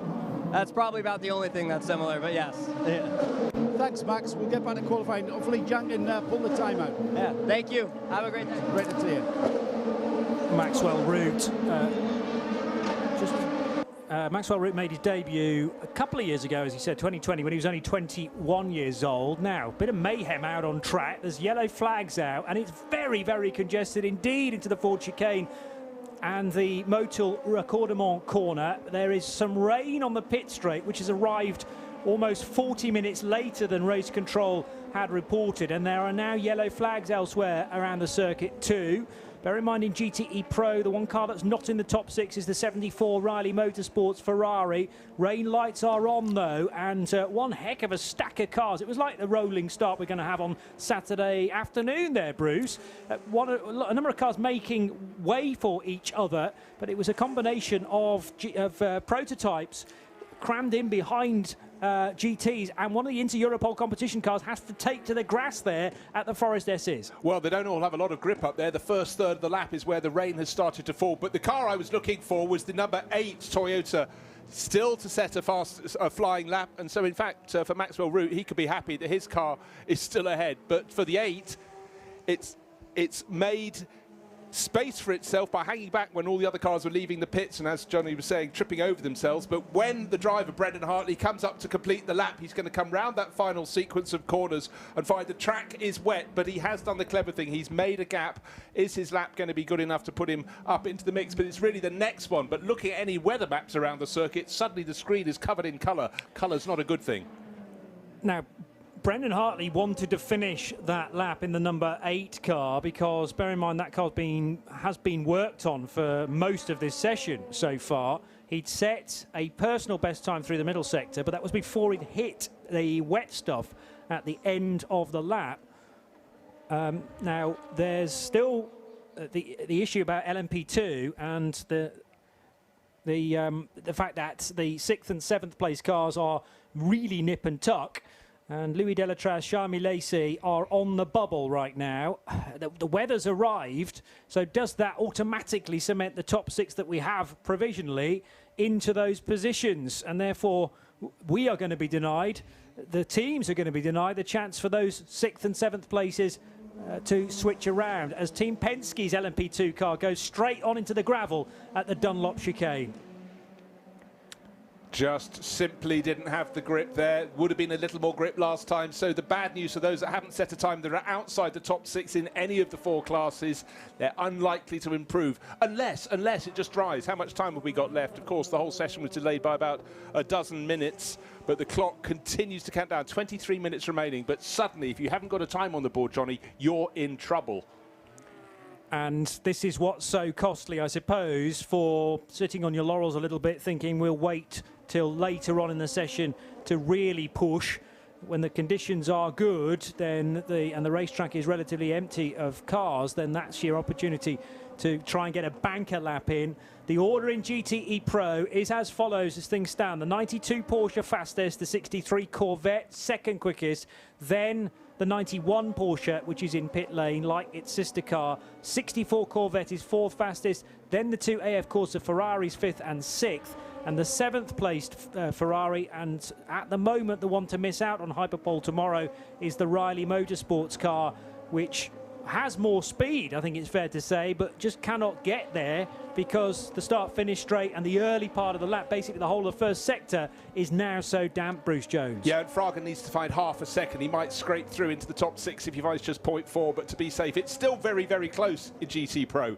You almost don't need to say that. It's always very, very close in GT Pro, but at the moment it's the 2 Works Porsches, the 2 Works Corvettes, the 2 Works Ferrari from AF Corsa. But you really like the story of the underdogs, Riley Motorsports getting in the mix, but I do worry this first third of the lap is just a little bit too wet. But if it's not raining any further, it could dry out with 50-something cars on the track at any given moment. And I don't know, but really need to hear comment from the pits to find out, is it raining any more? Has it stopped? Is it getting heavier? That's the sort of thing you cannot tell when sitting in a studio. And just heard, thank you very much, Nick Damon, quickly on the mark there with the weather. Yes, it's heavier. So even worse news for those that haven't set pucker times. Just checking down to Matthias Besch's effort of a 3:30.874. Has that now been discounted for track limits because he's fallen down to 59th position on my screen when he was actually 7th before? So, yeah, I've still got his old time, which was launching him to 7th earlier on in the session, but that time is no longer legal. So 3:30.874 out the window, and he's got an awful lot more work to do in car number 13. Also, LMP2 cars that we're looking to see improvement from include the 47 of Jack Aitken. But sensibly, I think, the hypercars are starting to head into the pit lane. Well, actually, checking the screen, looks like Jose Maria Lopez is on an outlap.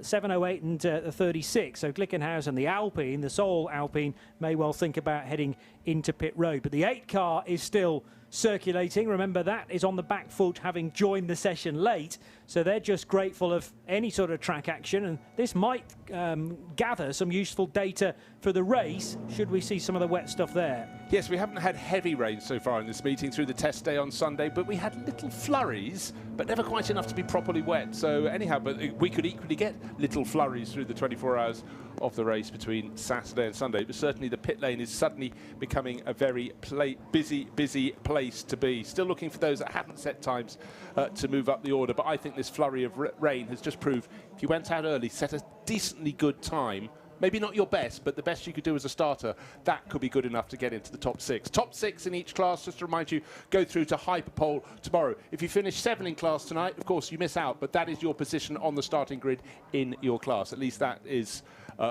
something you know for sure. But let's be sure, another factor, of course, there will be drivers losing their best lap time so far for exceeding track limits. Maybe because they slid off, maybe because they just went into a corner too fast. However, it's a fact in motor racing, and you have to stay between the white lines. 88 Proton Racing Porsche being wheeled into the garage. Jan Halen's just brought that in for Dempsey Proton Racing. In fact, the Hardpoint Motorsport car of Alessia Picariello, though, still out there at the moment, and LMP2s, 3 of them pouring their way out of the Porsche curves, pouring very much the apt word for the current weather conditions, but all 3 of those will peel off into pit lane still with over 18 minutes left on the clock. For one of the 2 Jota cars that's come in, the number 38, that's fine. They're still sitting on second fastest time overall, but the sister car is only 12th in class. The end of the lap, very, very much wetter. The rain beating on the studio roof like someone playing a little drum roll. So really, it's surely not going to dry out enough for anybody else to change the order to get into the top 6, Johnny, in their respective classes. Let's get back to the pit lane because we've managed to head to Richard Mille Racing, the home of the number 1 car. Yeah, the car was brought in, Johnny, and I think we all could. I think even the Richard Mille team are concurring with what Bruce has just said. Charles Milesi was the driver at the wheel of the car. Now this is the car that's just on the cusp of qualifying for Hyperpole.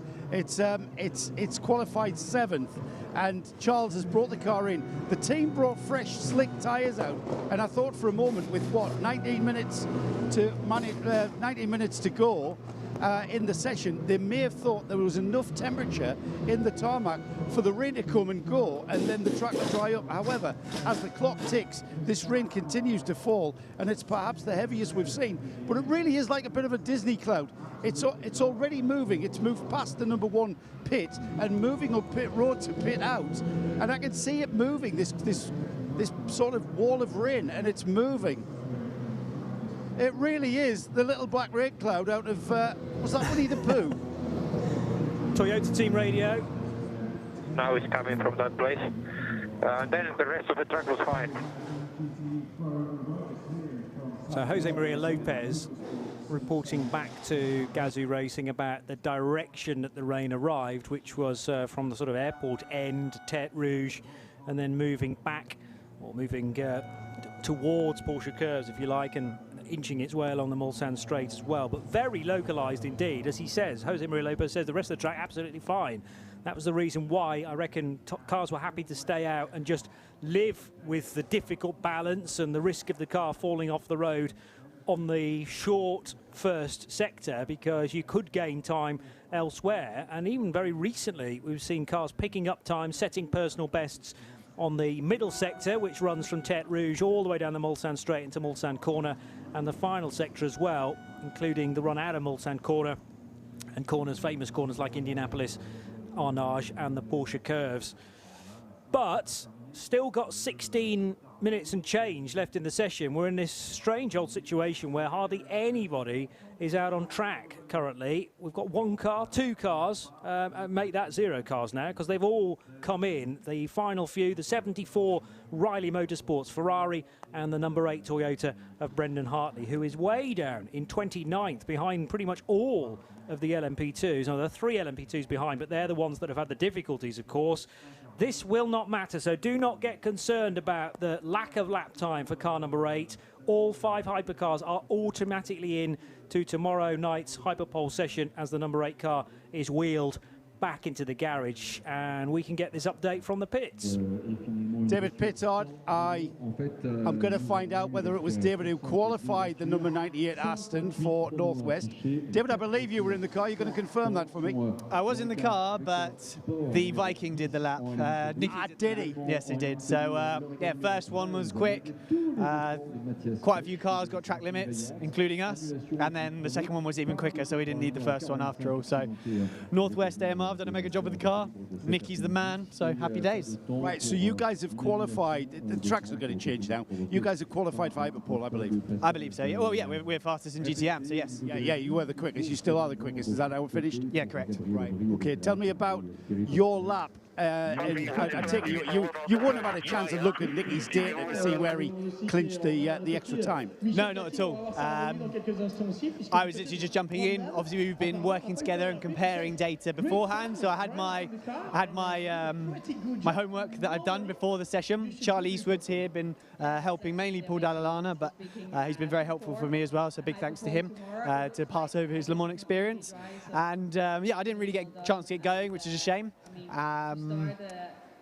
But yeah, he's done the job, and my main goal is now to just obviously get up to race pace and get ready for the big one. Where do you get the time at Le Mans? Is it, some people say it's the Porsche curve, some people say it's the slow bits like Arnage and Mulsanne Corner. What's your opinion? So obviously this is my first time here, and what I really love about this circuit is like the huge contrast between the daring Porsche curves where you literally have to like pull your belts a little bit tighter and be like, come on, just brake that little bit later, get on the throttle that little bit earlier and carry every little bit of kilometre an hour that you can.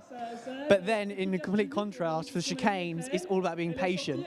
You can quite easily be the fastest person to the second apex of both chicanes, but then you are a sitting duck for the next kilometre.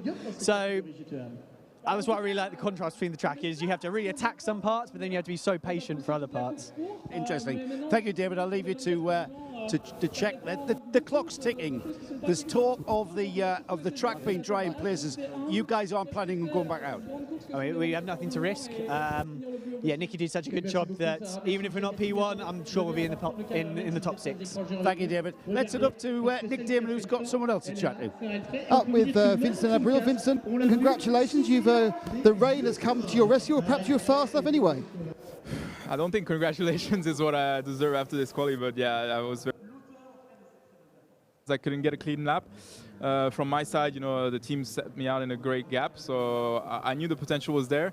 And second set of tires, I was like, right, this is the time, and we're going to get it. And two P2s stopped in front of me in this corner when I was on the flyer, like a proper good lap.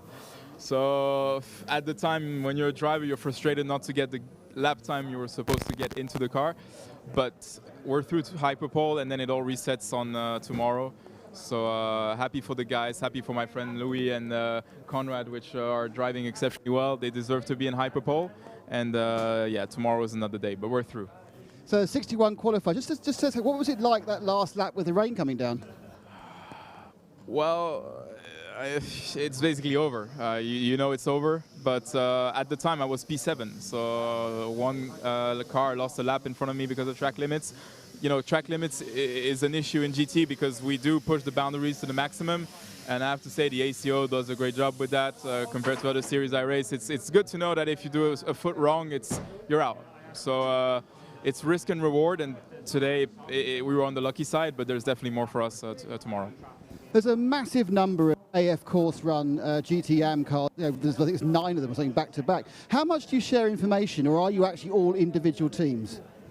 I have to say, within the AF family, it's great. There's no, it's a healthy rivalry, which is what we like. But on the other hand, the schedule in Le Mans is very tight, so the information flow is, I always tend to focus on ourselves than other people. I think once the flag drops, it's all in your hands. So, but it's obviously a strength in numbers, like you say. The more you are, the better you have feedback and information. So, job done for today. You've got to try it, do it all again. Just 6 of you tomorrow evening. But what happens this evening? What's the workload for this evening? Probably focus on nights, setting the lights for the night vision, getting our reference points in the night, brake points maybe change a little bit. To be honest with you, I'm just happy to be through because it was one of those days that you want to get out of the way, and we successfully did so with a terrible session. So, I'll take it. Thank you, Vincent. Very, very honest. Down to Joe, who's with Will Owen. Will, rain's still coming down. Both of your cars, you're in the 22 United car. The 23 United car has just gone back out. I'm not sure what's going on there. Are you? That's for Josh to get some laps in the rain. It's always good. I mean, I know it says there's no rain coming for the race, but you really never know. I mean, we didn't know this was coming really either, I guess, this morning. So, yeah, good to just get some laps. Yeah, he has. Just to go check the track out, I think. Yeah. All right, okay. Was it Felipe who did the qualifying time? Yes, yeah, it was a good lap from Felipe, and it puts us, theoretically, it's not over yet, but hopefully we're in the top 6. I think, fingers crossed, we're going to move forward. And he said, of course, there's always a little bit more to gain. Everybody always has a little bit more to gain. But yeah, it looked like a great lap. It looks promising for tomorrow, so we're excited. You guys now going into and it's the top 6 chasing for the pole position. Again, I'll ask the question, Will. You've been asked many times. Is it really that important over 24 hours? It's well, it's symbolically important. You know, we want to be the fastest car out there. That's a good thing. It really shows we're all going in the right direction, that we're making the right calls. So that's important. But in terms of the race, from first to sixth, it shouldn't really make too much of a difference. But we want to get pole. That's the racing attitude. Thanks, Will. 9 minutes remaining in this session. The weather on Hagerty Radio Le Mans is brought to you by Visit Cayman Islands. It's worth the wait. So just after 8 o'clock now at Circuit de la Sarthe. I didn't expect this session to be running as far as it has, but the 12 and a bit minutes red flag right in the middle because of a crash for Michael Fassbender means that we've got some extra time, 8.5 minutes of the session still to go. Weather likely to improve through the rest of this evening and overnight. Still a very slim chance of rain, strangely enough, even though this session's been badly affected by it. Lows tonight of 3% chance of rain and low temperatures 12 Celsius at about 6 a.m. tomorrow. And then as we head into the morning, it's going to be mostly cloudy with a decent temperature of 17, 18 Celsius and a high later on in the latter portion of the afternoon of 21. Visit Cayman Islands. It's time. Cayman time. The most comprehensive coverage of the world's greatest motor race anywhere on the planet. This is Hagerty Radio Le Mans. One or two drivers are saying it's not quite over this session yet, and I did start to think, surely it is, but we have got cars back out on track, Bruce Jones. You're listening to Hagerty Radio Le Mans on 91.2 FM and around the world on the RSL network. One Toyota has rejoined the session, car number 8. Yeah, not with, we've had a change of driver line up there because Sebastian Buemi has taken it over, and that was a car driven by Brendan Hartley before. Didn't set a representative time, has got the track not to himself. There is one other car out there. We just heard from Will Owen saying that Josh Pearson is going out at number 23, United Autosports USA Orica, not to try and improve the time. The track's too wet for that, but to get damp track experience. The 16-year-old, yes, I did say 16-year-old, youngest ever starter if he gets to start the race. Josh Pearson just learning as he goes. But for the number 8 Toyota, we heard from Joe Bradley earlier in the session, had a problem firing it up. They'd had a problem with that car in the WEC round at Spa-Francorchamps. But right now, Sebastian Buemi, as I said, taken over from Brendan Hartley. He's got the track. Well, he's sharing it with one other car, not likely to improve, but you know what? It's about testing at this point. And anyhow, any of the 5 starters in the hypercar class go through to Hyperpole by right, because you have 6 positions up to grab. There are only 5 of them. But let's take a look at the time. The time has, of course, will be the next time around. It was the outlet from the pits, but not likely to be troubling the very best. We've got 3 cars, the top 3 cars, in the 3-minute 27. So that was a full dry time. Of course, that red flag really unfortunate for a lot of the drivers. If they didn't get a time early on, there was a lot of traffic early on, then they lost out. Michael Fassbender just dropping it, going into that first chicane, brought out the red flag, and for a lot of them, it spiked their best lap, their best chance. And then, of course, the rain came down, and really looking at the sky around the circuit, it's brighter than it was 15 minutes ago, and the rain wasn't uniform. Well, it never really is at Le Mans, but right now it's all just about mileage out on the track. And glad to hear the 93 Proton car. I talked about Michael Fassbender. I think Joe's down with it. I believe that's now back in the pit lane. It's back in the pit lane, being brought into the garage. It's got front-end damage to the left front corner. It's got a cover on it, Porsche liveried, of course, and I can't tell what exactly is wrong with it because they're leaving the cover on. They're being very, very discreet about this, all this, and very secretive. Probably going to wait until everybody's gone before they take the cover off after the session. But it looks like extensive damage to the front left corner. Bodywork has been removed. The bonnet of the car isn't attached to the car, and underneath, I'm afraid I can't see what the suspension is like. The wheel's still attached, and it's still kind of sitting sort of relative to where it should be sitting and pointing in the direction it should be pointing. So it's hard to judge just how badly this car is damaged. you know what? I don't think it's hardly anything. Maybe a new front under tray, and we'll see. It depends on how badly the suspension is damaged into the chassis, I suppose. I hear what you're saying about suspension, Joe, and of course that's crucial, and whether that's done any damage to the links into the tub. But it's not the business end of a Porsche, thankfully. No. With the engine in those cars actually in the middle, sitting right behind where Fassbender was, and the gearbox rearward of that. So. Repairable, do you think, overnight, the way you're looking at it right now? I mean, it's hard to judge with a cover, but, I'm just kind of judging by what I can see poking out of the cover. And I'd be amazed if this was, damage to be written off. And, of course, front chassis leg, which is where the suspension hangs, even that, I believe, is a bolt to this Porsche RSR. I think it's the chassis leg where the suspension's attached to. I think that's a bolt-on piece of chassis from the front bulkhead forward. I'll stand corrected if I'm wrong.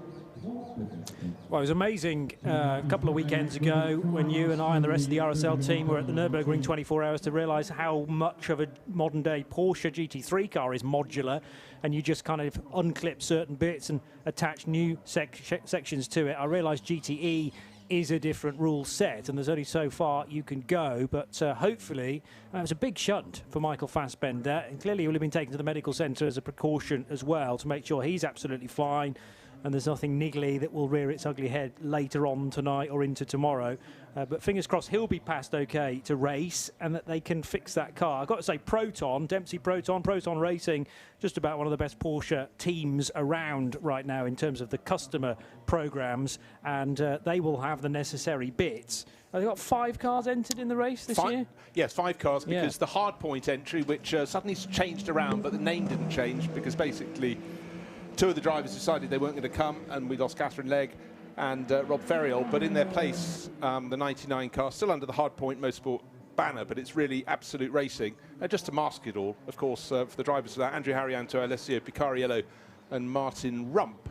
The car is run under the Proton banner as well. So Christian Reed necessarily had a bit of a long face when he saw that the 93 car from his stable had gone into the barriers. But I tell you what, I've seen the replays a couple of times, and I think Fassbender was incredibly lucky. It hit the barriers once on the right, snapped through 180, and just went straight past the rest of the barriers. So many times you get front end in first, followed by the rear end, possibly by the front end. So fingers crossed for all the crew on that 93 car that the impact is possibly as little as Joe thought it was, but obviously not going to be out for the rest of qualifying, probably not going to be out in the final, the last night practice session this evening. But hopefully Michael Fassbender's fine. He will be stiff, there's no doubting that. Yeah, it's substantial, but the damage I'm talking about. But I'm not going to go against Joe's early thoughts that they will be able to sort that car out. I reckon it's 4 Proton-related cars in the entry, so 77, 88, 93, and the 99 car. I haven't missed one, have I? No, that's actually, that's I the think 4. You're right. Yes. Yeah, for some reason I had 5 in my mind as well because of the Hardpoint, I think, addition. But we haven't got 2 Proton competition entries. One's the WeatherTech car. WeatherTech Racing is another Proton. There we go. There it is, 5. Trust your initial convictions, Palmer.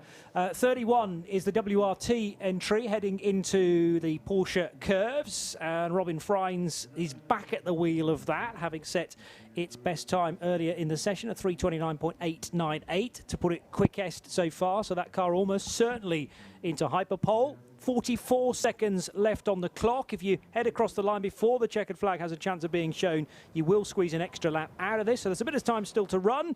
And in the meantime, we can hear this from Nick Damon in the pits. With Roman Dumas out of the 7-8. So Roman, we knew you were going to get through the hyperpoles, only 5 of the cars. But you've come second, only a couple of tenths behind the Toyota. Is that a good result? Well, we had half a qualifying session.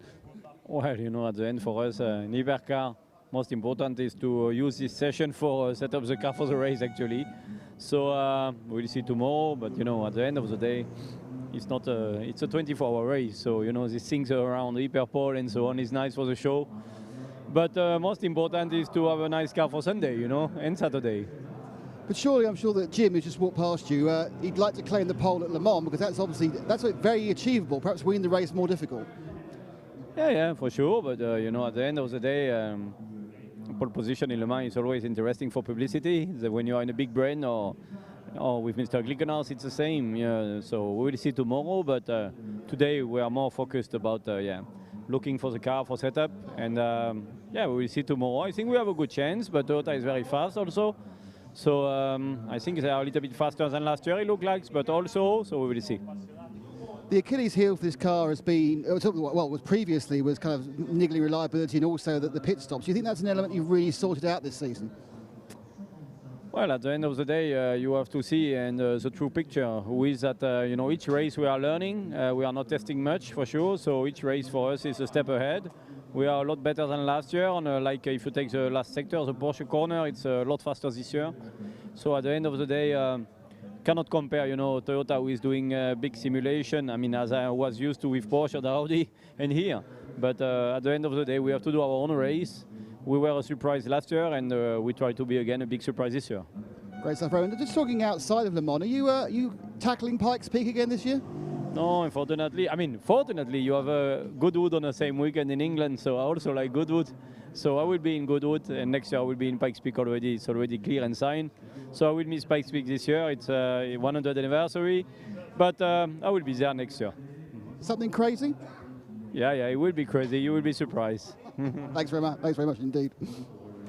Romain Dumas chatting to Nick Damon about future plans. Pikes Peak not happening this year for him, but look forward to future years certainly, and the machinery that he may well turn out in there. Meanwhile, the United Autosports car number 23 heads across the line to receive the checkered flag. There really aren't that many cars out on the circuit, but Josh Pearson is one of them. In fact, the only car out there to see the checkered flag. So whoever, the duo waving that, one to driver's right, one to driver's left, might as well pack up and head for some dinner, because it'll be a long wait before any other cars come across the line. A chance, therefore, on Hagerty Radio Le Mans on 91.2 FM to give you the rundown of a tricky session, which actually came to a bit of a head when Michael Fassbender's car had its accident on the run into the Daytona chicane, enforcing a red flag. And then once cars got back up and running again, the rain hit, which meant that the top six that we had in each of the divisions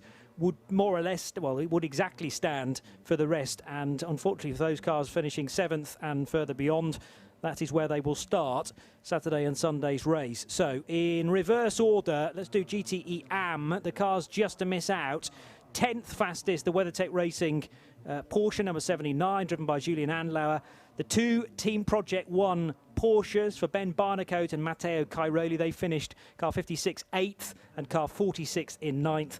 And car 86 for Ben Barker, the GR Racing Porsche in its black livery, finished 7th and just outside 7 thousandths of a second off Vincent Aubril's time, a 3:54.323, not quite good enough for Ben Barker, finishing ahead of Ben Barnicoat. So the cars that are into GTE AM finishing 6th, the 61 Vincent Abril driven Ferrari for AF Corsa, the 77 Dempsey Proton Racing Porsche Harry Tinknell, the 85 Iron Dames Ferrari for Rahel Fry, 54 another Ferrari for AF Corsa and Nick Cassidy, 57 Kessel Racing Ferrari Mikkel Jensen, his time a 3:53.489, and the fastest car in standard qualifying, the Northwest AMR Aston Martin Vantage. We heard from David Pittard, but it was Nicky Thiem who set the time, car 98, 3:52.559. So numbers in 98, 57, 54 and 85, 74 and 77. And sadly for everybody else, they will have to make do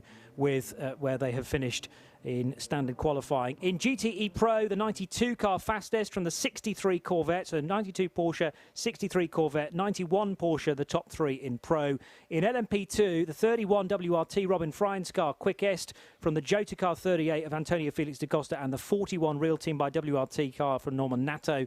And all of the hypercars managed to get in, but those that did not in LMP2 then, just missing out. The number 1 Richard Mille Racing car of Charles Milesi, setting a 3:31.368.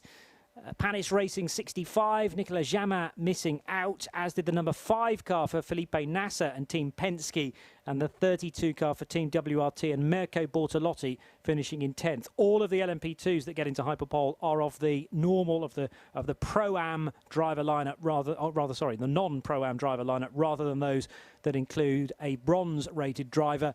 And a reminder that in GTE Pro, the only car that didn't make it through into Hyperpole tomorrow at 8 o'clock is the 74 Riley Motorsports car. It's a Ferrari doing a 354.116, and it means that Riley drivers Felipe Fraga, Sam Bird, Shane van Gisbergen will not feature in Hyperpole tomorrow. Not quite the session we expected, I think you'll agree, but do stay tuned to the rest of our coverage tonight. Plenty of special programmes coming up here on Hagerty Radio Le Mans. Stay tuned and stay in touch as well using the hashtag HaggertyRLM at RSL_studio. We will have plenty more for the rest of this evening, including night practice at 10 o'clock local. This program is a Radio Show Limited production. Tell your friends there's more at radiolemans.com.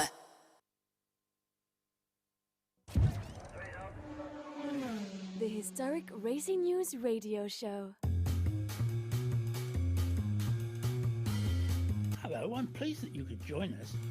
We play a little game on the first show of each month called Corridors of Power. In the game, we choose a subject, and all of our panelists have to nominate a potential winner. In the past, we've had greatest Formula One colour schemes, or favourite race circuits, or strangest sponsors, which is one of my favourites, and the winner on that occasion was Budrow's Butt Paste, which came from Bill Warner. It then falls to me, Paul Tarsi, to pick a winner. This time out, we've produced 2 special 1-hour editions of the show. One is Greatest Le Mans 24 Hours I Have Attended, and the other is simply the greatest race in the history of Le Mans since 1923. I'm delighted to welcome some good friends to sit around our virtual pub table, Jim Roller, John Hindhoff and Joe Bradley, whilst Paul Jerd will be coming on the blower from a different planet, which is no change there. I was going to say, that's the norm. Yeah. And by the way, if we're sitting around the virtual table, whose virtual round is it in this virtual pub? Yours. No, it's yours as the guest, Hindhoff. Oh, yeah. Okay. Right. Yeah. And the guy with the new contract. Always buys. Yeah. Good fine, everybody. That's all right for you. Yeah, get some crisps, will you? Yeah, I will do. Yeah. Gentlemen, warm welcome. I hope this is going to be fun. Jim, when was your first visit to Great Race? My first visit was 1988. Wow, good time to be there then. So, it was. And John? I was 1 year later. 89 was my first year. I am very, very fortunate to say that I've never been to Le Mans. Probably like Jim, I've never been to Le Mans other than been working there. I know Bradley went as a spectator, didn't you, Joe? Yeah, 1981. I don't think I'm going to win this Top Trumps, am I, Paul? Why? I think you're earlier than me, aren't you? Oh, that particular Top Trumps. Yeah, I beat you by a couple of years. I was there in 79. Right, yeah. You and I, I'm sure, will get the opportunity to wax lyrical about the good old days and just what it was like. But it was very different, Joe, wasn't it? Yes, there was no sit-down toilets. There was. It was quite. I mean, visiting France, I remember visiting Dijon in '82 was very similar to Le Mans. It was like a different world. The road system wasn't like we have now. The peage didn't exist. No. I travelled down there with a friend of mine. We were both mechanics. I didn't really have a clue about endurance sports car racing, and neither did he, really. He just liked cars. I was more of an F1 fan and a single-seater fan, Formula Fords and stuff. But I went along and was blown away. I just distinctly remember bivouacking at Rouen before I even knew what Rouen was. The old road to Rouen. We slept in the car. In fact, No, I slept under the car because it was so hot. Well, So I listen, literally we're going to talk about your first Le Mans a bit later on in the next show. But yeah, reel me in, Paul. Reel me in. Yeah, I'm fairly used to that, Joseph. So the whole thing there was, that it was very different. Jim, were you in love with the place before you went? Without a doubt. Without a doubt, it goes all the way back to the film, of course, which I think probably is a common thread that you're going to hear here. But growing up in Watkins Glen, the 6-hour race was always a big deal in July, and it was most generally right after Le Mans, so we always heard about that. American television in the 60s, because of Ford, covered Le Mans a little bit. So from about 69 or 70 or so, it was very much on my radar to go to the great race. And then when I started working professionally, Motor Week Illustrated in the early 80s, we always covered Le Mans and took a lot of time from a half-hour show to note. So it was a real thrill in 88 to finally go and see the place. Pre-chicane, pre-toilets. Yeah. Yeah, all of those things. Joe, when you went, it was the old pits, wasn't it? It was in 88.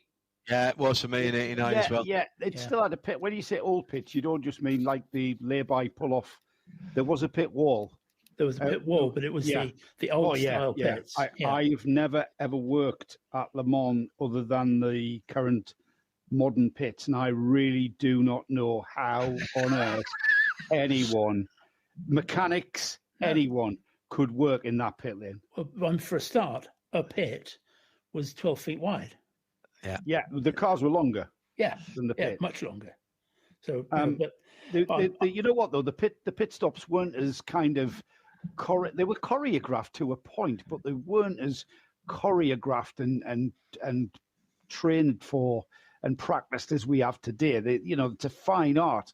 I mean, because of course the nature of the race, it's a 24-hour sprint, and if you lose 5 seconds in a pit stop, it's going to take you 12 hours to get that back if you've got a performance advantage. Whereas in 1981, there was a massive attrition element to the race. There was drivers nursing cars home.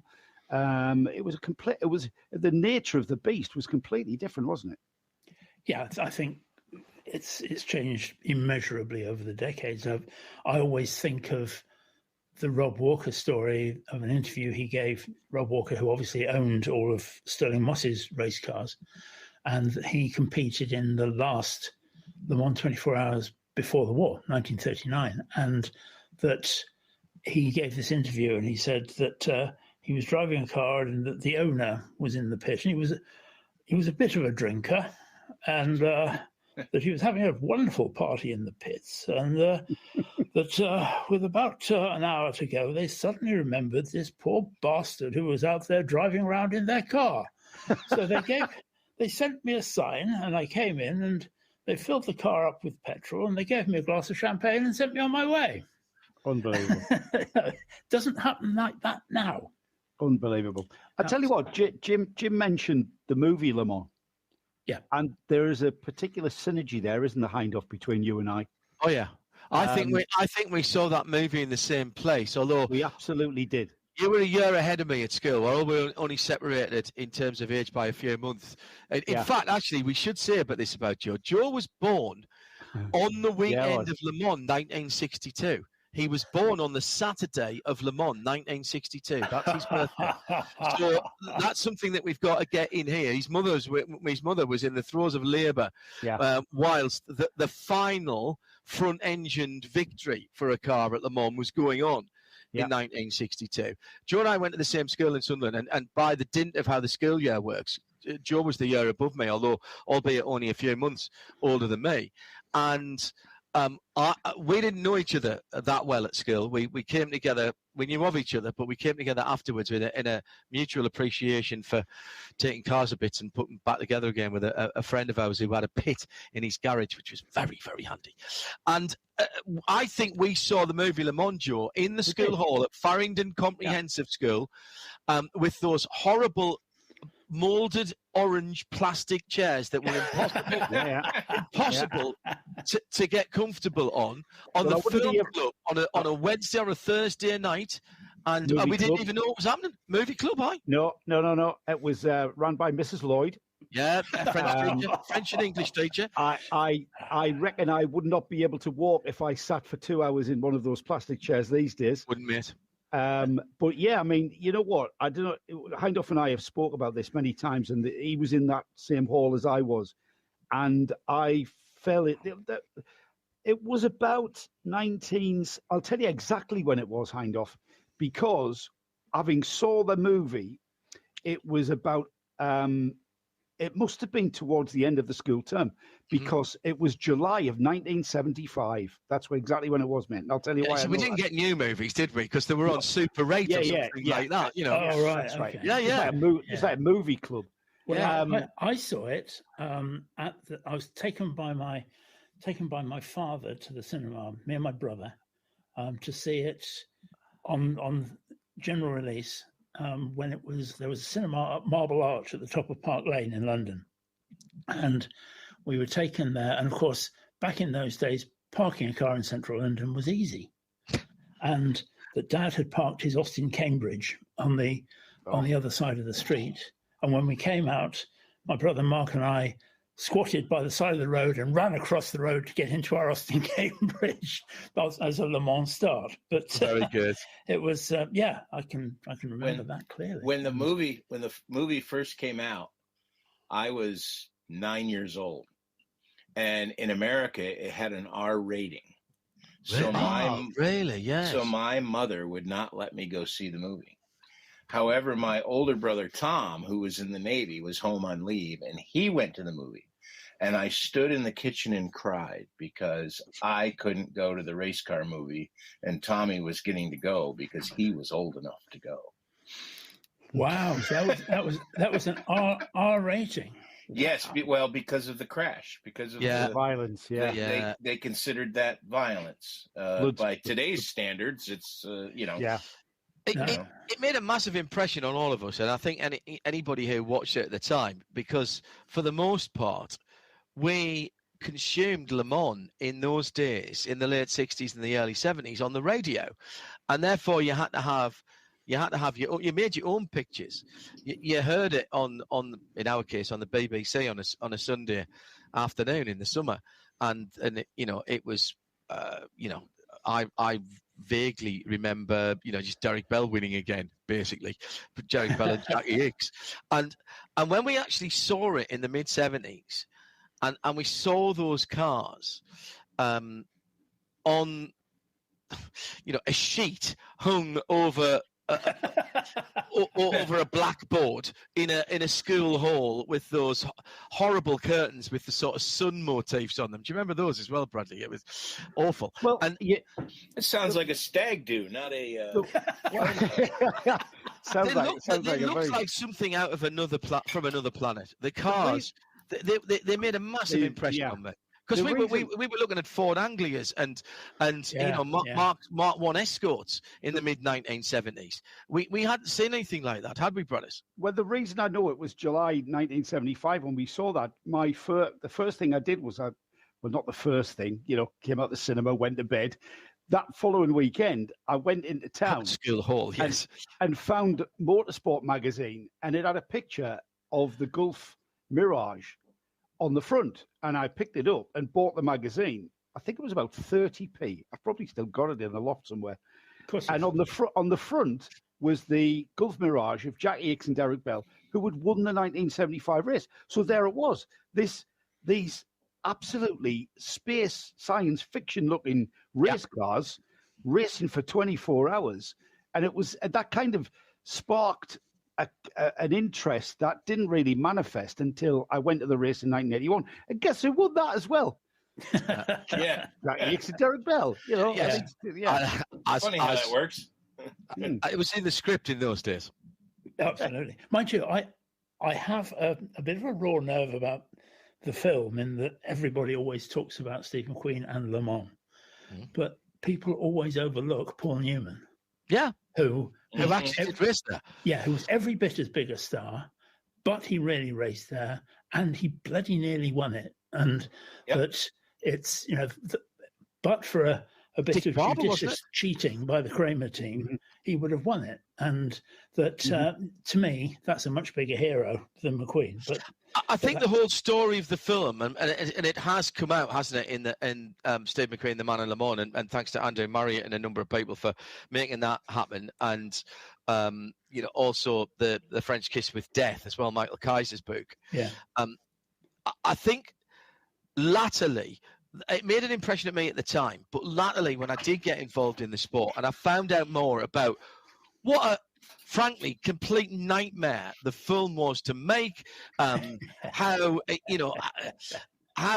it's got cult status from everything that it wasn't rather than from what it was, although there was some phenomenal technical advances in what they did with cameras, for example, on the cars.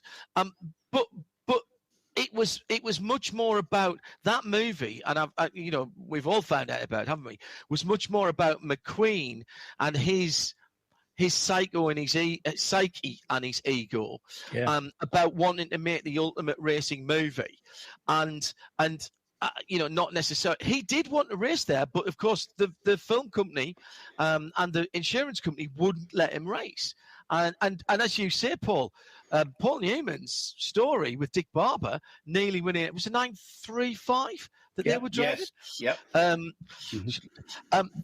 in some ways is a bigger story in terms of the actual race, but it's not as much in the public consciousness because of the way the film has become literally the reference work on motor racing films, and particularly motor racing films at Le Mans. Yeah, you're right. Now, on our next special program, we're going to be talking about the greatest Le Mans 24 hours races since the inception of the event in 1923. Next year, of course, being the centenary. But we're going to kick off with the greatest Le Mans 24 hours I have ever attended. That's your challenge, gentlemen. Now, being well brought up chaps that Messrs. Bradley and Roller and I are, it's only right and proper that we should let our guests go first. So, John, tell us what your choice is of the greatest race you ever saw. I'm asked this a lot, and you know that. All of you know this because all of you are asked it as well as Le Mans aficionados. And I quite often try to sort of slope out of it by saying the last one or the next one, because quite obviously they are very most in your mind. I've been very fortunate that since the late 1980s, I've gone to Le Mans to work. And bar 1991 when I had chicken pox, but that's a whole different story. The races that I've seen. Is that what they're calling it nowadays? Listen, I had spots in places you don't even want me to describe. No, really. I was very ill indeed. I've been very fortunate to see a change in what has happened at Le Mans. And I would love to have gone to Le Mans 10 years before I got there, maybe even 20 years before I got there. But I've still been fortunate enough to see the change and running through from the late 80s into the 90s and the paucity of cars on the grid in the 90s when the FIA kind of really tried to kill it, or at least make it an adjunct to Formula One and force it into 3.5 litre. In the 3.5 litre formula to get some engines built. And then in the 90s and the 2000s, obviously with Audi coming along and dominating, but always having something to talk about. And then, 2000s, now the noughties and the teens into the 20s, we've seen the change in technology and the diesel victories and the hybrid victories. But I think out of all of that, and the Toyota nightmare when they didn't get to the end, Porsche's fighting back in 2017 to make sure that an LMP2 car didn't win. But I think I've got to go back to my first one. And it's as much about the experience of my first Le Mans as it is about the result. Although, in fairness, in 1989, when the 62 Team Sauber Mercedes Sauber C9 won or took the pole position in what was then a remarkable time of 3 minutes 15 dead, and then the 63 car went on to win with Jochen Mass, Manuel Reuter, and Stanley Dickens, and I managed to get me photograph taken with Jochen Mass, Manuel Reuter, and Stanley Dickens, and the trophy, and with a black and white camera that I had at the time. That C9 5-litre turbo V8 was. It was like Thor's hammer hitting the ground. It hit yes, you. It was. It hit you in the sternum every time it went past. It was an extraordinary thing. And we were based, I was working, that was the first year I worked for Radio Le Mans, and we were based in what is now the actual paddock, and we were right next to the teams, and we shared facilities with them. It was the first time I met Tiffany Tell, funny enough. We were queuing up to use the showers in the middle of the night. Not a euphemism, that, by the way. And that whole race, and it has left such an impression on me. And I was fortunate because it was still the old pits, albeit with the pit wall. It was the last year without the two chicanes, and 250 miles an hour, 400 kilometers an hour was that's what you expected to see. A friend of mine who became a colleague of mine actually when I started working at Autosport, Simon Morris, who somewhat coincidentally ended up working with Gulf. He and I went out in the middle of the night and I took photographs at the kink and stood leaning over the 2-layer Armco taking pictures of these cars going by. Oh, yes. I remember sitting on the wrong side of the Armco on the run down from Mulsanne Corner to Indianapolis and taking black and white pictures of David Leslie going through in the Aston Martin on the track side, and nobody cared. And it was only 2-layer Armco in those days. And I just remember it being 1,000,000 miles an hour the whole time I was there. It was an assault to the senses in everything that I did. And it was, of course, the first time I'd worked there, so it was great. But let's not forget those Mercedes. So that's the personal thing. But in terms of it being a great race, all right, there was nowadays a big gap. There was 5 laps between first and second, both Team Sauber Mercedes with the Mauro Baldi, Kenny Atchison, and Gianfranco Brancatelli in second place ahead of the Jost, Hans Stuck and Bob Wallach, obviously, as it had to be, in third place, the Porsche. But that car from Mercedes-Benz, the M119, the C9, an extraordinary piece of kit. And I think it is probably the only time in the history of any motor race, never mind Le Mans, that a satellite was moved in orbit. If you remember, the cars were just yellow, just for the race. The cars were just liveried in silver. And the only advertising they had on, other than the trefoil on the front for Mercedes-Benz and their numbers, was AEG on the back. Now, other than making fridges, I didn't know what AEG did. Huge German manufacturing conglomerate, including communications satellite. And the story goes that in those early days of telemetry, that they couldn't get telemetry back to the pits or and therefore to the factory in Germany round the whole lap of Le Mans. So they moved a satellite in orbit in order to bounce the telemetry from Le Mans to the effectively race control, years ahead of that time, in 1989, to be able to follow the cars around. And talking to somebody after that, when we asked them, so what was the budget for that? And they went, what do you mean, what was the budget? There was no budget. Did you have a budget? And they said, very Germanically, well, we had a budget in that we had an amount of money that we spent. And I said, yes, but did you have to ratify that and justify that? No. We spent as much as we needed to spend to win the race, which included moving a satellite. Moving a satellite, ladies and gentlemen, thank you. I give you the 1989 24 hours of Le Mans with geospatial ramifications. There is another bit of significance as well, because that car was supposed to compete in '88 and didn't because of problems with the Michelin tires. That was the first trip back to Le Mans since the '55 tragedy. Correct. And that paved the way for what we see today in Formula One. Without that victory and without that proof of concept, I don't think that Mercedes would be. They had dabbled in the touring cars and the DTM and that sort of stuff, but this was their first big foray into frontline motorsport, and they crushed it. And it was fabulous as well for Peter Sauber, who'd run at Le Mans for 10 years before that under his own banner, and it was called the Sauber C9, and rightly so, because he paved the way with the Kouros cars and all of that. The other thing of that was that I remember, and this is this brings us back to Le Mans and what a cruel mistress Le Mans can be. Early on in the week, we went to the restaurant on the Mulsanne Straight. And long before it was the Chinese restaurant that it turned into, it was a proper French restaurant.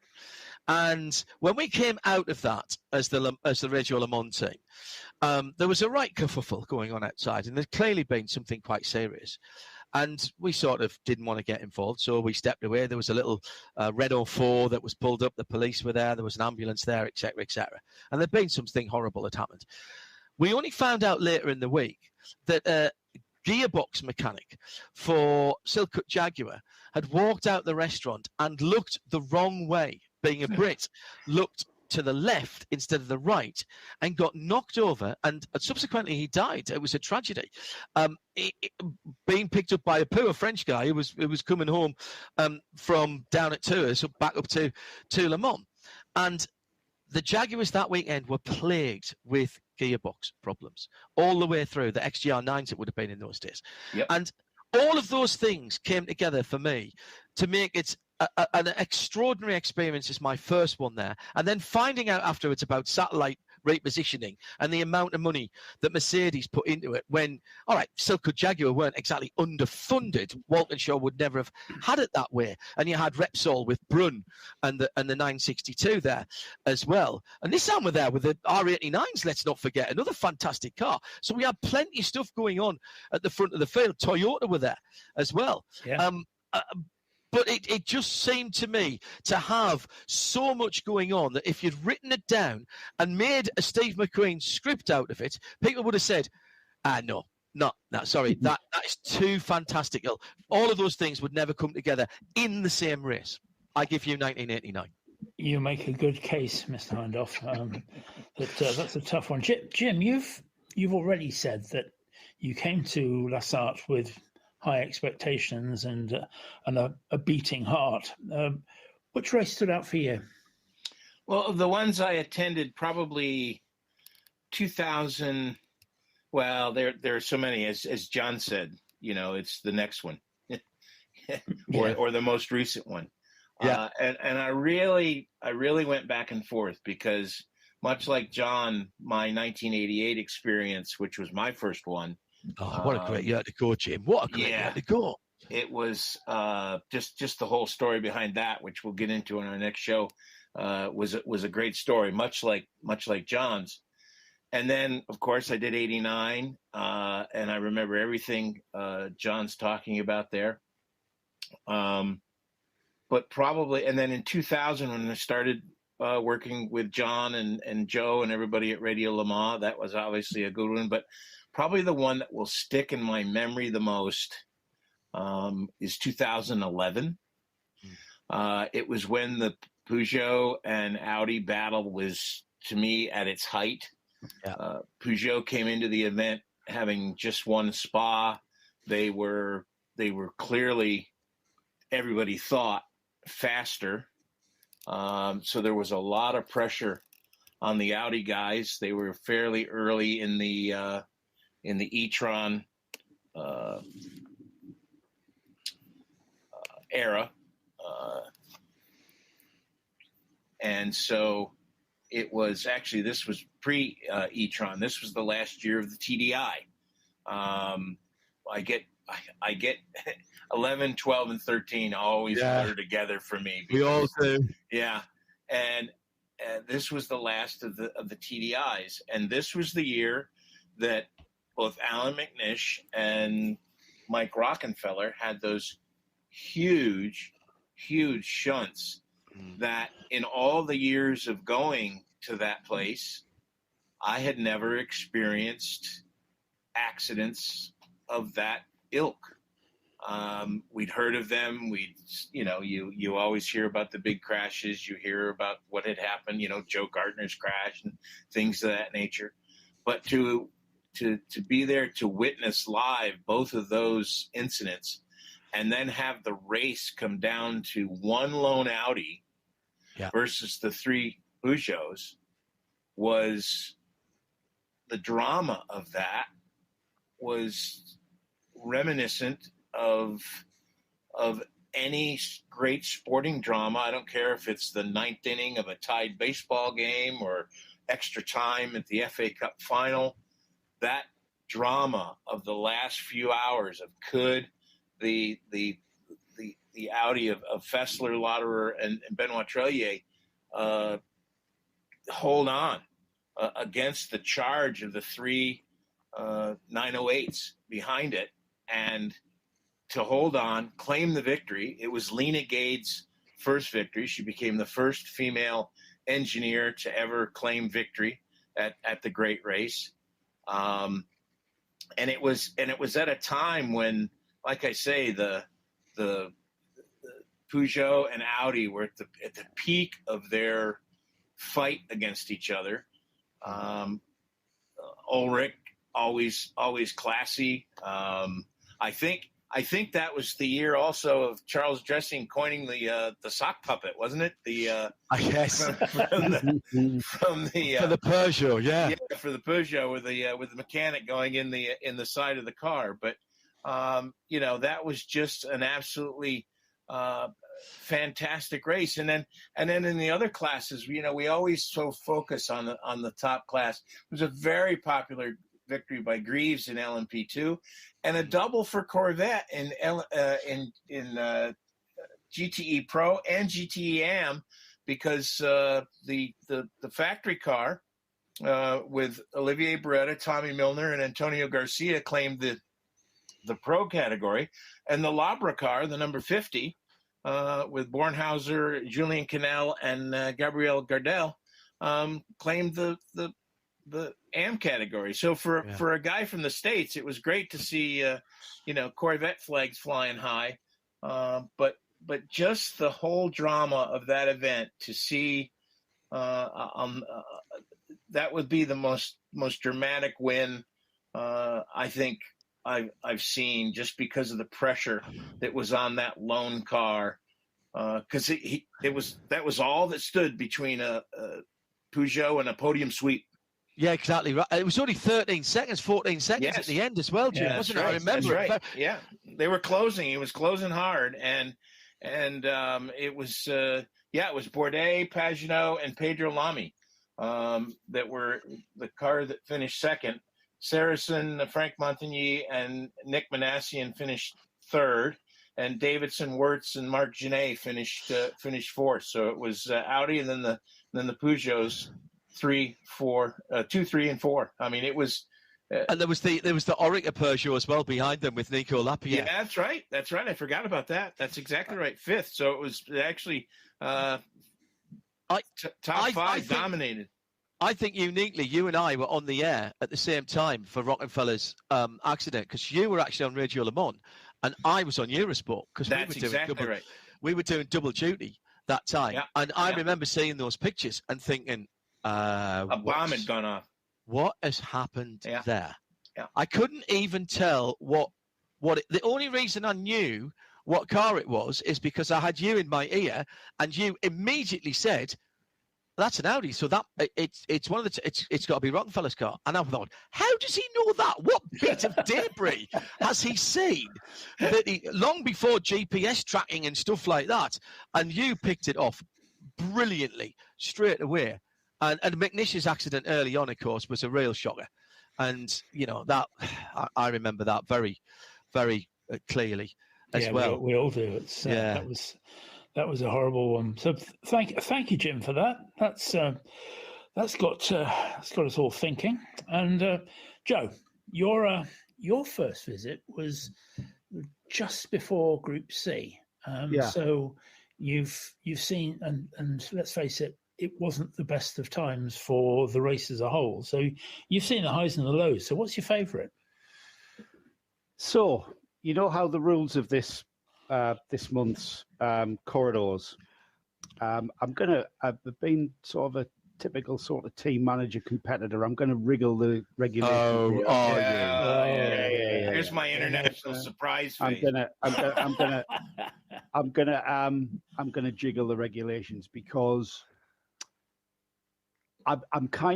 the reason I want to do this, right? My favorite ever race that I was at and I was part of was 2008. Right. The Audi win. And the rules say that we've got to tell or give our opinion of the best race that I wasn't there. Well, you know how I coined the phrase, we're just spectators with microphones. My second choice, which I'll come to, was another one that I was there for with a microphone, and I want to share the emotion of that race. But we'll come to that later. We'll talk about my favourite ever. Hang on. Is this? I thought this was the one we were at. No, this is the one we're at, Bradley. Not the one we weren't at. Yeah, I know that, but the one that I weren't at, I haven't got a one that I weren't at. That's why I'm jiggling the regulations. You see, all right, I've got a funny one for the one I wasn't at. Go on. Right. Well, my favourite ever was the 2008. Right. It was a battle between Audi and Peugeot. Again. The Audi R10 open top sports cars. Do you ever think open top sports cars will come back? No. Sadly. I know, sadly. I just love open top sports cars. They're just phenomenal to see. So we had this massive battle between Audi and Peugeot. And after 12 hours, we had the first 5 cars were within 2 laps of each other. Mm-hmm. And that would ebb and flow depending on the pit stop phases. The number 7 Peugeot was leading, and the number 7 Peugeot, Nick Manassian, Marc Genet, and Jacques Villeneuve was in the car. I actually forgot that until I kind of refreshed my memory of this whole thing. Now, this 2008 Le Mans was so good that they decided to make a movie of it even before they knew what was going to happen. And you can find out more about what I'm about to tell you by going and watching. And if you haven't seen Truth in 24, number 1, then you really need to. Yes. I used to use that movie as a motivational tool when I taught motorsport at Gateshead College. And I used to say to the guys, if you don't want to put 120, 30% effort into this course and be part of that, then I haven't got any tools in my toolbox to motivate you, because it really is a magnificent insight as to how people go racing at Le Mans. And what it means to them. Yes. Yeah, absolutely. Yes. You know, the passion, the energy, the heartbreak, the heart, just everything, every emotion, just the energy that it takes to be part of a race team, doesn't matter what it is, especially more so in endurance racing. It started to rain during the night, and Tom Christensen was at the wheel of the number 2 Audi, and he was taking 8 seconds a lap out of the Peugeot in the wet conditions. And Peugeot were trying all sorts. They even, in the pit stops, changed the rear tail section to high downforce, changed the front section to high downforce. It was JJ Leto-esque, wasn't it? When in the 95 race in the McLaren. Yes, very much. It was kind of otherworldly because the other Audis weren't lapping 8 seconds off the Peugeots. It was, you could argue, well, the Audi was better in the wet. No. Tom Christensen was better in the wet. Exactly. That was what it was what it was down to. The rain stopped, and it was around about 5 a.m. when the number 2 took the lead. And then he went on to the Audi went on to build an advantage of almost a lap, and then the rain stopped, and then the Peugeot started to come back at the Audi. Yeah, and it started to reel it in and reel it in and reel it in, and we were just sat there watching this race unfold. And it came down to, an absolute fist fight of a motor race, because the drier conditions did not suit the Audi as much as the Peugeot. So it started reel it in. We got within 2 hours, well within 2 hours of the race to go. And the rain came back. And it was like, geez, who's writing this script? The rain came back. So the Audi started to, exert a little bit more of a pace about it, but that didn't stop the Peugeot coming back. And bizarrely, I still say bizarrely, Manassian came in and stayed on slicks. Yeah.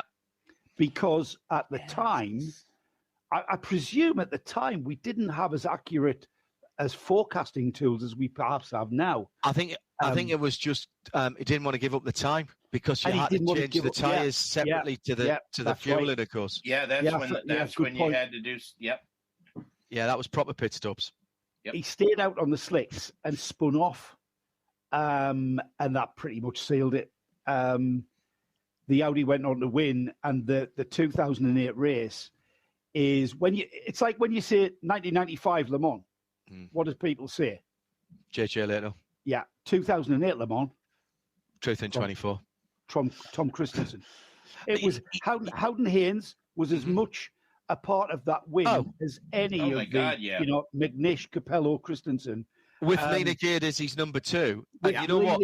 A young Lena Gade as his number 2, working and learning the craft from Howden.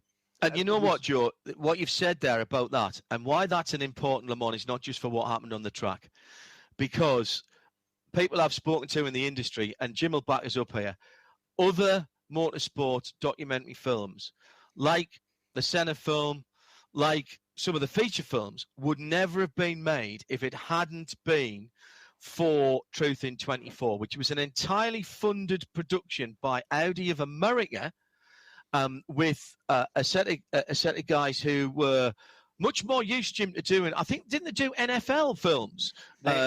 Actually, it was. Audi hired NFL Films to come in and produce that, and in the sports documentary business here in the United States, NFL Films is the gold standard. But they knew nothing about motorsport, and all of us, me included, frankly. Apologize, were very skeptical as to what they were able to pull off. And by God, they knocked it out of the ballpark. And unbelievable. And I found out later, I don't remember if it was Joe or John that said that the movie was made without them knowing what was going to happen. Correct. They switched focus of that film twice during the weekend and ended up focusing on Howden. And I will never forget the most poignant part of that film for me was after the victory, when everybody else is celebrating and everything else. Howden Gaines by himself, sequestered away. He went as far away from everyone as he could humanly get at that racetrack to have a cigarette. Sitting on a tire out the back of the pit. And you he could looked see the exhaustion, couldn't you? The exhaustion, and frankly, he looked lonely. And that, to me, was the most poignant part of that film. It was unbelievable. I spoke to Howden Haynes recently, and we were talking about this again. And I did know this because we've talked about it when we did a retrospective on that movie a few years ago. But I had sort of put at the back of my mind the decision to mic Howden Haynes up during the race was made 20 minutes before the race start. No Yes, it way. was. Yes, it was. 20 minutes before the race start. Somebody said, listen, just in case it all goes wrong, just in case we don't get the footage, how about we have somebody on the race wall? And somebody had said, well, if you're going to have somebody on the race wall, it's got to be Howden because he's going to be there for the full 24 hours. What, he doesn't take a break? No. Wow. He stays there for the full. Right, we're going to mic it up. Really? Yeah, we're going to mic it up and we'll be able to hear it all. And we're going to put a camera. And Howden said to me, he said, frankly, I didn't care. I wasn't going to change the way. And he didn't change the way he ran the team. And that. Or swore like a sailor. Well, it did. And that warts and all type of documentary in motorsport had never been seen before. Maybe not in any sport before. And there was such... I remember the first time I watched it, and we didn't know what we were about to watch. Joe, you came down to ours at Wellingborough and watched it, and we had a DVD copy, and we didn't know how much of Radio Le Mans commentary were on it. We didn't know how much of the stuff that shot with us earlier in the week was on it. And we sat there and watched it, and people who had never seen motor racing in their life, who was in that room with us, went, yeah, that was extraordinary. Yeah. Because the drama, I'm getting goosebumps talking about it. It changed the landscape. So in terms of a race that's important, never mind what went on the track. Bradley, you've picked a cracker there. I'm very envious. I just want to say, my choice isn't based on the movie. No, My choice is based on the fact that I was in that pit lane. I saw the urgency that Peugeot were going about their business, changing. It was in the days, remember, that, changing. Toyota's kind of made it like common practice to change front decks and rear decks in these previous few years. Back then, it was kind of, that was only ever done when there was damage. However, they were absolutely scratting for. Hadn't they outlawed the modular transmission that Audi had? So some of that you couldn't even do anymore because of what Audi had done with the R8. So that's a completely different thing, Jim. That was the gearbox rear end. Oh, I realize that, but but it still speaks to the changes that they were. So I just want to say, I know this is kind of like a little competition that we have.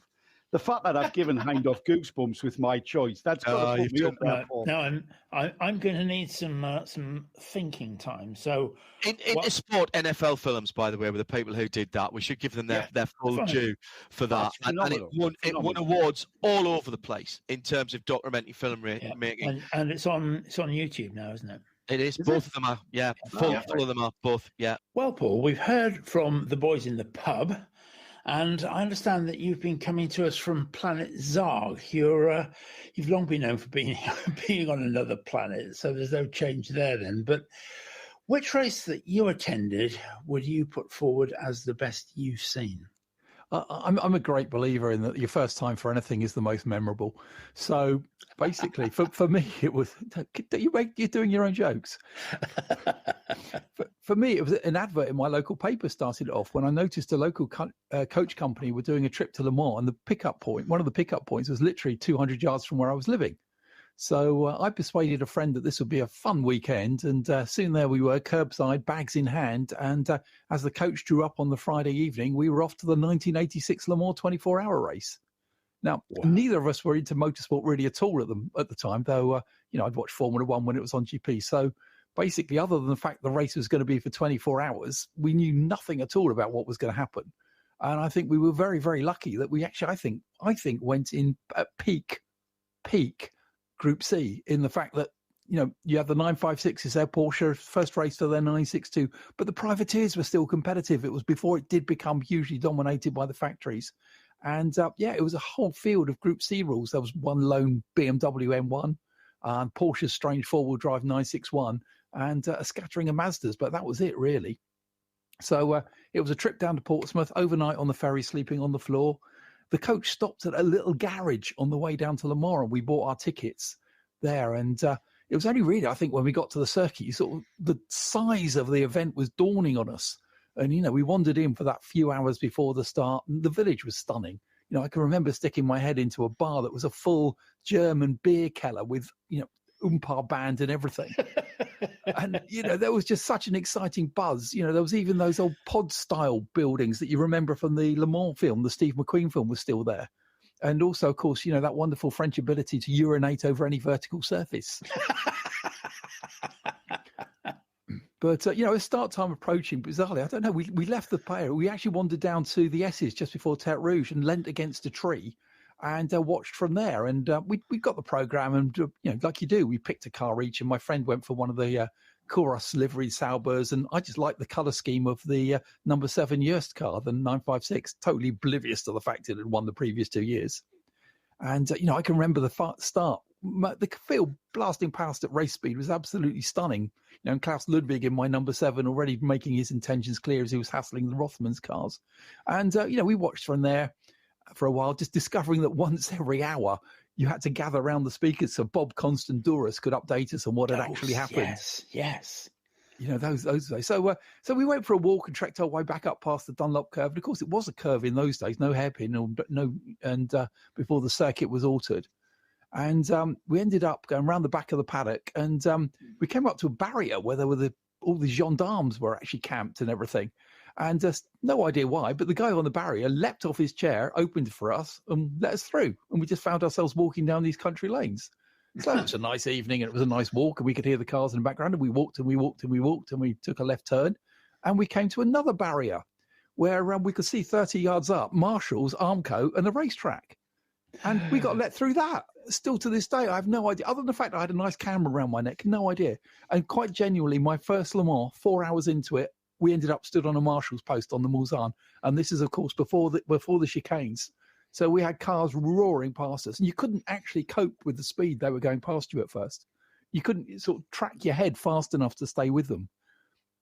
It was absolutely stunning. And the bizarre thing was they were going past so far that the cars accelerating out the Ford chicane, probably a mile or two behind us, were actually louder than the cars just going past us. But absolutely stunning. If I'd known now what I'd known then, I'd have stayed there for most of the race, I think. But, in our sheer naivety, we thought, maybe everyone gets to do this or something. Yeah. So wandered back and, wandered around the paddock, had something to eat. I remember a well-stuffed chicken baguette was absolutely superb. And, as night drew and it got it'd been, you don't get the best of sleep on the floor of a Channel ferry.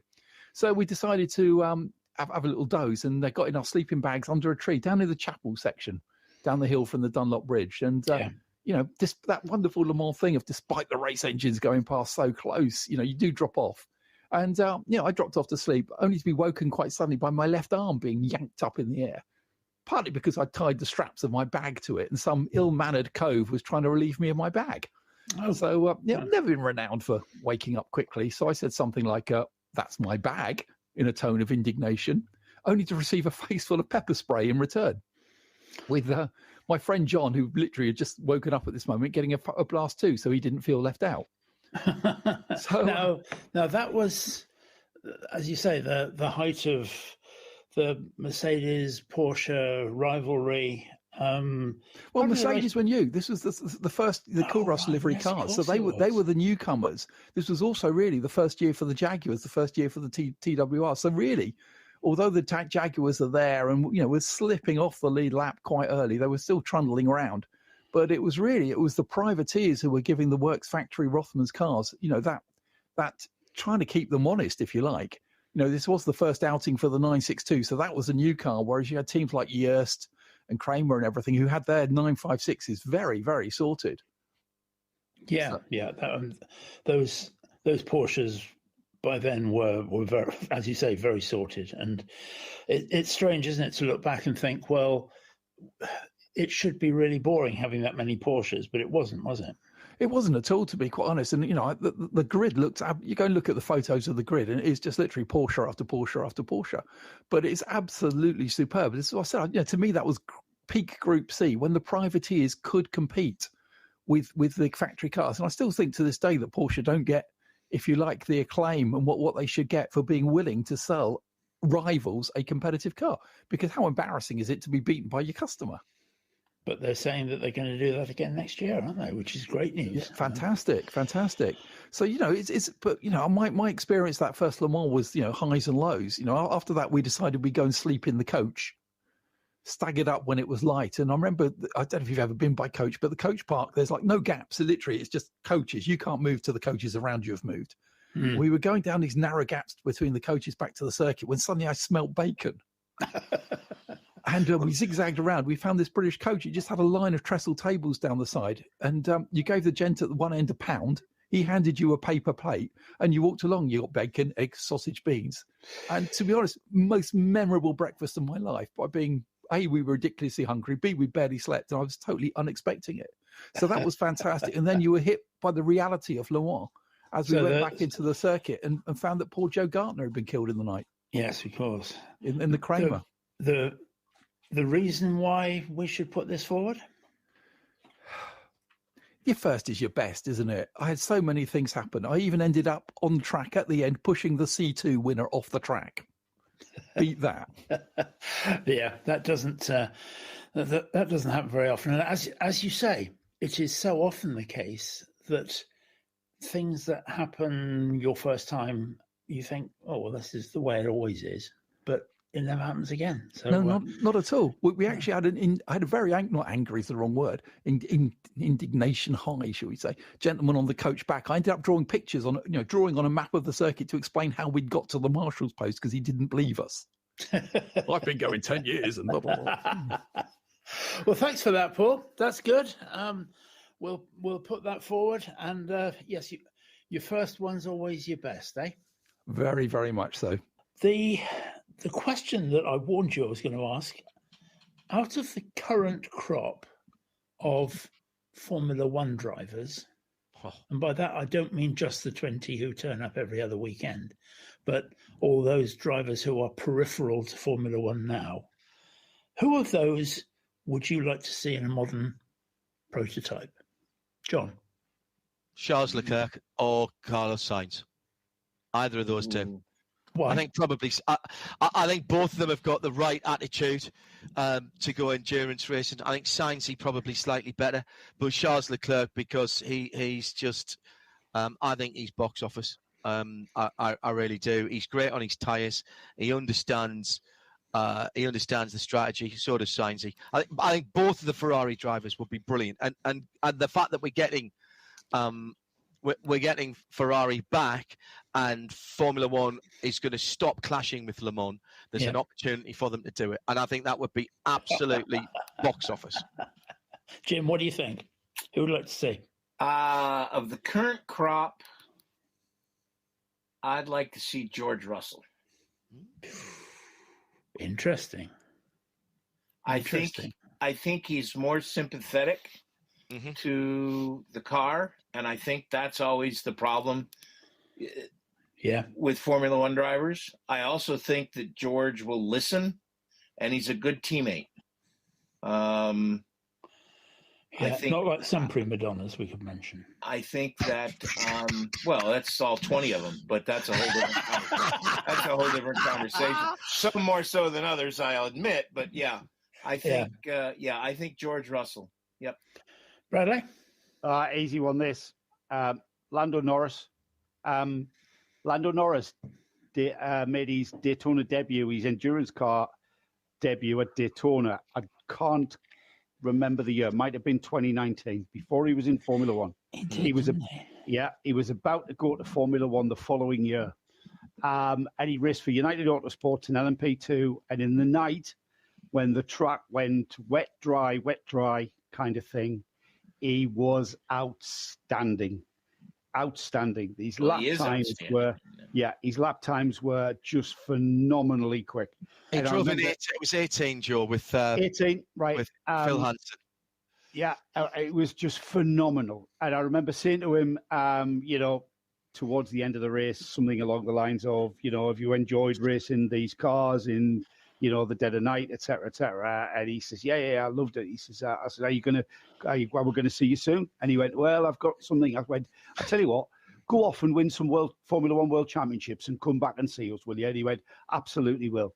His other teammate, other than Phil Hansen that year, was Fernando Alonso, who has proved himself to be fairly handy in everything that he does. In fact, and he was beaten. He was matching Orlando's time. He was beaten. He was the fastest car. He was he wasn't in the fastest category, and yet he was the fastest car on the track. The Historic Racing News Radio Show.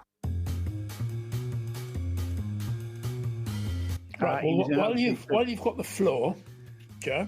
Yes. Three sentences why you should win this.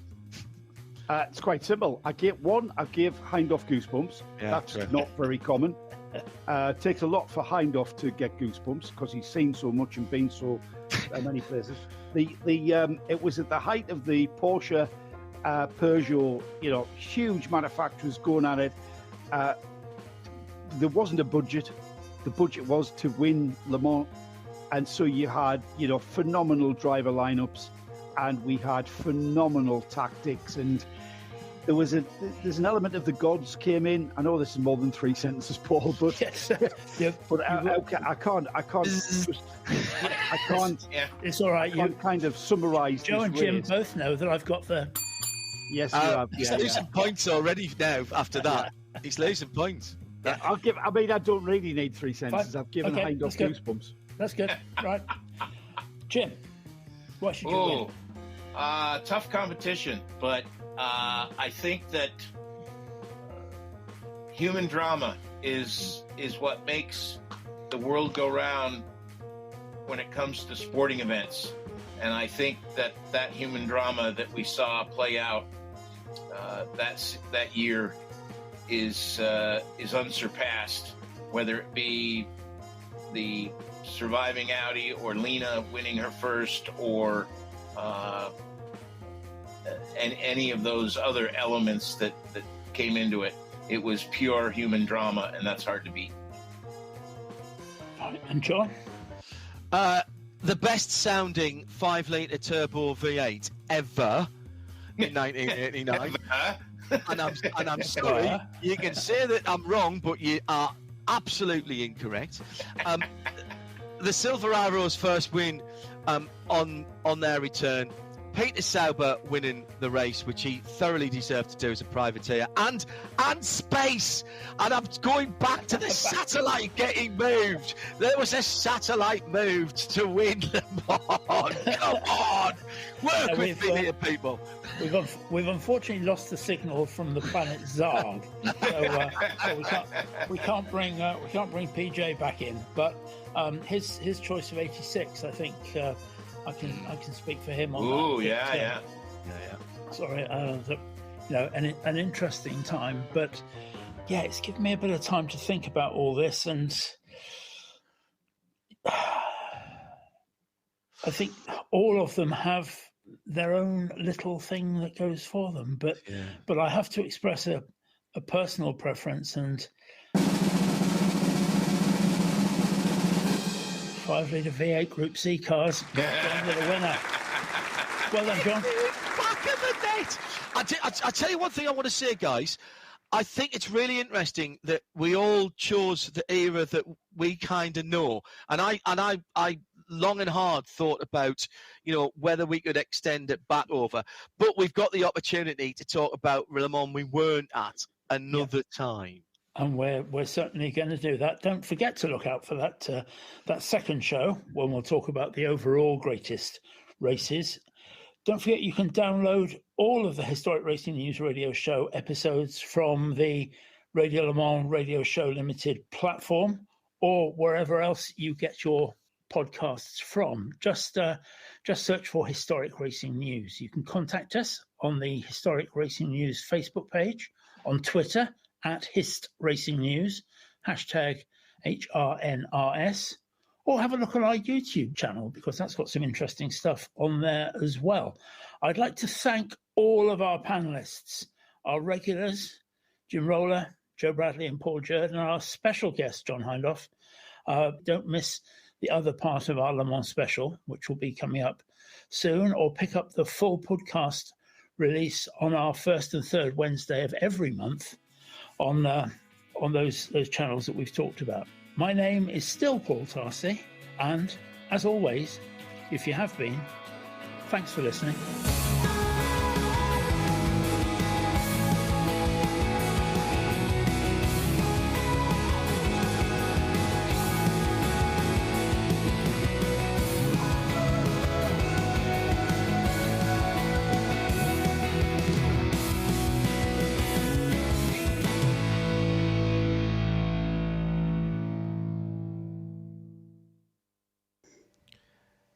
it wouldn't be Hagerty Radio Le Mans without the voice of Andrew Marriott gracing the airways of 91.2 FM around the circuit and around the world on RS1 at radiolemans.com. Delighted to say he joins me now. Hello, Andrew. How are you? Absolutely fine, John. Had some COVID a bit earlier on, which knocked me back a bit, but now I'm sort of fit and running again. Running on all 8 cylinders, eh? Yeah. Andrew, we want to talk to you today about gender equality, and I'm not being terribly 2022 about this, because motor racing, and particularly endurance racing, has had gender equality really pretty much since the start of competition, and Le Mans in particular has a rich heritage of female drivers taking part. It certainly does, John, but not from a British angle. I mean, before the war, that's a long time ago, you know, one year I think there were 3 factory MGs and each had 2 British top women racing drivers in it. Women racing drivers from the UK, we haven't had one in the race since 2008. That was, remember, Amanda Stretton. And the one before that was Juliet Brindley in 1978. So in the last, 40, 50 years, we only had a couple of women racers from the UK taking part in the race, which seems kind of crazy when you look at the Formula W, lots of controversy there. Most of the leading drivers are all British. And I just wonder, John, whether the lady who's been sponsoring all that Formula W thing should not maybe put some money aside to maybe get some English or British girls. I know it wasn't a British thing, but get some British girls into Le Mans. It seems absolutely crazy to me. And obviously, you know, we've got one all-girl squad, haven't we? The Iron Maidens or whatever. Iron Dames, yes. Dames, yeah. But it's an extraordinary situation. Just looking back, and of course, the other thing, John, is, I don't know if you remember this, that back in 1957, women were banned from Le Mans. Yes. And that was because in 1956, the year before, obviously 55 was a huge accident, 56, there was a lady called Annie Bouquet, and she was killed at Reims. So it was a woman driver killed, and Le Mans decided to ban women, and we didn't have any women drivers until 1971, and they were banned until then. Subsequently, because we had the French lady, Anne-Charlotte Vernet, who actually started the race 10 times. So she's the woman that's raced there the most. Probably the best woman that's ever raced there, in my view, is Desiree Wilson. She had 3 starts, should have had 4, but there was a lot of French nonsense going on the first year she was with the Cadenet. But she did actually, in 1983, get hired by the Obermeier Porsche 956 team. She drove with a couple of German guys called Jürgen Lassig and Axel Plankenhorn. Oh, yeah. And she finished 7th overall, and she was quicker than them. So to me, you know, Des has been the quickest woman that's ever been at Le Mans, because she did win Aurora Formula 1 races and so on. But it's strange, isn't it?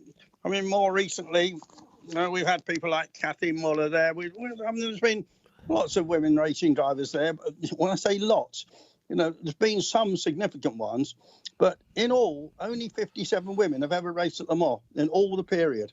Extraordinary. And Michelle Mouton, of course, won her class in she did. 1975. We know her most for her rally driving exploits. So very nearly won the World Rally Championship, her and Fabrizia Pons. And I remember those days. Subsequently has gone on to high office in the FIA as well. I think a few people won't remember that she drove with Christine Dacremont, Marianne Hoefner in 1975 in the Societe Esso car. Yeah, actually, I saw her at Le Mans, John, about 4 years ago when, you know, that new FIA Women in Motorsport initiative was going strongly, and she was like the chairman of the committee. And I saw her there, and she was obviously enjoying returning to Le Mans. But I think, frankly, there should be some more women at Le Mans, and I think we need some British women there. France is the most numerate in terms of the female participants, 21, 16 from the United Kingdom, although, as you say, Andrew, not for quite a long time. Belgium, of course, with 5. Tatiana Calderon and Bijskevisa making their debuts from the Netherlands in 2020. Sarah Borvey last year. This year, only 4 races. Should have been 5, but Catherine Legg not going to be at Le Mans this year. No, well, I don't think Catherine's ever finally raced there, has she? No, she hasn't. So. She was supposed to be there this year with Hardpoint, and they've given up their entry to Absolute, to Ingo Matner's team. Yeah. So I think there's the lady who crashed at Macau so spectacularly. What's her name? Stephanie Fleurshed or something like that. Yeah. I think she's in one car. Then there's the all-girl Iron Dames car, isn't there?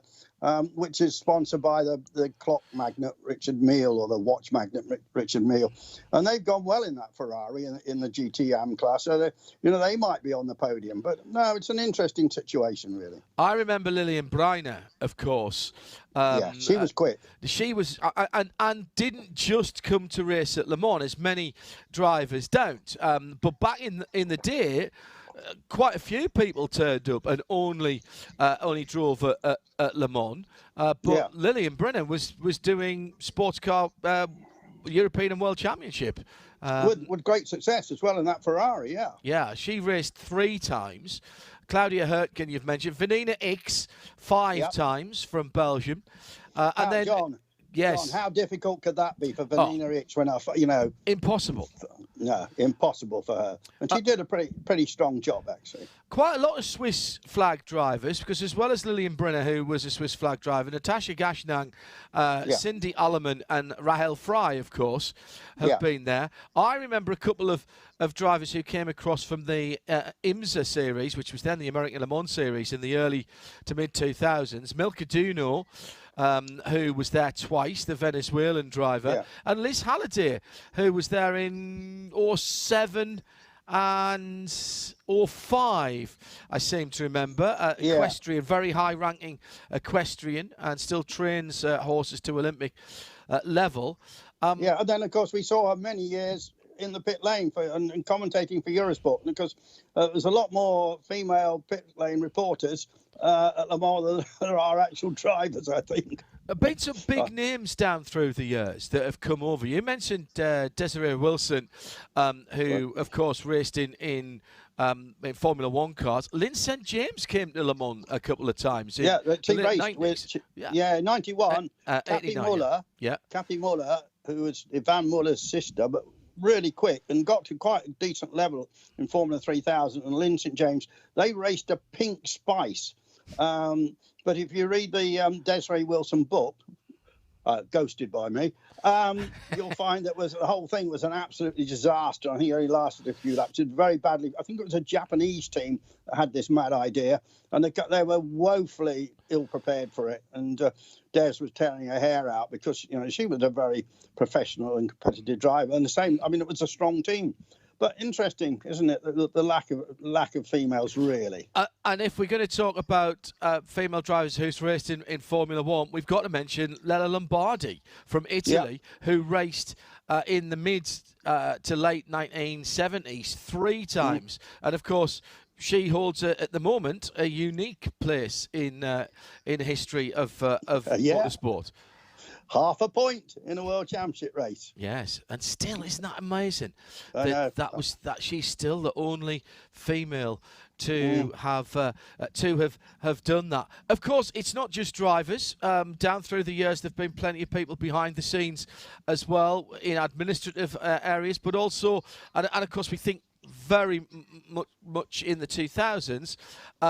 We have to think of those people, the engineering staff. And if you're going to think of that, you've got to think of Audi and a multiple number 1 engineer for Audi. Yes. Never doubt the Gade. Lena Gade, who was number 2 to Howden Haynes, and then took on her own car. And I remember talking to her quite a few times, and she was never quite comfortable with the fact that she was being made a bit of a superstar of, and then I think more latterly she's realised how important these role models are, and in fact she took Michelle Mouton. Persuaded her to take a position on the Women in Motorsport committee of the FIA. Who in your of the lady drivers who've been to Le Mans then? I mean, is it Mouton because she was a class winner? Is it Vanina Hicks because she was there 5 times? Kiko Ihara was there for Japan, of course. In more recently in the mid 2010s, 12 I think she was first there. Christina Nielsen's been there a couple of times. Ines Tattinger from the Champagne family as well. Oh yeah, that's right. Yes, I remember her. Yeah, that was 2016. No, not a finish for her. Michelle Gatting's been there a few times. Where would Marriott's pick be then for the most competitive, best, or is it just on finish, or are there other things you've got to take into as well? I think it's overall speed and speed compared with your male teammates, and absolutely no question of doubt in my mind has to be Desiree Wilson. Yeah. So she finished 7th that year in a Porsche, which was quicker than her teammates. I mean, 7th overall, and they were all the same Group C cars. There weren't. It was a competitive year. Des also, of course, in the Ducati did win the Mons 1000 Ks, so she was good at sports cars. She, without question, for me, head and shoulders above the rest. We have to go all the way back to the very first woman to race at Le Mans from 1930 to 1933. 4 starts for the French woman Odette Secourt, and she actually has the best finish of 4th overall with a class win as well. That was a very long time ago, and one can only imagine, Andrew, you and I have grown up through different times, but as you say, there was the ban on female drivers for quite a long time in us watching Le Mans. One can only imagine what it was like when Odette and Marguerite Meureuse, Joan Chetwynd, H.A. Sisted and Elsie Wisdom, all in, and Marie Desprez, were all racing in the early 1930s. That was something quite extraordinary in those days. Yeah, and Elsie actually was married to a very famous journalist called Tommy Wisdom. It might have been I think he might have been the Daily Telegraph's motoring correspondent. So she was very well known in the motor industry. And as I mentioned at the top, the one year, I think it was 1934, 1935. MG had these 3 cars all with women drivers in them. Quite unbelievable. Anyway, there we are. We'll see what happens in the future, eh? Well, there's no reason. The stopwatch, the car and the circuit don't know or don't care. We're living a result-based game. Andrew, for the moment, thank you very much indeed for joining us on Hagerty Radio Le Mans. This programme is a Radio Show Limited production. Tell your friends there's more at radiolemans.com.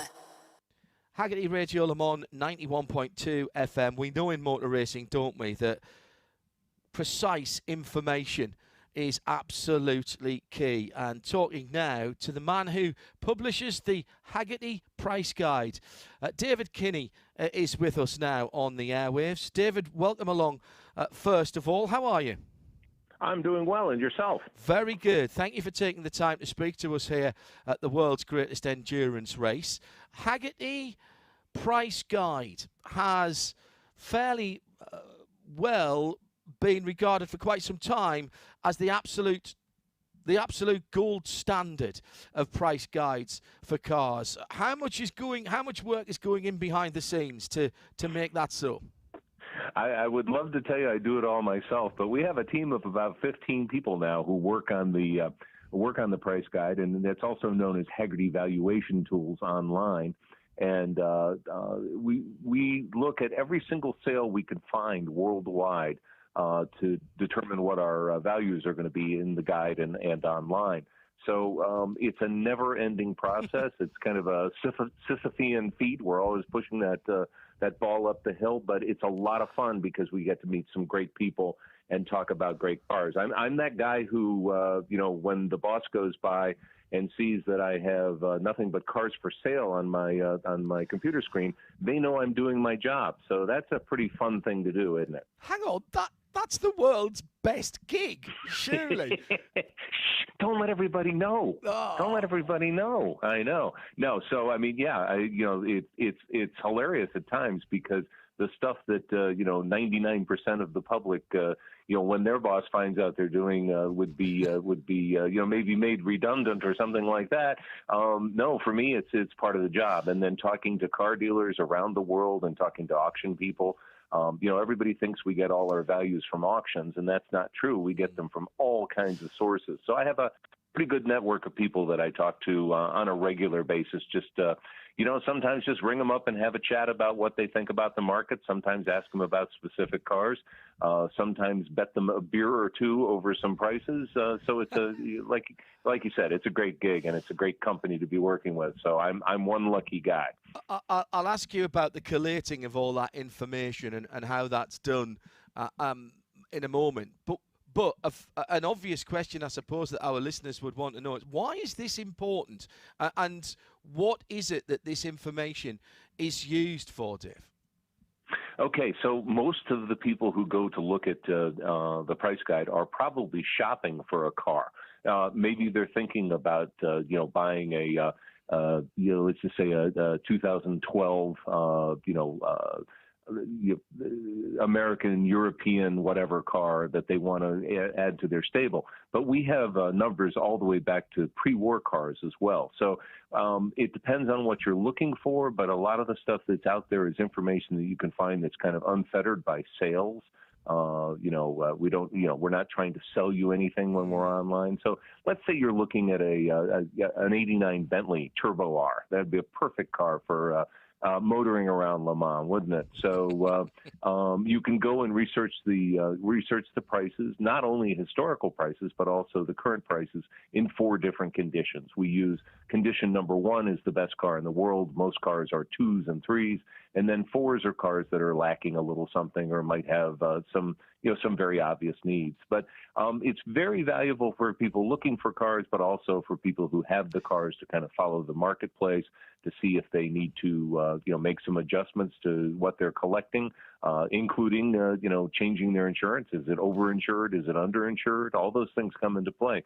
So, and also people just go, basically to play games and take a look at cars and build, their own fantasy garage full of 300 SLs and, Ferrari Testarossas and et cetera. So it's used for a lot of different reasons. I'd like to think most people are doing it for research, but I know there's a lot of people out there just kind of daydreaming and having fun, and there's nothing wrong with that. Nothing wrong in that at all. The Friday afternoon chat in the office, right, you've got $100,000, 3 cars, what you're going to buy. Yeah, I can see that. Why? Bingo. Why is it important not just to take the sale prices at Hammer at auction into account here, Dave? Well, I'm going to tell you something that's probably going to blow away most of our listeners here. Very much less than 6% of the cars that are for sale in the classic car market ever go to auction. Wow. So we're talking about a very small slice of the sales world is auctions. There's dealers, and then the biggest one is private sales. That's individual to individual. The what we used to call classified ads, what are now obviously all online ads. So that's the greatest source of exchanging automobiles. Dealers are by far the second, and auctions are the third. But the auctions are the most visible because everybody knows, speaking of that same water cooler, on Monday morning, car people will get together at that water cooler and discuss the sales that happened over the weekend maybe, or on the Friday, or on the bank holiday, whenever the event is going on. So it's also fun to kind of track to see what's going up, what's going down, and what's staying the same in value. So I think that's a lot of what it is as well. And it's also important to know, should something, Hagerty's in the insurance business. We want to know, and we want people to know this information that we gather about values of cars. A lot of the times I'll talk to somebody with a late model car, maybe a 2015, which is late model for me, believe me, when I'm dealing with, 1939 cars and all that. A 2015 car, and they might not be aware of the fact that the price has risen dramatically because there's a lot of collector car interest in it. So it's important that people, stay abreast of what's happening that way as well. But there's an awful lot of people out there who are just like me when I was a kid, dreaming about owning a car and watching those values, and hopefully not seeing them slip away so far that that you can't think about affording one. I like to think of it as a tool to inspire people to work a little bit harder, maybe, or to put in some more hours so they can get that car. How do you take account of the fact that quite clearly, if you're talking about something from just after the Second World War, or even into the 40s and 50s, the amount of those that are changing hands at any one time will be, on any given model, will be presumably far fewer than 1980s or 1990s Porsches. How do you gather that information in terms of getting to those sales that have happened? Well, I'll let you in on another little secret. Hagerty is the largest insurer of collectible cars. So we have a database of people who are, when they buy their car and when they sell their car, we ask them information about it. Now, not all of that is accurate, and I know a lot of people are saying, wait, there's something wrong with that. But I'm going to let you know a little big secret here, that a lot of us have what I call a really big stink filter. So when we see something that stinks, we either investigate or we throw it out. So, those are the things that's part of our job in terms of, kind of being a little bit detective when we're looking at these things as well. If it doesn't make sense, we drill down on it and try and find out. Yeah, because clearly, particularly in a small sample of very rare cars, that one sale could skew the whole sort of average, or what looks like a hugely expensive car might have a different provenance from one that went for a different price, maybe a famous owner or perhaps a famous race history or something like that. And that's the sort of stuff you guys have got to know. So you are playing car detectives here, aren't you? Yeah, a little bit. I don't want people to think that I'm going to, come and knock on their door to ask them a question about it. But a lot of the times, if things don't add up, we start asking questions. And so, in a nice way, I mean, amongst ourselves, we'll have a discussion about it. A lot of the times, what I find is, and you'll get a laugh out of this. A guy is telling his wife that he wants he's actively trying to sell the car, but he has it advertised for twice its value. And so that could skew the figures as well. So, some bloke has a car that's worth 5,000 pounds, but he's constantly advertising it for 14,000 pounds. Well, guess what? That's not going to hit our information because that car is going to stay for sale for a very, very, very long time. So, there's all those sorts of things that we see that we try and filter out. So we've done a pretty good job. Nobody's perfect. I have the greatest team I'm working with, people that, we're flying the airplane and rebuilding it at the same time sometimes, but it's a really fun job. And like I said, I can't imagine having more fun at work than I do when we're putting this together. This might be an impossible question for you to ask, so an estimate might have to do. But typically speaking, how many pieces of information, how many sales are you looking at in a month, a year, whatever kind of period you want to quantify it at, to be able to plug that in to Hagerty valuation and until your Hagerty price guide?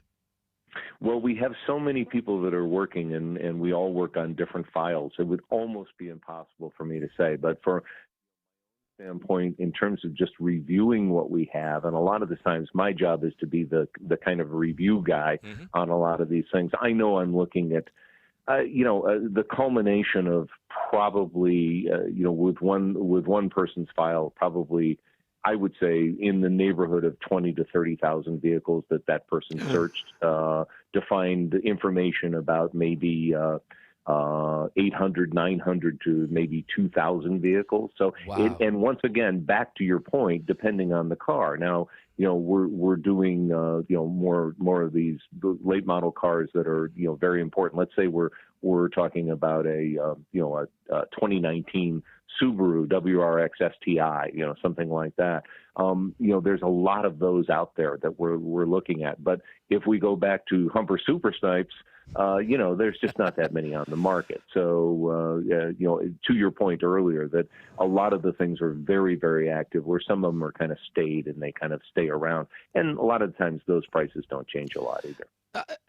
You're a car guy. Clearly, you've got a great job. Absolutely. So come on, I've got to ask you, what do you drive daily, and what you must have a classic? Pretty much everybody that I talk to at Hagerty has something rather tasty in the garage. What's your little secret, Dave?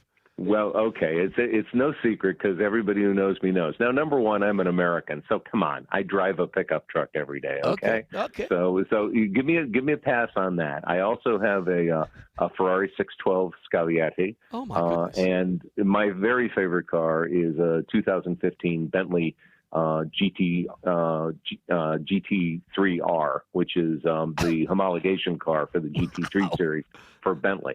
And so I'm an old guy. I've been working my entire life, and when I saw those cars, that was the car for me. So I'm a GT3 guy, I'm a Bentley guy, and this was the culmination of all those things, and nothing puts a smile on my face more than that car. I got the opportunity to see that car being launched at Goodwood a few years ago. That's the 4-litre V8, isn't it? That's a lovely, lovely engine.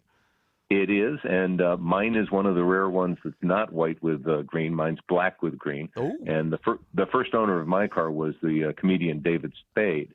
So because my name's David as well, my wife likes to say that only two jerks named David have ever owned the car. It absolutely sums up Hagerty and the joy of driving, the joy of motoring that everybody I speak to seems to radiate. Dave Kinney, thank you very much for joining us, and keep up the great work, the important work of the Hagerty Price Guide. Lovely to have you here on Hagerty Radio Le Mans 91.2 FM. Thank you. Thank you. This program is a Radio Show Limited production. Tell your friends there's more at radiolemans.com. Midweek Motorsport, Wednesdays at 8 p.m. News and analysis, Speculation and debate.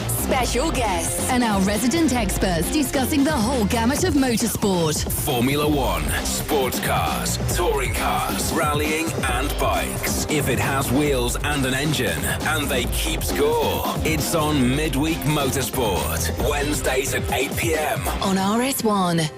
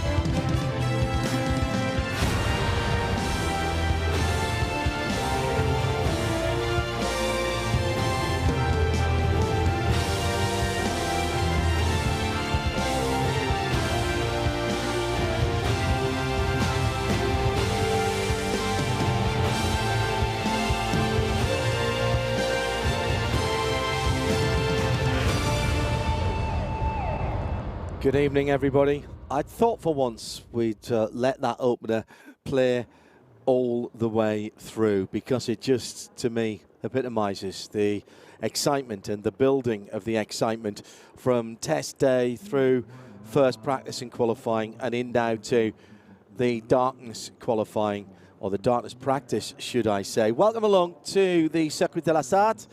It's Shea Adam, Paul Truswell and me, John Hindhaugh, in the Hagerty Global Broadcast Centre. Sound and vision via the stream, and you should be able to hear us. Did you fit that up there? I didn't even see you move there. You moved very quick. You were a blur. And we are on 91.2 FM as well, after a very interesting, although interrupted, qualifying session with Michael Fassbender losing the car going into the Daytona chicane, the first of the chicanes on the Lindwato-Nadier, the Mulsanne Straight. That car being rebuilt as we speak. Severe damage to the front end of that Porsche. Shea Adam has been getting some information about that car. I just had the light bulb go off over my head, John, as to why everyone is working so quickly to try and get that car repaired. 2 out of the 3 drivers have never raced at Le Mans before, and therefore must finish their night laps. Not going to happen tonight, but the thrash is on to get that done in time for tomorrow. Nick Damon is down by the Proton car. Nick, good evening. Welcome to the broadcast. There's a lot of work going on. There's a lot of resources being thrown at that car. What's it looking like? Yeah. Okay, so it's still not repaired at the front. The front bumper area, the inner bumper, is still creased, and that needs to come off. And good news is the front chassis legs look all right. There's some damage that needs to be fixed on the front, but the main where they're working is at the rear. The rear left is in pieces, being rebuilt. They've got wishbones going on at the moment. They obviously the bodywork's off. That's an easy clip back on again. My guess is, I think they will get this out in 2 hours, but it won't be the work of a moment. It may well not actually be, inverted commas, fully fixed, but it may be good enough to get those 3 laps in for a couple of the drivers and tick that off. I mean, the front itself, my guess is they won't bother replacing that because it's just unpleasantly looking. It may affect the aero, but it won't affect the car going round. But they're certainly looking to get it out, but it's a bit of an uphill struggle. 2 hours possibly? Yeah, possibly, yeah.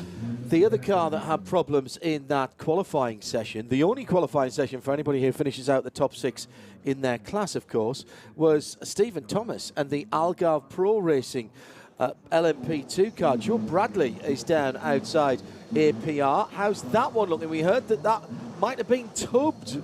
So a complete new build for that, Joe? It absolutely is. The new tub has arrived. The new tub is at the back. It's kind of in the middle of the garage towards the back. It's being wrapped. It's currently being deckled in blue wrapping to bring it up to the Algarve Pro Racing standard, the standard blue. So while that's being wrapped, the damaged tub is just coming to the final stages of being completely stripped bare of absolutely everything. The engine's at the back of everything, at the back of the garage on a nice trolley, like sort of a riseable trolley. And once we get everything off, Sam, I'm going to see if Sam will tell us about the logistics of putting this together. Sam Cox is team principal, wife to team principal and fellow team principal. Hello, Sam. Hey, great effort from the boys and girls as ever. Yep. Just tell me about the logistics of, I mean, you get one of these. You can't get one of these on eBay, can you? No, but the Orica truck just outside our garage. All right, and do they carry spare tubs like this, like I'm seeing? Yeah, they have to. Well, dare I ask how much a bare carbon fibre tub, how much what's the sort of cost on this? 92,500 euros. What, did you say 92,000? Round about there. Sam, can I bring you out onto the I'm just going to step out of the garage entrance so I can listen to Sam a little bit more. So, I mean, it probably didn't even take a moment to think, right, as the car was being brought back, somebody was probably at the Orica truck, were they? Yeah. Yes. Yeah. That's what you do? That's what you do. So, to make it legal, I would imagine what's left of the damaged tub will be just that, the tub. Everything that comes off that car, off that tub, sorry, will go on the brand new tub, yeah? if we think it's not broken or not damaged or compromised, anything that we think is compromised, we will replace. And what's the regulations? What is the team? Have you had what hoops have you had to jump through to do this? No, tomorrow what we'll need to do, once the car's complete, ready to go, is take it back to scrutineering and it will be checked as it did at the start of the race meeting. And when say it's fine, we're good to go. I mean, that's not good. I can't envisage a problem there, the way, the team will put this together. Is it an all-nighter for your team? Yeah. Again, you say that so... Carry on until it's ready. Yeah, Sam, you say that so matter-of-factly. You've got to be a little insane to be part of motorsport, haven't you? Very much so. Thank you, Sam. I'll leave you to go back to work. Great to talk to Sam Cox there. I mean, you know what? It's the essence of endurance racing, isn't it? It's not just about finishing the race. It's about getting into the race, isn't it? And that was a crash, John. That didn't look too bad. And I said this earlier, it would have been much better off if this car had gone in completely 90 degrees nose first, instead of going in diagonally and just ripping that front corner. The irony was it wasn't that big a hit. It was the very last bale of tyres that it hit, and those things kind of they banded, and it kind of just sucked the front of the car in, and ripped off that front chassis leg and the suspension mount on the left front, and that apparently pushed the suspension back through the tub. So might be able to be fixed, but not right here and not right now. So cars beginning to come out onto the pit apron. Paul Trustwell, good evening. Following up on what Sam Cox said there, what does have to go across? Engine, gearbox? Are there specific parts that have to go across, or they'll take I presume they would take a penalty? Well, exactly. I mean, the point is they have to get the car to be scrutineered. As a team, Algarve Pro Racing know what they're doing. But equally, you heard the kind of numbers of euros or thousands of euros that Sam Cox was talking about there. You can't just throw money at it. So any parts which are salvageable from the original, then they'll use. It's not that they're not allowed. And in effect, you could bring a brand new car in, provided it was scrutineered and provided the stewards accepted the fact that this is force majeure. 1 minute, let's see what the other cars are doing first. That was race engineer for Mike Conway, rudely interrupting Paul Trustwell. Copy the rest was the message, wasn't it? Yeah. Often a good tactic. No, but the point being that because this is force majeure, this is not a team who's brought a spare car for qualifying and they're qualifying with their special fast car and they're going to now swap back to their race car. This was an accident which wasn't intentional. It was force majeure, and the organisers, provided the car is legal, will allow it in with whatever modification or whatever new parts are required. 3, 2, 1. Pit exit is open for the free practice 2, which is also a night session.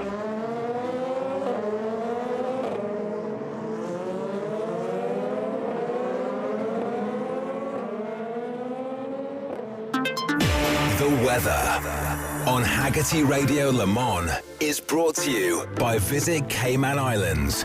It's worth the wait. Well, after the little bits and pieces of rain that we had and a little bit longer periods of rain we had, it should be all right this evening. I have seen a couple of different forecasts that said there might be a drop or two more in this 2-hour session. Drops down to 11 degrees overnight. Thursday, sunshine and cloud. Chance of showers in the afternoon, 21 degree high, dropping down to 12 overnight. Friday, very pleasant.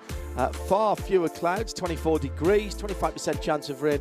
Saturday and Sunday, 26 and 25. A muggy 14 overnight during the race. And little or no chance of rain through the race on Saturday and Sunday. Visit Cayman Islands. It's time. Cayman time.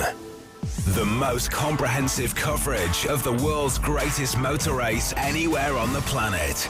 This is Hagerty Radio Le Mans. On 91.2 FM around the circuit and around the world on RS1, part of the Radio Show Limited network of channels. The only dedicated radio service for the world's greatest motor race and licensed by the ACO. Good to have your company wherever you are in the world.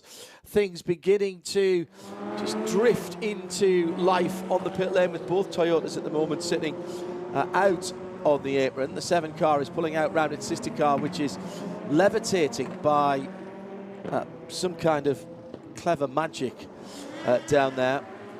No wheels on that one at the moment. Clever stuff, these hybrids. Oh yes, they just they sit there.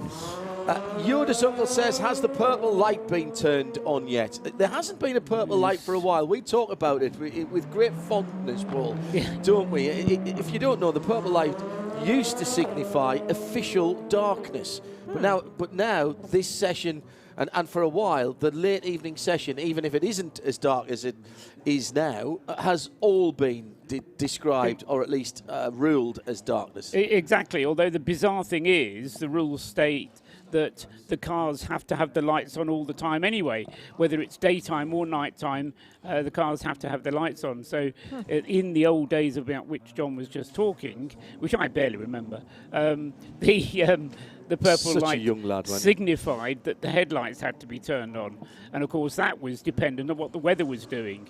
And so very often the purple light would come in on a little bit early if the weather was bad, or it would come on a little bit later if it was a nice sunny evening. But it was also for night laps for qualifying, wasn't it? For qualifying as well, yes. Everybody had to do a certain amount of night laps. But then again, I'm not even sure that the night lap qualifying rule depended on the purple light. I'll have to go back into the history to check that one.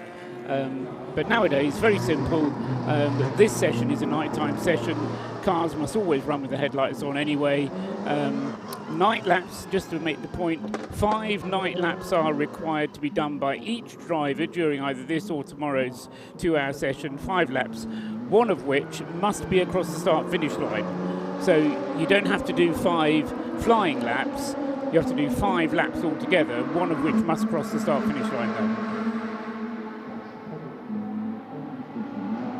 KR pits. I'm with Alexander Cogno. Alexander, just trying to avoid you getting arrested.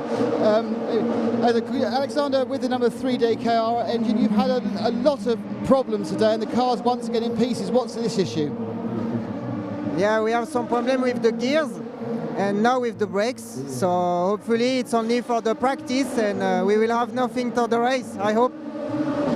So this is a different problem. So you're not having the same problem again. It's a different problem this time. No, it was 2 different problems. So, but I think in 10 minutes we're on the track, so it's not so hard. And when the car is running, is it running okay? Is it running well when it is running? Yeah. When the car is running, we are pretty good, pretty fast. But I have to drive. It will be my first time in the night here, so yeah. You need to drive. Thanks, Alex. I'll let you go. Thank you. The 66 GMW Ferrari sees Mark Varmey, Renger van der Zande and one Jason Hart making his debut here at Le Mans. Great to see you here, Jason. I think the last time I spoke to you would be in the pit lane at Quarter at the 24 hours there, but here you are. This is the biggest 24-hour race in the world, isn't it?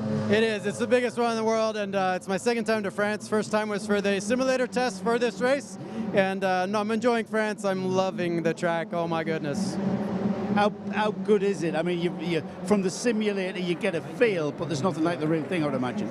I hate to say it because I've done some amazing things in this sport, but once you experience this race, this facility, everything is less than. It just is. And I would imagine this is not going to be your last time if you can help it. Yeah, if I can help it. Believe me, I'll try to be here until the day I die. It's amazing. Now, tonight's all about you getting your qualifying night practice laps. What are you expecting? We've made a pact in the team. We're just going to take some easy laps, lock in what we need to do, the 5 laps each, and just make that happen. And then after, if we would like to take some performance laps, we'll do that. But we don't want to have any issue in qualification for the race. I've got to say, Jason, I looked at you from where I was, and I thought, I'm sure that looks like Jason Hart. But you know what put me off? You're not wearing your hat. Where's your cowboy hat? I brought so much stuff with me for this week and a half that I'm here. I had no room, but I've had many people say, where's the hat? I should have bought it. I should have figured out a way to get it here. Yeah, it's become your signature. So the team, you're just going to qualify and then you're going to put the car away until tomorrow. I take it already you guys are looking at towards the race setup rather than anything else now that qualifying's over. I'll be honest, I still have some improvements to make. Mark still has some improvements to make, and Ranger is making a couple of tweaks to chassis setup. I'm providing no input there. I'm just trying to learn the track and get my head around this place. So yeah, we do definitely are going to be pushing some more performance laps, but when it comes to qualifying for the race, which is 5 laps each driver in the night, we're not going to play around. Nice easy laps, 5 apiece. Once that's done, if we want to move to performance laps, we'll do that at that time. And is it the race engine and race gearbox already in the car? A lot of teams have done that after test, bizarrely. Oh yeah, I mean, with a Ferrari, it's easy. The drivetrains in Ferraris are rock solid. I've driven Ferraris for a long time, and knock on wood, I have never driven a Ferrari that's had an engine failure.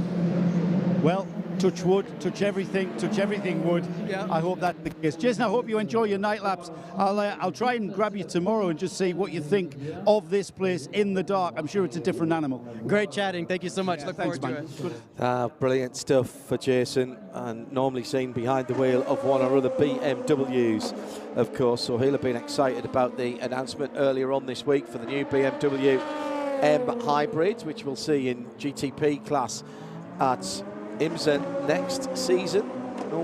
At the moment, no plans to bring that car here to Le Mans. And also the other big sports car news, our Cayman Island, Visit Cayman Island sports car news on Midday Motorsport today. Found our top story, Lamborghini confirming their return to the top class of global motorsport with a GTP car, with an LMDH car, and picking Ligier. Kind of not a surprise in some respect. We'd heard those rumours, but a surprise given that there's a VAG Multimatic chassis sitting there ready to go, Shea. Yeah, very much so. And I actually ran into one Chris Ward in the back of a garage today. He's hanging out, the representative for Lamborghini of North America. He's basically the program director for everything that they do. Yeah. So it's good to see him here at Le Mans. I don't think it's the first time I've run into him here, but it could have been. Just a moment ago, Nick was interviewing Alexandre Cugnot. How do you pronounce it? Cugnot. Thank you.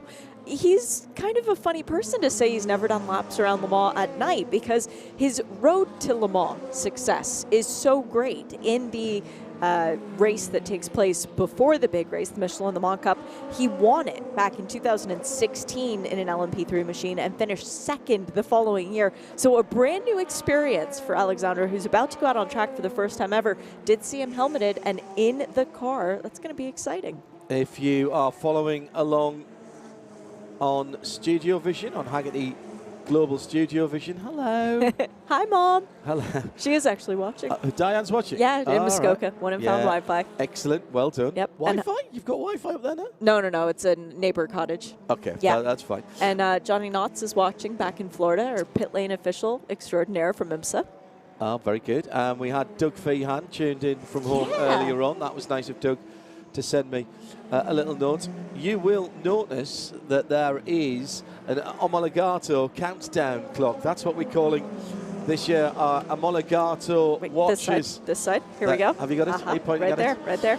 Our Omologato watches race time. So if you are unable to conjure up the images that we're trying to paint for you with words in your head in beautiful 3D vision, and you need 2D vision, and you want to synchronize it, that's what that is there for. The Omologato watches race time, not just in these sessions, but we'll have that for you right the way through the race on Saturday and Sunday. And if you're in the US, by the way, Sirius XM will be once again for, I can't even tell you how many years it's been now. It's got to be over a decade and a half. Sirius XM taking our programs on Saturday and Sunday, all the way through the race, with no breaks through that, and of course no blocks, no breaks. And the only free-to-air English language dedicated radio broadcast from the Circuit de la Sarthe this weekend is Hagerty Radio Le Mans. Now, Paul, I was going to ask you something there, and I now can't find it. Tell you what. I'll have a look at that. I want to say a quick hello to Ian McCarthy in Hungary with young William having a very late school night to catch the first dark running. I think, Ian, that is responsible parenting there.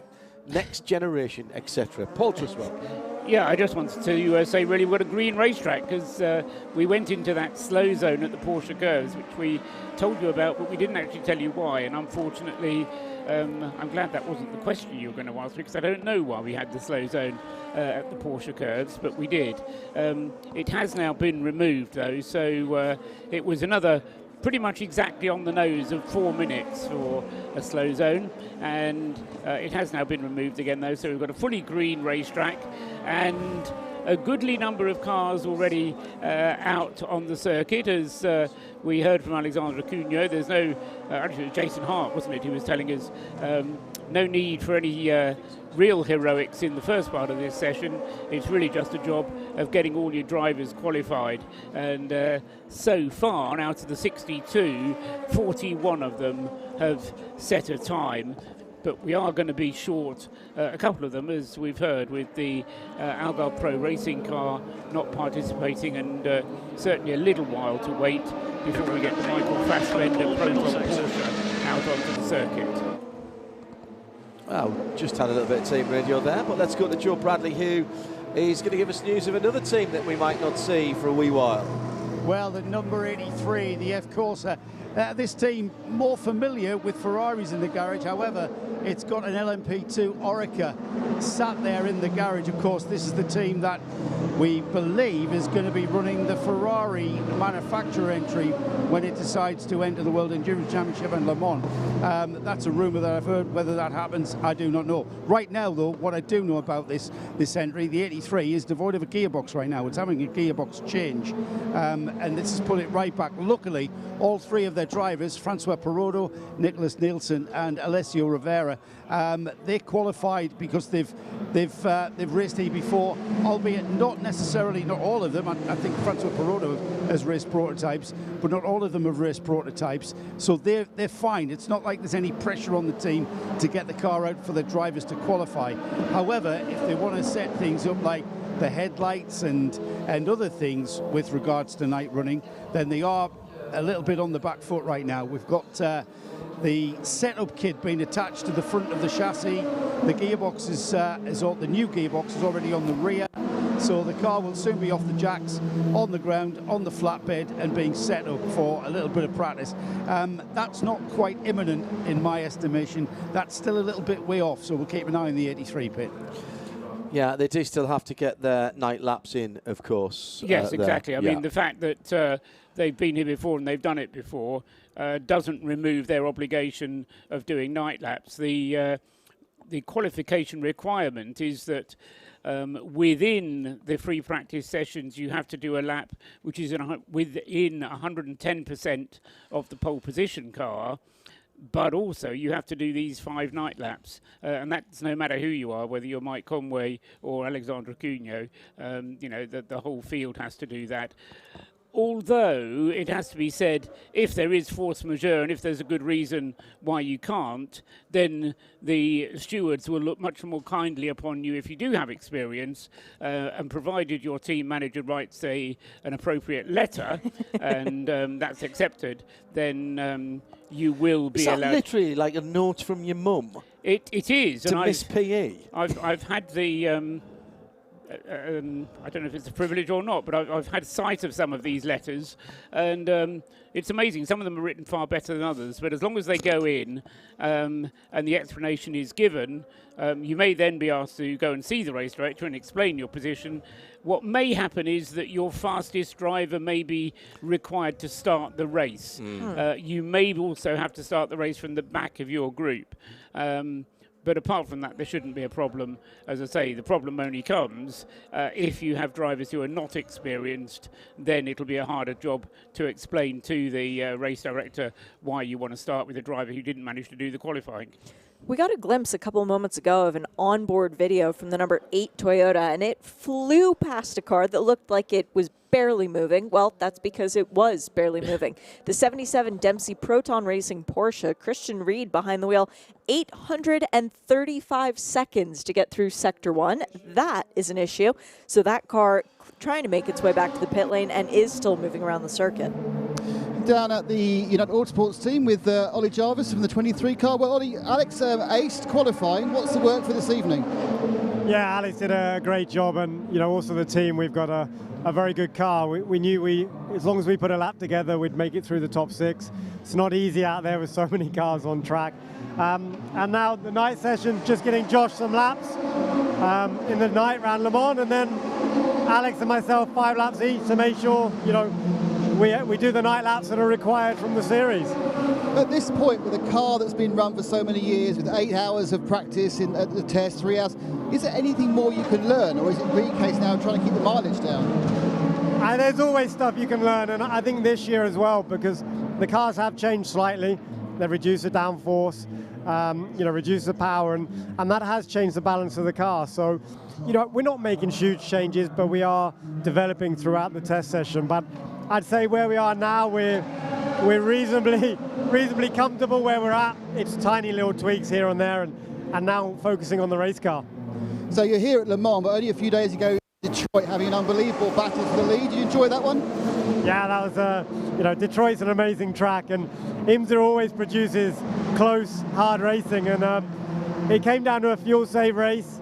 I was in P2, a couple of cars behind me had gone for a 2-stop strategy, so a bit more fuel, so kept me on my toes at the end, but we managed to bring it back, and we now lead the championship just from my sister car teammate Philippe Albuquerque. So it's a very exciting time to be a top prototype driver, isn't it? Because there's so many opportunities coming up in the next couple of years with major manufacturer teams. How are you approaching that as a driver? How are you approaching trying to get yourself in that best possible seat? Yeah, you just do the best job you can every time you're out there, and like you say, amazing times at the moment for sports car racing in general. And it's also amazing. 1 minute I'm banging doors with Alex and Felipe, and next minute we're in a team together. So it's an interesting dynamic. I think on the plane home or the plane here Saturday night, there were 15 guys from IMSA all sat having a chat. And it was only a few hours earlier we were trading paint and fighting for the win. Oh, great job, mate. Thank you very much. Oliver Jarvis, as the Dempsey Proton Porsche has made its way back in. That is a right rear puncture on the car that must have happened immediately in the lap. It is still Christian Reed behind the wheel. Now the car showing is back in the pit lane, thankfully. A couple moments ago, there was a scary incident between the number 7 of Mike Conway and Roberto Gonzalez in the 38 Jota car. The one Jota has set a representative lap time, that being the sister car, the 28 machine, but the 38 hasn't really gotten up to that full speed yet. It's been Ed Jones driving the 28 the whole time, whereas they have been cycling through the drivers of the 38, and Roberto just holding up Conway from basically the exit of Porsche curves all the way through to the Ford chicane. It was a little bit of frustration starting to come through from the Toyota driver, and I would expect to see a lot more of that as the weekend goes along. The Michelin that has come off of the 77 is still in one piece, so that's good news for the Porsche mechanics, but the suspension components in the right rear of the car, they look a little bit worse for the wear. Yes, I mean, an indication there, as Shay was saying, is how you do have to be patient. You can't let frustration get the better of you when you're in a situation like that. And it is the nature of the Porsche curves. Mike Conway doesn't get any medals for getting past a slower car in the Porsche curves when all he's doing is setting his night laps. Nobody's going to give him any credit at all for doing that. But if he would just touch the car, do a bit of damage or worse, then you'll get plenty of criticism. So, no, good wise driving probably more than anything else. And an indication really of the endurance racing mindset that you have to be in. Down with the 77 is way more serious than it looked just coming out. I was looking at the hub and thinking, what's wrong? I realised it had no brake disc. The disc has disappeared. It's destroyed that rear right caliper. It's done some damage to the under tray they're taking off now, but that's a major failure that must have then resulted in the wheel going. I'm wondering whether it actually took out the hub. And then it effectively lost pressure from inside. The hub's gone, but the damage on that corner is extensive. To say they're not going to be able to change anything, but in fact the caliper is worn through So it's definitely been a case of a rear hub failure, which has then led to the wheel wearing out from the inside, which has then led to the puncture. So a much more serious problem. Over at the other side of the pits, the engine is now out the Fassbender car, so there's absolutely no chance that thing is going anywhere today. They've also decided to do a complete change, including the race engine gearbox, and get it ready for tomorrow afternoon. Thank you, Nick. Nick Derman down there in the pit lane along with Joe Bradley for this session. We still have just under an hour and 40 minutes, so 100 minutes. So Ollie Jarvis's race, basically, from the weekend, and that was a great race. 74 laps of absolutely outstanding racing that saw some fantastically close battles in both of the classes. Actually, on the pit lane at the moment, the number 64 is the Corvette. Corvettes were 1 and 2 earlier on. That's the second place car. Tommy Milner has just brought that car in. Still in it. Lights on that car, and that looks like they're going to take that back into the garage, spin it round and spin it in. Nicky Katzberg is out in the 63 car at the moment, 63 Corvette. They are 1 and 2 in GTE Pro. We'll give you a full update on the half hour, and we'll be doing that all the way through our race broadcasts as well here on 91.2 FM. There are 16 cars in the pits at the moment. The rest are out on the track. That does include, sorry Shea, that does include the cars that are being fixed at the moment. Yeah, and I was going to say, aside from those, which we know are the 45 Algarve Pro, which is having the tub replaced in effect, so new chassis there, the 77 with the damage that Nick Damon just reported a few moments ago, the 83 with the repairs going on that Joe Bradley reported, and the 93, the 83 I should mention, the of course LMP2 machine, and the 93, which is the other Proton Porsche. Ooh, the 88 is garaged in between the 77 and the 93 Porsches, so Proton right now with 2 garage bays that are occupied. Not a great feeling for them. But other than them, we have not yet seen on the racetrack the number 10 Vector Sport machine. We've seen it for an installation lap with Sebastian Bourdais behind the wheel. And Claudio Schiavone is the only driver so far for Iron Link's 2 in and out laps. But as Paul Tresswell told us a little bit earlier on, only 1 lap needs to be done across the start-finish line out of the 5. So perhaps they're knocking out the laps for him that way. He shares that Ferrari with Matteo Cressoni and Alessandro Balzan. And Balzan comes back for his 2nd ever attempt at Le Mans. The Wicker Bill has just sent a note in. If a letter from your mum gets you into the race, surely this would work. Mum says I'm allowed to watch Le Mans. Work said otherwise. Please approve so I don't get sacked. Eve has just written back to Wicker Bill. I'll write you a note all about the importance of endurance racing, its restorative powers, and the importance of the work-life balance. I actually think we got Paul Dunk's son out of school, basically saying that there was an opportunity for him to come down here and learn, and ticked off a few things from his national curriculum. Well, all joking aside, I mean, my French, when I was younger, got 2 top-ups every year. Once was coming to Le Mans, once was going skiing in the winter. And it was very useful. I got an O-level at least in the language, and nowadays I can speak reasonably good French. But it's only through getting that little top-up, so there you go. It's not just the motor racing education it improves. Give it a try, even though some of the French can insist on speaking English to you. You know, speak French back to them and see how you get on. I noticed a little while ago we had Brendan Hartley in the pits in what looked to me like a kind of practice pit stop kind of scenario. We had proper practice pit stops yesterday. You were down there in the pit lane, I think, Shay, and saw them doing their pit stop challenge. Yes. That was when we had the world's media looking at them and lots of spectators, because they did it during the pit road walkabout. Worked very well indeed.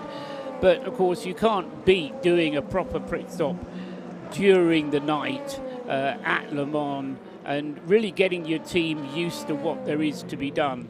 And it always surprises me that a lot of teams say, oh, during the night practice we'll take everything a little bit easy. The mechanics can learn so much by really pushing it on the on the pit stop and really making sure that they nail those wheel changes, because you get used to it and you'll get better at it. There's something that's just niggling you. If you sort of say, you know, as I was walking out, Jim was running towards me and we didn't know whether to go left or right. That kind of thing, you then sort it out during this session and you can save yourself a couple of seconds during the race. It was Bentley, wasn't it, a few years ago when they were here in the early 2000s? A few years ago, it's 20 years ago now, isn't it? Oh, dear me. They actually videotape themselves doing their pit stops from 3 or 4 different angles. And when they sent the cars, there was a little longer time between pit stops in those days, they then looked at it from all different angles and said, oh, look, if exactly what you said. Right, Dave, if you'd gone left there and Rodney had gone right, we would have actually got that done quicker. And look at how long that wheel was standing there before somebody picked it up. You could have done that on your way past. And they were doing that right throughout the race. And I'm quite sure that when we had this little challenge yesterday in the pit lane, there were quite a few teams with video cameras just watching the order. Do you do left side first, then right side, or do you kind of do diagonals? I have my suspicion that Porsche GT had a very good way of doing it, because I didn't quite work it out, but there was a lot of diagonals being done. And that seemed to me to be quite a good way of doing it. Porsche GT did right side tires first, ran around and did left side tires, and then ran back across the line. And they were 11.2 seconds, I think it was Is their that what final they did time. on the lane? Yes, on when I was Tuesday. standing there watching it. Yeah, yesterday, in fact, But sorry. the thing that stunned me about the pit stops were Toyota. And the fact that they now have the comical big red button on their fuel tank holder, in effect. And when the car needs to be let off the air jacks, they smack the button and the car drops. There's no connection between the car and anyone actually touching it to make it come off the air jacks. But presumably somebody still has to pull out the airline. No. No, it's all done No, by, it it's all is done by from the Bluetooth, button. Bluetooth connection. And what happens to the airline then? It just pops out and lies on the ground? No, the airline has already gone out. Because there's a valve. Oh, right, so they blow it up, get it off the ground, and then pull the airline out, and it stays up there. Got a slow-moving car. 66 JMW Ferrari. It's Jason Hart. Jason Hart without his hat. Oh. And he is coming into Left the rear. Mulsanne corner, and that looks like a right rear problem, I think, on that car. If it is a problem, it's sitting down on the right-hand side. No, it's not the Mulsanne corner at all, is it? That Porsche was curves. coming into the first part of the Porsche curves. Meantime, the Iron Lynx green car is looks like that car's about to come back out of the pit lane. That slow car, by the way, being covered under yellow flags at the moment, as the 75 bright Kermit green and black Iron Lynx Ferrari, with its additional lights built into the front pod of that car. We've seen that at the Nürburgring with the very bright LED lights. Now, we haven't had an update on the number 92 Porsche for a while. Let's put that right. Nick Damon is down along pit lane. Yeah, the Christensen Estre Van Tour 92 Porsche GT car. It's been in the pits for some time, and it's got a very weird selection where they've got 1, 2, 3, 4, 5 mechanics who are sort of almost doing sort of like, you know, do you watch All Creatures Great and Small? And do you remember when they used to do that stuff with the cows, where they would put they would do an intelligence with the cow, and they put their arm all the way up inside the cow? Yes. Well, that's what the engineer's doing. He's got his hand right down into the back of behind the driver, sort of behind the bulkhead, so in front of the engine, it's the rear of the car, obviously. He's being lifted up by another mechanic so he can just get enough leverage. And 3 other mechanics are looking on what I've no idea what he's trying to fish out. I think he's just fished out a sensor, actually, just got that right. I mean, to give you another image point, you know when you lose your remote control right down the side of the sofa?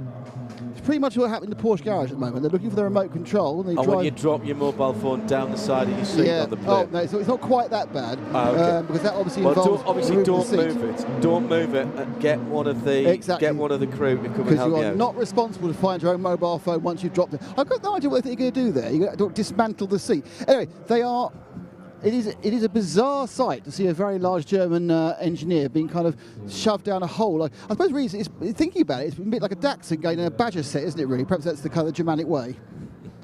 Nick Tierman down there in the pit lane. Meantime, the Jason Hart Ferrari, it is the left rear puncture. Shea was right. She spotted that one very early on. I thought that still had air in, but it's just starting to come apart now as he was coming to the end of the Porsche curves. And it's just after 1:30. That means it's time for an update.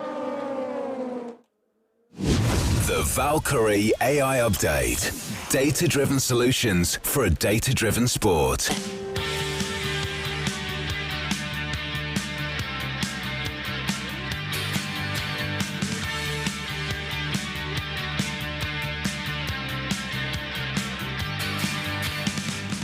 Well, after an incident-packed qualifying session that had to be red flagged, we've just had the number 8 Toyota off again. That's the second time that it's been off today at the Mulsanne corner. Just ran really long with traffic ahead of it. It has rejoined the track under the auspices of Mike Conway. In the pit lane at the moment, Proton Competition, Michael Fassbender had a very, very big accident in that Porsche. And that car being rebuilt, front end damage to that car. They've also just taken the engine out of that car. It took a pretty good hit all the way around. The other big news is the 45 Algarve Pro Racing LMP2 Pro-Am car. That was Stephen Thomas who had the accident there at the Ford chicane. He tubbed the car, pushed a bit of the suspension back through the tub. That car, that chassis will not race this weekend. It may be fixable, but not here and not in time. In new tub at €92,500, as reported by Sam Cox to Joe Bradley, has been purchased from the Orica parts truck that was right behind the Algarve Pro Racing garage. And that is being fitted out with the engine, the gearbox and the ancillaries from the original car. We'll have to go to scrutineering tomorrow to get back into the race. Here's how they stand then in night practice. This will not stand, of course, and count for any of the positions which have been set for the majority of the field, with Ipa Pole to come tomorrow. It's Iron Lynx, the best of the AMs. The number 80 Ferrari is ahead by around about half a second, a little bit more from the two Spirit of Race cars. The 55 David Perel driven car is just coming into the pits now, actually, and Franck Deserteur in the 71. The 59 Inception Racing Porsche, Alexander West, was in the gravel earlier on today. That's now up into 4th in this session. TF Sport and Henri Chavez in 5th position in the 33, and another Aston Martin Northwest AMR Paul Dallalana is in 6th position. In Pro, here's your top 3. Corvette Racing, number 63 out with Nicky Katzberg behind the wheel.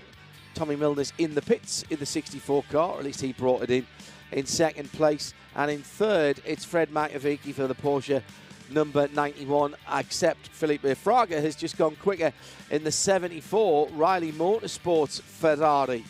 So that's the Be Safe car, isn't it? In LMP2, in Pro-Am, it's TDS Racing by Valiante. And that number 13 car is in the pits at the moment. And that sits in a very creditable 6th position overall. At the top of the shop in LMP2, in 6th position overall. Just going through into that position, WRT and René Rast. Saw him this morning, had a quick chat with him as he was walking up through the paddock. Will Owen is just going out for United Autosports USA number 22. That's the car in 2nd in LMP2. And Cool Racing are in the pits with Ricky Taylor, having brought that 37 car in 3rd. The rest of the top 6 in LMP2 is made up by the number 1, Richard Mille, a racing car. Sebastien Ogier, 8 times WRC champion. And he is out at the moment in the dark, sliding it around. I would think that would be in his element, really, wouldn't it? Patrick Pilet is in the 5th place, EDEX Sport number 48. That's the car that Nick Manassian is looking after in his managerial role. And then that 6th position car, Matthias Besch, just going out in the best of the Pro-Ams. That is the 13 car. At the top of the shop, 5 of the hypercars in 2 different classes. Glickenhaus is the best of the hypercars. Romain Dumas put in a best time of 3:28.9 earlier on this evening. The 2 hybrid hypercars, so best of its class is the number 8, notwithstanding that little off a moment or 2 ago for, that was Brendan Hartley rather than Mike Conway. Excuse me, I've swapped the cars around there. Mike is 3rd in the class. Glickenhaus is 4th with the 709, and Mathieu Vaxivière is 5th for the Alpine Elf team. That's how it stands with 37 minutes gone, an hour and 23 of this session still to go. The Valkyrie AI Update. Science applied to motorsport. So with that Corvette going back out onto the track, Nicky Katzberg, that's one of the Corvettes back out of the garage. The other one is still there. We'll get one of the guys in the pit lane to find out why they were both in the pit lane. I suspect just a little bit of setup. Earlier on, there was a problem for Ralph Nation, and Joe Bradley is with him, the Swiss driver, down in the pit lane now. So, Rolf, the problems that you had earlier, have they been cleared up completely now? Yeah, it's all sorted out. We are doing our laps now and preparing the race. And what challenges does the circuit bring in the dark for night practice? Oh, well, it's all very quick corners, big braking zones, so you need to adapt to the light, you need to adapt and to find new braking points in the dark, so it doesn't look the same like in the light, so you need to adapt to it. So, I mean, that's quite a challenge, isn't it? Because all of your reference points, they're not there anymore, so is it a matter of timing, is it?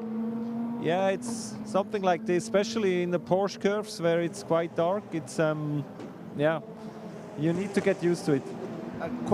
That's why you're a racing driver and I'm not. Now, we look at the WR team and looking at your teammates, yourself, Rolf van Eycken, Mirko Bertolotti, and Dries van Toor, there isn't a weak link there. You guys are real contenders for class honours, aren't you? I think it's for us the first race in an LMP2, so we are normally GT racing, GT cars driving, and so it's a big challenge already. And we just want to do our work here. We just want to be smart and have a clean race, and then we will see where we end up. Thank you, Rolf. Best of luck. And I'm pretty sure that driver lineup, all right, it might be their first experience of LMP2, and if they do just go about their business, then I'm pretty sure they're going to be at the sharp end come Sunday afternoon. Yeah, when you add Mirko Bortolotti and Dries van Toor into anything, you're going to have a good chance at coming away with victory. There are 51 cars out on the circuit right now, Paul. That is a busy, busy racetrack, and probably, I have to say, more cars than we're used to seeing out at middle of the night at Le Mans. I was going to say, for those drivers having their first taste of this kind of thing, yeah, it certainly will be an eye-opener, won't it?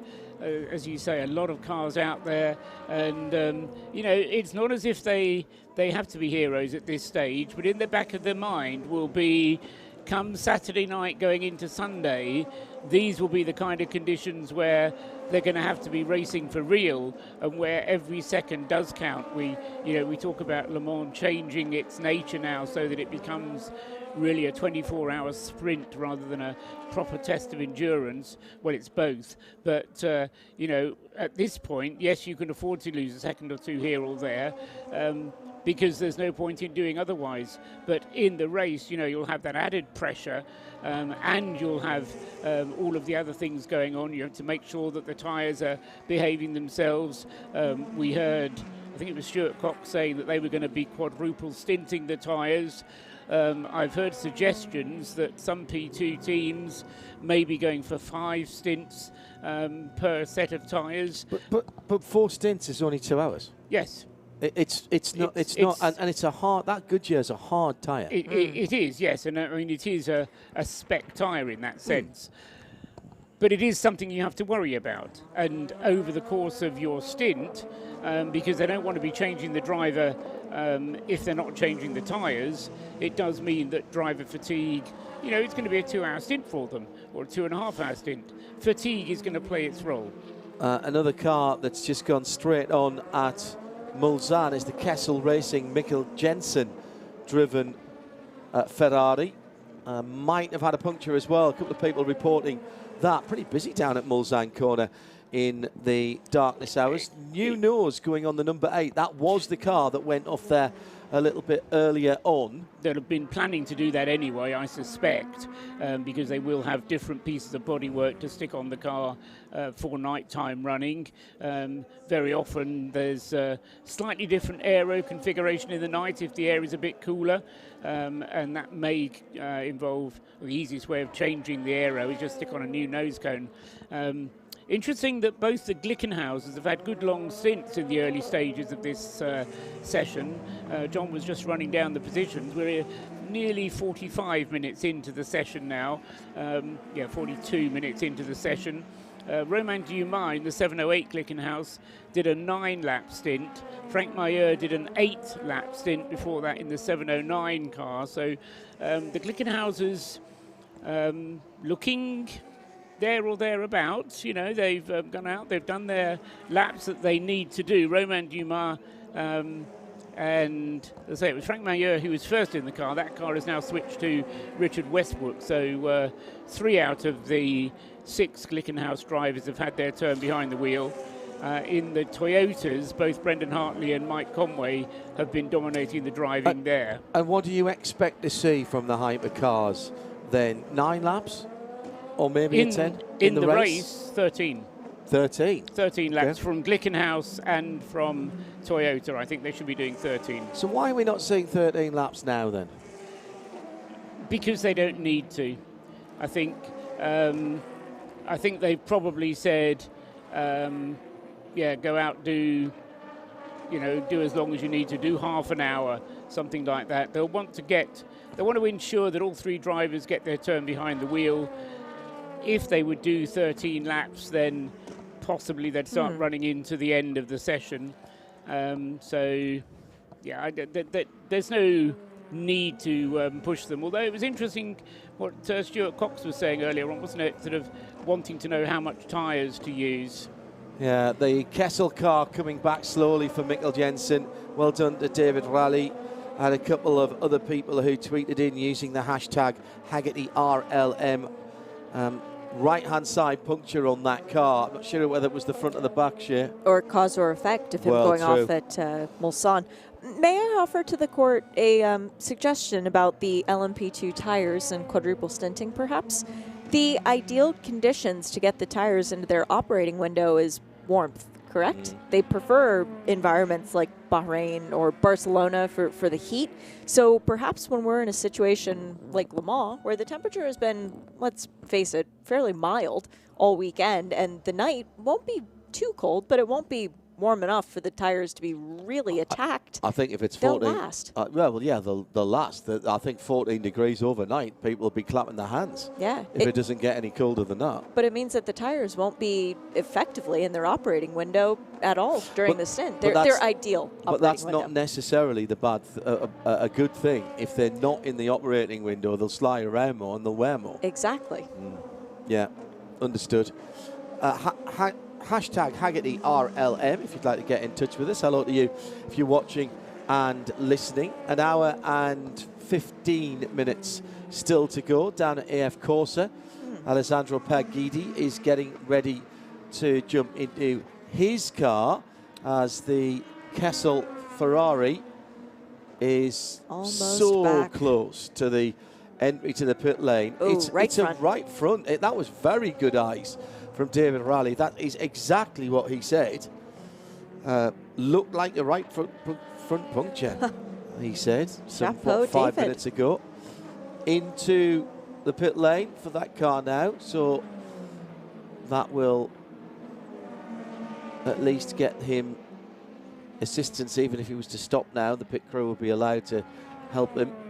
They wouldn't be very happy with him, though. They'd have to run a long way down the pit lane. And then push him a long way back up again. Yeah, it is quite a gradient, actually, the end of the pit lane.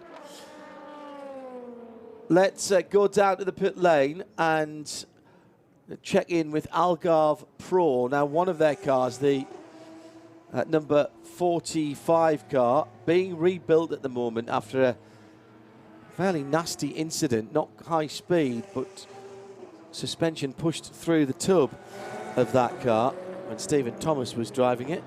Nick is down at the other side of the garage with Sophia Flörsch.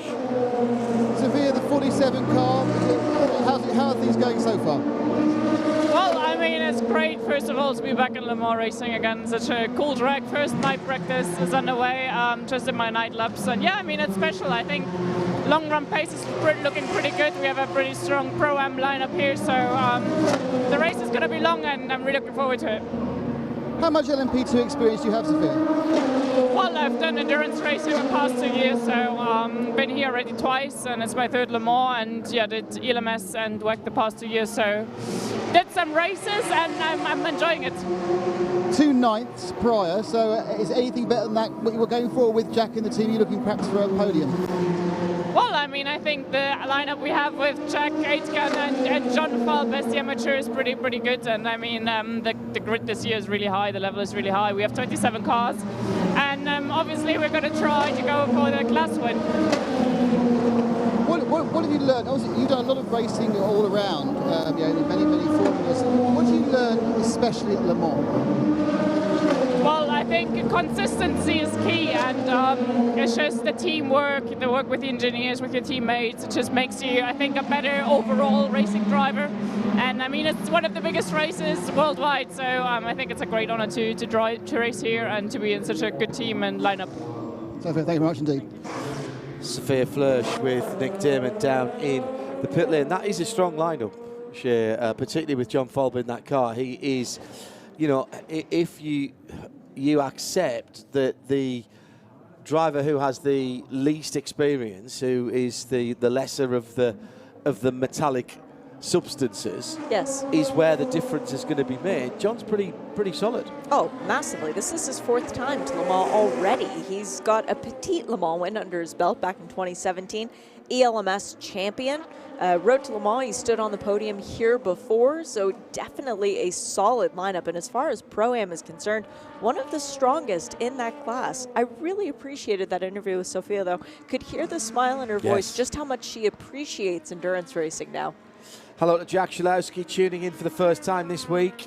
Apologies for absence. I was in a professional development class with Misha Goikbert's 4th grade teacher. Hello, Jack. How nice did to know. that come up? I have no clue how we've managed to find that out. Misha Goikbert, former prototype challenge driver in IMSA. Yep. I haven't seen Misha for a little while.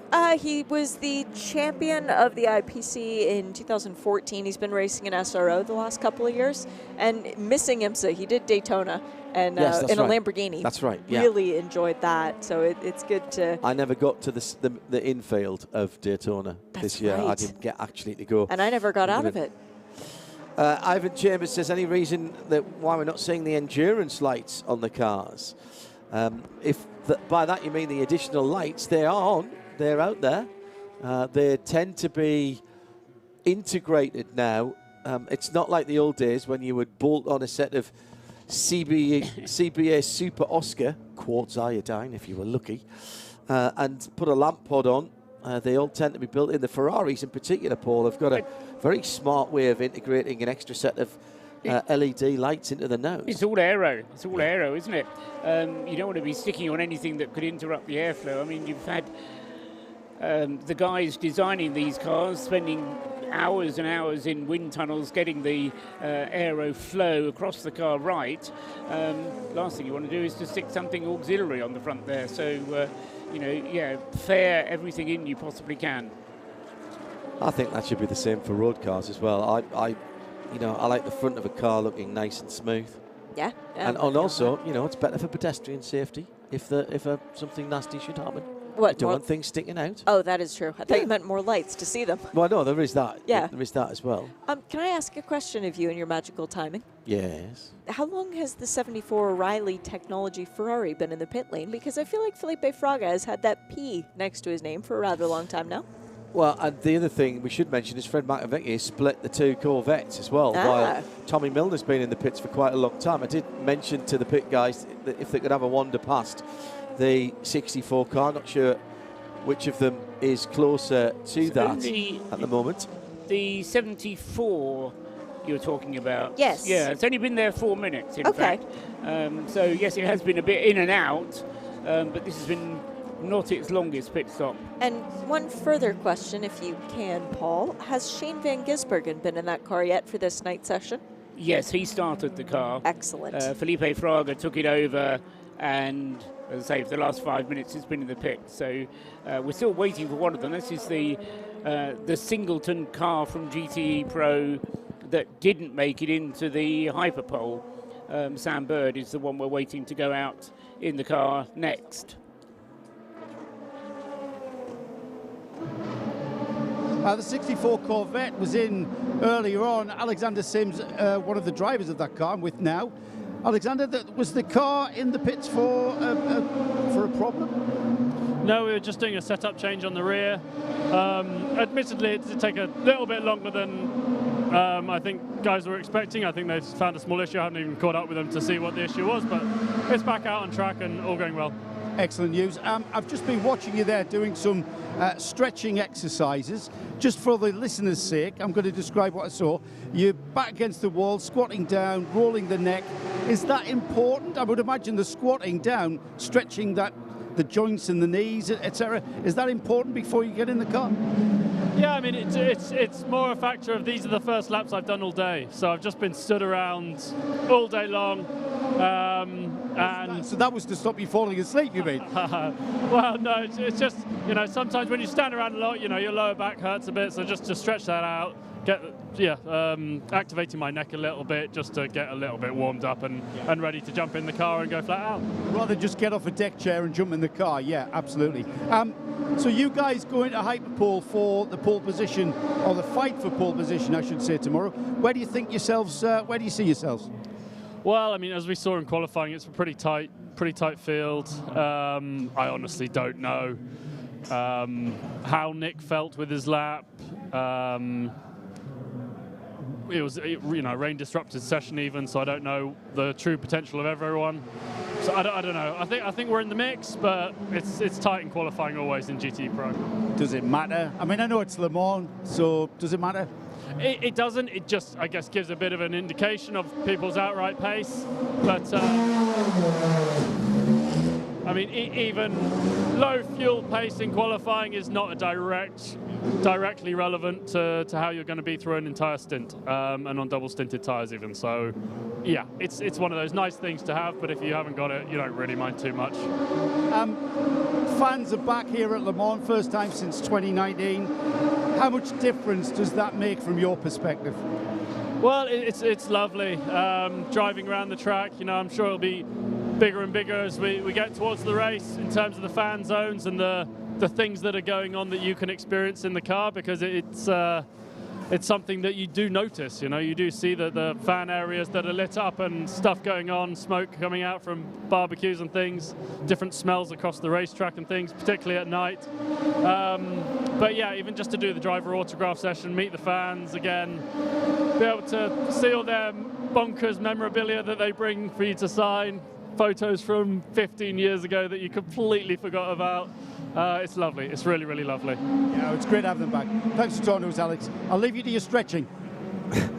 I don't even want to know. Thank you, Joe. Joe Bradley down there in the pits. Ivan Chambers, what he says, he said, sorry guys, what I mean is the LED strips, etc., that we normally see at the Mon and other endurance races. Can't see any on the cars at the moment.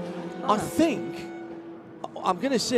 this pit lane is so well lit now, you don't need them to identify your car coming down the pit lane.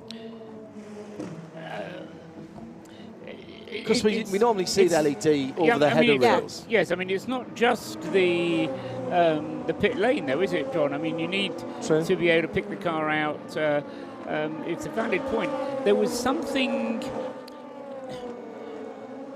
it may be a regulation thing, and I'm racking my brains now. I haven't actually, I do have the regulation, but they're on the computer rather than printed out. And but I have a feeling there's something in the technical regulations which limits the amount of colour lights that you're allowed. And if you can't have a coloured identification light, then it doesn't make much sense to have any additional light. And I have a feeling there's something about the limitation on coloured lights at the front of the car. Well, and the other, and Kevin Baldwin has tweeted, hashtag Hagerty RLM, said previously the headlights used to be different colours. So other than the blue flags now, how can the cars recognise a different class coming from behind? Well, Kevin, that comes from the fact that this is a public road, and the road-based cars had to have yellow headlights. That was part of that. Years after the French law changed, yes, which demanded French cars to have yellow headlights. But yes, I mean, it was an indicator for the GT cars. But I think, again, sense prevailed, and the organisers realised that actually to give the amateur drivers more visibility by giving them white lights was probably a good idea. Yeah, totally. Both of those still are in effect in IMSA. Yeah. You're still allowed to have the color strips on the car, which every team does, and you do have different color headlights for the lower class. GTD, which is the base class, still has yellow headlights, whereas all the other cars have white headlights. But there's another indicator with colored headlights, and it's where I thought you were going at first, Paul. The Porsches, when they would run 4 cars in the pro class, each one of the headlights, when on the pit lane speed limiter, would be illuminated in a different color. So blue, pink, green, and yellow for the 4 different cars. I did notice the other day that the 2 pro-entered cars for Porsche GT team, different color headlights when they're on the pit limiter. Yeah, they have the LEDs are different colours, aren't they? So one is a like an ocean blue, and then one is a red. But they're not used for illuminating the car. Not in the for slightest. Forward motion, yeah.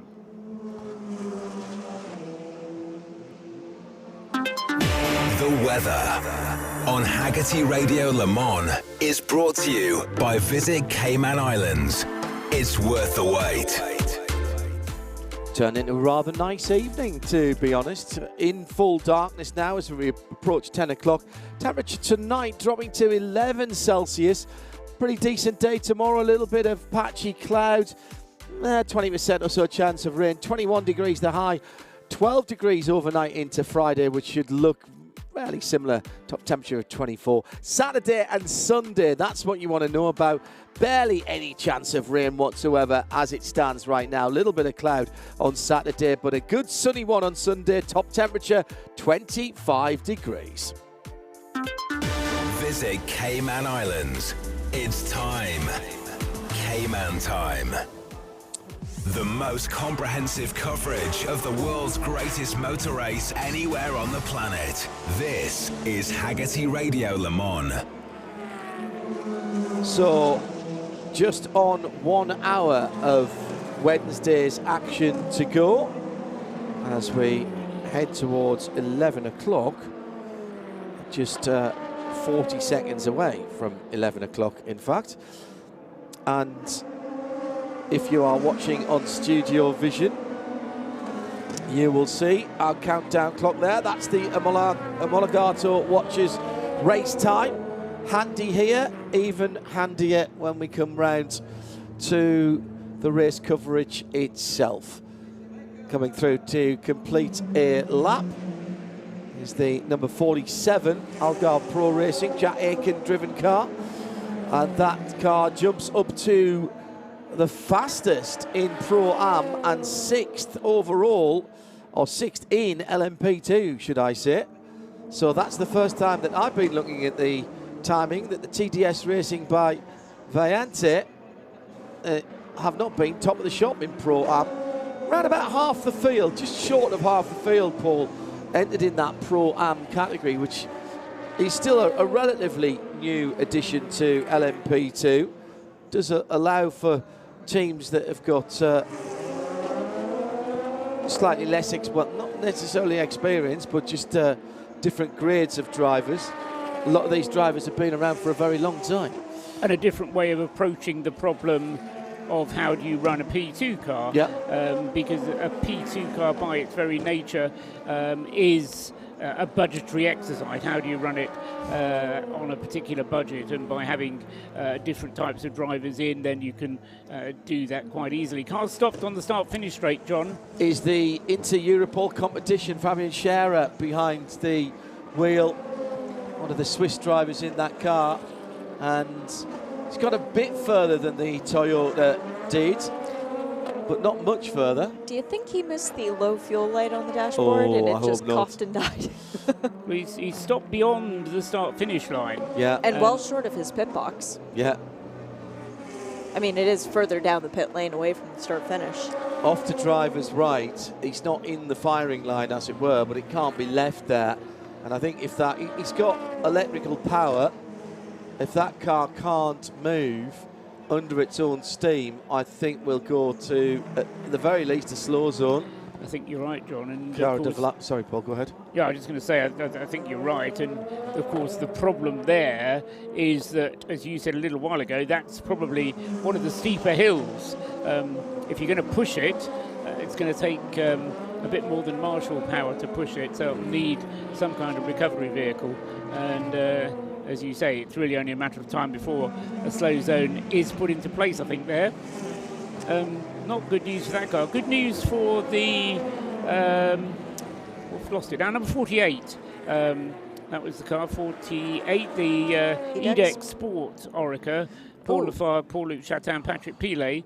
They've all done their 5 laps. So they've completed their night qualifying.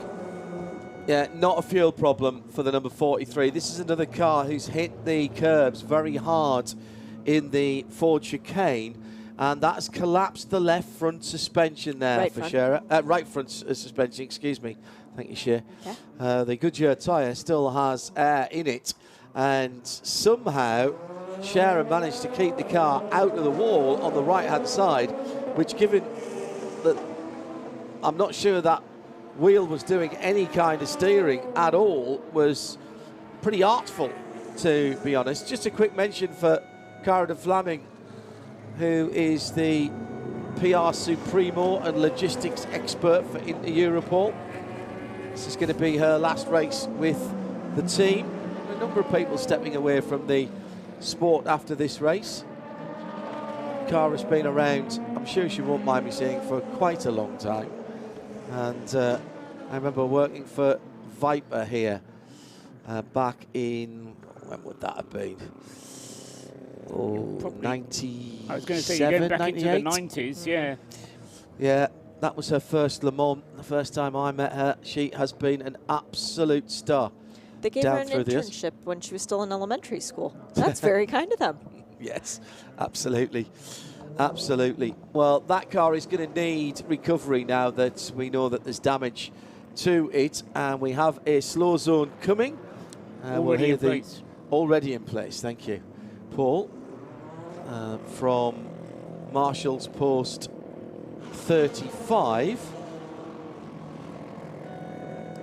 Now, they've sent out a recovery vehicle, but not a snatch vehicle. Now, I'm not sure that that's going to be able to be easily towed by the pickup truck that is arriving on the scene. Time ticking away. I'm not sure what caused Scherer to hit the curb so hard, whether he was trying to avoid somebody else, but the right front suspension has collapsed completely. It looks like the bottom arm's gone as well on that car. And he did a stunningly good job, Paul Truswell, to keep that car out of the tyre barrier that, of course, claimed Stephen Thomas in the Algarve Pro Series, the Algarve Pro Racing car earlier. I was just wondering if it was a lose which broke the front suspension, or whether perhaps the front suspension collapsed. Yeah. And that's what then caused him to lose it. You know, we tend to kind of jump to conclusions sometimes. It may well have been that the front suspension broke, but then again, you know, we said already the curbs are a bit unforgiving at that part of the circuit. But the slow zone is in place then, and the zone itself extends from the start-finish line all the way up to just past the Dunlop chicane. As you go over the crest of the hill there, up past the Dunlop chicane, and at that point is where you're then allowed to go up to full speed once again until they get this Orica out of the way. Yeah. So nobody's going to improve, but you can still qualify for your night laps. Absolutely, yeah. Then there's nothing to stop you doing so, and even coming into the pits, making a driver change during this time. Nick Damon has stuck his head over the pit wall in a way that only Nick can do. We know what Joe's like for tasting fluids. And this is something I really dislike seeing, a vehicle coming the wrong way down the pit lane. So that pickup truck that originally was dispatched has just turned into the pit lane and come down the wrong way. Meantime, Nick, we have the flatbed. We have the right piece of equipment. Yeah, we've got another. The flatbed's coming. The driver out of the car now. Yeah, it's a complete front right suspension failure. Oddly, it's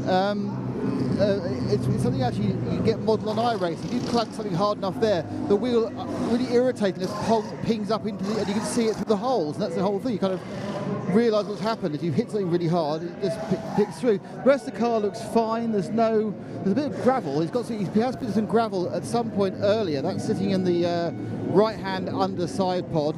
The rear left looks fine, so so rear right looks fine. So yeah, it's just a case of. I'll just say, who's the driver again? Is it Fabio Scherer? Fabio Scherer, yeah. Fabio, what happened?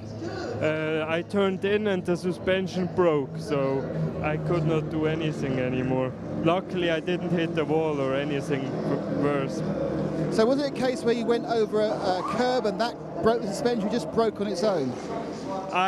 For me, it broke by itself. I didn't did anything different than usually, but there is some curbs, and maybe that was enough for that. It's difficult to say. Hopefully, be repaired very quickly. Thanks, always, Barry. Yes, should be all right.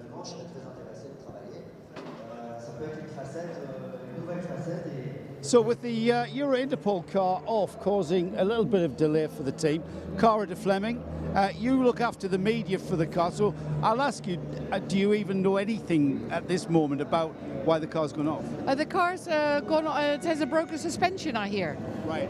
So you know as much as we do. Yeah, that's what it is, and it stopped just before here, so we're waiting for it to get towed back, and then we'll see. Cara, you've been a big part of my motor racing life. You seem to have been at every motor race I've been to at this level. Heinduff and I were just speculating as to the first year that we met you, and I said, Heinduff said with the Viper, the Chrysler Viper, and I said 97. So what was it exactly?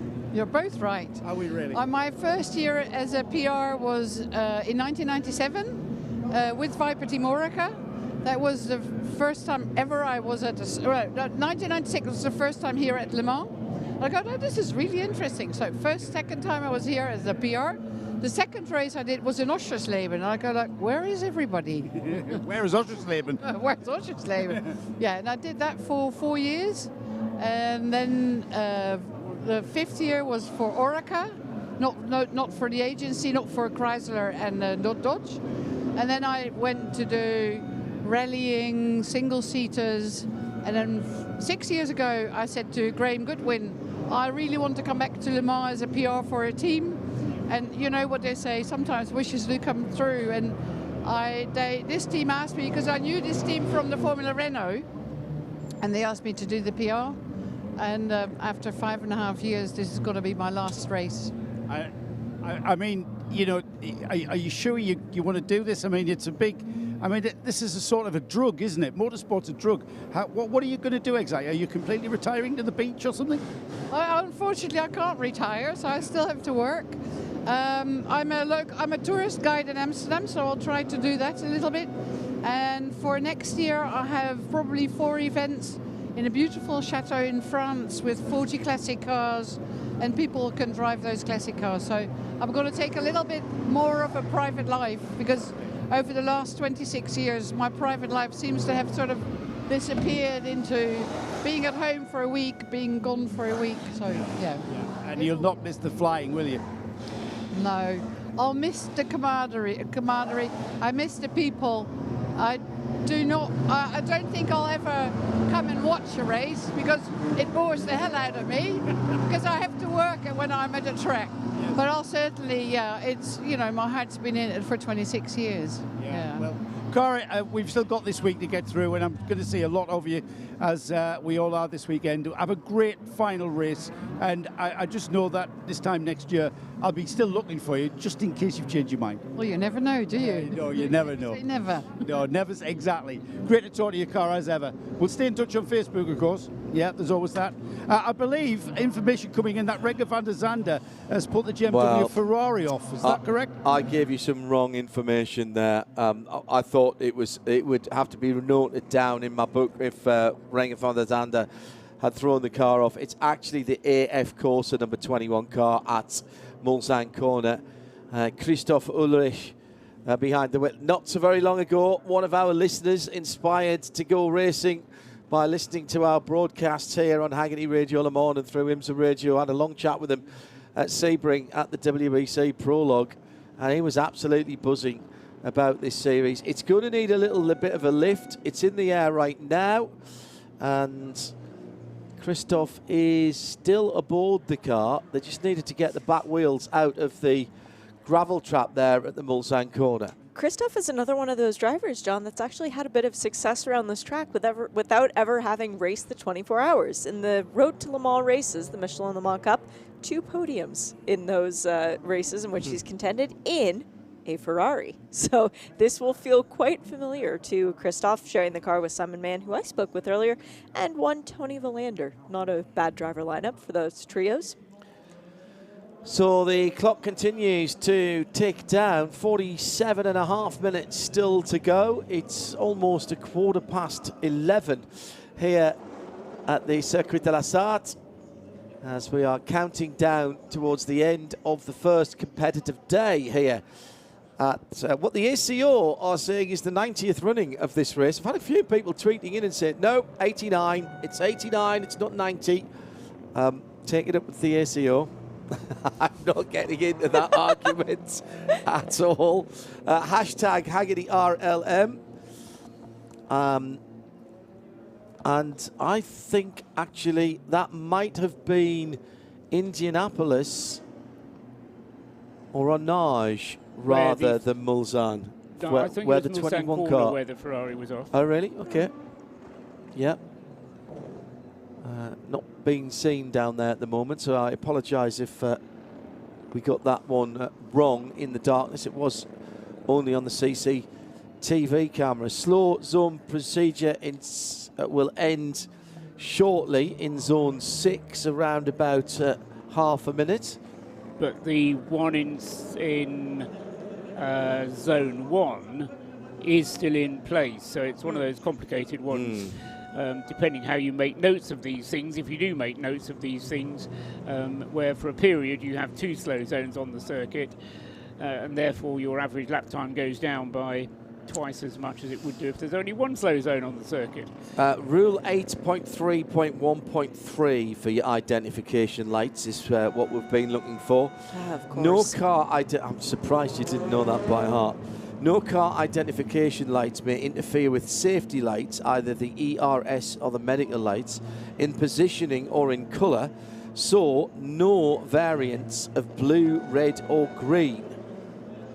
As an example, and not limited to, behind the windscreen, some similar colours will not be allowed. Inside the front lights compartment, any colour will be allowed. So the Porsche ones are fine. Yep. You can't have them in and around the windscreen or the windows. That was the rule. I'm glad you found it. Well, well, that was Ian McCarthy who found that, sitting in Hungary this evening. Yes, Thank you, it Ian. was one of those that I'd kind of half remembered. But yes, I'm glad that we found it. We've got both Corvettes back in the garage again, so it might be worth another walk back down there. We talked to Alexander Sims just a moment or two ago. Well, it's probably 20 minutes ago now. He said it was just a setup change that had taken rather longer than perhaps it should have. Yeah, and they haven't cycled through their drivers by any means yet in Corvette land. We haven't had Antonio Garcia out in the number 63, and we haven't had either Nick Tandy or Alex Sims out in the 64. So it's not like they've finished their work for the night and can take it easy. I've never heard of Corvette Racing doing that. Hearing that Alexander Sims has got his helmet on, so he is ready to take that car ready over. To go out. Yeah. Okay, so that will just leave Nick Tandy to complete his qualifying. As I say, some teams have completed their 5 laps for all 3 drivers already. So you've got 2 night practice sessions to do it in. A near hit down at the start of the Forest S's with a slow-moving Ferrari nearly being picked up by an LMP2 car. Was that the 20? That was Alexander Lynn in the 23 and Richard Heistand in the 80 Ferrari. So yeah, I thought it was the 23 car. Yep. That was the United Autosport car. I think that was coming towards the end of the slow zone, and they perhaps weren't quite paying attention. They weren't on the same page. They weren't on the same page, exactly. Well put. Let's go down to Nick Damon in the pit lane, who's standing by whilst we've still got these slow zones on the start-finish line. It means it's actually a bit quieter, easier for us to do some interviews. Nick? Down with Ryan Cullen, just out of the number 10 Vector Sport car. First of all, Ryan, it's been a difficult day for the team, hasn't it? Yeah, 2 engine changes in one day. Not easy. Guys have been working flat out. Everyone's trying, keeping high spirits, and we got 2 more practice sessions. Qualifying, we're going to forget about now. It's where we are, and we're just going to focus on race and just go for it on Sunday. You knew you changed 1, didn't realise you changed 2. Why did you change both of them? And did actually the second one ever run? Well, we changed an engine for qualifying in FP1, and that's the engine. That was a brand new engine from test day, and that's the engine that had issues. So we've now put another engine in today, brand new one again. So yeah, 2 engine changes. That's why we missed qualifying. But you won't incur any penalties for that second engine is fine, yeah? Yeah, I hope so. So when you're actually on the track, how is it? It's I mean, to be honest, we haven't done many laps. My first proper lap was Sunday morning at the test. Test day. Seb did most of the driving in FP1, getting ready for quali, and then the engine went, and then so yeah, I mean, it feels okay at the moment, but we got a bit of work to do for the race. I mean, you have always had that test day, and so you get plenty of hours of running. But it's still important to get this running during the actual week itself. Yeah. Sorry, I didn't hear what you said. I mean, how important is when you've had 8 hours on Sunday? How important is these hours here and there? Yeah, it's important, especially when you have new people and you want to, build into the weekend nicely with the car and the crew, and the drivers can get their eye in with the track. Yeah, it's a nice way to start, FP1. But for us, obviously it's not been the smoothest. But yeah, I'm glad it's back, really. Ryan, I'm going to wish you a very boring Thursday. Thank you. Very good. Nick Damon with Ryan Cullen there down in the Vector Sport garage. Baptism of fire for them in their first few races in their debut season of the FIA World Endurance Championship. They were slightly stymied by some parts issues in Sebring for the prologue. They got the car running. It's not as if they've just grabbed a whole load of people off the street, by the way. Yes, it's a new team, but the people who are working there have a lot of experience, and we wish them well. More power to the elbow. But I think it's a valid point that he was making there, that working with the car and getting it out onto the track and doing laps is not just for the driver's benefit, it's for the team as well. If they are new as a team together, getting to know each other and know that you have to shout a little bit louder to him because he's a bit deaf, or make sure that you're understood because he's from Spain. I've worked within teams where there are language difficulties, and you do have to make sure that you're understood and that your message has gone through. But you only do that when you're in the heat of the battle and there's all this noise around you, and that's where the team really starts to gel together and work together well. So, I think that's a valid point, and we think about practice, but it does enable the team to gel as well. On the pit lane at the moment, and I make that distinction on the pit lane, the GR Motorsport Porsche, with the front wings taken off that car so they could work on the suspension and the brakes there, Shea. This is part of one of the upgrades that the RSR 19 in its last race as a pro car this weekend, of course. One of the upgrades they got with just 2 fixings for most of the bodywork panels. It's not the first time I've seen that car in a state of undress today, John. That's the other unnerving bit. It was up on the high jacks when I walked by at one point. Ben Barker standing in the back of the garage with his helmet on, waiting to get in the car. But they had 15-kilo bags, plural, on the splitter that they were doing some sort of a weight adjustment to try and make sure that it was going to stay on properly. It was one of those things that was a bit unnerving, and to see the car now going, well, into a state of undress again, but this time on the pit lane, I'm not filled with a great sense of hope. I have just meandered down to the number 93, the car which had the accident with Michael Fassbender in qualifying, and it's gone. Not gone out, it's gone. They've taken the engine out, that's stuck to the side, and the actual, everything else has got, so they've removed the entire chassis, so my opinion. So, Johnny, you got any update on that? I think what they were doing was stripping most of the bits out from the inside, and that car's gone away to be straightened. I think there will be a jig or a body shop somewhere around this area, because they basically took all the suspension off it. It looked, at one stage I looked at it, I thought it was actually a new shell, and then we realised it wasn't, because we could see the scrutineering stickers on the car. But it looked to me that they'd stripped that down, Nick, to take it to stick it on a body jig. That would make sense. Interestingly, I think there was more problems on the rear left than the front left. Yeah. So that would make a lot, because the front left chassis leg looked fine.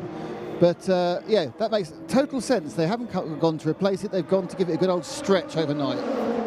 That would be a really useful thing for them to keep at the Porsche Experience Center, just across the track, given... How do you know they haven't? Oh, no, I'm just saying it would be a nice home for one if they don't already have one there, given that Porsche do have support races here. And that Porsche Experience isn't just a Porsche Experience, it's also a service center for Porsche Le Mans.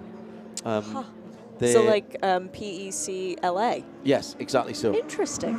It's not this week, and the service has moved elsewhere. The showroom is somewhere else, so this week you can't drop your car in for its 22,000 mile service or anything like that. Whilst we're talking about dealerships and road cars, hello to McLaren Philadelphia, who've tweeted in at Radio Le Mans using the hashtag Hagerty RLM. This year, says McLaren Philadelphia, extra special for us. Our employee, Mike Messinger, I think that is, who works at their sister Ferrari store, Ferrari Philadelphia, that would be, presumably, has been asked by AF Corsa to crew on the 55 Spirit of Race car, the only American on that crew, a legendary Ferrari road car tech and accomplished fly-in race mechanic in IMSA. Very Great cool. story. Great story. You've got to let us know how he's getting on through the race. So that's the 55 car. Point them out to us. So the 55, which is, I believe, the car driven by Duncan Cameron, Correct. Matt Griffin, and David Pearl. That's excellent. Absolutely. So that's the not Ferrari-looking Ferrari in terms of its The paintwork. dark green It's the dark one. green. Yes. We have basically a Ferrari in every color this year. We pretty much do. Rio Hirakawa in the pit lane for Toyota Gazoo Racing after pole, and an 11-lap stint, I reckon, for that car. For the number 8, yes, exactly right. And he's actually getting out of the car now, and Sebastian Buemi is getting into it. So it's a full-service pit stop, and I had the feeling earlier on that Toyota were doing proper pit stops, in other words, doing them at full pace. See what the pit stop time was as he exits the pits, and we're just heading down the pit lane now. 1 minute and 20 would be the expected time for a driver change. 1 minute and 30 was the time as Sebastian Buemi does indeed take the car back out onto the circuit on its next lap. Let's have a see if we can. Full push. It's not too bad. It's not too bad, but yeah, it's on the limit of the bronze. The bronze is the main problem. That was Jose Maria Lopez, and I was just about to say he's heading down towards Mulsanne corner, and the car looked somewhat recalcitrant and really not wanting to turn into the corner at all. And sounds like Pachito is struggling getting that car slowed down, and we've seen a couple of Toyotas. In fact, we saw it last year as well, a couple of Toyotas, a couple of times, struggling just a little bit to get stopped and turned into the right-hander at Mulsanne corner. Well, I mean, the big story of last year, of course, was whether the Toyotas were even going to finish, wasn't it? Yeah. And, I mean, we haven't really touched on this yet in our reviews of what might happen in the race, because we've been concentrating on the qualifying. But, I mean, so far, the leading runners, as far as Toyota and Glickenhaus are concerned, have been pretty reliable. But they've not been running for that long. I'm doing it now with half an hour of this session still to go, John. Blame Paul. Hashtag blame Trustwell. I think the beauty of this race is going to be that we're not so sure about the reliability. Yeah. In the days when LMP1 cars were P1 cars, they were pretty bulletproof. And what we have now is these hypercars, which seem to be more sensitive beasts and a bit more, a bit more fragile. Teams don't know quite so much about them, and we have to lash together these solutions at the last minute.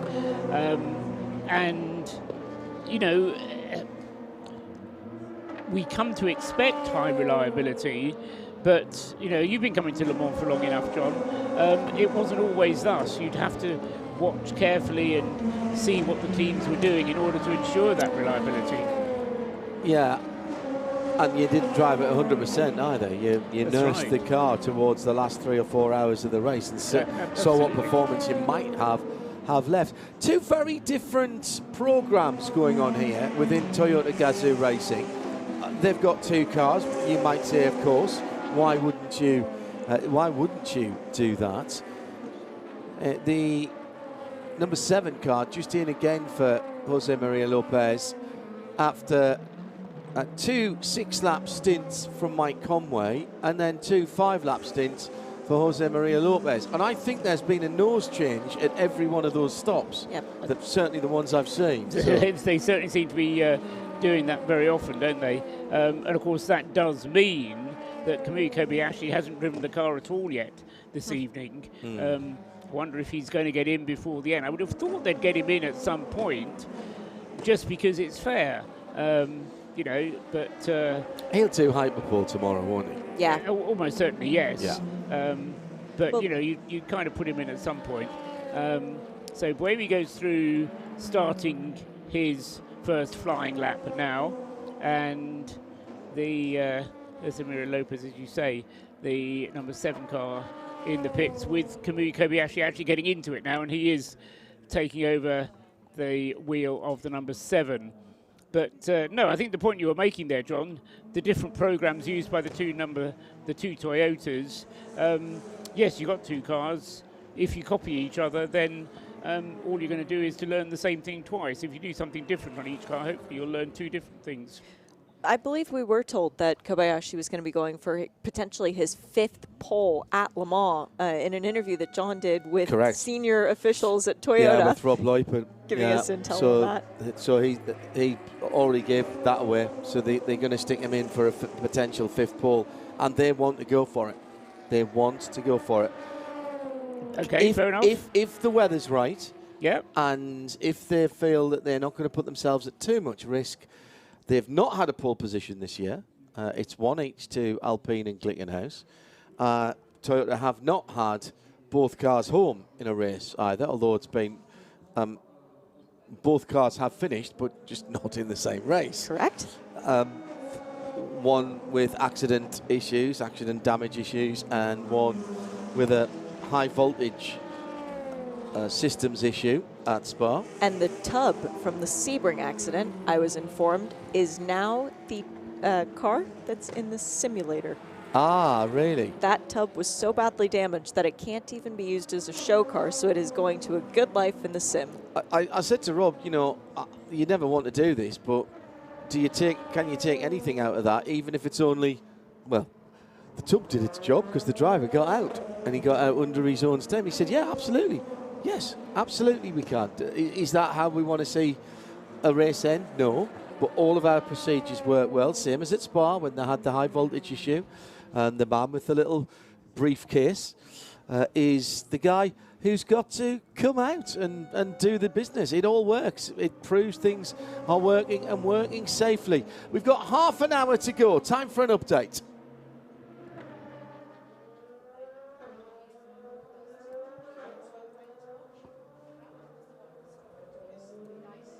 The Valkyrie AI Update. Science applied to motorsport.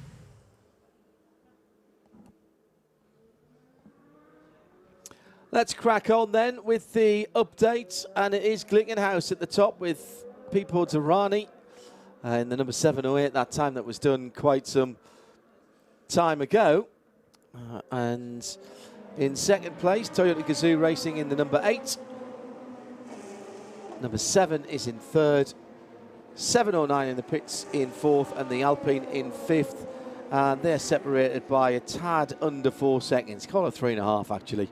But just 3.5 tenths between the best of the hypercars and the best of the hypercar hybrids, being the Glickenhaus and the first of the Toyotas. LMP2 WRT is in the pits, the number 31 car, and they have a 2/10 of a second lead over United Autosports USA. That's the 22 car. The 37 Cool Racing Orica Ifeye is in that car, former WRT driver.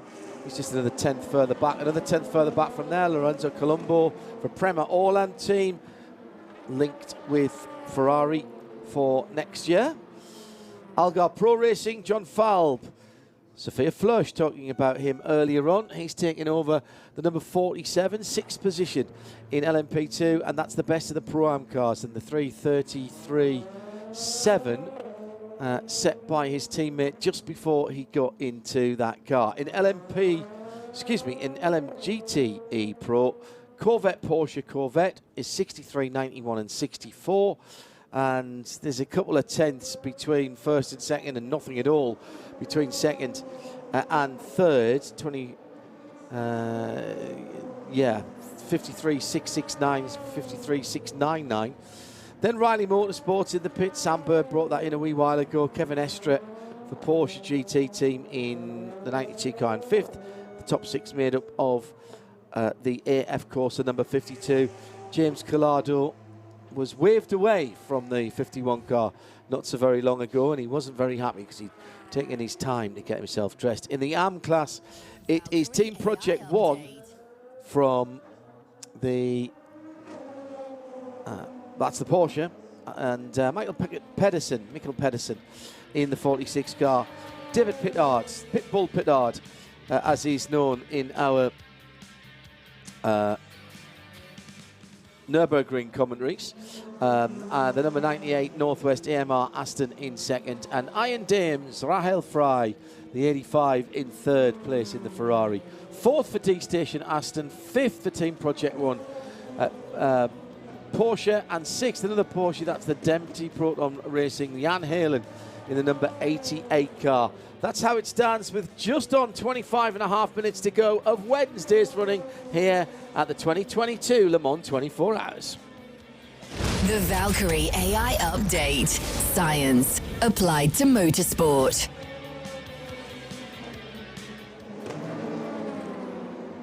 So what are we going to see in the last half an hour? In the old days, we might have wondered if somebody was going to bolt on a set of tyres and go for a time, but really not much point in doing that, Paul, because it's not going to improve your grid place, and it's not representative, really, of the conditions you're likely to see in Hyperpole if you've qualified. No, absolutely. So we're not going to see any quick times, but I think, you know, the nature of this beast is that drivers they want to show how quick they are, and they want to feel that they're making progress. They want to feel that they've got a faster car now than they had at the beginning of the day, and that's a very emotional thing, so they'll be pushing on. We've heard several drivers saying, you know, I'm going to go out there, I'm going to drive flat out, because that's what they do. No longer can you just sort of sit back and say, okay, I've done my laps. You know, you've got to go out and go for it. So I think we will be seeing some improvements, but there won't be massive ones. I'm quite surprised in a way that the times we've seen have been as quick as they are. I wasn't really expecting to see what we've had 3 laps underneath the 3:30 mark. So 3 of the hypercars have done 3:29s. In fact, in the case of the 708 car that Derani is currently at the wheel of, that was a time that was set by Romain Dumas earlier in the session, that 3:28.9. I'm surprised he's gone as quickly as that in a way. But what's impressive is, even though they've been running these different programs, is that despite that, there's still nothing to choose between the top 3 cars, separated by less than a second, those top 3. The 4th place car, 709, Richard Westbrook's Glickenhaus, is somewhat more on the pace that I would have expected. It's the other ones that are the ones that are going more quickly. The number 93, or a version of thereof, is back in its pit box on a set of wet transport tyres, and we're sending Nick Damon to find out what's going on there. Meantime, Joe Bradley's gone down into Europol, where their number 43 car, which had that damage on the right front, has just come into the pit lane as well. Go there in a moment, but I want you to have a think about this, our pit lane reporters, and maybe ask somebody this. I know that Rob Chalmers, this has come from, 100 tubs from the Oreca 07. They built their 100th chassis a couple of weeks ago. But what is the lifing like on their P2s? Some will have had multiple 24 hours, crashes, sausage curb strikes, etc., all cycled into the carbon tub. So there's the question to ask one of the teams who are running P2s. How long do you get out of a chassis typically if it doesn't get rolled, crunched or whatever? And I think it'd be quite interesting to find out what the oldest chassis is in the race, if we can. I would expect it would last at least 5 years. I'd agree with you there. Because there's nothing fundamentally on it that wears out. There's no moving parts. On a chassis? And there's no moving parts on a chassis. On a chassis, that's right. It's a spine that you hang things on. Exactly. Yeah. If there would be moving parts involved, if there would be bearings involved, then yes, you would want to be very careful about that. But something like a tub, it could last 5 to 10 years, I would think. It's a bit like engines, you know, you can rebuild engines over and over, and the same engine will easily last you 2-3 years. So go down to Joe Bradley, who's with Europol. Right front suspension, Joe, was it as bad as it looked when we saw it coming to a halt on the start straight? It actually doesn't. The car made it back. The team are already stripping it down. It looks like, from what I can see, and I'm looking through a forest of legs and arms, it looks like maybe a bottom wishbone failure. They're just disconnecting the upright on the right-hand side. The top end of the suspension looks absolutely fine. The steering link looks like it's attached. So I think it's the bottom wishbone where it attaches to the bottom of the upright is where the failure is. The brake vent has come off in the subsequent breakage, but I tell you what, Fabio Scherer, we heard him describe what happened, and he's done a phenomenal job of bringing that car to a halt without, for instance, you would imagine the right-hand side of the nose section, the bottom, the splitter, would potentially be damaged off coming into Connor with the ground, but it's not. He's done a great job in getting it back, and I would imagine this car easily fixed. Down with the 93 that's now reappeared, or has it? This is obviously the car which Michael Fassbender. The 93 was the car which Michael Fassbender crashed a few hours ago. Let me just say, this isn't that car. This is a brand new chassis. This is a brand new car. Unless it's had the greatest valet ever, this is brand spanking new machine. It's got an engine in it, which I think they're going to take that engine out and put the race engine they've had before in. But this is as new can be. There's not a single thing that looks old. It's got all the stickers on it. Like the inner wheel arches are pristine in that lovely kind of green-hued carbon fibre. Does it have that new car smell? Well, hang on a second. I'm going to go. I'll have to go to the passenger side. Do the sniff test. I'll give it a quick sniff on the inside. There are a number of mechanics who haven't heard the concept of a pit reporter sniffing their car. Let me have a look. Yeah, it's new. It's very nice. Weirdly, it's got one of those little tree triangles in there as well for some reason. Yeah, very nice. Yeah, someone's found a new one. Now, in that drab green, isn't it? That's the standard colour which racing Porsches come in. Now, whether they found it out the back of the Porsche Experience or whether Proton Competition are so lucky enough to have some spares, which is possible how many cars they got, that is a brand spanker that has been wheeled out and the engine will get changed, and that'll be absolutely fine for, what is it? Is it 3 o'clock tomorrow, the next session? Yeah. I would suspect that given the high profile of Michael Fassbender and the fact that this has been a multiple year project to get him to Le Mans, they're not going to let something like a potentially damaged tub or chassis on that car get them out of it. And it may be actually that original car could have been repaired. They're not going to risk that. They're going to put him in a brand new car. It could be exactly the same thing as what Algarve Pro decided, that the car can be repaired, but not here and not the amount of time that we have. Let's get a new one in position and be able to have a car to run for not only Michael Fassbender, but for Rolex 24-hour winner this year, Zachary Robichon, and Rolex 24-hour winner this year, Matt Campbell. So for all the drivers in that car, there is a great amount of attention and excitement for it. So good on them for sussing out a new tub and finding that one that was just hidden down the back of the couch. Paul Truswell, as we're easing into the last 17 minutes of this evening's action and Wednesday's action, just looking at the stint lengths in LMP2, I haven't seen anybody do more than 9 laps. There's a raft of 9 laps. Is that what we're going to see in the race? 9 laps for the P2s? I'm hoping we're going to get 10 laps in P2. We had 10 laps in a stint on Sunday during the test, but not by very many. It didn't always need to have a slow zone for it to happen.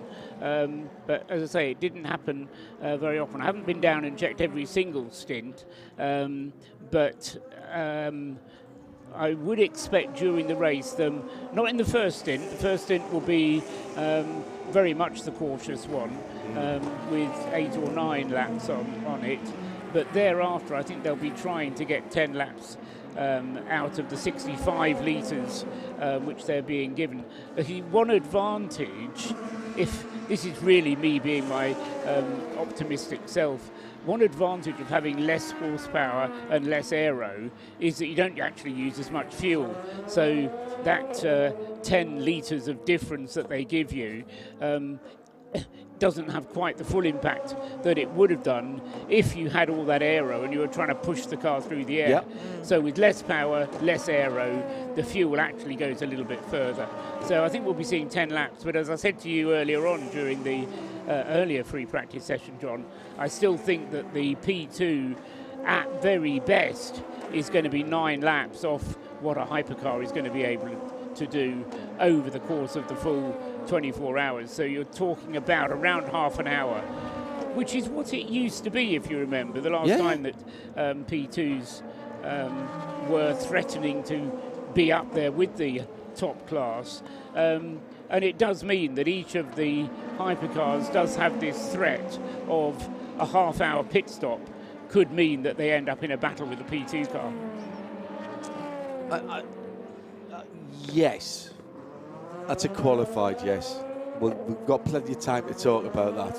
Good. I shall look forward to it. I would like to see an LMP2 car do really well and possibly even get on the overall podium. And we nearly had it a few years ago, didn't we? But we did. Porsche came back with the afterburners on. Yeah, but the LMP2s were still second and third. It was Ollie Jarvis in a P2 car who claimed his 4th overall podium. Yeah. I mean, I think... Only passed in the last just 70 minutes out, wasn't it, from the end, for the win.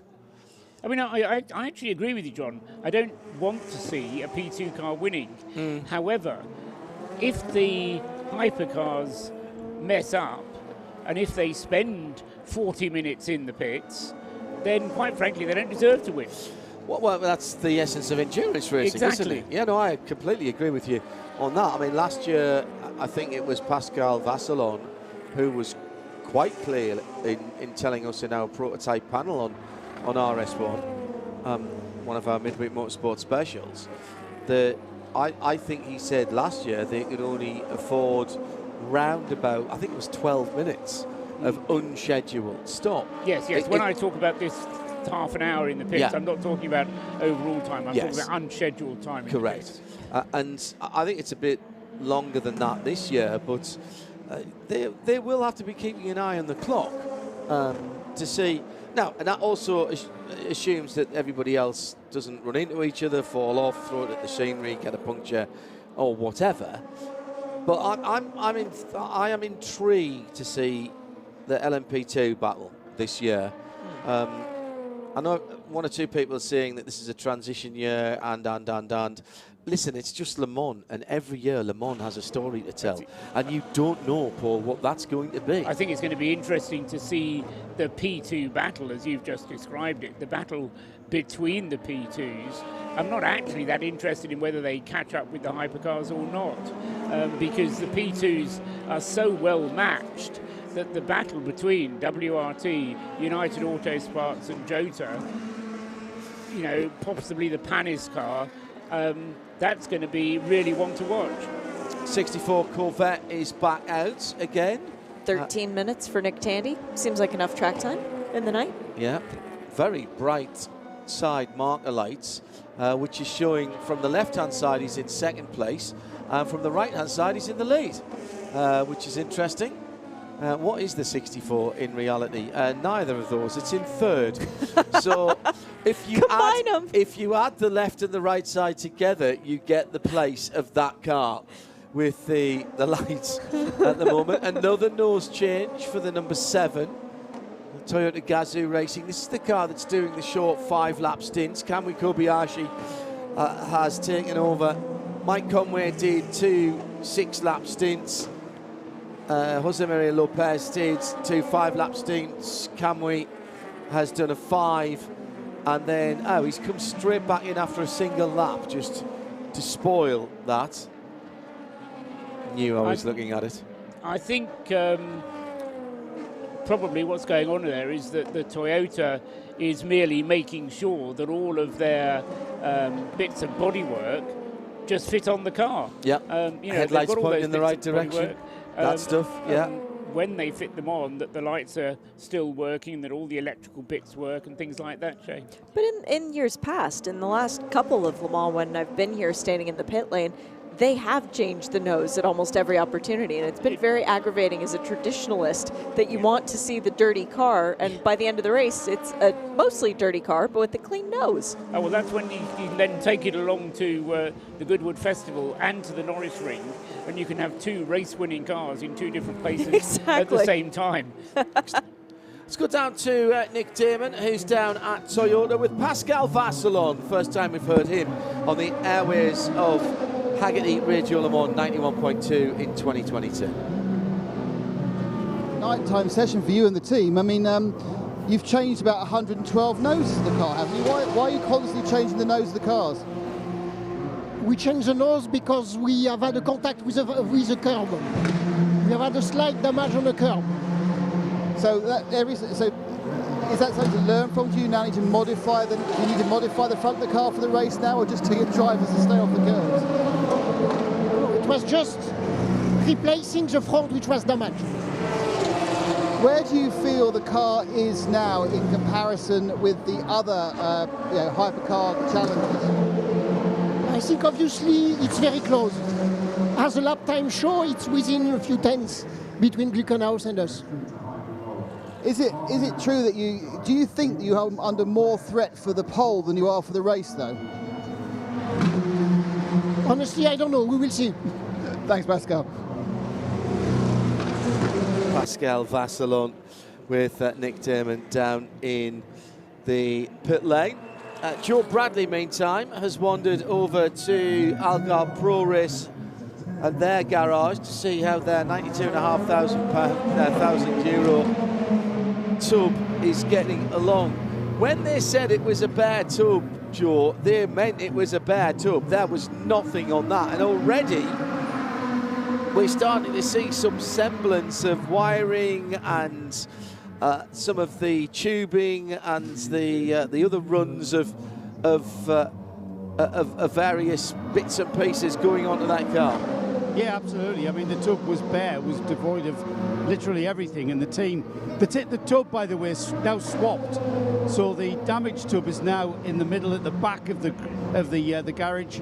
The new tub is at the forefront of the garage. The race car should be. It's on the high track. It's got suspension pickups being bolted to the chassis.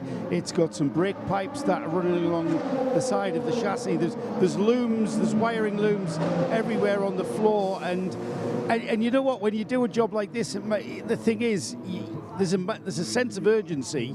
But you've got to take your time because it's the attention to detail, and I'll explain what I mean by that. So the wiring looms, for instance, some of them pass through holes in the bulkhead behind the driver into the engine compartment, and if you don't watch your attention to detail and you don't put the padding around the hole in the orifice, then that can end up with the loom chafing if you've kind of forgot that bit and missed that bit out, and then that can cause you problems. It might not manifest tomorrow or the weekend, but when we take it out in Bahrain, then you might not fire up, and you find out that it's because you forgot a grommet on one of those orifices into the engine, and the loom is now shorted, and the car won't fire. It's the man himself, the team principal. He's got a tin of copper slip on the front of the front of the tub. And he's hands on. Stuart Cox, team principal. He's not just sitting back on a deck chair, delegating. He's actually got his hands dirty, and he's getting his hands dirty because Stuart's career as a race mechanic goes back F1 experience. He's been there at the very top, getting his hands dirty.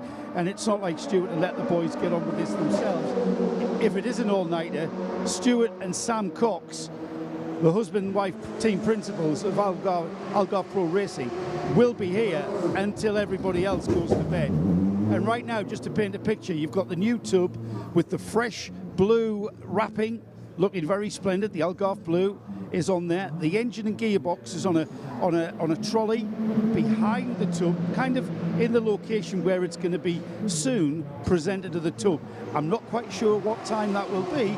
It may be 3 a.m. and maybe 2 a.m. But the boys and girls here at Algarve Pro Racing are just getting on with it with clean efficiency, and I'm sure they're addressing that attention to detail needed.